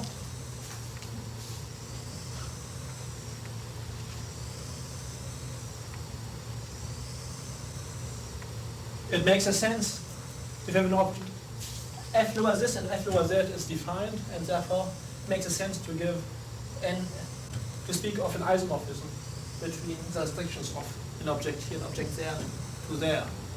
In other words, we can define the category f lower x prime as being the category of objects, of systems of objects taken in the various f u prime lower I, together with matching data in the u second lower ij, satisfying a certain co-cycle relation when we take threefold intersections. That is, we can reconstruct categories fx prime for every x prime, object of the category E. And what one can check is that in this way, we get the fibered category over the category E now. In other words, that whenever we have a morphism x second goes to x prime in E, we get a morphism a functor from fx prime to fx second, an inverse image functor, and that this fibered category over E has a property quite similar to the one I've expressed for a stack here, but where the covering of an open set by open subsets is just replaced by an epimorphic family of morphisms. X prime I goes to x prime within the category E, and where the twofold and threefold intersections are just replaced by the fiber product over x prime of the x prime i's ones with the others, twofold or threefold fiber products. In other words, the notion of a stack, which we define in terms of the category O of open subset of X, on which there was a certain notion of covering of an object by sub-objects of an open set by sub-open sets. So where we had the notion of epimorphic families. It can be defined in just the same way in any category, for instance, the category E, where we have a notion of epimorphic families. And now it turns out that in the particular case we have here of this category E and the subcategory O, to get a stack on O or to get a stack on E up to equivalence is the same thing. If to every stack on O we associate its extension as I've just described to E, and if conversely to every stack on E we associate its restriction to O, then we get two operations which are essentially up to equivalence of stacks inverse to each other. So in this sense, to give a stack on a topological space is something which very naturally is expressed in terms of a stack on the corresponding topos. So this shows, to sum up, that whatever we can do in non-commutative homological algebra in a very natural way can be directly expressed in terms of the category of sheaves on X.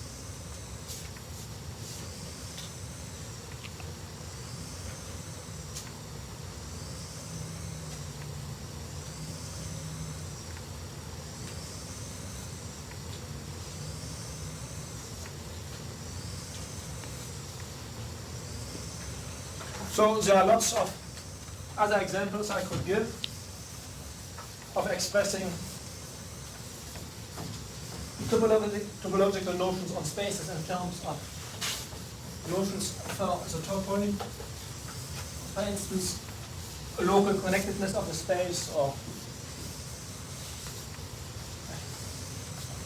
quasi-compactness of the space, namely the fact that the space satisfies the covering axiom for compact spaces,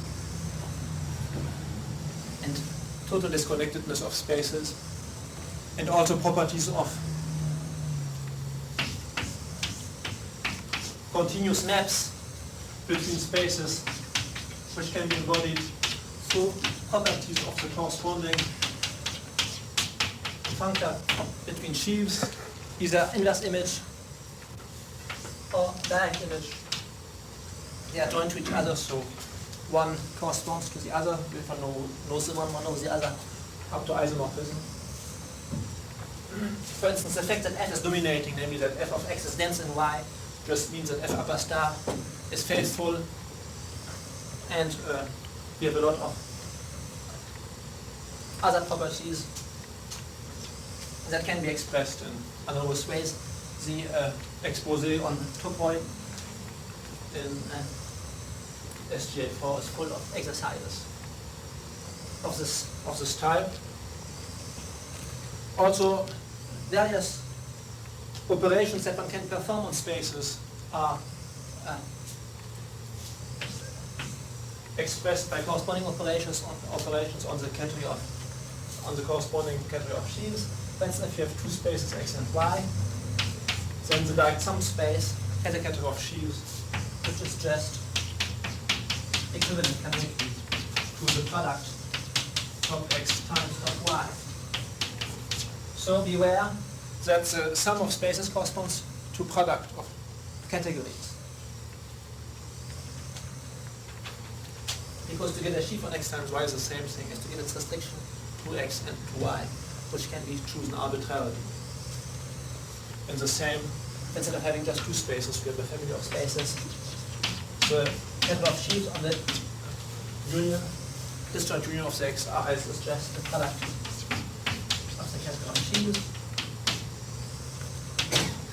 And we have analogous properties when we take more general direct limits of spaces, for instance, quotients of spaces by equivalence relations. When the equivalence relation is not too wild, it's kind of nice. For instance, if you have two spaces x and y, and if you have a topological subspace Z in both, which is the same, so to say, or if you want, if you have an immersion of Z as a, let's say, as a closed subspace of x and of y, then if you take the amalgamated sum of Z and y under x and y under Z, that means if we stick together x and y along Z, for instance, we have two lines and we have a point mapped into both, so now we stick together the two lines according to this point, we get a new space, which is a quotient space of x union y. Well, it's a certain type of direct limit in the category of topological spaces. And if we take inverse images of sheaves, we have the following diagram of categories. The top of the category of sheaves on x union over zy is mapped by a restriction to top x and to top y, which are mapped by a restriction functors to top Z, and it turns out that this square of commutatives is what you call true Cartesian in the two category of categories.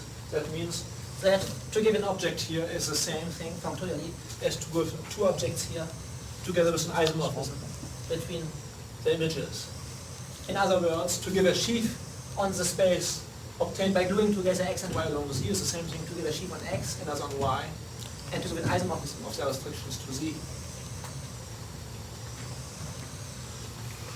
So, operations on spaces insofar as they give rise to reasonable spaces, as in such situations, they can be expressed as a result of very natural operations on the corresponding categories of sheaves.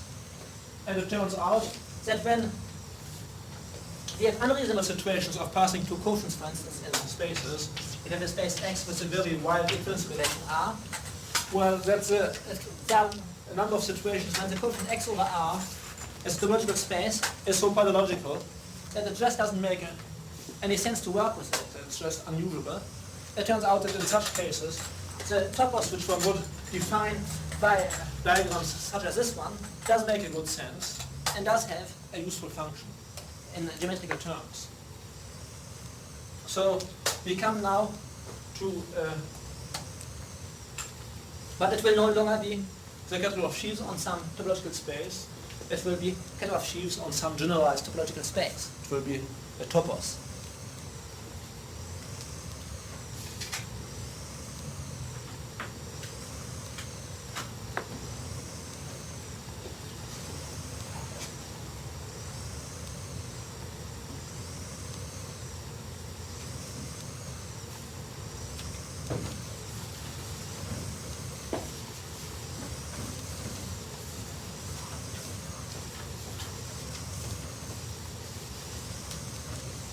So this, I think, is about these set of remarks you see that comes just from everyday practice of defining things through sheaves in situations where one can't do otherwise. It seems to be the most convincing way of seeing that the topological space is embodied in its category of sheaves. But we can do things also more brutally, by just showing how we can recover essentially the space X from the Kirchhoff sheaves. Now I will give some indications in this direction. But let's start with some preliminaries of general topology. All right. So a space Z is said to be irreducible if whenever Z is equal to the sum of two closed subsets, Z1 and Z2,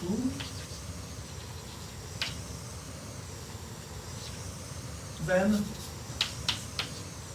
either Z1 is equal to Z or Z2 is equal to Z. And if moreover, Z is not empty. So if we take Hausdorff spaces, it's evident to see that a Hausdorff space is irreducible if and only if it's reduced to exactly one point.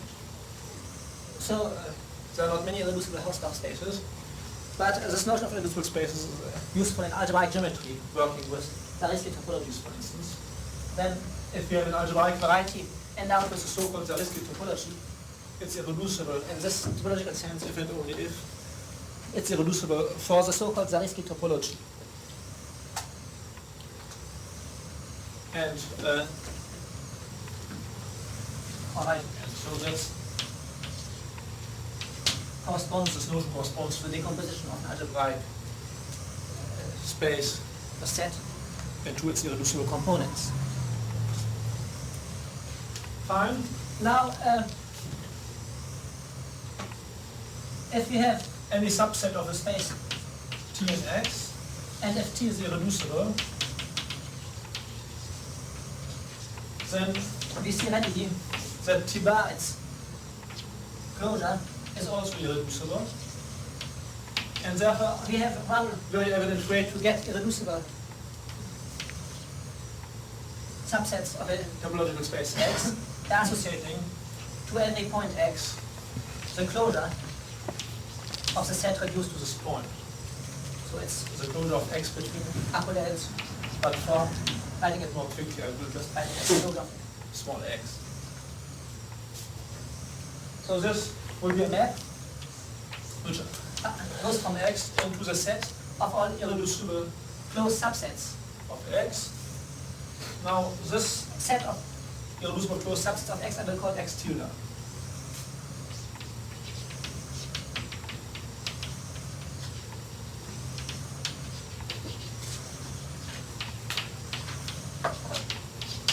If X is Hausdorff, then the points in X are closed. So then, and the irreducible closed subsets of X are just the sets reduced to one point in this case.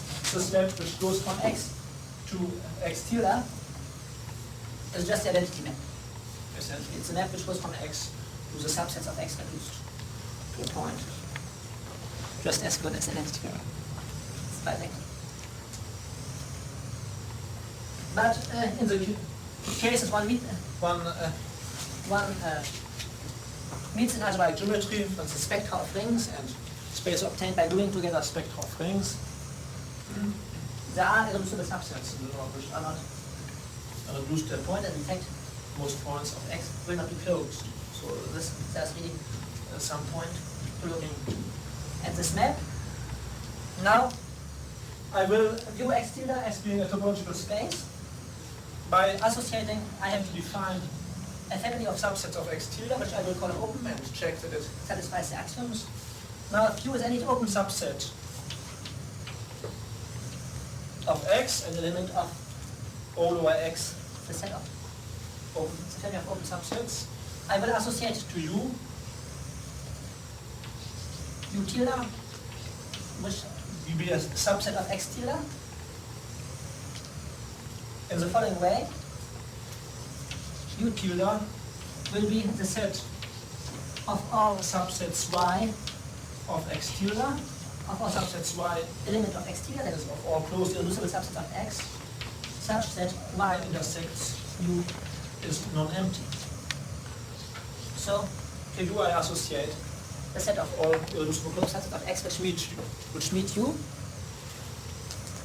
In fact, I call this U tilde because, in fact, this U tilde has a one-to-one correspondence with irreducible closed subsets of U by associating to every such subset of U. It's closure in X, which is an irreducible closed subset of X. And this gives us a one-to-one correspondence, not what's that? Between elements of U tilde defined intrinsically in terms of U and the certain subset X tilde of X tilde, which I call U tilde also. Now it's pretty clear that if we have union of open sets Ui, then its tilde is just the union of the Ui tildes, which shows that that means that in order for a closed subset of X to meet the union of the Ui's, it's less than something that meets one of the Ui's. Alright. So this shows that the subsets of X tilde of the type U tilde stable under arbitrary union. And now if we have a finite intersections of open subsets of X, and if you look at the tilde of this is just intersection of the Ui tilde.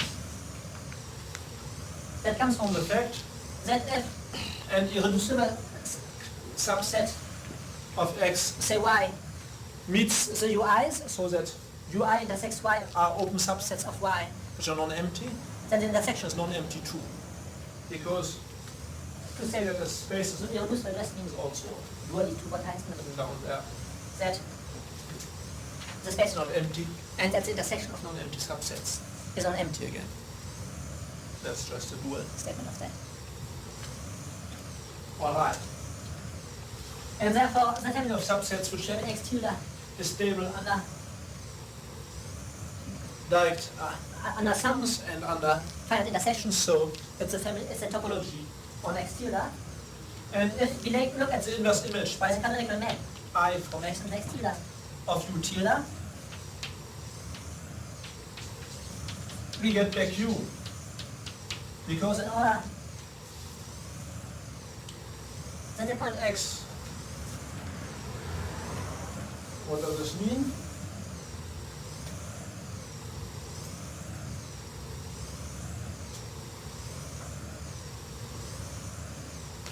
If you have a point small x in capital X, in order for its closure to meet U, it's necessary and sufficient, of course, that this point belongs to U. It's sufficient, certainly, and it's also necessary. It's certainly sufficient, and also necessary, because the complement of U is closed. So if X doesn't belong to U, it's closure also to be contained in the complement. That means that in fact the map U goes to U tilde, which is a surjective map by definition of open sets of X to open sets of X tilde, is in fact bijective. You recover an open set by taking the of X by taking the inverse image of its tilde. This shows that the topology on X is just the inverse image of the topology of X tilde by the map I, a fortiori that I is a continuous map. In fact, one can say that as far as the topology is embodied by the lattice of open subsets of a space, I is as good as an homeomorphism, because I, by taking the inverse image of open subsets, induces an isomorphism between the lattice of open subsets of X tilde and the lattice of open subsets of X. And from this follows, for instance, that top X goes to top X tilde, the Dieck image functor, which is just composition with the functor in the opposite direction going from open sets on x tilde to open sets of x. This is not only equivalence, here it's even an isomorphism. And therefore, the inverse image functor which goes in the opposite direction, here, which is defined after isomorphism, can be chosen to be just the inverse image of, it can be chosen to be just the inverse of the Dieck image functor. So it's also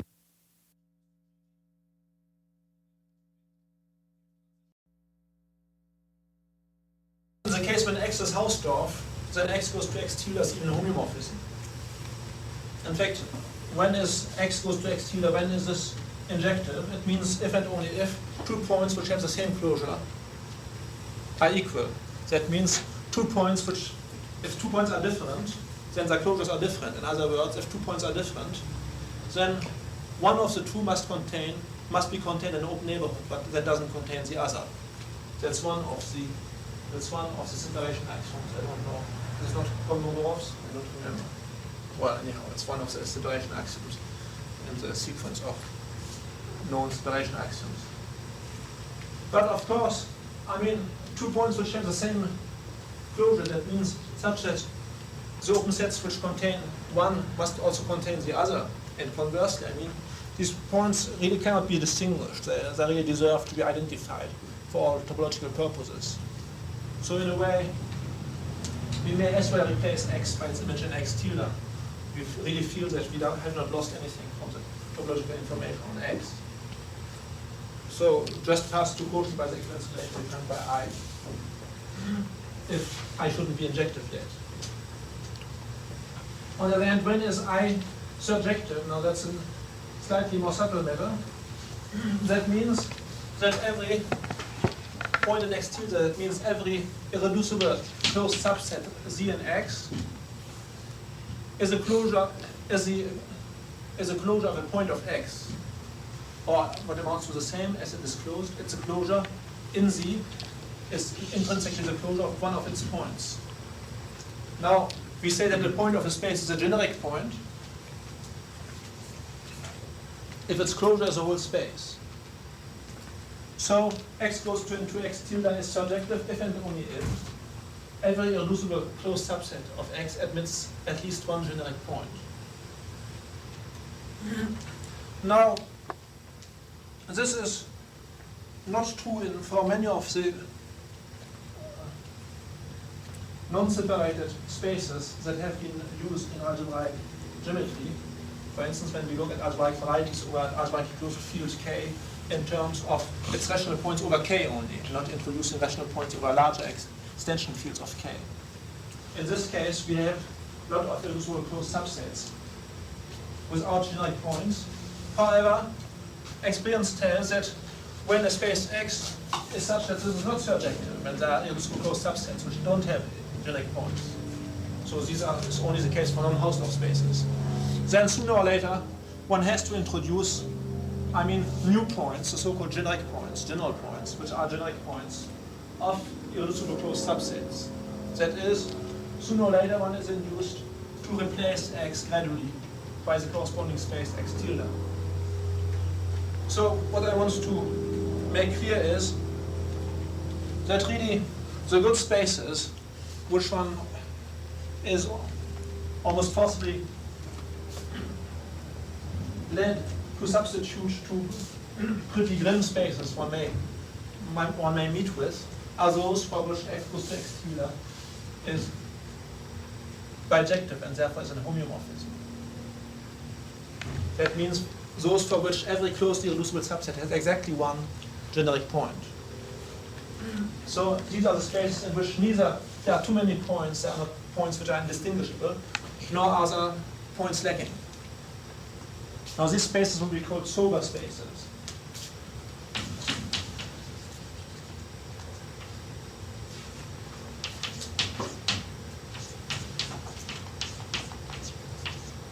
They are the spaces for which x goes to x tilde is bijective and therefore is a homeomorphism.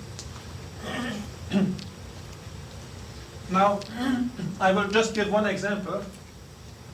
coming from the theory of shields, where forcibly one is led to introduce general points of closed irreducible subsets if they are not already there. It's in order to get more fiber functors.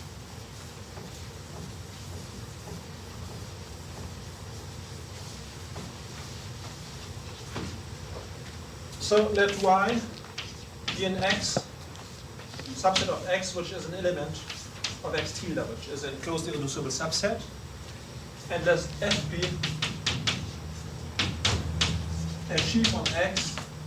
Then I will define the stalk of F at Y, which I will denote F lower Y.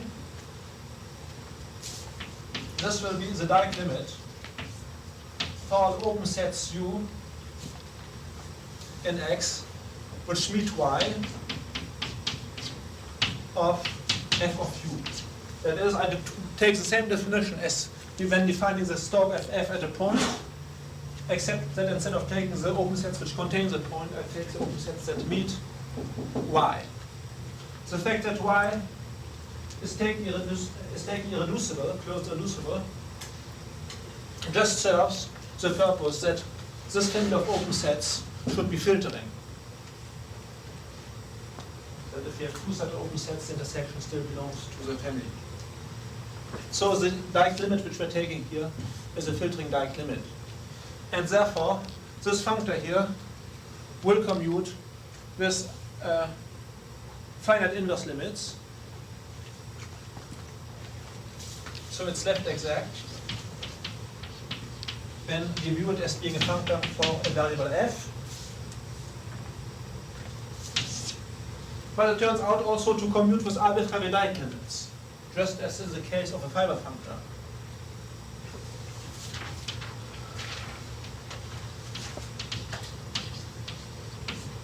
Well, why would we expect this to be so?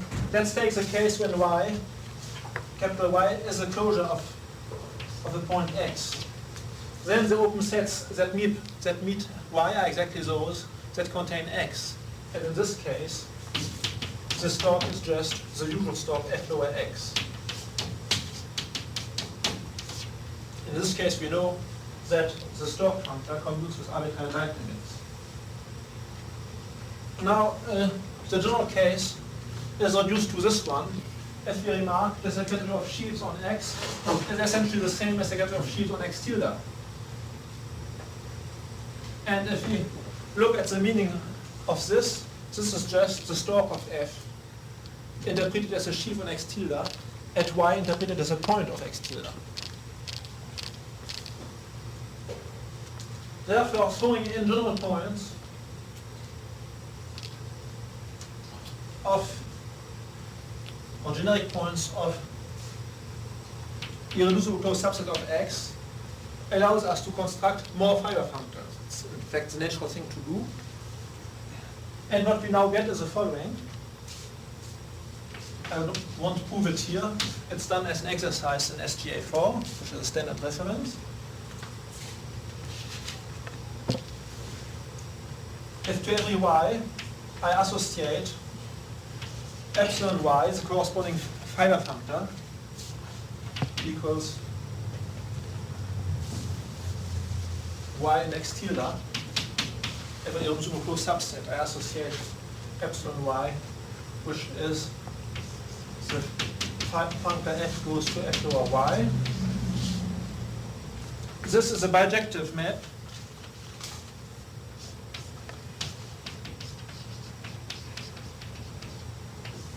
from X tilde to isomorphism classes of functors going from top X, the category of sheaves, to sets having the two exactness properties referred to various times, left exact, that are left exact, and that commute with arbitrary Dieck limits.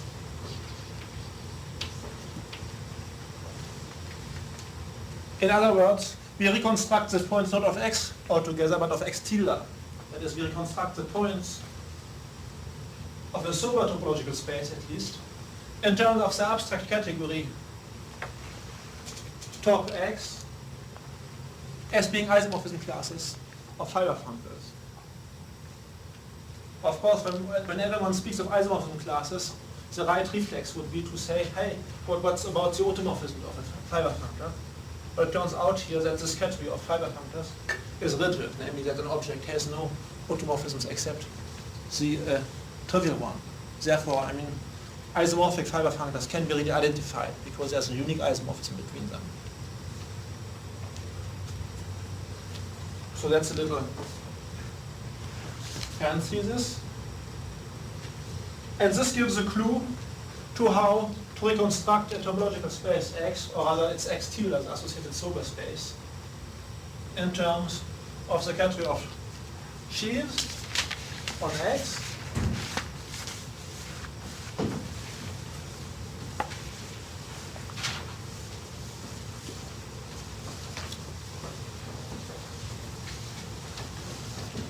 I'm sorry, I didn't quite finish the general nonsense about X goes to X tilde.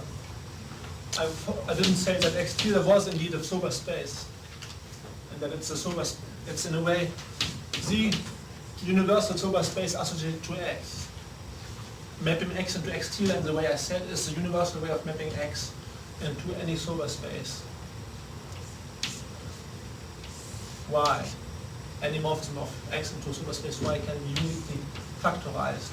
So if we have the category of spaces here, and here the category of sober spaces, we have the inclusion morphism, call this I also if you want, and this turns out to have an adjoint, which is X goes to X tilde. We have the adjunction formula from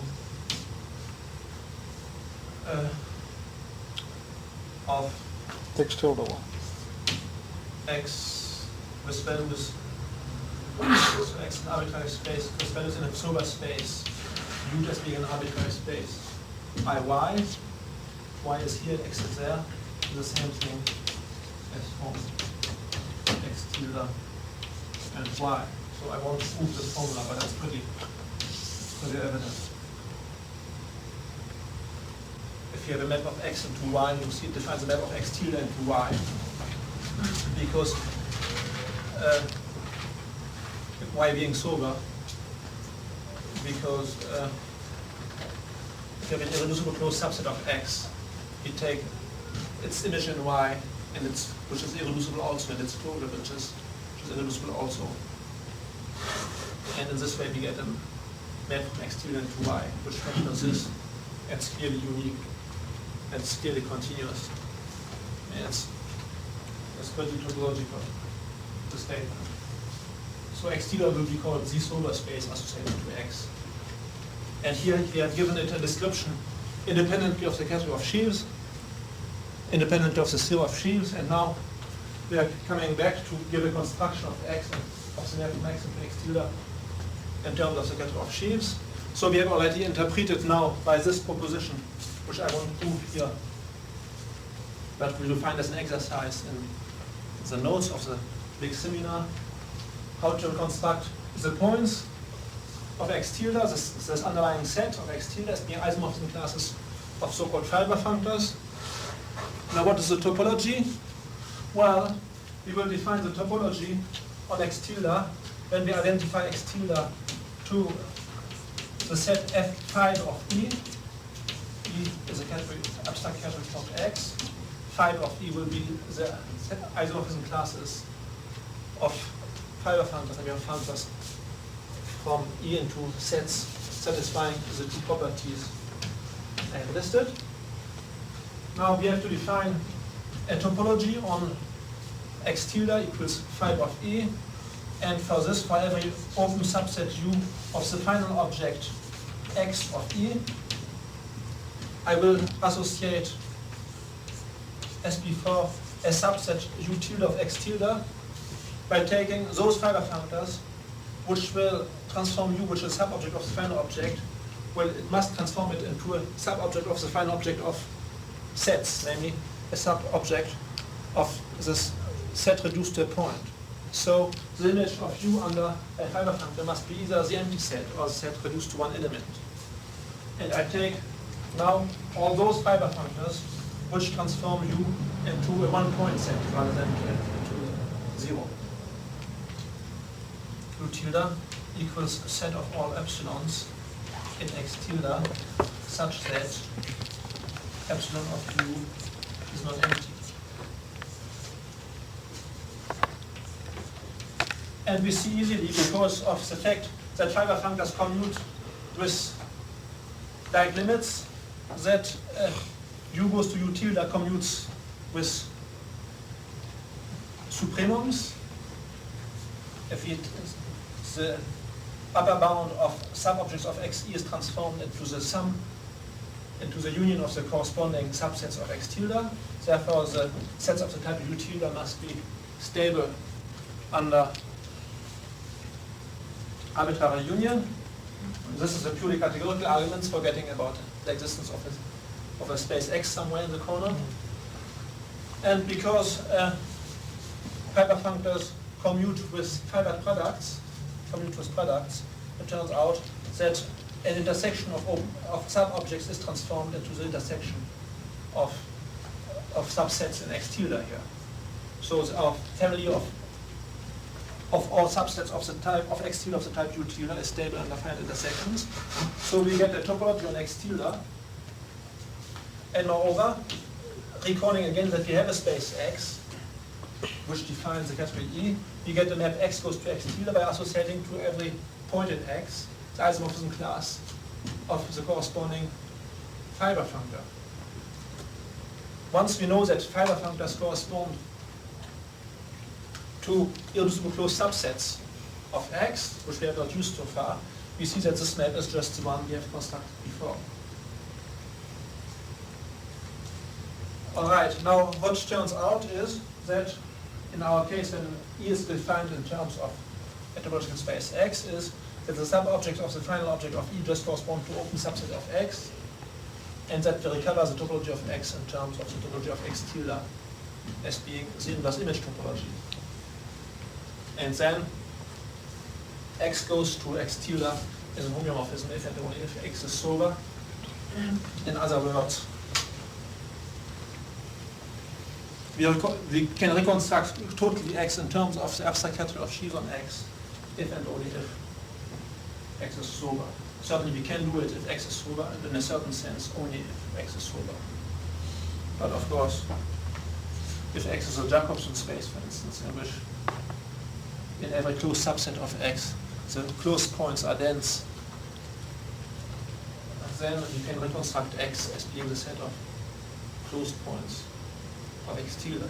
So there are some other cases when X tilde and X determine each other mutually. But I mean, the most interesting case is the case of sober spaces, which just correspond to all isomorphism classes of fiber functors. So I'm afraid I'm a little late. So I think I stopped in fact without really having started speaking about topoi. So what should we do? We were supposed to finish next time, but I'm afraid we won't quite finish. So maybe we decide next time what to do. What to do when I have not finished. I won't have finished. I think next time I will probably speak about intrinsic properties of topoi. And I will not have much time to speak about the way of getting topoi from sites. So probably I will need two more sessions. And on the other hand, it might be nice also to go on perhaps 1 hour or two for those who are interested, to discuss a little bit about relations between topoi and algebraic structures. It turns out that to give a type of algebraic structure seems to be the same as to give a topos, namely the so-called classifying topos. So there seems to be a kind of equivalence between algebra and topology, which is embodied in such a type of statement that to give an algebra X function the same thing as to give a topos. So one could try to get a better feeling.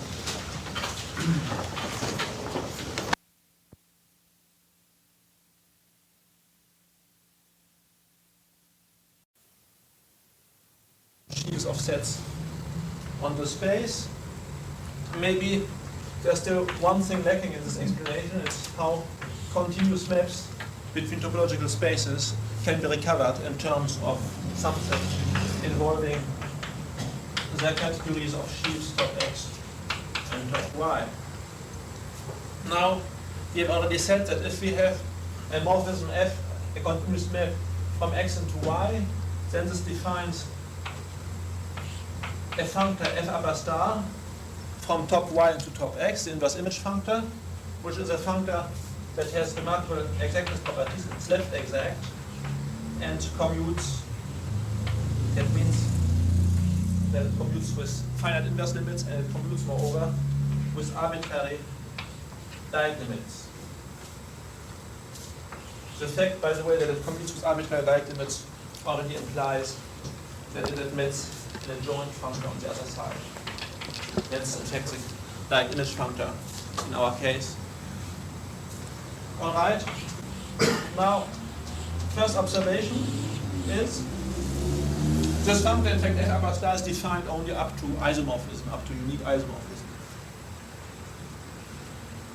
As well, the direct image functor was rather naturally defined when we defined sheaves via Press sheaves, not only up to isomorphism in a very definite way. F upper star was defined as an adjoint F lower star, therefore defined only up to isomorphism. Now, let's first notice that the continuous map F can be recovered when we know the corresponding functor between the categories of sheaves. Why this? Well, we should show how, knowing F upper star, we can recover F. Now, for this we have to use the description of X and Y in terms of the categories top X and top Y. I will assume now that X and Y are solar spaces. That's a grain of salt, which implies that the spaces can be reconstructed from their category of sheaves. Then we have said that X can be identified to the set of isomorphism classes of fiber functors on top X. That means precisely functors from top X into the categories of sets which satisfy the same two properties like here. And the same way Y can be identified to the set of isomorphism classes of fiber functors on top Y. And now when we make this identification, what is the map F from X into Y? It is a map which associates to every fiber functor on top X the compositum with F upper star, which will have the same, which will enjoy the same exactness properties as these two functors, because composing functors that commute with certain types of inverse or direct limits give a functor which has the same property.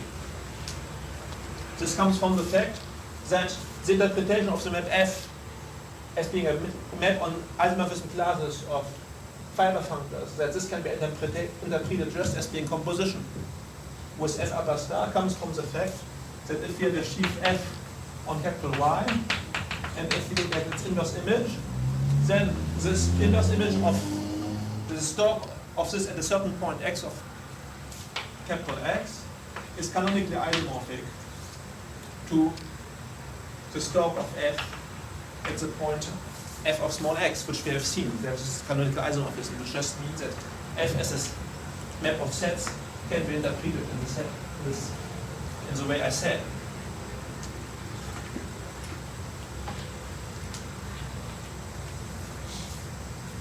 On the other hand, let's now start conversing. So,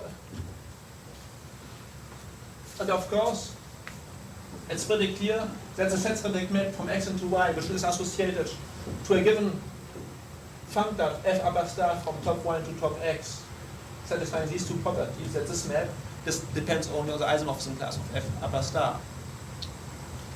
Now, what I say is the following, that conversely, any functor f upper star from top y to top x which satisfies these exactness properties comes from a continuous map from x into y, which is uniquely determined. That's the fact that it's uniquely determined we have already seen. Now that it comes from a continuous map from x into y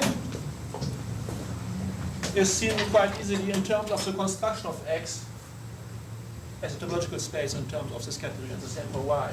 Because assume now that we give a functor which we will call f upper star from top y to top x, having the exactness properties listed here. Then through composition of fiber functors with f upper star, we get a map from x into y which we will call small f.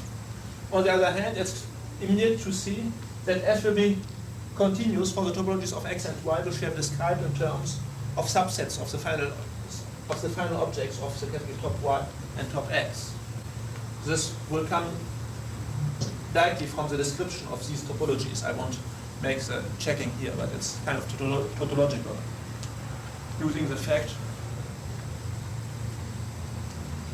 that f star transform in final object into final object and subsets of final objects into subsets of finite objects. Because f star is left exact, we conclude formally that this map here is continuous. And now we have to show that, call this f naught if you want, this continuous morphism which map which we obtain from x into y. Now this defines another functor, f naught upper star, the inverse image functor from top y to top x, and all we have to show is that the two are equal. Now, why is this so? Well, both f naught star and f star, they commute with Dieck limits, arbitrary Dieck limits, and from this it suffices to show, from this it follows in order to define an isomorphism between the two, it's enough to define the isomorphism when we restrict them to the subcategory of top y consisting of open subsets of y. Because in fact any object in here is a Dieck limit of a diagram formed of elements in this subcategory. This comes from the fact that the open subsets of top y form a set of generators, as we have seen. Therefore, all we have to see is that these two functors induce the same functor as a functor from OY into top x, but in fact, sub-object of the final object of top y will be mapped into sub-object of the final object in here. They will, in fact, f upper star and f naught upper star, they can be interpreted as being just functors from OY into OX. That means increasing maps from the ordered sets of open subsets of y into the ordered set of open subsets of x. So we have to prove that these two maps are equal, but this comes from the fact that they are associated. You see that the map from x into y that they define are the same. In fact, it's evident that these two maps are just the inverse image functor, are just the inverse image maps through f naught of open sets of y going to open sets of x. So I mean, maybe the explanations are a little quick, but if you just sit down at your desk and look at it, you will see that it's essentially tautological. With the exception of this little remark that in order to check that f star and f naught star are isomorphic, you have only to check that they coincide on OY. It's a little comment on his thing. So, what have we proved now? It is that continuous maps from x into y can be interpreted in terms of the abstract categories top x and top y, provided x and y are both sober spaces, let's say, for simplicity, in terms of isomorphism classes of functors from top y and to top x, which have the strong exactness properties which we have listed. Now, of course, when we speak of isomorphism classes, replacing objects of by isomorphism classes of objects, here functors, by isomorphism classes of functors, one has a little reflex of uneasiness, because one feels that one has neglected something by taking only isomorphism classes, which one shouldn't neglect. For instance, there may be trouble if the objects we are dealing with have non-trivial automorphisms. But in fact, in this case, we will come back to this later, these functors, in the particular case of such categories and functors having their Kaplan property stated, they don't have non-trivial automorphisms. And we will determine the category of all functors from top y to top x which have the property stated. We will determine it a little later. In other words, the point of view of replacing topological spaces by the corresponding topi, by the corresponding category of sheaves, induces us for two continuous maps f and g from x into y to define the homomorphisms from f into g as being the homomorphisms essentially between the corresponding functors here. And one can look at what these homomorphisms are. Let's say at once that for the spaces most of you are accustomed to, the Hausdorff spaces, there is no homomorphism between f and g except when f is equal to g, and then the only homomorphism is an entity. But for the spaces one is accustomed to handling in algebraic geometry, where points are rarely closed, then indeed there are non-trivial homomorphisms from a continuous map f into another g, and we will say later which they are.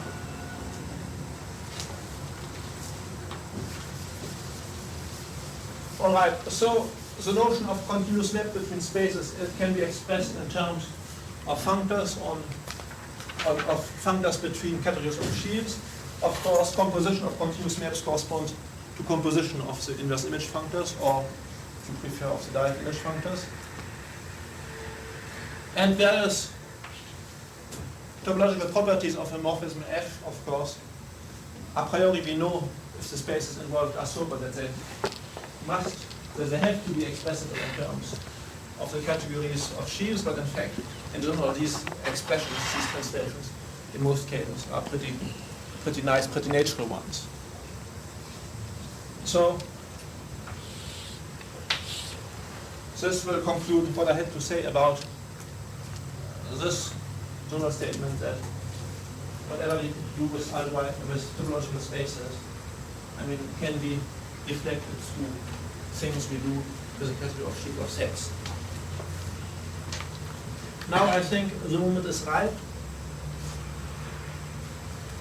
for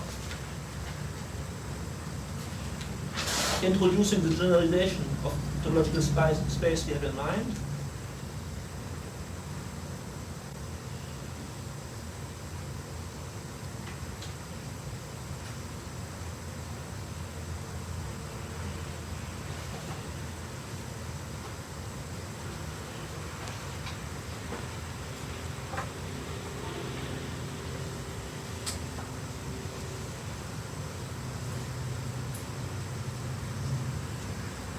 Maybe just one remark still. If x is reduced to a point, then to get a continuous map from x into y is just the same as to choose a point in y.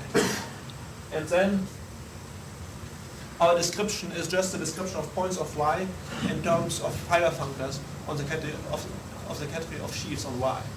So I mean, various ways to make the same thing. Now we will introduce the notion of a topos as being a generalization of the notion of a topological space. So the topological space will be generalized through via the category of sheaves on the topological space. So we are introducing now categories which are more general than the category of sheaves on the topological space, and which still retain the essential features, the most important properties of categories of sheaves on a topological space.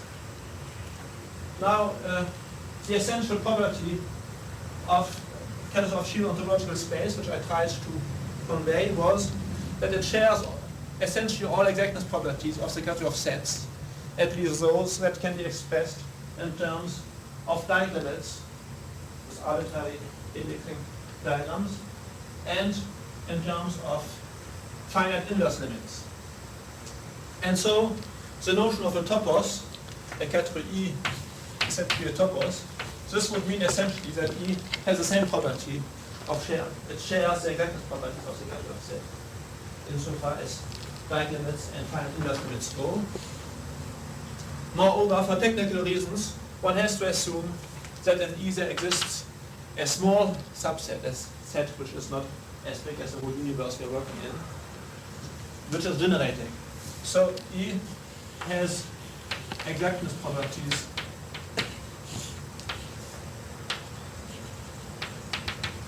concerning like limits and finite inverse limits of capital sets, plus there exists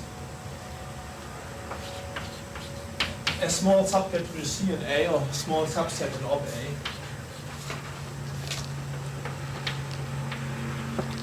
that means not just as big, for instance, as the set of all objects, which would be trivial, such that C generates E. We have seen that this means that the morphism from an object X into an object Y of E is known when we know for every object for every Z in C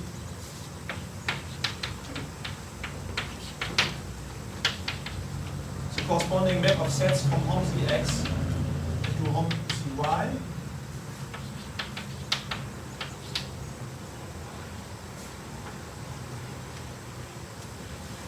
Or what we can say this also in the following way: the functor going from E into C hat, which associates to every object X of E the restriction to C of the contravariant functor it represents. C hat is a category of contravariant functors from C to sets. And if you associate to every object of E the contravariant functor it represents on E and then restrict it to C, so we get X goes to Z goes to hom Zx. For this functor phi lower C, this functor should be conservative. And arrow here should be an isomorphism when we know that its image here is an isomorphism.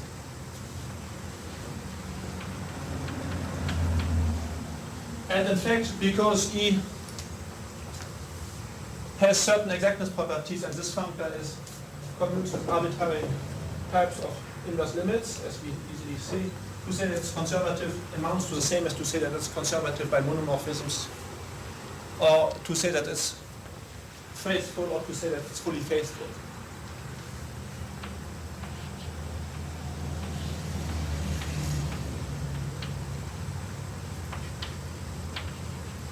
So that's some technical checking, which is pretty easy, faithful or fully faithful. So there are various variants of the notion of generating family, most of which can be expressed by properties of this functor here. For instance, saying that it's conservative, or that's conservative by monomorphisms. That's the first notion we have defined of the generating subcategory. Of course, if you take a subset C of ob E, you will do it as defining a full subcategory of E. All right. Or saying that this functor is faithful, or saying that it's fully faithful in the case of category E satisfying a few exactness properties, like those. In fact, it's enough that kernels of double arrows and finite products should exist within the category, and that families of morphisms should be epimorphic families of morphisms should be strictly epimorphic, some general nonsense like this. Then all these four notions written down here for generating family are equivalent. That's easy checking. So this notion of a generating set is a little technical. This is an extra condition we have to put on the category E in order to be able to work with it. So, slightly vaguely speaking, this is a definition of a topos. It's slightly vague as far as the first property goes, you see, because I had not defined in completely explicit terms what exactness properties means. So there's a possibility of listing a certain number of exactness properties which can be shown to imply all others one might wish to deal with. And I have a tendency to forget which. I will try to recall. In fact, I should make perhaps a little parenthesis. The first definition of E of a topos was slightly different from this one. Maybe in order to feel really sure that all exactness properties one wishes, which come from the panel of sets, is shared by E, I wasn't too sure that any fixed set of exactness properties, which as those I am going to state, would suffice, and therefore I defined it by a certain generalization of the notion of sheaf, which we'll explain in this course, via sheaf on a side, which is something also which is an intermediate generalization between topological spaces and topoi. But then Giraud, he proved that there are certain sets of exactness properties which imply already that E can be interpreted as kind of sheaves on a side. And now it's kind of nice to take this as an intrinsic definition of topoi. So let's give the Giraud characterization of topoi. First, Giraud says there exist inverse limits. In fact, finite ones will suffice for our doubles. At the end of all, it will turn out that arbitrary inverse limits and arbitrary Dirac limits exist. In fact, arbitrary inverse limits, that's kind of generous because it goes beyond what I said, that it should share the exact properties of sets and what it in finite inverse limits and arbitrary Dirac limits. But I may perhaps also comment that if a category has arbitrary Dirac limits, it has a tendency to have also arbitrary inverse limits. It is so provided it has a small generating family like this. So, in fact, so let's be content with stating here that there exist arbitrary inverse limits. The second is about some types of Dirac limits, that here there exist finite inverse limits. The second axiom is about some types of Dirac limits. In fact, in the category arbitrary Dirac limits will exist, but we need only speak about sums for the time being here in B. So arbitrary sums exist in E. Moreover, they have certain extra properties. They are so-called disjoint. I will explain what this means, and universal. I already explained what it meant. And then an axiom C to follow, but let me first explain what this means. So assume we have a family of objects indexed by a set I, which of course I assume to be small, given the universe in which we're working. And assume there exists a sum of this, call it X. So we have the canonical morphism from xi to the sum x, which is universal for having arrows from the xi's into a same object of E. Now we say that the sum is universal.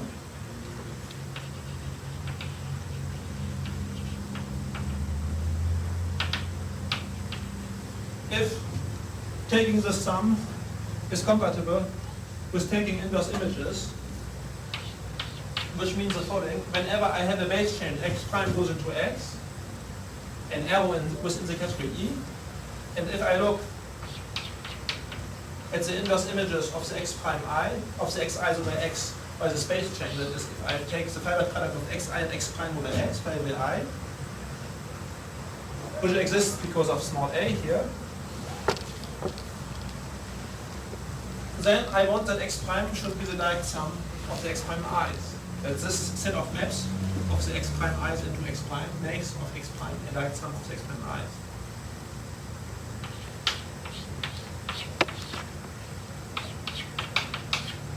Of course, when we have this system of maps, a priori the direct sum of these goes into x prime, and we want that this canonical morphism should be an isomorphism. Then we say that the sum is universal. Universal means that it remains a sum after any base change. Now, a sum is said to be disjoint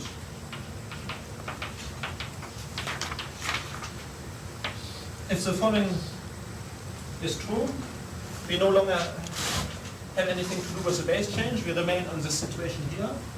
And we look at the fibered product of xi and xj over x for any pair of indices I and j.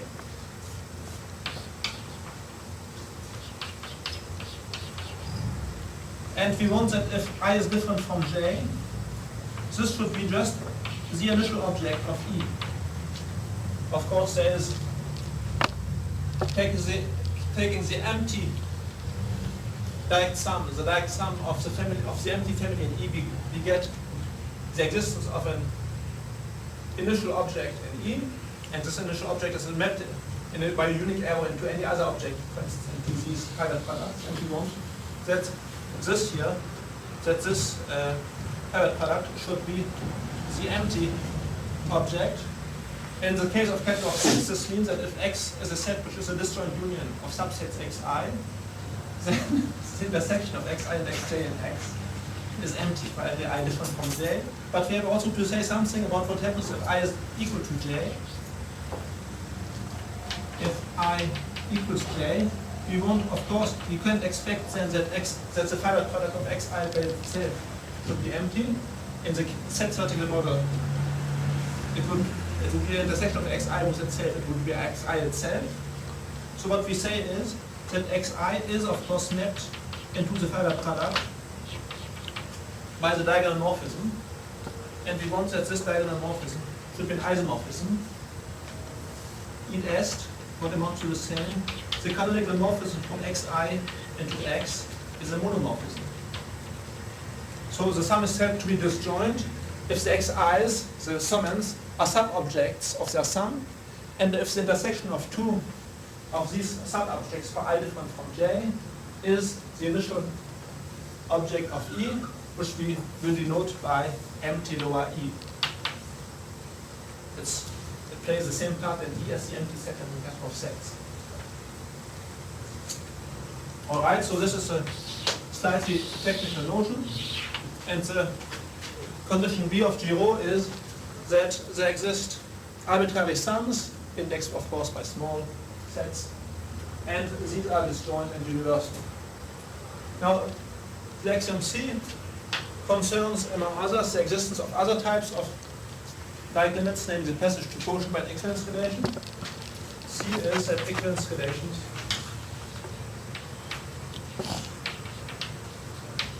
are effective and universal, I think, for this reality. Yeah. I never quite remember. Yes, you do. That's exactly it. It's ABC though. So I think we already described what this means, an equivalence relation in an object of a category. It can be viewed as being a sub-object in X times X, which normalizes the notion of a relation between two objects of a set, when we are working with the catalog of sets, and then we put in a few axioms on the sub-object of X times X, which can be expressed by saying that for every Z, R of Z is an equivalence relation in X of Z, where R of Z means hom Z R, and X of Z is hom Z X. Alright, now we can take the co-kernel of this double arrow, we got the so-called quotient of X by the equivalence relation R, and we say that R is effective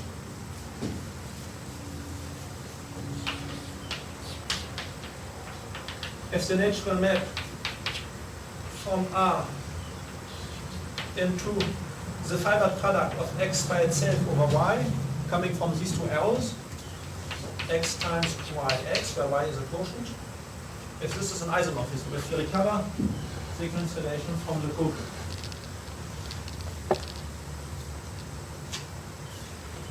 And so that's effectivity, and R is set universal if X goes to Y, which of course is an epimorphism. is even a universal epimorphism. Is a universal epimorphism, that means not only is it an epimorphism, but it remains so after any base change, namely, if we have a base change y prime goes to y,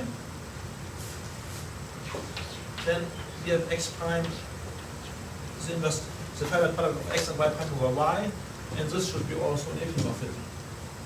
And if So what effective? uh, So what is an effective epimorphism? now let's see, I think, I wonder. Well, not in the notion of a universal No. epimorphism, no. No, but not by But, itself. but for the notion of a universal equivalence relation. Now let's see. Here we have an equivalence. Certainly we want that y prime should be the quotient of x prime by the equivalence relation in x prime, which is the inverse image of the equivalence relation R. But I wonder if this is not automatic. Well, if it is not, let's play safe and let's demand that y prime be the quotient of x prime by R prime.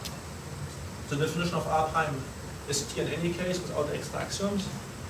That x prime over R prime, yeah, that's human right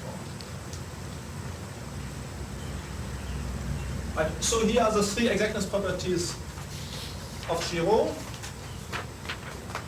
And I guess in order to deduce from these exactness properties any other exactness property we might wish, of the type we have said, as is inspired from the level of sets, perhaps we technically will need even the existence of generators.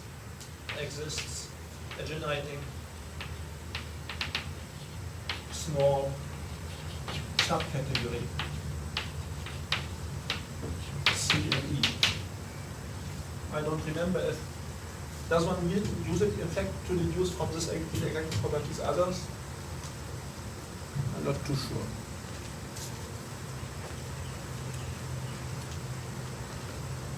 So here's the notion of a topos, which is slightly technical. But I think it's kind of intuitive though. I mean, to what I have said here, it's in fact the vague notion which makes intuitively which makes more sense. Maybe I should give some more comments about this rather technical part of the notion, namely the existence of generators. This, for instance, will ensure that if you have any object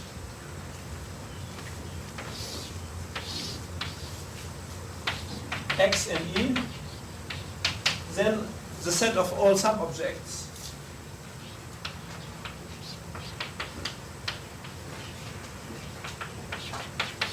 is small, I mean, is a set, if you prefer to say it that way, is not as large as these huge categories like categories of sets. So it's reasonable, it's something we can work with. And the same, the set of all quotients of X. Set of all quotients object is also small.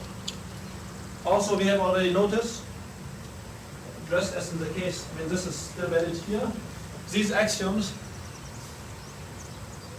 here from A to C will imply that the abelian group objects of E make an abelian category.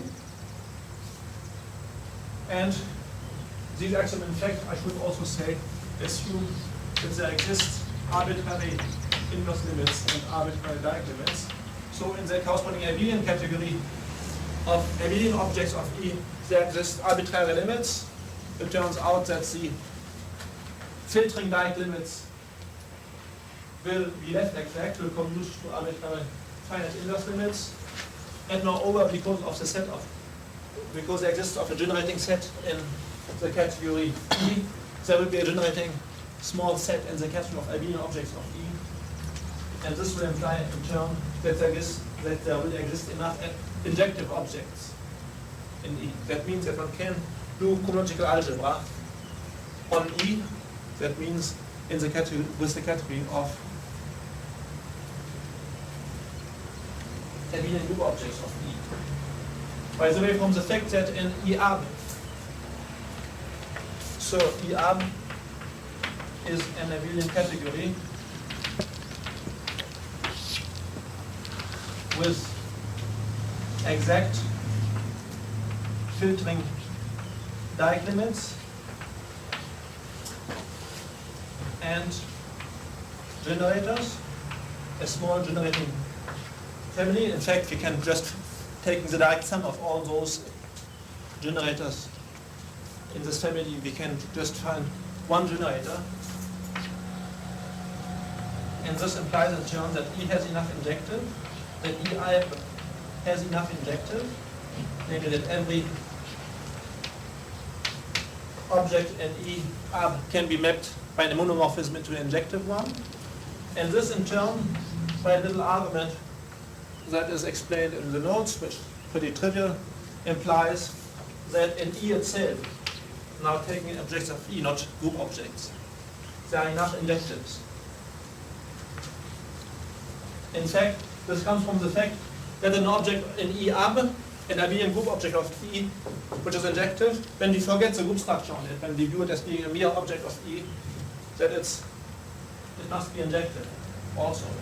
And in this way we get enough of them in E. That's pretty trivial to see. So let's not give the proof of these facts, these few statements, just as an example of how technically and how this technical notion is used in order to do statements which one likes to have. So I think if we have a category which is a topos except for the existence of generators, I think quite a number of features, we would be at a loss of really working with it. In fact, there are some contexts when one reads these things, and algebraic geometry is a huge thing where to put anything else. But it's a little unsafe for molecular algebra, for instance, and for some questions. Anyhow, I think that now the notion of a topos has been sufficiently handled for about 10 years or so, so that one is pretty sure it's about the right one.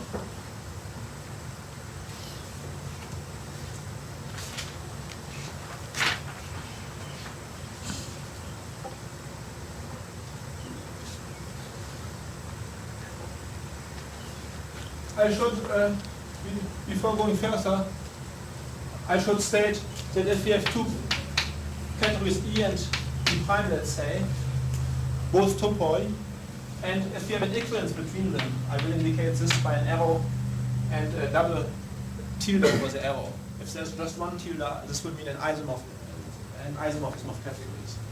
But if you have an equivalence between E and E prime, we will consider that E and E prime are essentially the same topos through this equivalence. We will make this a little more precise a little later. But in fact, the notion of working with topological spaces up to homeomorphism is replaced here by the notion of working with topoi up to equivalence. In fact, it's very rare that we can show that two topoi are isomorphic, and we don't really care. As most notions for categories, you see, most things we work most contexts when we work with categories, there's really no difference between working with a category and working with an equivalent category. It's really rather exceptional context where it does make a difference. So for topoi, definitely, we will never have to distinguish between a topos and an equivalent one.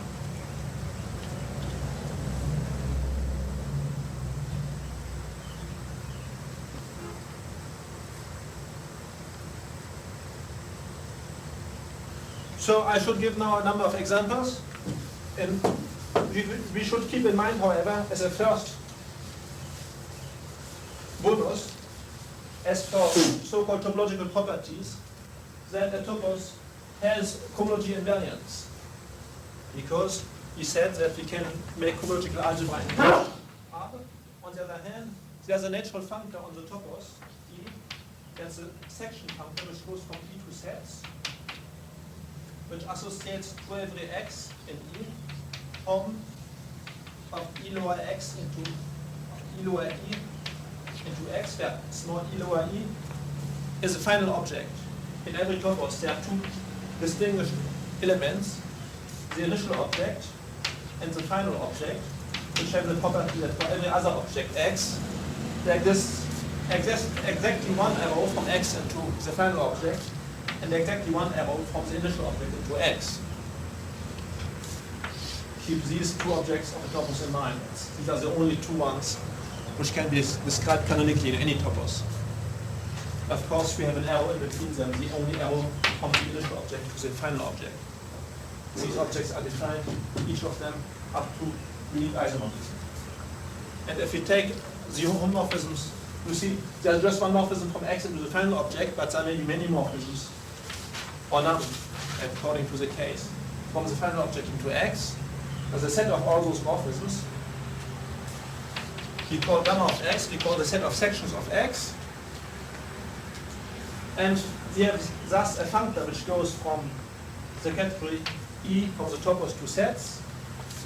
When we look at its composition with the forgetful functor going from abelian group objects of E into E, we get an effective functor which goes from abelian group objects to abelian groups. Because if X is abelian, the group object, then one small ex is also a group object, abelian if X is abelian. So we have this functor, and the derived functors of this section functor are called the HIs of the topos E with values in the variable group, abelian group object of E. So for those who don't know homological algebra, just skip these comments. It's not too bad if you don't understand them. Now if we have an arbitrary sensortic group and usual group, call it what we know M naught, then we can associate to this constant object of E this value M naught in the following way. We just do it the same way as when we had the category of sheaves on topological space. We define for every set first I, we define the corresponding constant object of the topos E, I will call it I lower E, to be the product, so to say the external product of the final object of E with capital I, which is defined also to be the sum of capital I copies of this final object. And because of our exactness properties here, the functor which goes from I into I lower E is a functor from sets into the topos E, which commutes with arbitrary direct limits and with finite inverse limits. Has just always these same nice properties, and therefore it transforms group objects into group objects, abelian group objects into abelian group objects. Left exactness is enough for that. And therefore, if M naught is a usual abelian group, then it defines the constant group object on E with values M naught, which is an abelian group object. And if I compose this with the HI functor, we get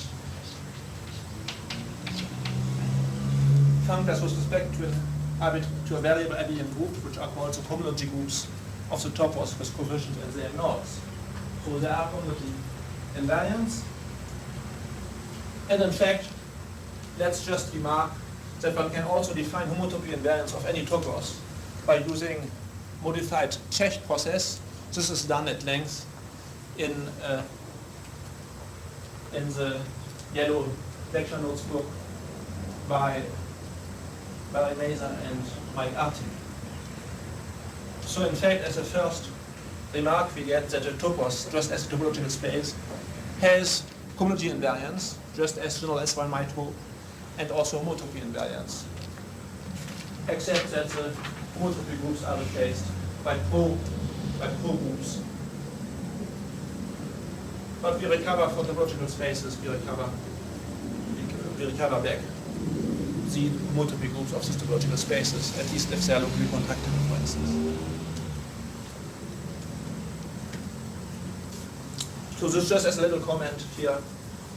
about possibility of doing algebraic topology with topoi, of having nice algebraic invariants attached, of a topological nature attached to topoi. Now I should give a number of examples. I think it will be really important really in order to make this theory, you see, concrete, to get a feel of what we are really these topoi are really about. We have to give, I think, lots of examples. And I think the main point of the rest of these lectures will be giving a lot of examples. There's a big number of examples dealt with as exercises in the standard reference on topoi, SGA 4. We are very lavish in writing down a big amount of exercises to cover what we didn't include in the main text. So, of course, the first example that comes to mind is a topos associated to a topological space X, the capital of sheaves on X. This indeed we have taken as a model for developing the notion of a topos. Now, maybe we should emphasize before going further, because, of course, the interest of the notion is that there are topoi which are not at all of this type, up to equivalence. But let's give two particular examples. Let's take X, the empty space, then we get a topos top of empty, which we denote always, I think the best thing is to denote it always by this symbol. It's the capital of sheaves on the empty space. Now, this is again what is a sheaf on the empty space? It's a functor going from the category of subsets of the empty space to sets. Now there's just one element in this category of open subsets of the empty space. So we have to take the category of functors going from the one-point category to the category of sets. And however, there is an exactness. These are pre-sheaves on the empty space. But sheaves are those which satisfy a certain exactness property, which means that the sets which we associate to the empty, to this unique open subset of the empty set, should have just one element. So top of empty is the category, is isomorphic to the category of all sets reduced to one element.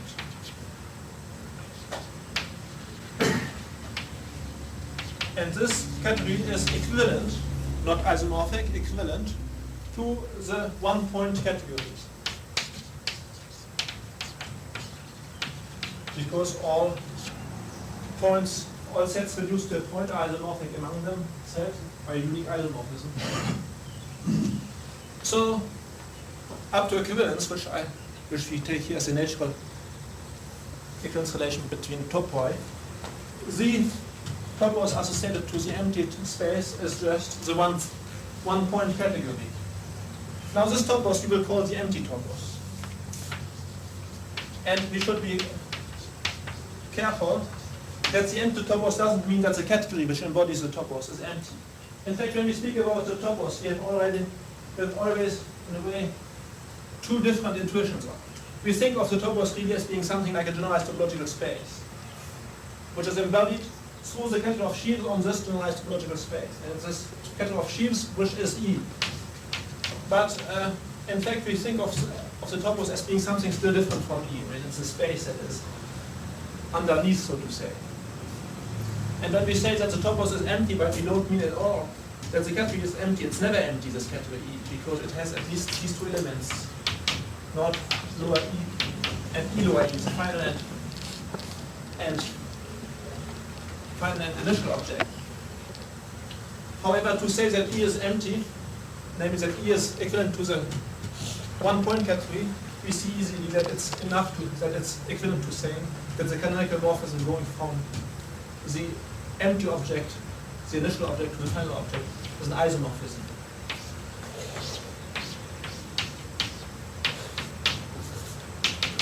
So,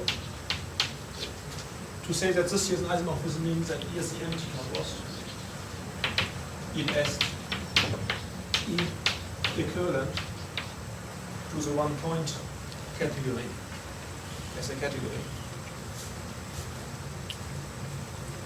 That means also that all objects of E are isomorphic, or that these two here are isomorphic, or that the connected arrow is an isomorphism.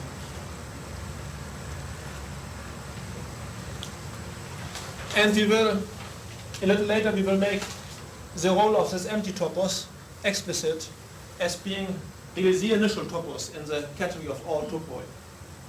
It's the topos which is mapped in a way by something like a continuous map, what generalized continuous maps into any other topos. But I think it's safer. I would hesitate to write E equals empty, you see. Perhaps empty index top. This might be less misleading.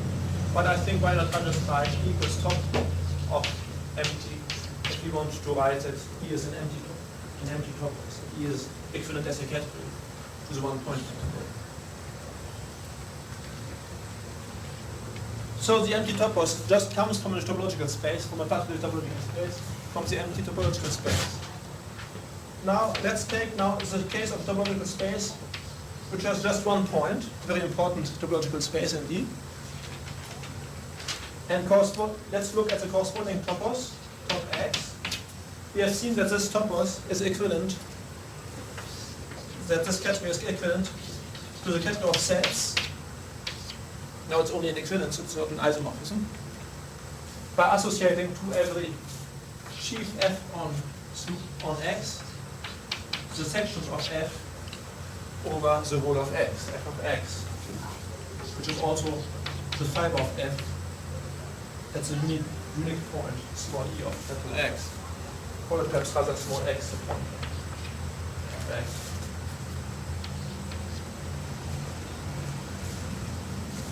So we will call this topos the 1 point topos, or the final topos.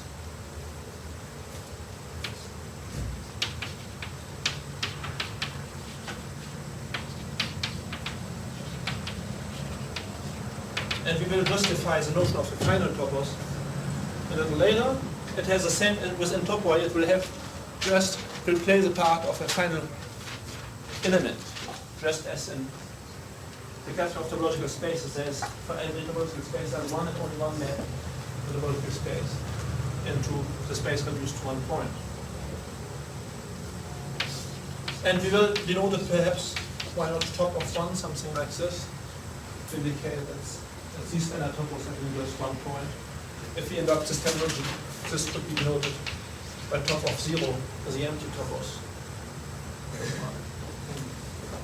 So be careful that if I speak of a 1 point topos or the final topos, it doesn't mean that the category E has just 1 element or that all elements are isomorphic. In fact, the category is pretty huge. It's as big as the category of sets. However, I mean, the topos is pretty small in a way. It's just one. One should think of it as being the topological space reduced to just 1 point. So I'm sorry to insist rather heavily on kind of trivial matters, but I think it's very essential to see this double game of, on the one hand, having these big categories, but on the other hand, viewing them as being associated to geometric objects, which are a lot smaller. But these geometric objects, to date, we can't define in any other way than just through these huge categories. Now, let's give now some examples of topoi which are not of the type top X up to equivalence.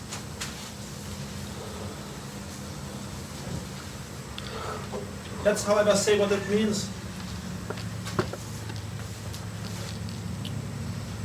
Well, we can get various characterizations of this topos, of the 1 point topos, for instance. We can say that the functor which goes from sets to E, which associates to every set I the constant object I lower E, that this functor is an equivalence of categories. Of course, suppose necessary and sufficient. It's of course sufficient because it implies that E is equivalent to the category of sets as a two category. Therefore, it's by definition it's a one-point topos. And on the other hand, if E is a one-point topos, then one way of getting the equivalence between E and the category of sets is either through the section functor, but also another way is through the functor which associates to every set the corresponding constant object. So we can say that the one-point topos is the one that has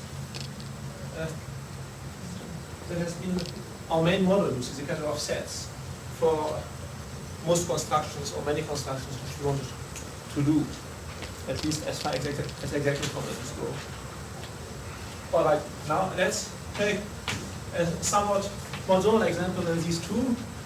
Let X be a topological space, let G be a discrete group, and assume that this discrete group operates on X. Then we will construct a category which we will call the category of sheaves on X, on which G operates in a way compatible with its operations on X.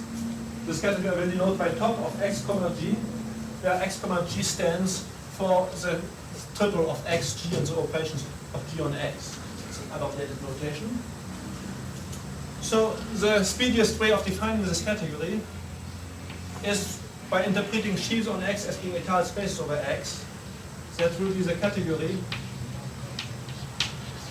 of étale spaces over X, X prime lying over X, together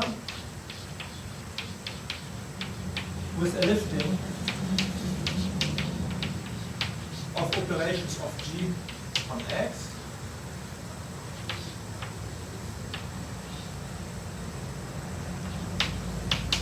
two operations of G on X prime. So to give an object of this category is to give an entire space X prime over X, and to have a G operate on this entire space in such a way that the projection should be compatible with the operations of the group.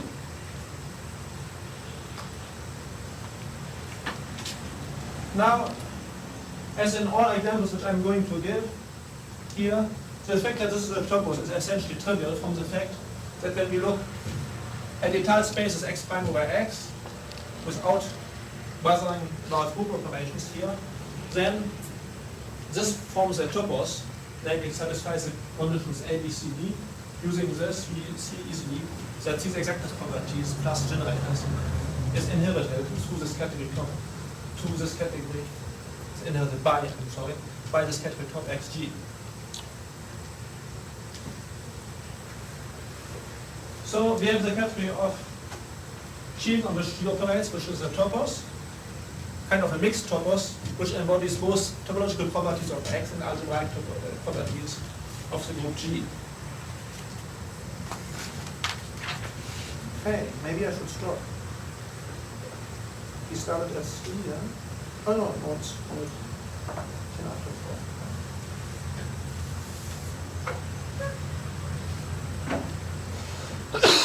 Now, if G is a unit group, now then to say that G operates on some space just means nothing. It's no extra structure. The unit group operates in just one way.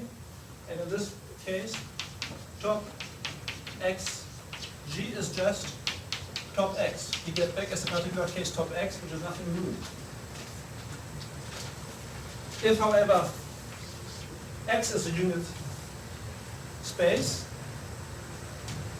there's just one way then to have the group G operate on the unit space. Therefore, to give the couple of a space of one point and G is just the same thing as just to give the group G. You get a topology, top of just one point. You get a topos, which is denoted by B lower G, which is called the classifying topos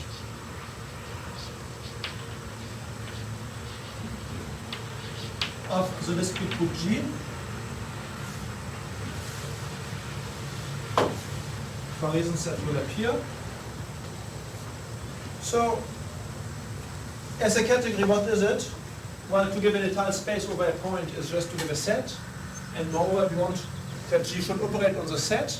So, this is just the category of sets on which G operates. That's the so-called category of G sets.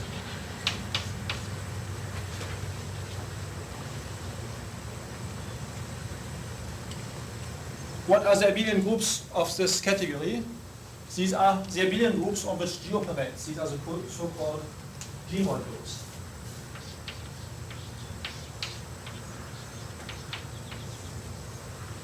Vg ab is a category of G modules.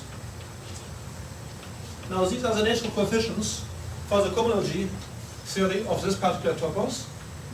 Cohomology theory defined the HIs are functors defined on the category of G modules. There's a derived functor of the gamma functor. What is gamma of any object of this category? Let's see what is the gamma functor which goes from Vg to the category of sets. What is the final object of the category Vg?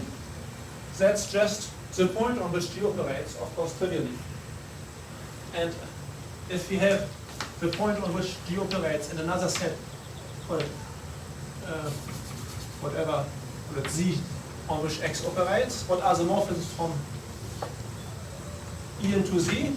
These are the maps from one point to Z, which are compatible with all axes of G. Now a map from E into Z is just a point of E, and to say that it's the corresponding map is compatible with the axis of G means that the elements of Z which we take are invariant by the action of G. That means that gamma of Z is the subset of Z of all invariants under G.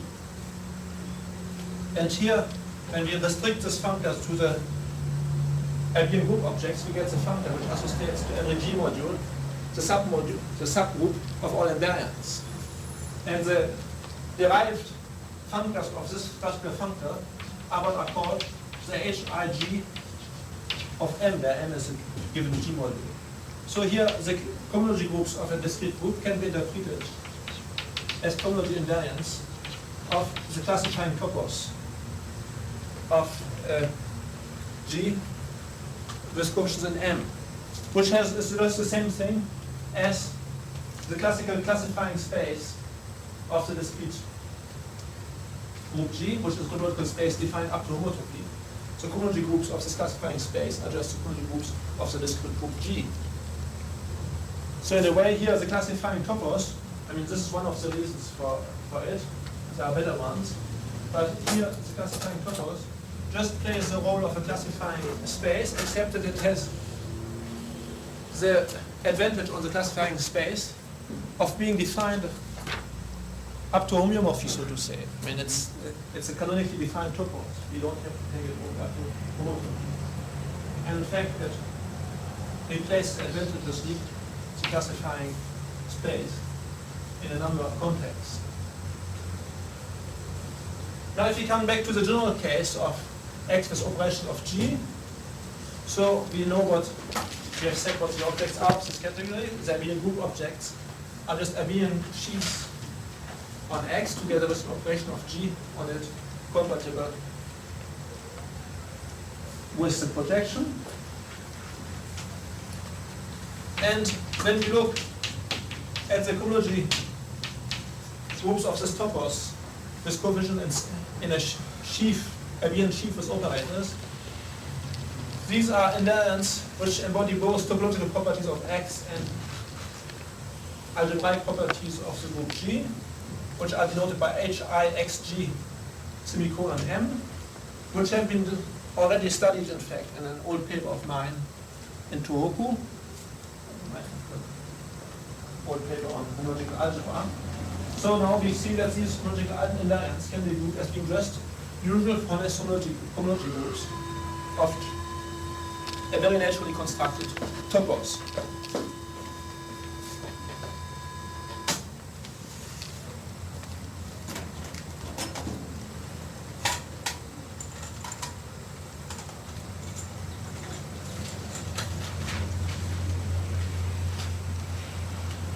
turned out, by the way, that the spectral sequences which are tied up with this cohomology can be interpreted in a uniform way as being Lawvere spectral sequences of certain morphisms between topi. But I will have to define a little later what morphisms between topi are.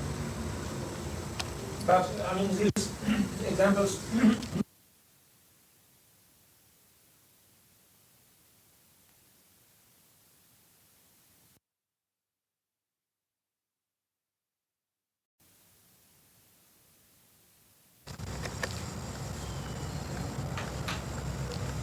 Now,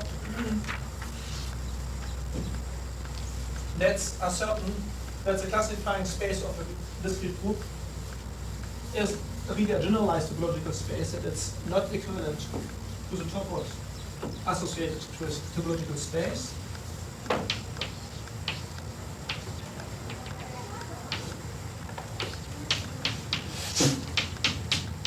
Vg is not equivalent to any top x, provided at least G is different from the unit group.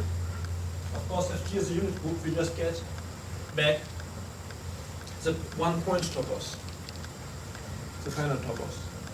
But otherwise, we get something which cannot be reduced to topological space. Why is this? Well, let's look at the forgetful functor.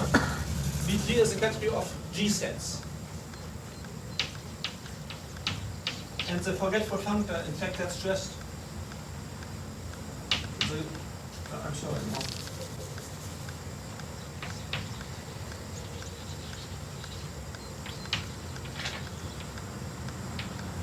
Is a functor which goes from this to the getter of sets.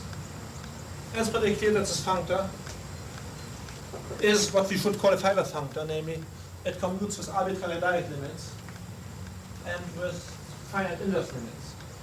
In fact, the direct limits commutes even also with arbitrary inverse limits. It commutes with all types of limits. In fact, the limits in the category of G sets are constructed set theoretically, and then the operations of G carry over.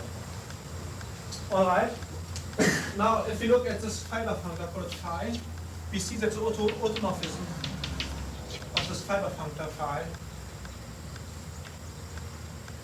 the automorphism group, is isomorphic to G. We have, of course, a lateral map from G into it, which in fact is injective. That's all we have to know, but in fact it turns out to be an isomorphism. So we see that the fiber functors have non-trivial automorphisms with G. It's a given fiber functor here has non-trivial automorphisms with G without reduced to the unit group. Whereas in the case of category of sets, I don't know, did I speak about the morphisms between fiber functors on the top X being associated to specializations?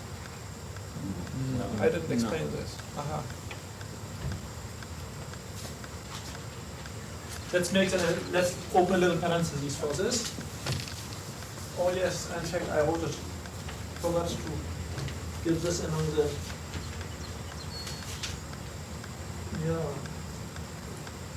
I forgot.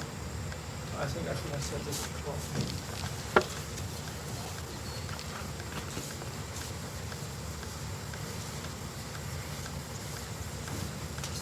So I claim that in the case of the topos of the type top X are set to topological space, the automorphisms of any fiber functor are trivial. More generally, what one can show is one can determine for any two fiber functors on top X. One can determine all homomorphisms of one into the other. I will say what the result is. Assume X to be sober, which we always may, because replacing X by the associated sober space doesn't change top X up to equivalence. So assume X sober. So any fiber functor is of the type F goes to F lower X for a well-defined element X, capital X, that is up to isomorphism, it is of this type. And now we want to define homomorphism between fiber functors. Now, if Y and X are 2 points of X, we will say that Y is a specialization of X.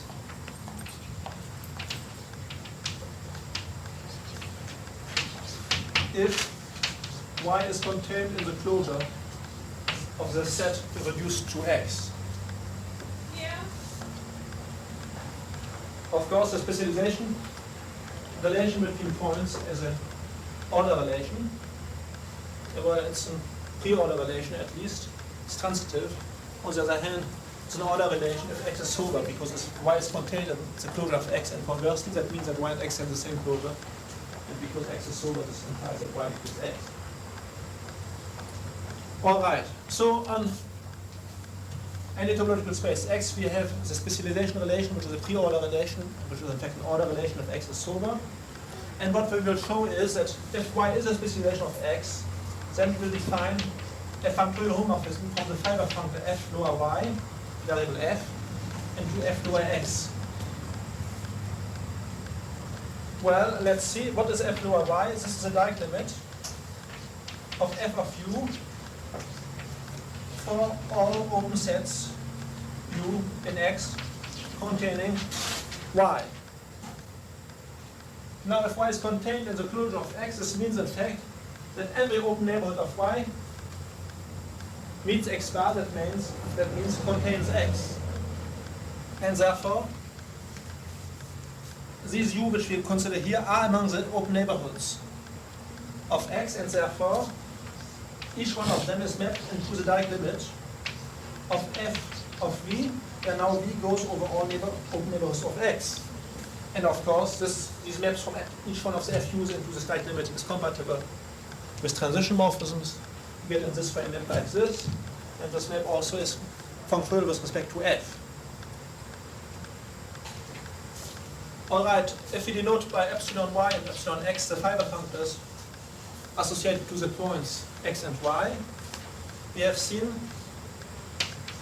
that Horn epsilon y, epsilon x is non-empty. Now, how can we say things? Let's say the following way. Consider x as being not merely a set, but as being, and forget about the topology, but remember the order relation defined by specialization. So x can be viewed as being a category, or the set of objects of a category associated to this order relation. For every y and x, there is one arrow and just one from y into x. There's one arrow from y into x if and only if y is a specialization of x, and this arrow is uniquely determined. In fact, yes.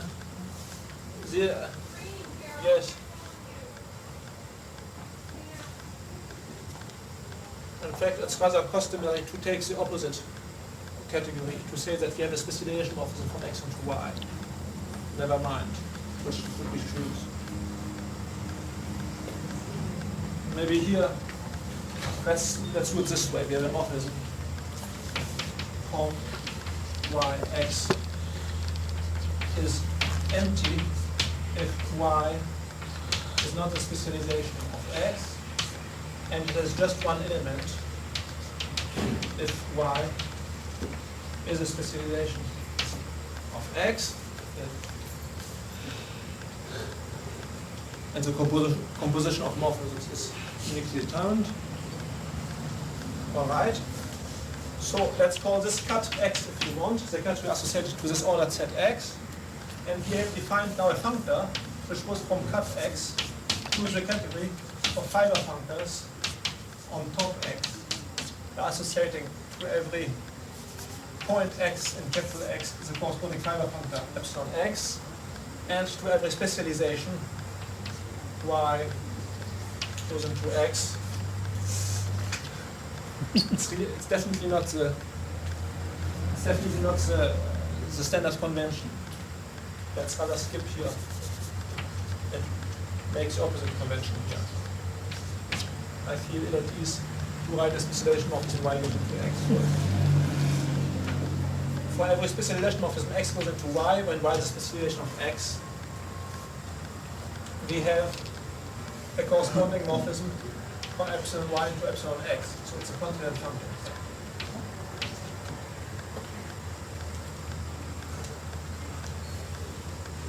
And what can be shown, it's done somewhere, I think as an exercise in the notes, is that this is we know already that this map on the objects, isomorphism class of objects is injective. But in fact, we have a, and in fact bijective, but in fact we have a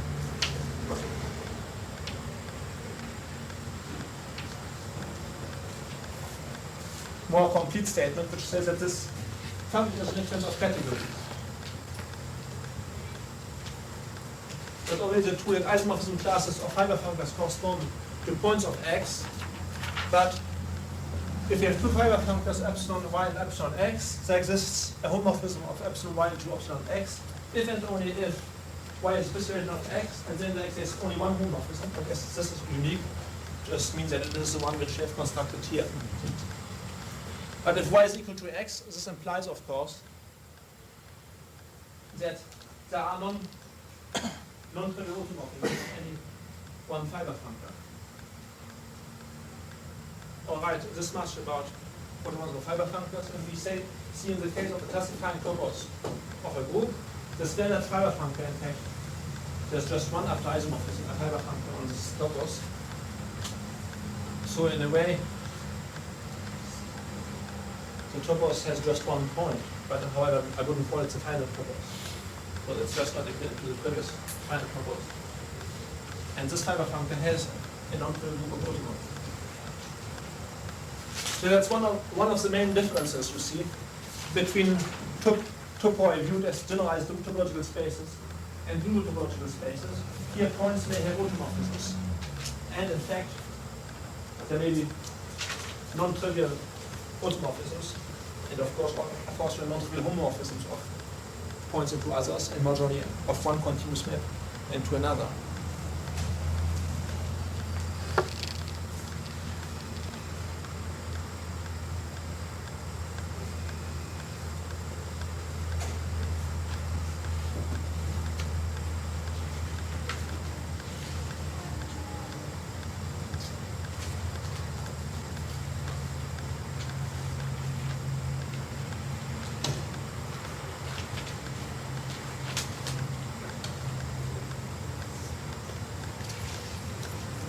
What about the more general case when we have a group G operated on X?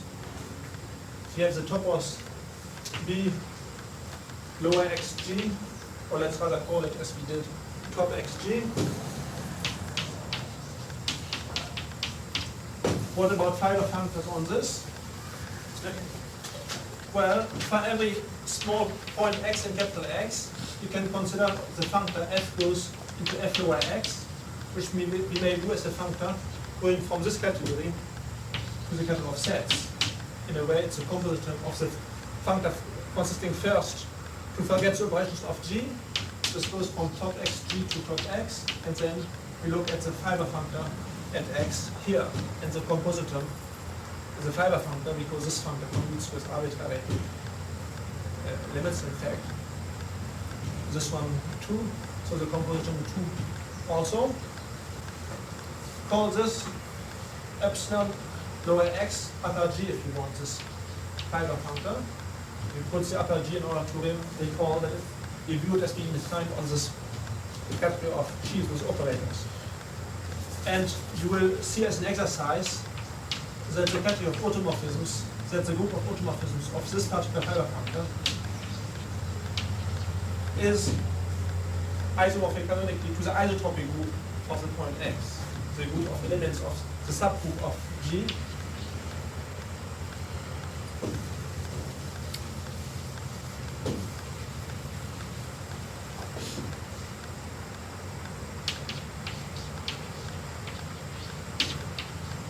Such that Dx is equal to x. So the isotropic groups of points of x under the operation of G occur here as automorphism groups of fiber functors, or as we'll say geometrically a little later, as automorphism groups of points of the topos, top xg. On the other hand, it's well known for those who have had to deal with spaces with discrete groups of operators. It's the important role of these isotropic groups. So we have here a nice geometric interpretation.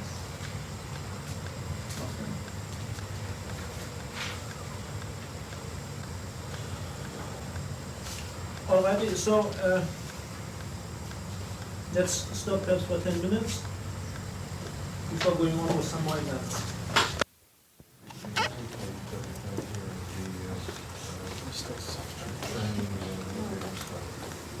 It looks like they're digging up their structure. Or just the alpha. Yeah, just the opposite, yeah. That's what, Steve? Just the opposite. Maybe we should discuss it a little bit right now. Oh, good. I don't know too well because I don't know their work, but maybe some chefs here. But the can make some difference comments. is that you take theirs and put it in generation and direct limits. Then you've got this. They don't have direct limits. So put in that and put in generators. Then the other two, then you get to this. Then to zero. If you go the other way. Limits and generators plus their actions gives you zero. And their actions just finite limits and But there's a whole- plus and the harm, So that's not contained. That's not contained. internal harm. I should say a word about the internal home text right now. Yeah, and the internal harm and then the sub-object classifier.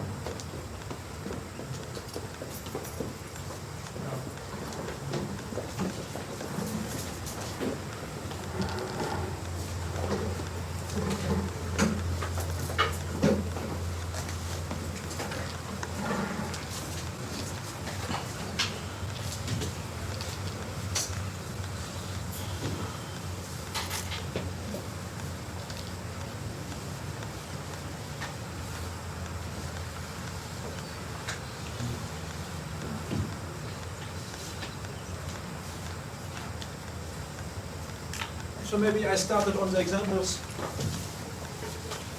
slightly too quickly. Let me give a comment or two on the definition of a topos still. So I gave first the general idea of a topos, what it means, and then I gave a definition, a formal definition by a set of 4 properties, the last one being about the generators, and the 3 first ones being exactness type properties. So the excellent definitions, some of which I can't formulate now because they require the notion of a site. It is something like a category, something like a topology on it, you see. And that was, in fact, the original definition I referred to. But there's something very close to this, which I can state, and which will show, which will give you, in fact, one of the possible recipes for going over from exactness properties of sets to exactness properties of an arbitrary topos. Namely, the properties of this formal definition are equivalent to saying that, first of all, there exists a category C,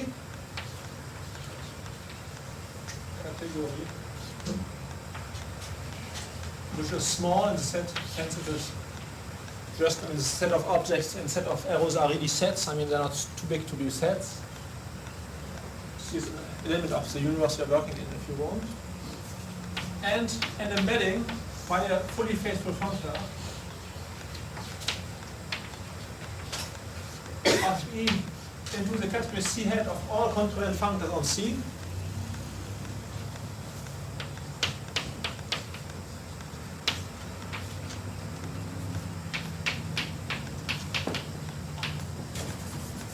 If you prefer first covariant functors instead of concurrent functors, just replace C by the opposite category. But I think it's nicer here to take from them. In such a way that the inclusion functor, I, admits an adjoint on which side left adjoint exists a left adjoint called the inclusion functor if you want. F lower star, then there should be exist a left adjoint F upper star. Now being a left adjoint, it will commute with arbitrary Dieck limits, but we won't go over that it commutes with finite inverse limits, namely we want it to be left exact. So that's one property, and there's a second property which we have still to add about. No, we don't even need the generators. That's all we need. Generators will follow. Alright, so that's the property. Maybe this left adjoint means that on to every object of C hat, any concurrent functor of C naught into sets, we should be able to associate an object in E, F upper star of P, if P is this so-called pre-sheaf on C, a functor on C, concurrent, so that the homomorphisms of F upper star P with values in an arbitrary object X of E should correspond to the homomorphisms, here they are not in E, in C hat of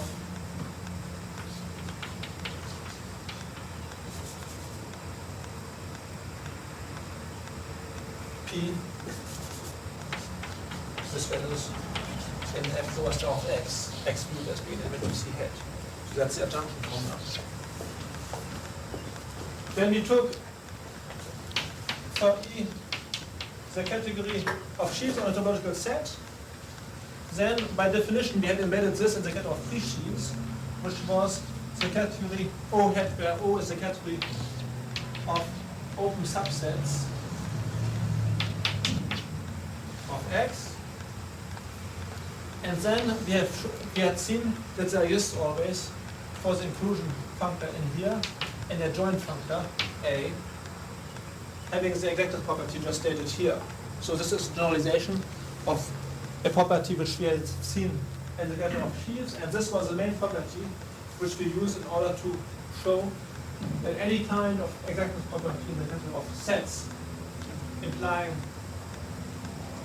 Dieck limits and arbitrary Dieck limits and finite inverse limits carries over to the category top X.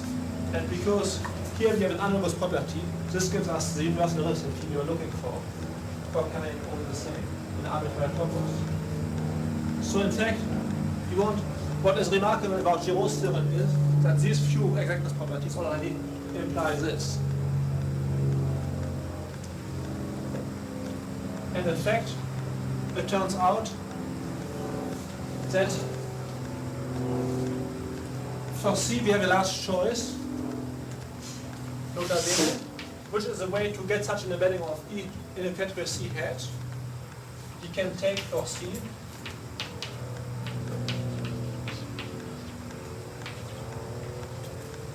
a full subcategory of E and take for the functor here the canonical functor which we have already described at the beginning of this session, namely associating to every object of E the contrariant functor it represents on E and then restricting it to C. X goes to Z goes to Zx, where X here is in E and where Z here is in C. And this functor is fully faithful, we have seen, if and only if C is a generating set. And whenever this is so, whenever J is a generating subcategory, so that this functor is fully faithful, then there does exist an adjoint functor to the inclusion of E into C hat.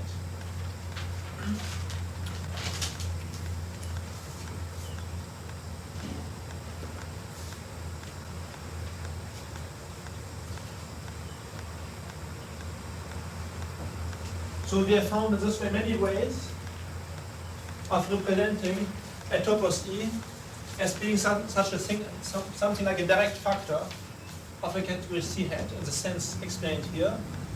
We just take a generating, an arbitrary full subcategory which is generating. Of course, if C does do, if C is alright, then any larger subcategory is alright too. So we have many ways of getting E as a direct factor of a C hat.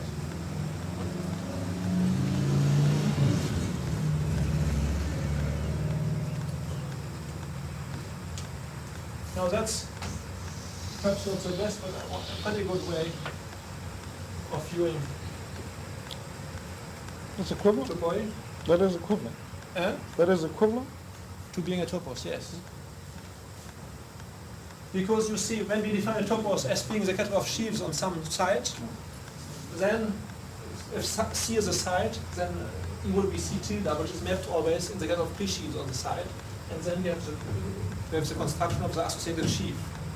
So certainly, if E is a topos being defined as a category of sheaves on a site, then this is true. On the other hand, if this is true, then we see that ABCD are true, you see, because ABC are exactness properties which will carry over to E. On the other hand, C has a generating set, namely C hat has a generating subcategory, namely C itself, identified to being representable functors on C. And we see at once that if F lower star's embedding has a left adjoint F upper star, then the image of C by F upper star is generating in E.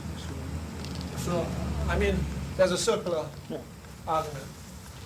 Topos defined via sites implies this, and then, let's say, the strong statement of Giraud's would be that these pretty weak, pretty specific exactness properties imply already that E can be defined as category of sheaves on a suitable site.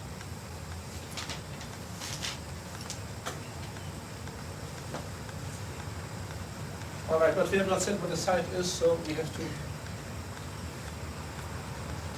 Now, some other comments about internal operations to a topos. So a topos has any type of direct or inverse limits, and we have said something about exactness properties concerning these operations. But there are other operations in topoi, namely, if you have two objects of a topos, E and X and Y, let's say, then home underline of XY can be defined as an object if X and Y are objects of E. Then this can be defined as an object of E by as the object that represents the complement functor Z goes to home X lower Z, Y lower Z, home over Z. The X lower Z is the base change of X to an object over Z, X lower Z is X times Z, this is Y times Z. And these are the Z morphisms, which is the same. Essentially then home X times Z just goes to 1. Here it's the morphism in E, here it's the morphism in E over Z. So from the definitions of a topos, it follows that these constraint functors for variable Z on E are representable, and therefore they can be identified as objects in E. And also that the functor P of Z equals set of all sub-objects of Z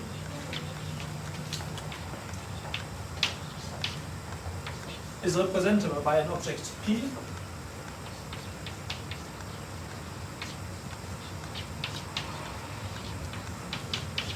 of the topos, just the same as in the case of the category of sheaves on topological space, when we have defined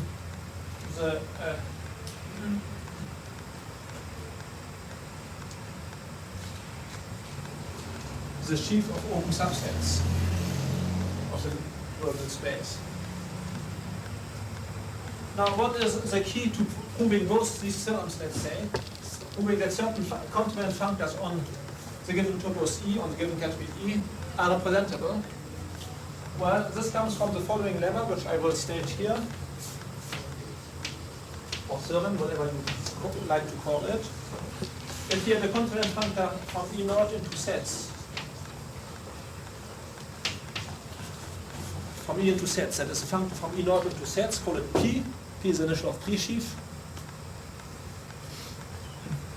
Then P is representable if and only if P transforms direct limits in E into inverse limits in sets. In other words, P as functor from E naught to sets commutes with arbitrary inverse limits. To say that this functor commutes with arbitrary inverse limits, when we view it as being a functor but consequent from E to sets, it means that it transforms direct limits into inverse limits. Now, why is this so? Let's give the reason for the truth of the statement. This type of statement is true in much more general categories than just topoi. It's true whenever, if in the category E, first of all, there exist arbitrary direct limits. If second, there exists a small set of generators. And for the proof of this fact, you can see the introductory expose of SGA4, the expose 1, where one gives generalities about categories. It's some general nonsense statement about categories, which is kind of nice. If there are direct limits and if there exists a set of generators, which is small, then the elements of E can be recovered as being, through the controlling functors they represent, as being exactly the controlling functors from E2 sets which transform arbitrary direct limits to inverse limits. And the two functors which I have written down here for variable z, this functor here, hom underlined xy, and the p functor, it's pretty clear that they transform arbitrary direct limits into inverse limits.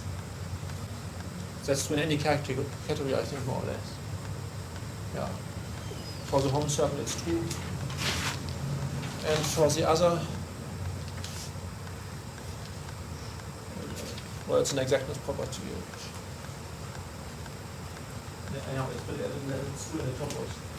And therefore, these functors are representable. So, in fact, about all internal operations that one can perform in the category of sheaves on topological space can be, in fact, performed in a general topoi. Now, I think that Lawvere and Tierney have given a notion analogous to the notion of a topos by giving as basic axioms not those which are here, which imply, as main ingredients, existence of some types at least of direct limits and inverse limits and properties on these, but as main ingredients I think they gave the existence of these objects and of the P lower E object. And perhaps now, I don't know too well the theory. They give one or two extra properties, do you know? Finite inverse limits, I think, as well. Finite inverse limits, plus the existence of these objects. That means the fact that the functors defined by these symbols are representable. And these, apparently, these properties imply all exactness properties that one could wish of the type ABC, namely, let's see, including infinite? No, I don't think so. No, Probably not, no. It's something, I think, which is in between these same axioms, but only for finite indexing categories, for taking the limits, well, and the sure, whole but thing here. It's something, on the other hand, in Tierney's axioms, that is not necessarily a set of generators. No. So it's something. If you put in I think if you put in generators and limits and direct limits, I think you get back a So it's slightly. topos like yes. this, if I'm not mistaken. So the topoi here are certainly topoi in the sense of Lawvere. Lawvere's are somewhat more general. On the other hand, I think that the main advantage of Lawvere's notion, or this what you know, pseudotopos or pseudotopoi or something like this, is that the axioms are finite in nature, I think. Because the operations they imply are operations on 2 variable or on 0 variable here, or finite inverse limits, just a finite number of variables. So in fact it just means that there exists a product of 2 objects, the final object, and kernels of double arrows. So I mean, that's all it means. And from this, if I understand well, all other exactness properties which can be stated in finite terms will follow. And also if you perhaps you see Hom underline xy, if you try to interpret properties of this in terms of exactness property, it involves implicitly also infinite operations. It looks quite innocuous, this Hom underline xy. It's in fact a very strong operation. Yeah. But I think it's mathematically, it's a really nice fact to see that from these finite operations you can squeeze out so much about exactness properties. They don't have even been to assume that equivalence relations are effective or anything such. So that's provable. That's provable. Just like you would imitate like you do in set. You construct it.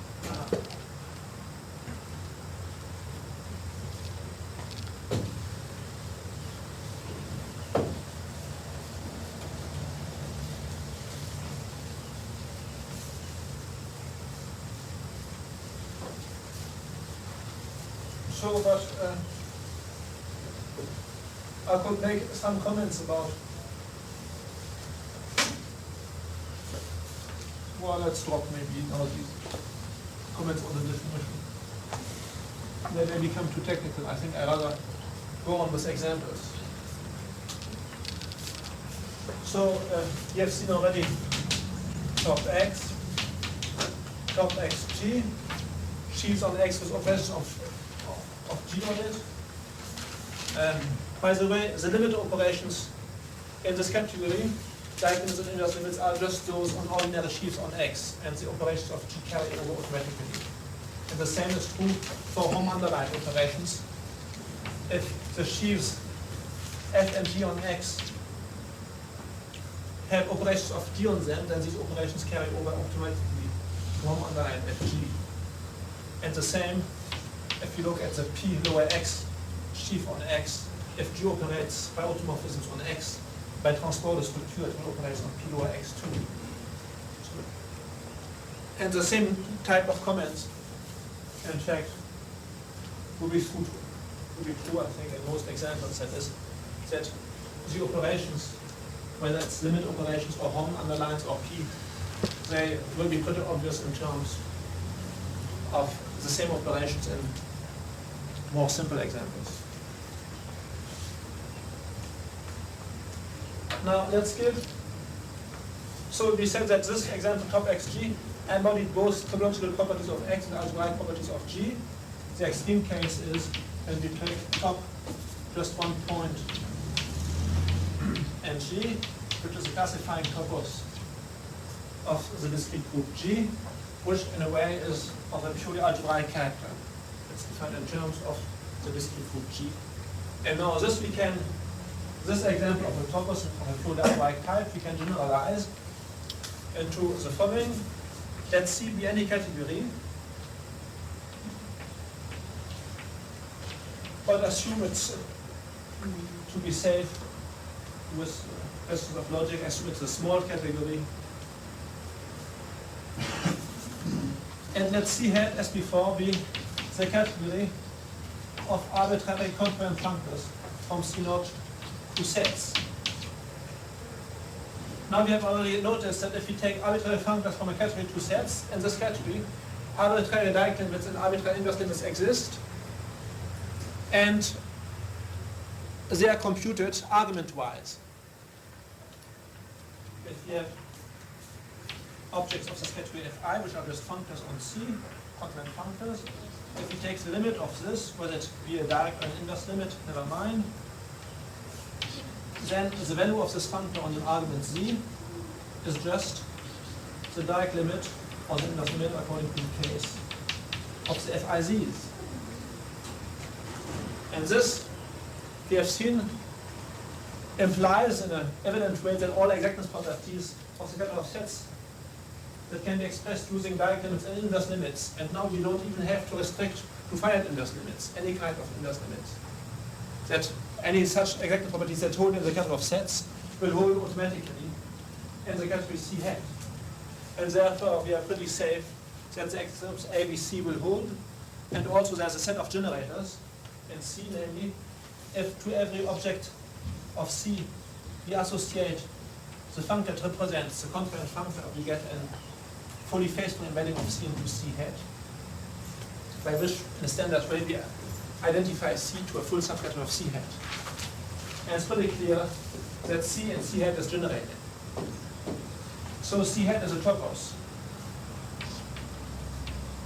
It's even a topos in a stronger sense than needed. Namely, it shares all exactness properties of the category of sets, not only those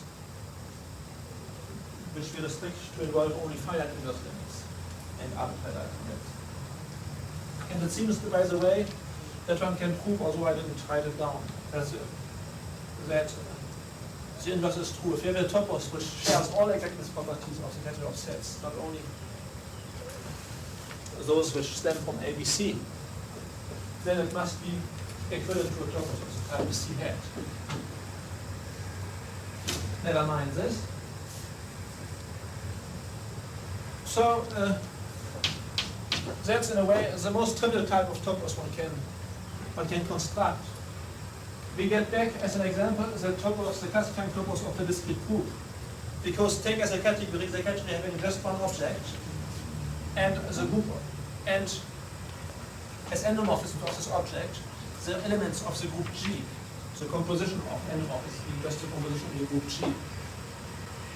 Then what is a congruent functor from this category to the category of sets? It transforms the unique object into some set. Call it, what do you know? Call it E. And the operations of G on the point are transformed by this functor into operations of G on E. So to give a functor on this category with this set, it's just a set on which G operates. But if you want, if it operates, it should operate on the right, in fact, but G is a group, we can transform right operation to left operation. Never mind. So the category G is just a particular case of a category of the type C hat.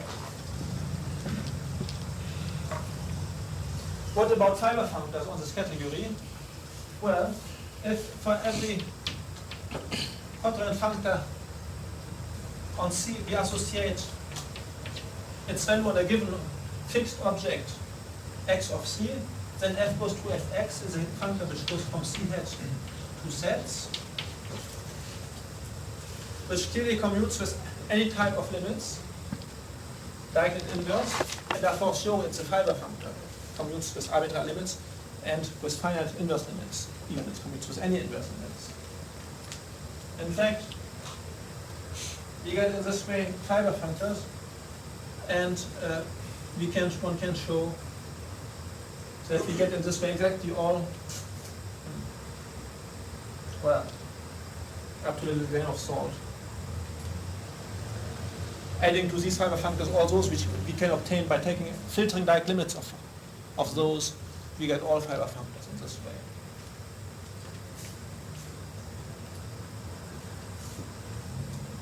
Never mind. Anyhow, we see that we have enough fiber functors on this category. By the way, on the previous categories also we had enough fiber functors. The set of all fiber functors was conservative. On here we have already noticed it. Here, those which we have considered by taking stocks at various points of x, forgetting the operations of G, they form a conservative family because the functor going from this category to top X is conservative. So if we take the fiber functors in here, which form a conservative family, the restrictions here are conservative too. And here again we have enough points. We have even enough points which are strict points or essential points, namely they commute fiber functors that commute with arbitrary inverse limits, or the ones with an arbitrary product.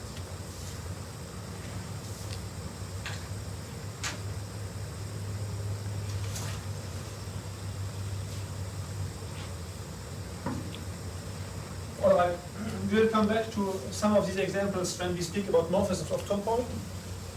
So let's drop this example and come back to some more.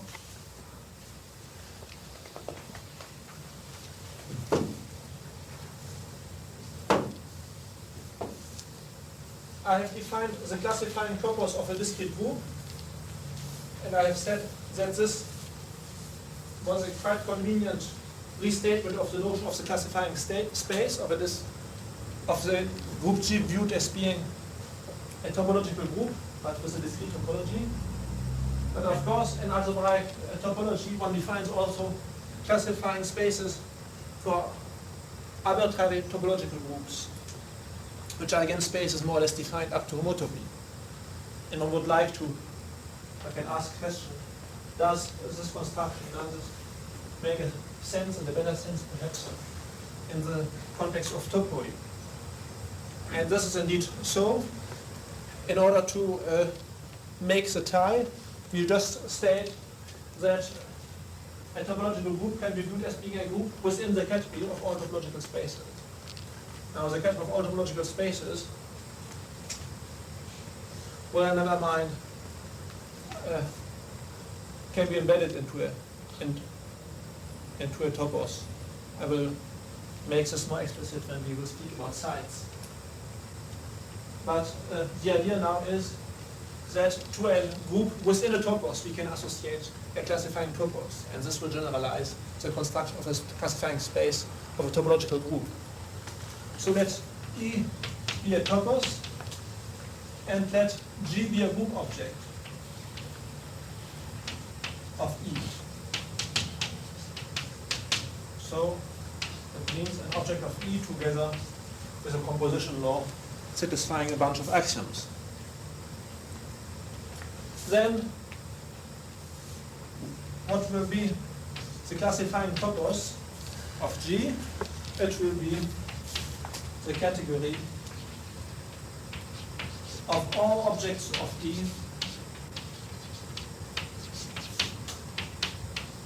with G operating. So what we do is we look at objects X of E with operations of G on it, that is, with morphisms of G times X into X, satisfying the associativity relations. And for a fixed G, we don't move it, and variable X with operations of G, we get a category. And it's pretty obvious to see that the conditions A, B, C, D, which are supposed to hold in E, because E is a topos, carry over one after the other in the category of objects on which G operates. In fact, the same would be true for any kind of diagrams we can construct in a topos. But I could give a very general statement to this effect. But I think it's better to give examples rather than perhaps to give very unambiguous statements. So if E is the category of sets, that is, if the topos E is a one-point topos, then to give a group in it is just the same as to give a usual group. And the category here is the category of all sets on which the group operates. It's the category which we call also libido G here. So we do get the natural generalization of the classifying topos of a discrete group, but replacing the category of sets by an arbitrary topos. It is replacing the one-point topos by a more general topos as being the encompassing universe in which we are working. Now, if we take the cohomology invariants of this, first of all, what are So sheaves on this topos, they are just the objects of this category. They are just sheaves on the topos E on which the sheaf of groups G operates, and abelian sheaves are just abelian group objects of E on which G operates by automorphisms. And the cohomology invariants of BG with values in such an abelian sheaf, they are called by definition the cohomology groups of the sheaf of groups G, or of the group with capital G, of the group object G, with coefficients in the abelian object M on which G operates. So that's the classifying cohomology, which is just defined as the cohomology of a certain topos. And this does have, the properties which one might obviously expect from it, number of exact spectral sequences and the like.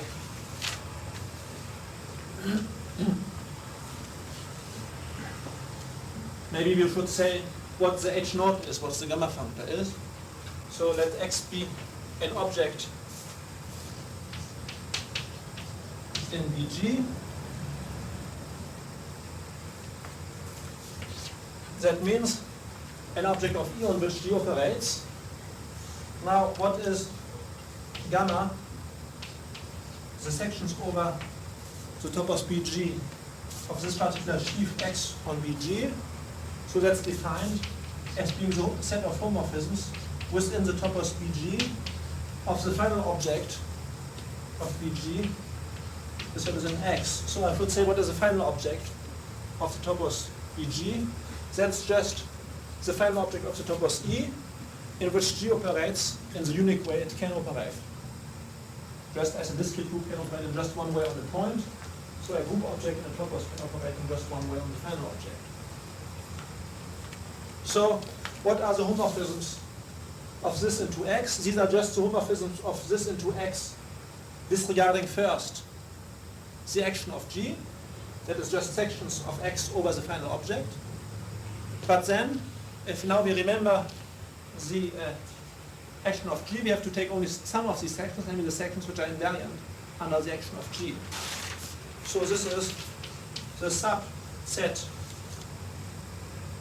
of the set of all sections of X in the topos E, formed by the invariant sections under the action of capital G. They can be viewed also as being the sections over E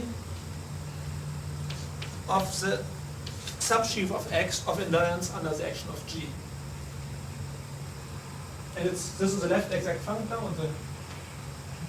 on the category below G of sheaves of sets on BG. When we restrict it to abelian sheaves, that means just abelian sheaves on E on which the group object G operates. Then the derived functors of this functor are just the cohomology groups by definition of G with values in M, and these are by definition also the cohomology groups of the topos, of the classifying topos with values in M.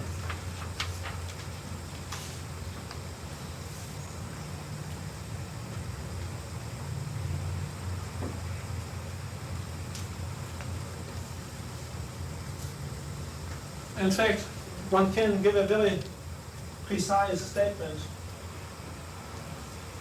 in order to justify the terminology of classifying topos, because in fact it is indeed the topos which classifies a certain type of structure, namely the structure of the torso under G. There's an exercise, maybe I should work out this example too much.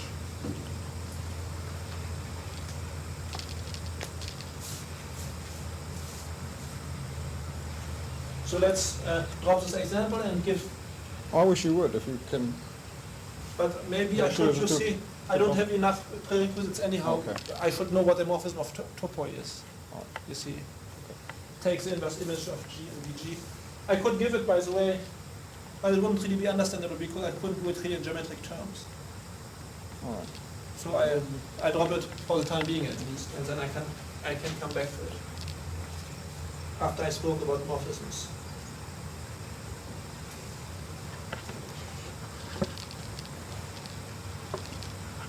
So let's give another example where we start with the topos already, and we construct other topoi in terms of this topos. So let X be an object of E, and consider the induced category E over X of objects of E lying over X.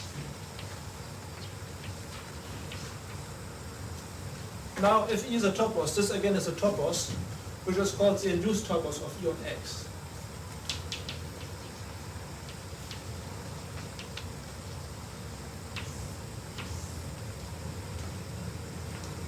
So to every object of a topos is associated another topos, which is the induced topos. Now, in order to make the intuition behind this clear, we will give the example when E is top X.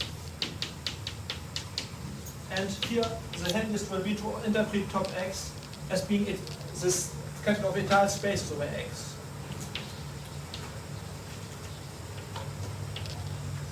But I'm sorry, there's a confusion of notations. Perhaps call this object, how should I call it? Take here Y if you want. Equals top Y, consisting of entire space over Y. So an object X of this category is just an entire space over Y. But then what is top Y over X? We have already explained that this is just the same thing as top X when X is viewed as being a topological space in its own right. Because, I mean, we have to take all entire spaces Z over Y and out with a morphism from Z into X. But such a morphism must be necessarily entire. So this morphism is known when we know this one. So it's just all entire spaces over X. Therefore, in a way, the topos top Y over X is just Z topos associated to X, which of course I forgot to say this. If to a topological space X we associate the corresponding topos, sometimes call it E, sometimes in the terminology we are going to say X instead of E. We will identify X and top X. And I mean, whatever we are going to say still is going to justify this kind of identification. So if we identify top X in a topological space with X, which is certainly all right if X is a sober space, then this induces us to identify the induced topos of top Y over X with X itself. And more generally, if we have an object X of a topos E, then the induced topos E over X, quite often, it will be quite handy, convenient to identify it as X itself. And I mean, there are various ways of convincing oneself that these identifications are all right, but that is compatible with morphism within the topos E, etc. So, I mean, the intuition is the following. Viewing objects of a topos as being something like entire spaces over the final object of the topos. And the induced topos over an object is just this object itself, you see. I mean, that's, I think, the way one should handle the situation. That's a funny situation because in strict terms, you see, the language which I want to push through doesn't make sense. But of course, there are a number of mathematical statements which substantiate it. One could, of course, all the time speak without almost making any abuses of language, but I think then the geometry would get lost. So after a while, it's almost compulsory that one revolves back to the geometrical language, and really the topos even use it as being the kind of shield on the real topos, I mean on the real honest thing, the geometrical object, X. Even if X is a topological space, the usual topological space doesn't exist. And the objects of the topos then, like sheaves over a space, they are spaces in their own right. In fact, they are induced topoi. That's how it is. And it just works. I mean, and that it works, I mean, it's not, there are mathematical statements that say that it works. I will give a few.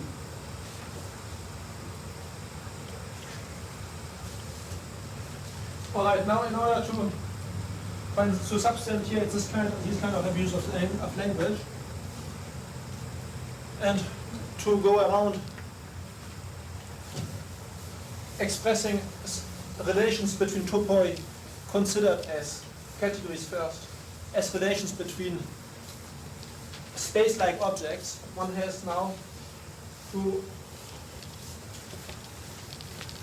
be careful about generalizing the notion of continuous map from a topological space into another to the notion of morphism of a topos into another. So that's quite essential byproduct of the notion of a topos. I mean, just as important as to, almost more important than to know the technical definition of a topos, which is a little slightly involved. Almost more important to know the definition of a morphism of topoi. So let E and F be two topoi. What is a morphism from E into F? And sometimes we may just say a continuous map, in fact. I wouldn't mind saying so, although in the seminar we said rather morphisms, continuous map, because that's really what the intuition that is behind it. We want to give a definition in such a way that if E is the topos associated to a topological space X and F the topos associated to a topological space Y, then the continuous maps from E into F, in quotes, and the morphisms, should just correspond to continuous maps from X into Y, at least if X and Y are sober. And by what we have said about the interpretation of continuous maps, in this case of X and Y, through functors on the topoi, we see that they should correspond to functors in the opposite direction from F into E, F star, functors that commute with arbitrary Dirac limits and with finite inverse limits.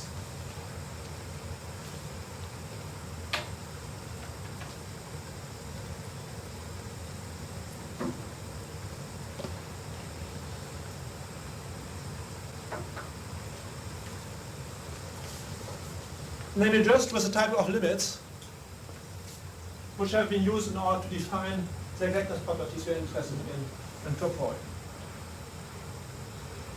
And there's a kind of logic, I think, behind these. On the one hand, there's the internal logics from exactness properties, etc., without regard of topological spaces. And on the other hand, there's a logic coming from taking topological spaces as models. Now, if we have such a functor which commutes with arbitrary Dirac limits, because of this fact already, there will exist an adjoint functor on the right adjoint,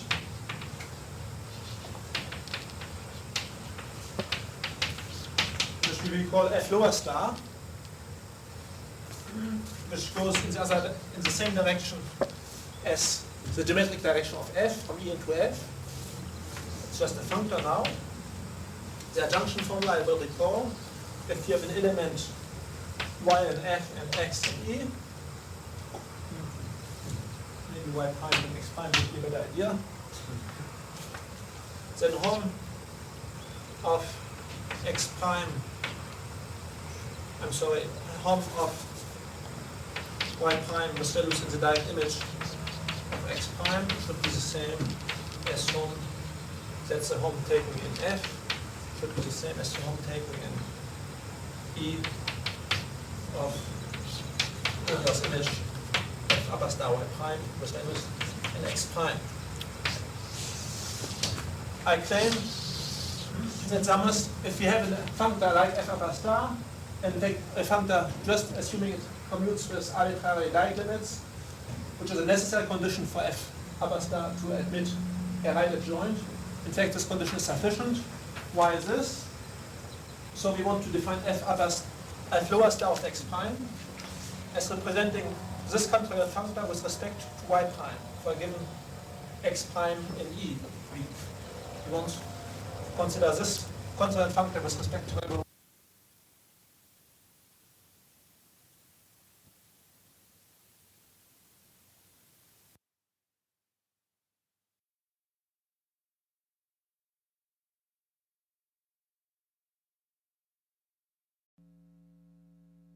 to define f lower star of x prime.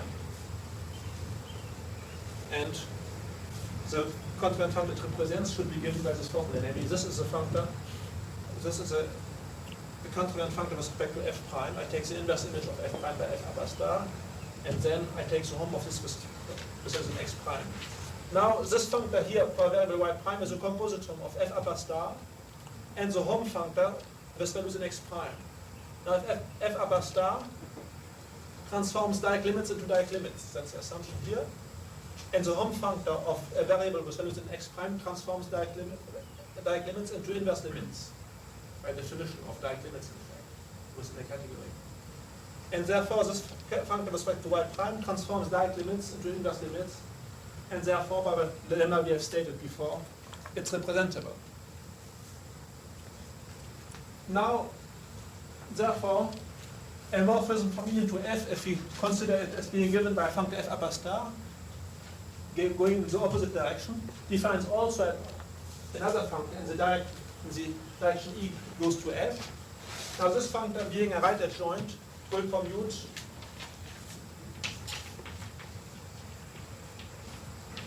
with arbitrary inverse limits. But we can't say anything a priori about its commutation with any type of Dirac limit.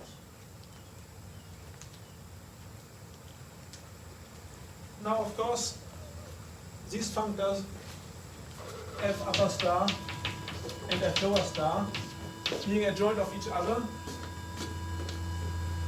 determine each other mutually up to isomorphism.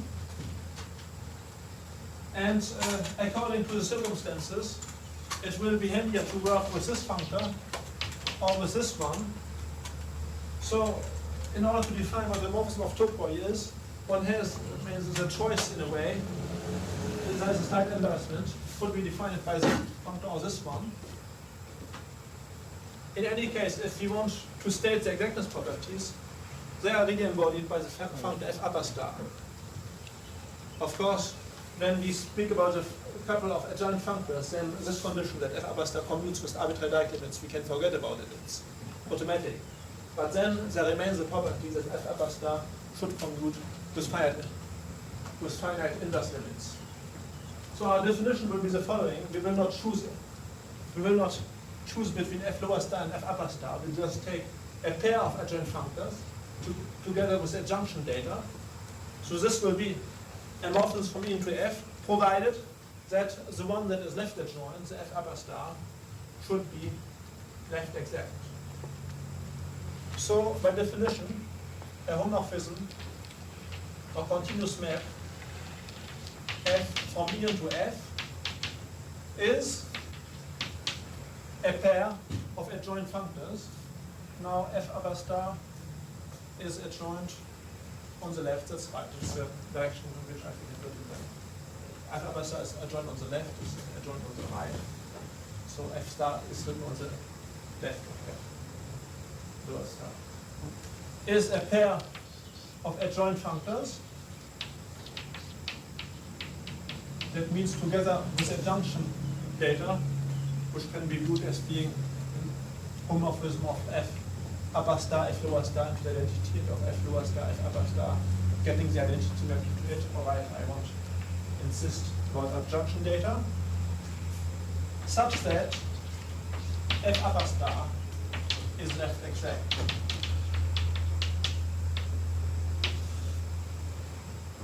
So that will be a morphism of topoi.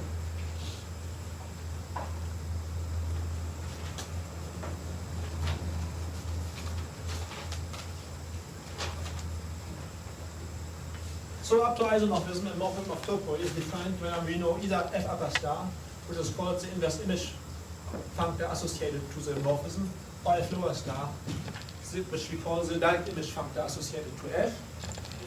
But we must make explicit what we mean up to isomorphism, because we should now define what is an isomorphism between morphisms of topoi. And in fact, the very definition here suggests that the morphisms of a topos into another form a category. So we will define a category which will be denoted by hom top underline of EF, whose objects are the morphisms of topoi of E into F. So the objects of this are the elements, are the morphisms of topoi of E into F as defined before. Hom top non underline, it's a pretty big thing. Now, if you have two such morphisms, F and G, from E into F, that means two pairs of adjoint functors. What will be a homomorphism of one into the other? Well,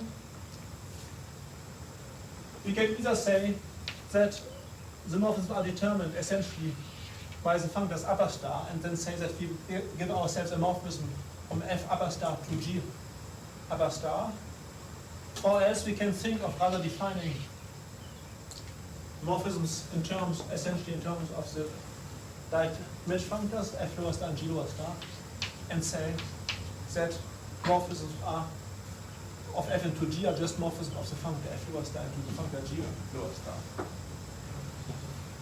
Now, the two ways of defining homomorphisms are not equivalent, because if you have a morphism from F,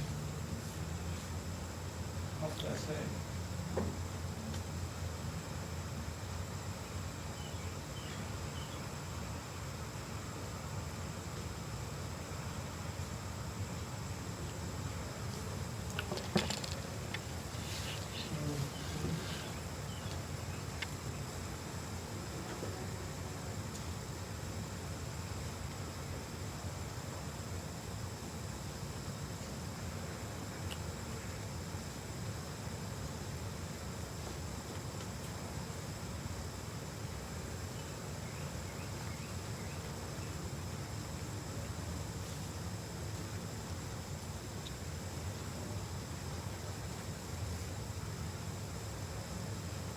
So if we took as homomorphisms the first definition here, with the obvious definition of composition of homomorphisms by just taking the homomorphisms between the upper star functors, then this would mean that we have defined a category whose objects are the morphism of topoi and the morphisms between objects are just what I described, which is embedded by a fully faithful functor in the category from underlined of F and E. So we would have a natural functor. F goes to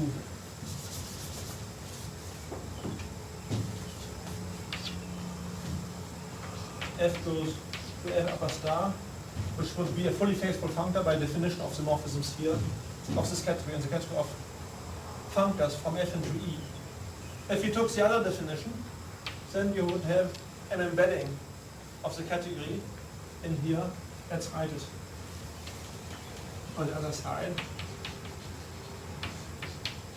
On top,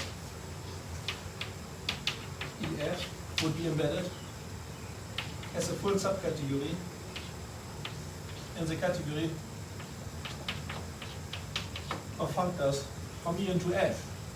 In fact, here we would get the full subcategories of the category of functors of those which admit here a left adjoint functor and there those which admit a right adjoint functor. Now we know that these two categories here are essentially equivalent with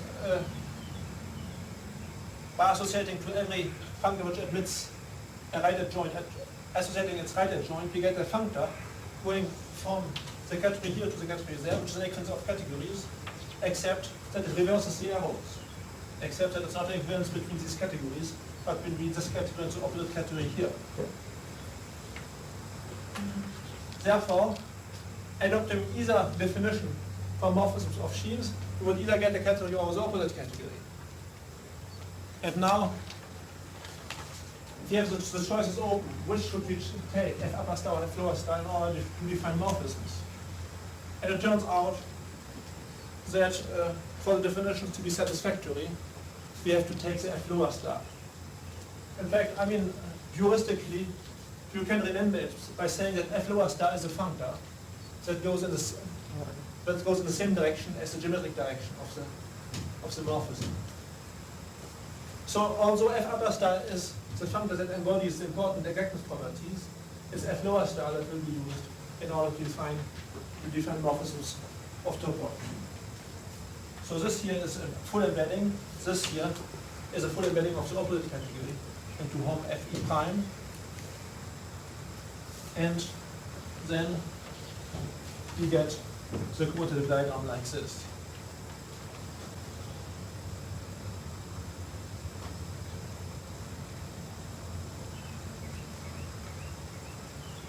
I'm sorry. Well, never mind. This here, going like this. So it defines an embedding between this and the category here. And this is an equivalence embedding.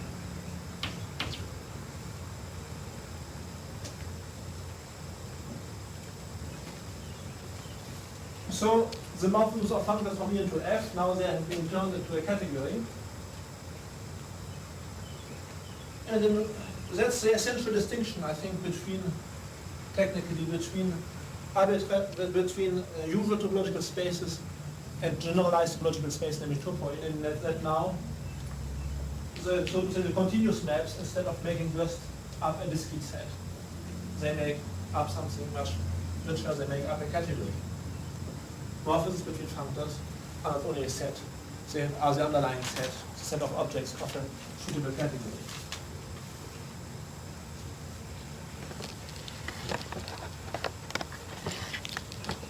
Now, what about composition of morphism of functors, of topoi? Assume we have three topoi, E, F, and G. Assume we have a continuous map, so to say, a morphism F from E into F and another G from F into capital G. So F is defined by a pair F upper star, F lower star, and G is defined by a pair G upper star, G lower star. We will define GF, the compositum, as being the pair of the compositae. So F upper star, G upper star, and G lower star, F lower star. In other words, we define by definition that GF lower star is equal to G star lower, F lower star, and GF upper star is defined to be F upper star, G upper star, just as in the case of continuous maps of usual topological spaces. And of course, there's a grain of salt if we have adjunction data on the two pairs of F's and G's, then there's also adjunction data on the compositor.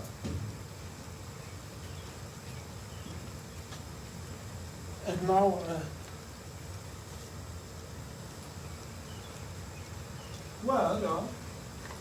now composition of morphism of topoi is clearly associative.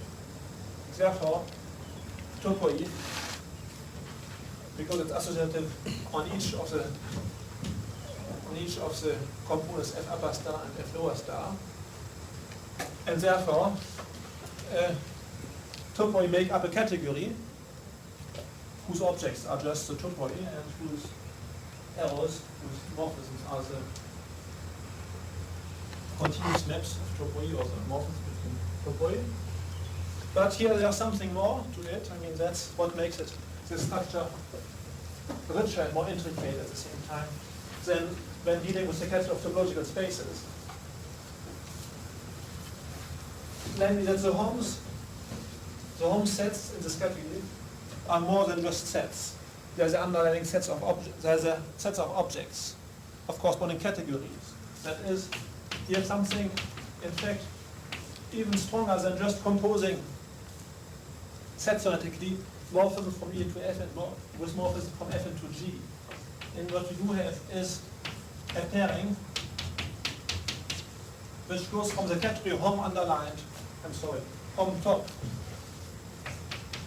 the category of morphism of topoi of E into F times the category of morphism of topoi of F into G into the category of morphism of topoi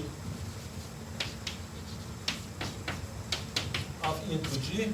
It's a functor which we can call F, G goes to GF. It's not a mere map on sets of morphisms. In fact, it's a functor. This comes from the fact that composing pairs of adjoint functors is functorial with respect to the two pairs. And now we don't take all pairs of adjoint functors, we don't take only those pairs which satisfy some extra exactness properties, but never mind, we take the induced composition functors. And of course, these composition functors satisfy to associativity relation. When we have 4 consecutive topoi E, F, G, H, and if we compose arrows like this, I won't write down here. Diagram. The canonical isomorphism functors of, namely,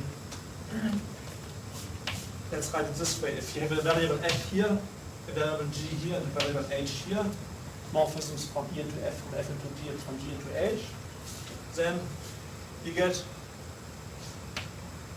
HGF. We can take HG, compose it with F, while else take H, compose it with GF, and the associativity is canonical isomorphism between these two composites. In fact, this isomorphism is the identity here, but never mind. That seems, never mind. Like it's equal, huh? Yeah, it's for that, yeah. Why not write it equal if it is? So the point I want to make is that the topoi, in fact, they can be viewed, if you want, as the objects of a category, the category of all topoi, a pretty large category indeed. But in fact, it has a richer structure, this category, in fact, the two category. It's a category in which the homs are not just sets, in which the homs are in fact categories. The naive homs are just obtained by replacing these categories by the underlying sets of objects. But in fact, the real pair actually has between categories of homomorphisms. Just in the same way, in fact, as the category of all categories is itself a two category.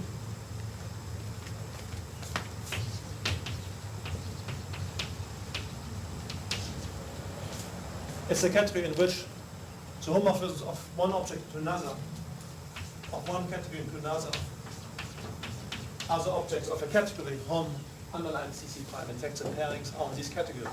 That's a pretty familiar situation. Then composing functors between categories. Composing functors, in fact, is a functorial operation. It's not just set theoretical thing. So the notion of a two category, I won't give the explicit description here. It's kind of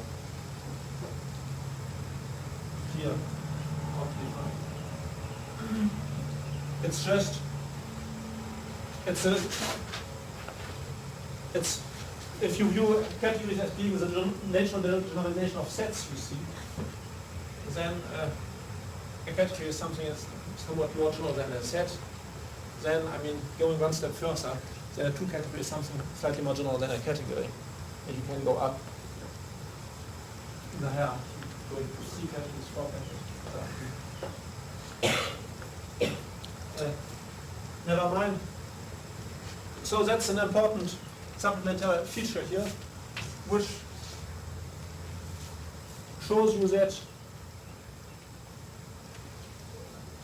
the set, so to say, the class of all topoi, in this respect, it resembles the class of all categories. It forms more than just a category, it forms a two category.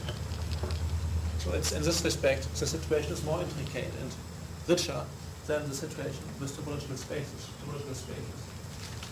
At least as you really consider, they make just use a category, they don't make a two category.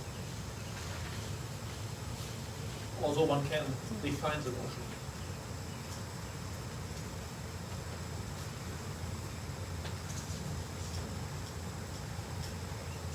Now, whenever we have a two category, then the notion of equivalence of two objects of this two category is defined in the same way as the notion of equivalence of two categories, viewed as being objects of the category of all categories. So that's if E and F are two topoi, then we will say that E and F are equivalent topoi. A priori, if we just follow, formally, what we have said here, this would mean that we can find a morphism, or let's say when will we say that the morphism of the topos E to the topos F is an equivalence? We'll say that it's an equivalence if there exists by definition, if there exists a morphism G in the opposite direction, such that GF is isomorphic to the identity endomorphism of E, and FG is isomorphic to the identity endomorphism of F. Now let's see what this means. If we interpret morphisms between topoi as being pairs of adjoint functors, this means that there exists another pair, G upper star, G lower star, such that composing the two ways, we get pairs of functors in E or in F, which are just the identity functors. But this, of course, will imply that F upper star, let's say, is an equivalence, or what amounts to the same, that F lower star is an equivalence. And the converse is true because taking a quasi-isomorphism of either equivalence will define us with G. Therefore, to say that F is an equivalence of topoi in the sense of the two category of all topoi amounts to the same as to say that the functor F upper star is an equivalence of categories in the usual sense, or that the functor F lower star is an equivalence of categories in the usual sense. And this states more precisely why we consider that two topoi which are equivalent as categories are essentially you define the same geometric object. I mean, the precise statement is that that's a necessary function for these two objects of the two category of all topoi to be equivalent in the two category sense.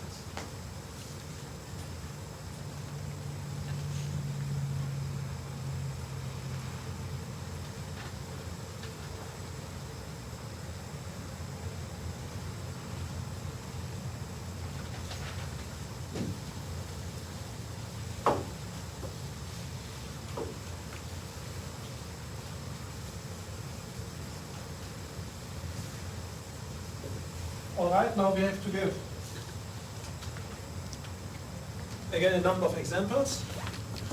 And in fact, what we will do is to take up the examples of topoi which we have seen so far, and then to give examples of morphisms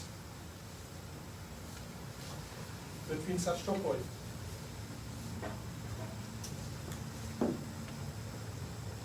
So let's first take the case of a topos E equals top X.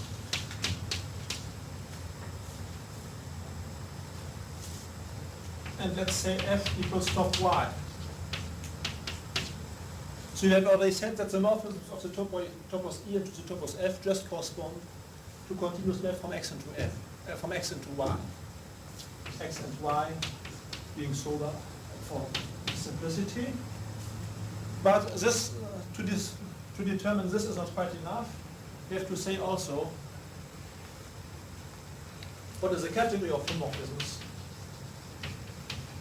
of top x and top y.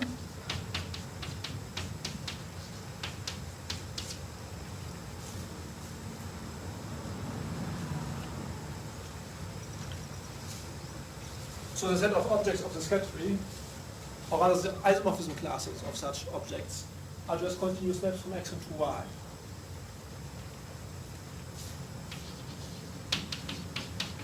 But if you have two objects in here, you still have to say, call them f and g, two continuous maps from f into g. What are the morphisms between the corresponding, what are the homomorphisms between the corresponding morphisms of topoi from E into f? So we have to determine from of top f into top g, top f and top g as morphisms of topoi defined by f and g. Of course, in a minute we will identify f and top f. I mean, we don't want the language to distinguish between continuous maps and the corresponding morphisms of topoi.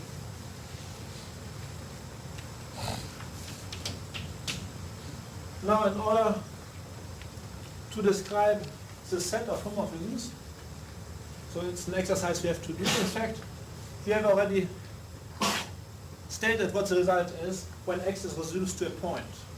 Because in this case, homomorphisms of the one point space into continuous maps of one point space into y are just points of y. And in the very way we have defined homomorphisms between morphisms, the category on top of a point of a point d into y is just the category of fiber functors on top y, except that we have to reverse the arrows because fiber functors have been defined if we have a morphism of topoi here from E into y, that is a continuous map from E into y, that means a point y. We have associated to this a fiber functor by associating to the f, the f upper star. And this is a contravariant functor going from morphism of topoi to fiber functors.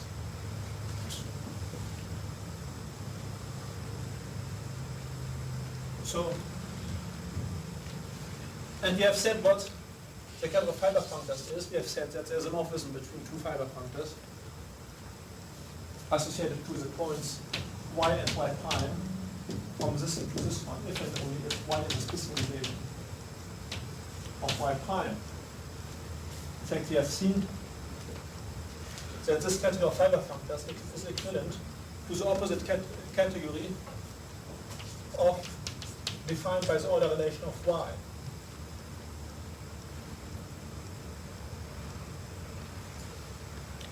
And so if you put an upper notch over it, this means that the opposite category of the category of fiber functors on top y is just the category associated to the order set y, y ordered by the specialization relation. That means that the on top of a one point space into y, which I will call also the category of points of top y, it's not just a set of isomorphisms of points, but we have the category of points, is equivalent to the category of all the category associated to y ordered by the specialization relation. So we have already stated the result in the case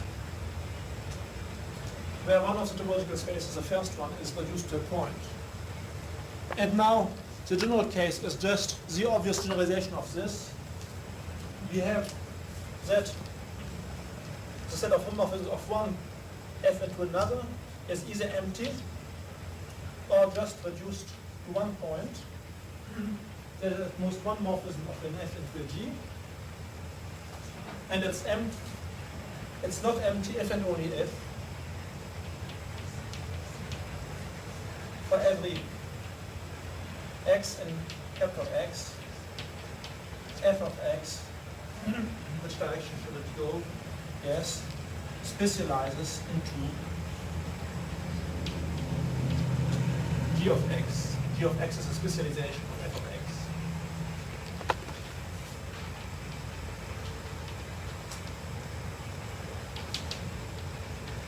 whereas Gx is in the closure of the one point set n of x. So what we have is the following. Y has an order relation, and therefore the set of all maps from x into y has also an order relation, which is a product order of the set on y power x. Now we take only the continuous maps, which has an induced order, and to this ordered set is associated a category by having between two objects one and only just one morphism if one is smaller than the other and none otherwise.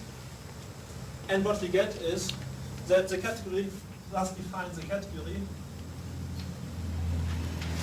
associated to this ordered set of continuous maps from x into y is mapped in obvious by an obvious function into the category here of all morphisms of top x into top y, and this is an equivalence.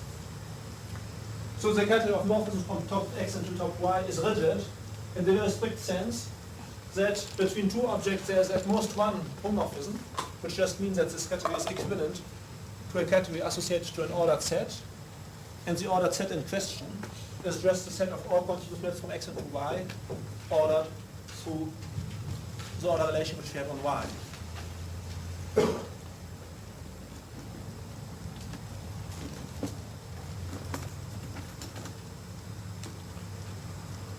So after all, you see, when we look at the category of all topological spaces, and if we don't just restrict to Hausdorff spaces in which the specialization relation is discrete, so that in fact these topologies, these order relations being discrete, the corresponding categories are discrete, so they are just like discrete sets.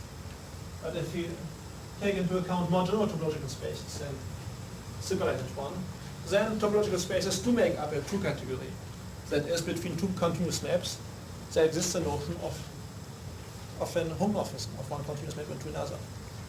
But it has been kind of hidden away because one wouldn't consider too much maps in this sense between non-separated spaces. And on the other hand, the fact that these categories of homomorphisms between topological spaces are rigid, and that there are no non-trivial homomorphisms, which implies that there are no non-trivial homomorphisms of any object, makes the existence of these homomorphisms kind of ambiguous. But still, I mean, they are there. Alrighty. So I think I should stop that.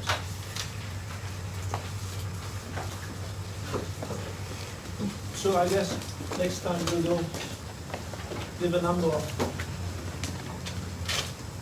first examples about morphisms of topology. So next time will be set on Wednesday at 1:30. And we'll meet on Tuesday at 3 for organizational meeting. Everything will be in this room. We'll meet in this room. If it's any change other than this room, it'll be clearly marked on the blackboard, and it'll be still in this building. Okay. And then for sure, nothing will go on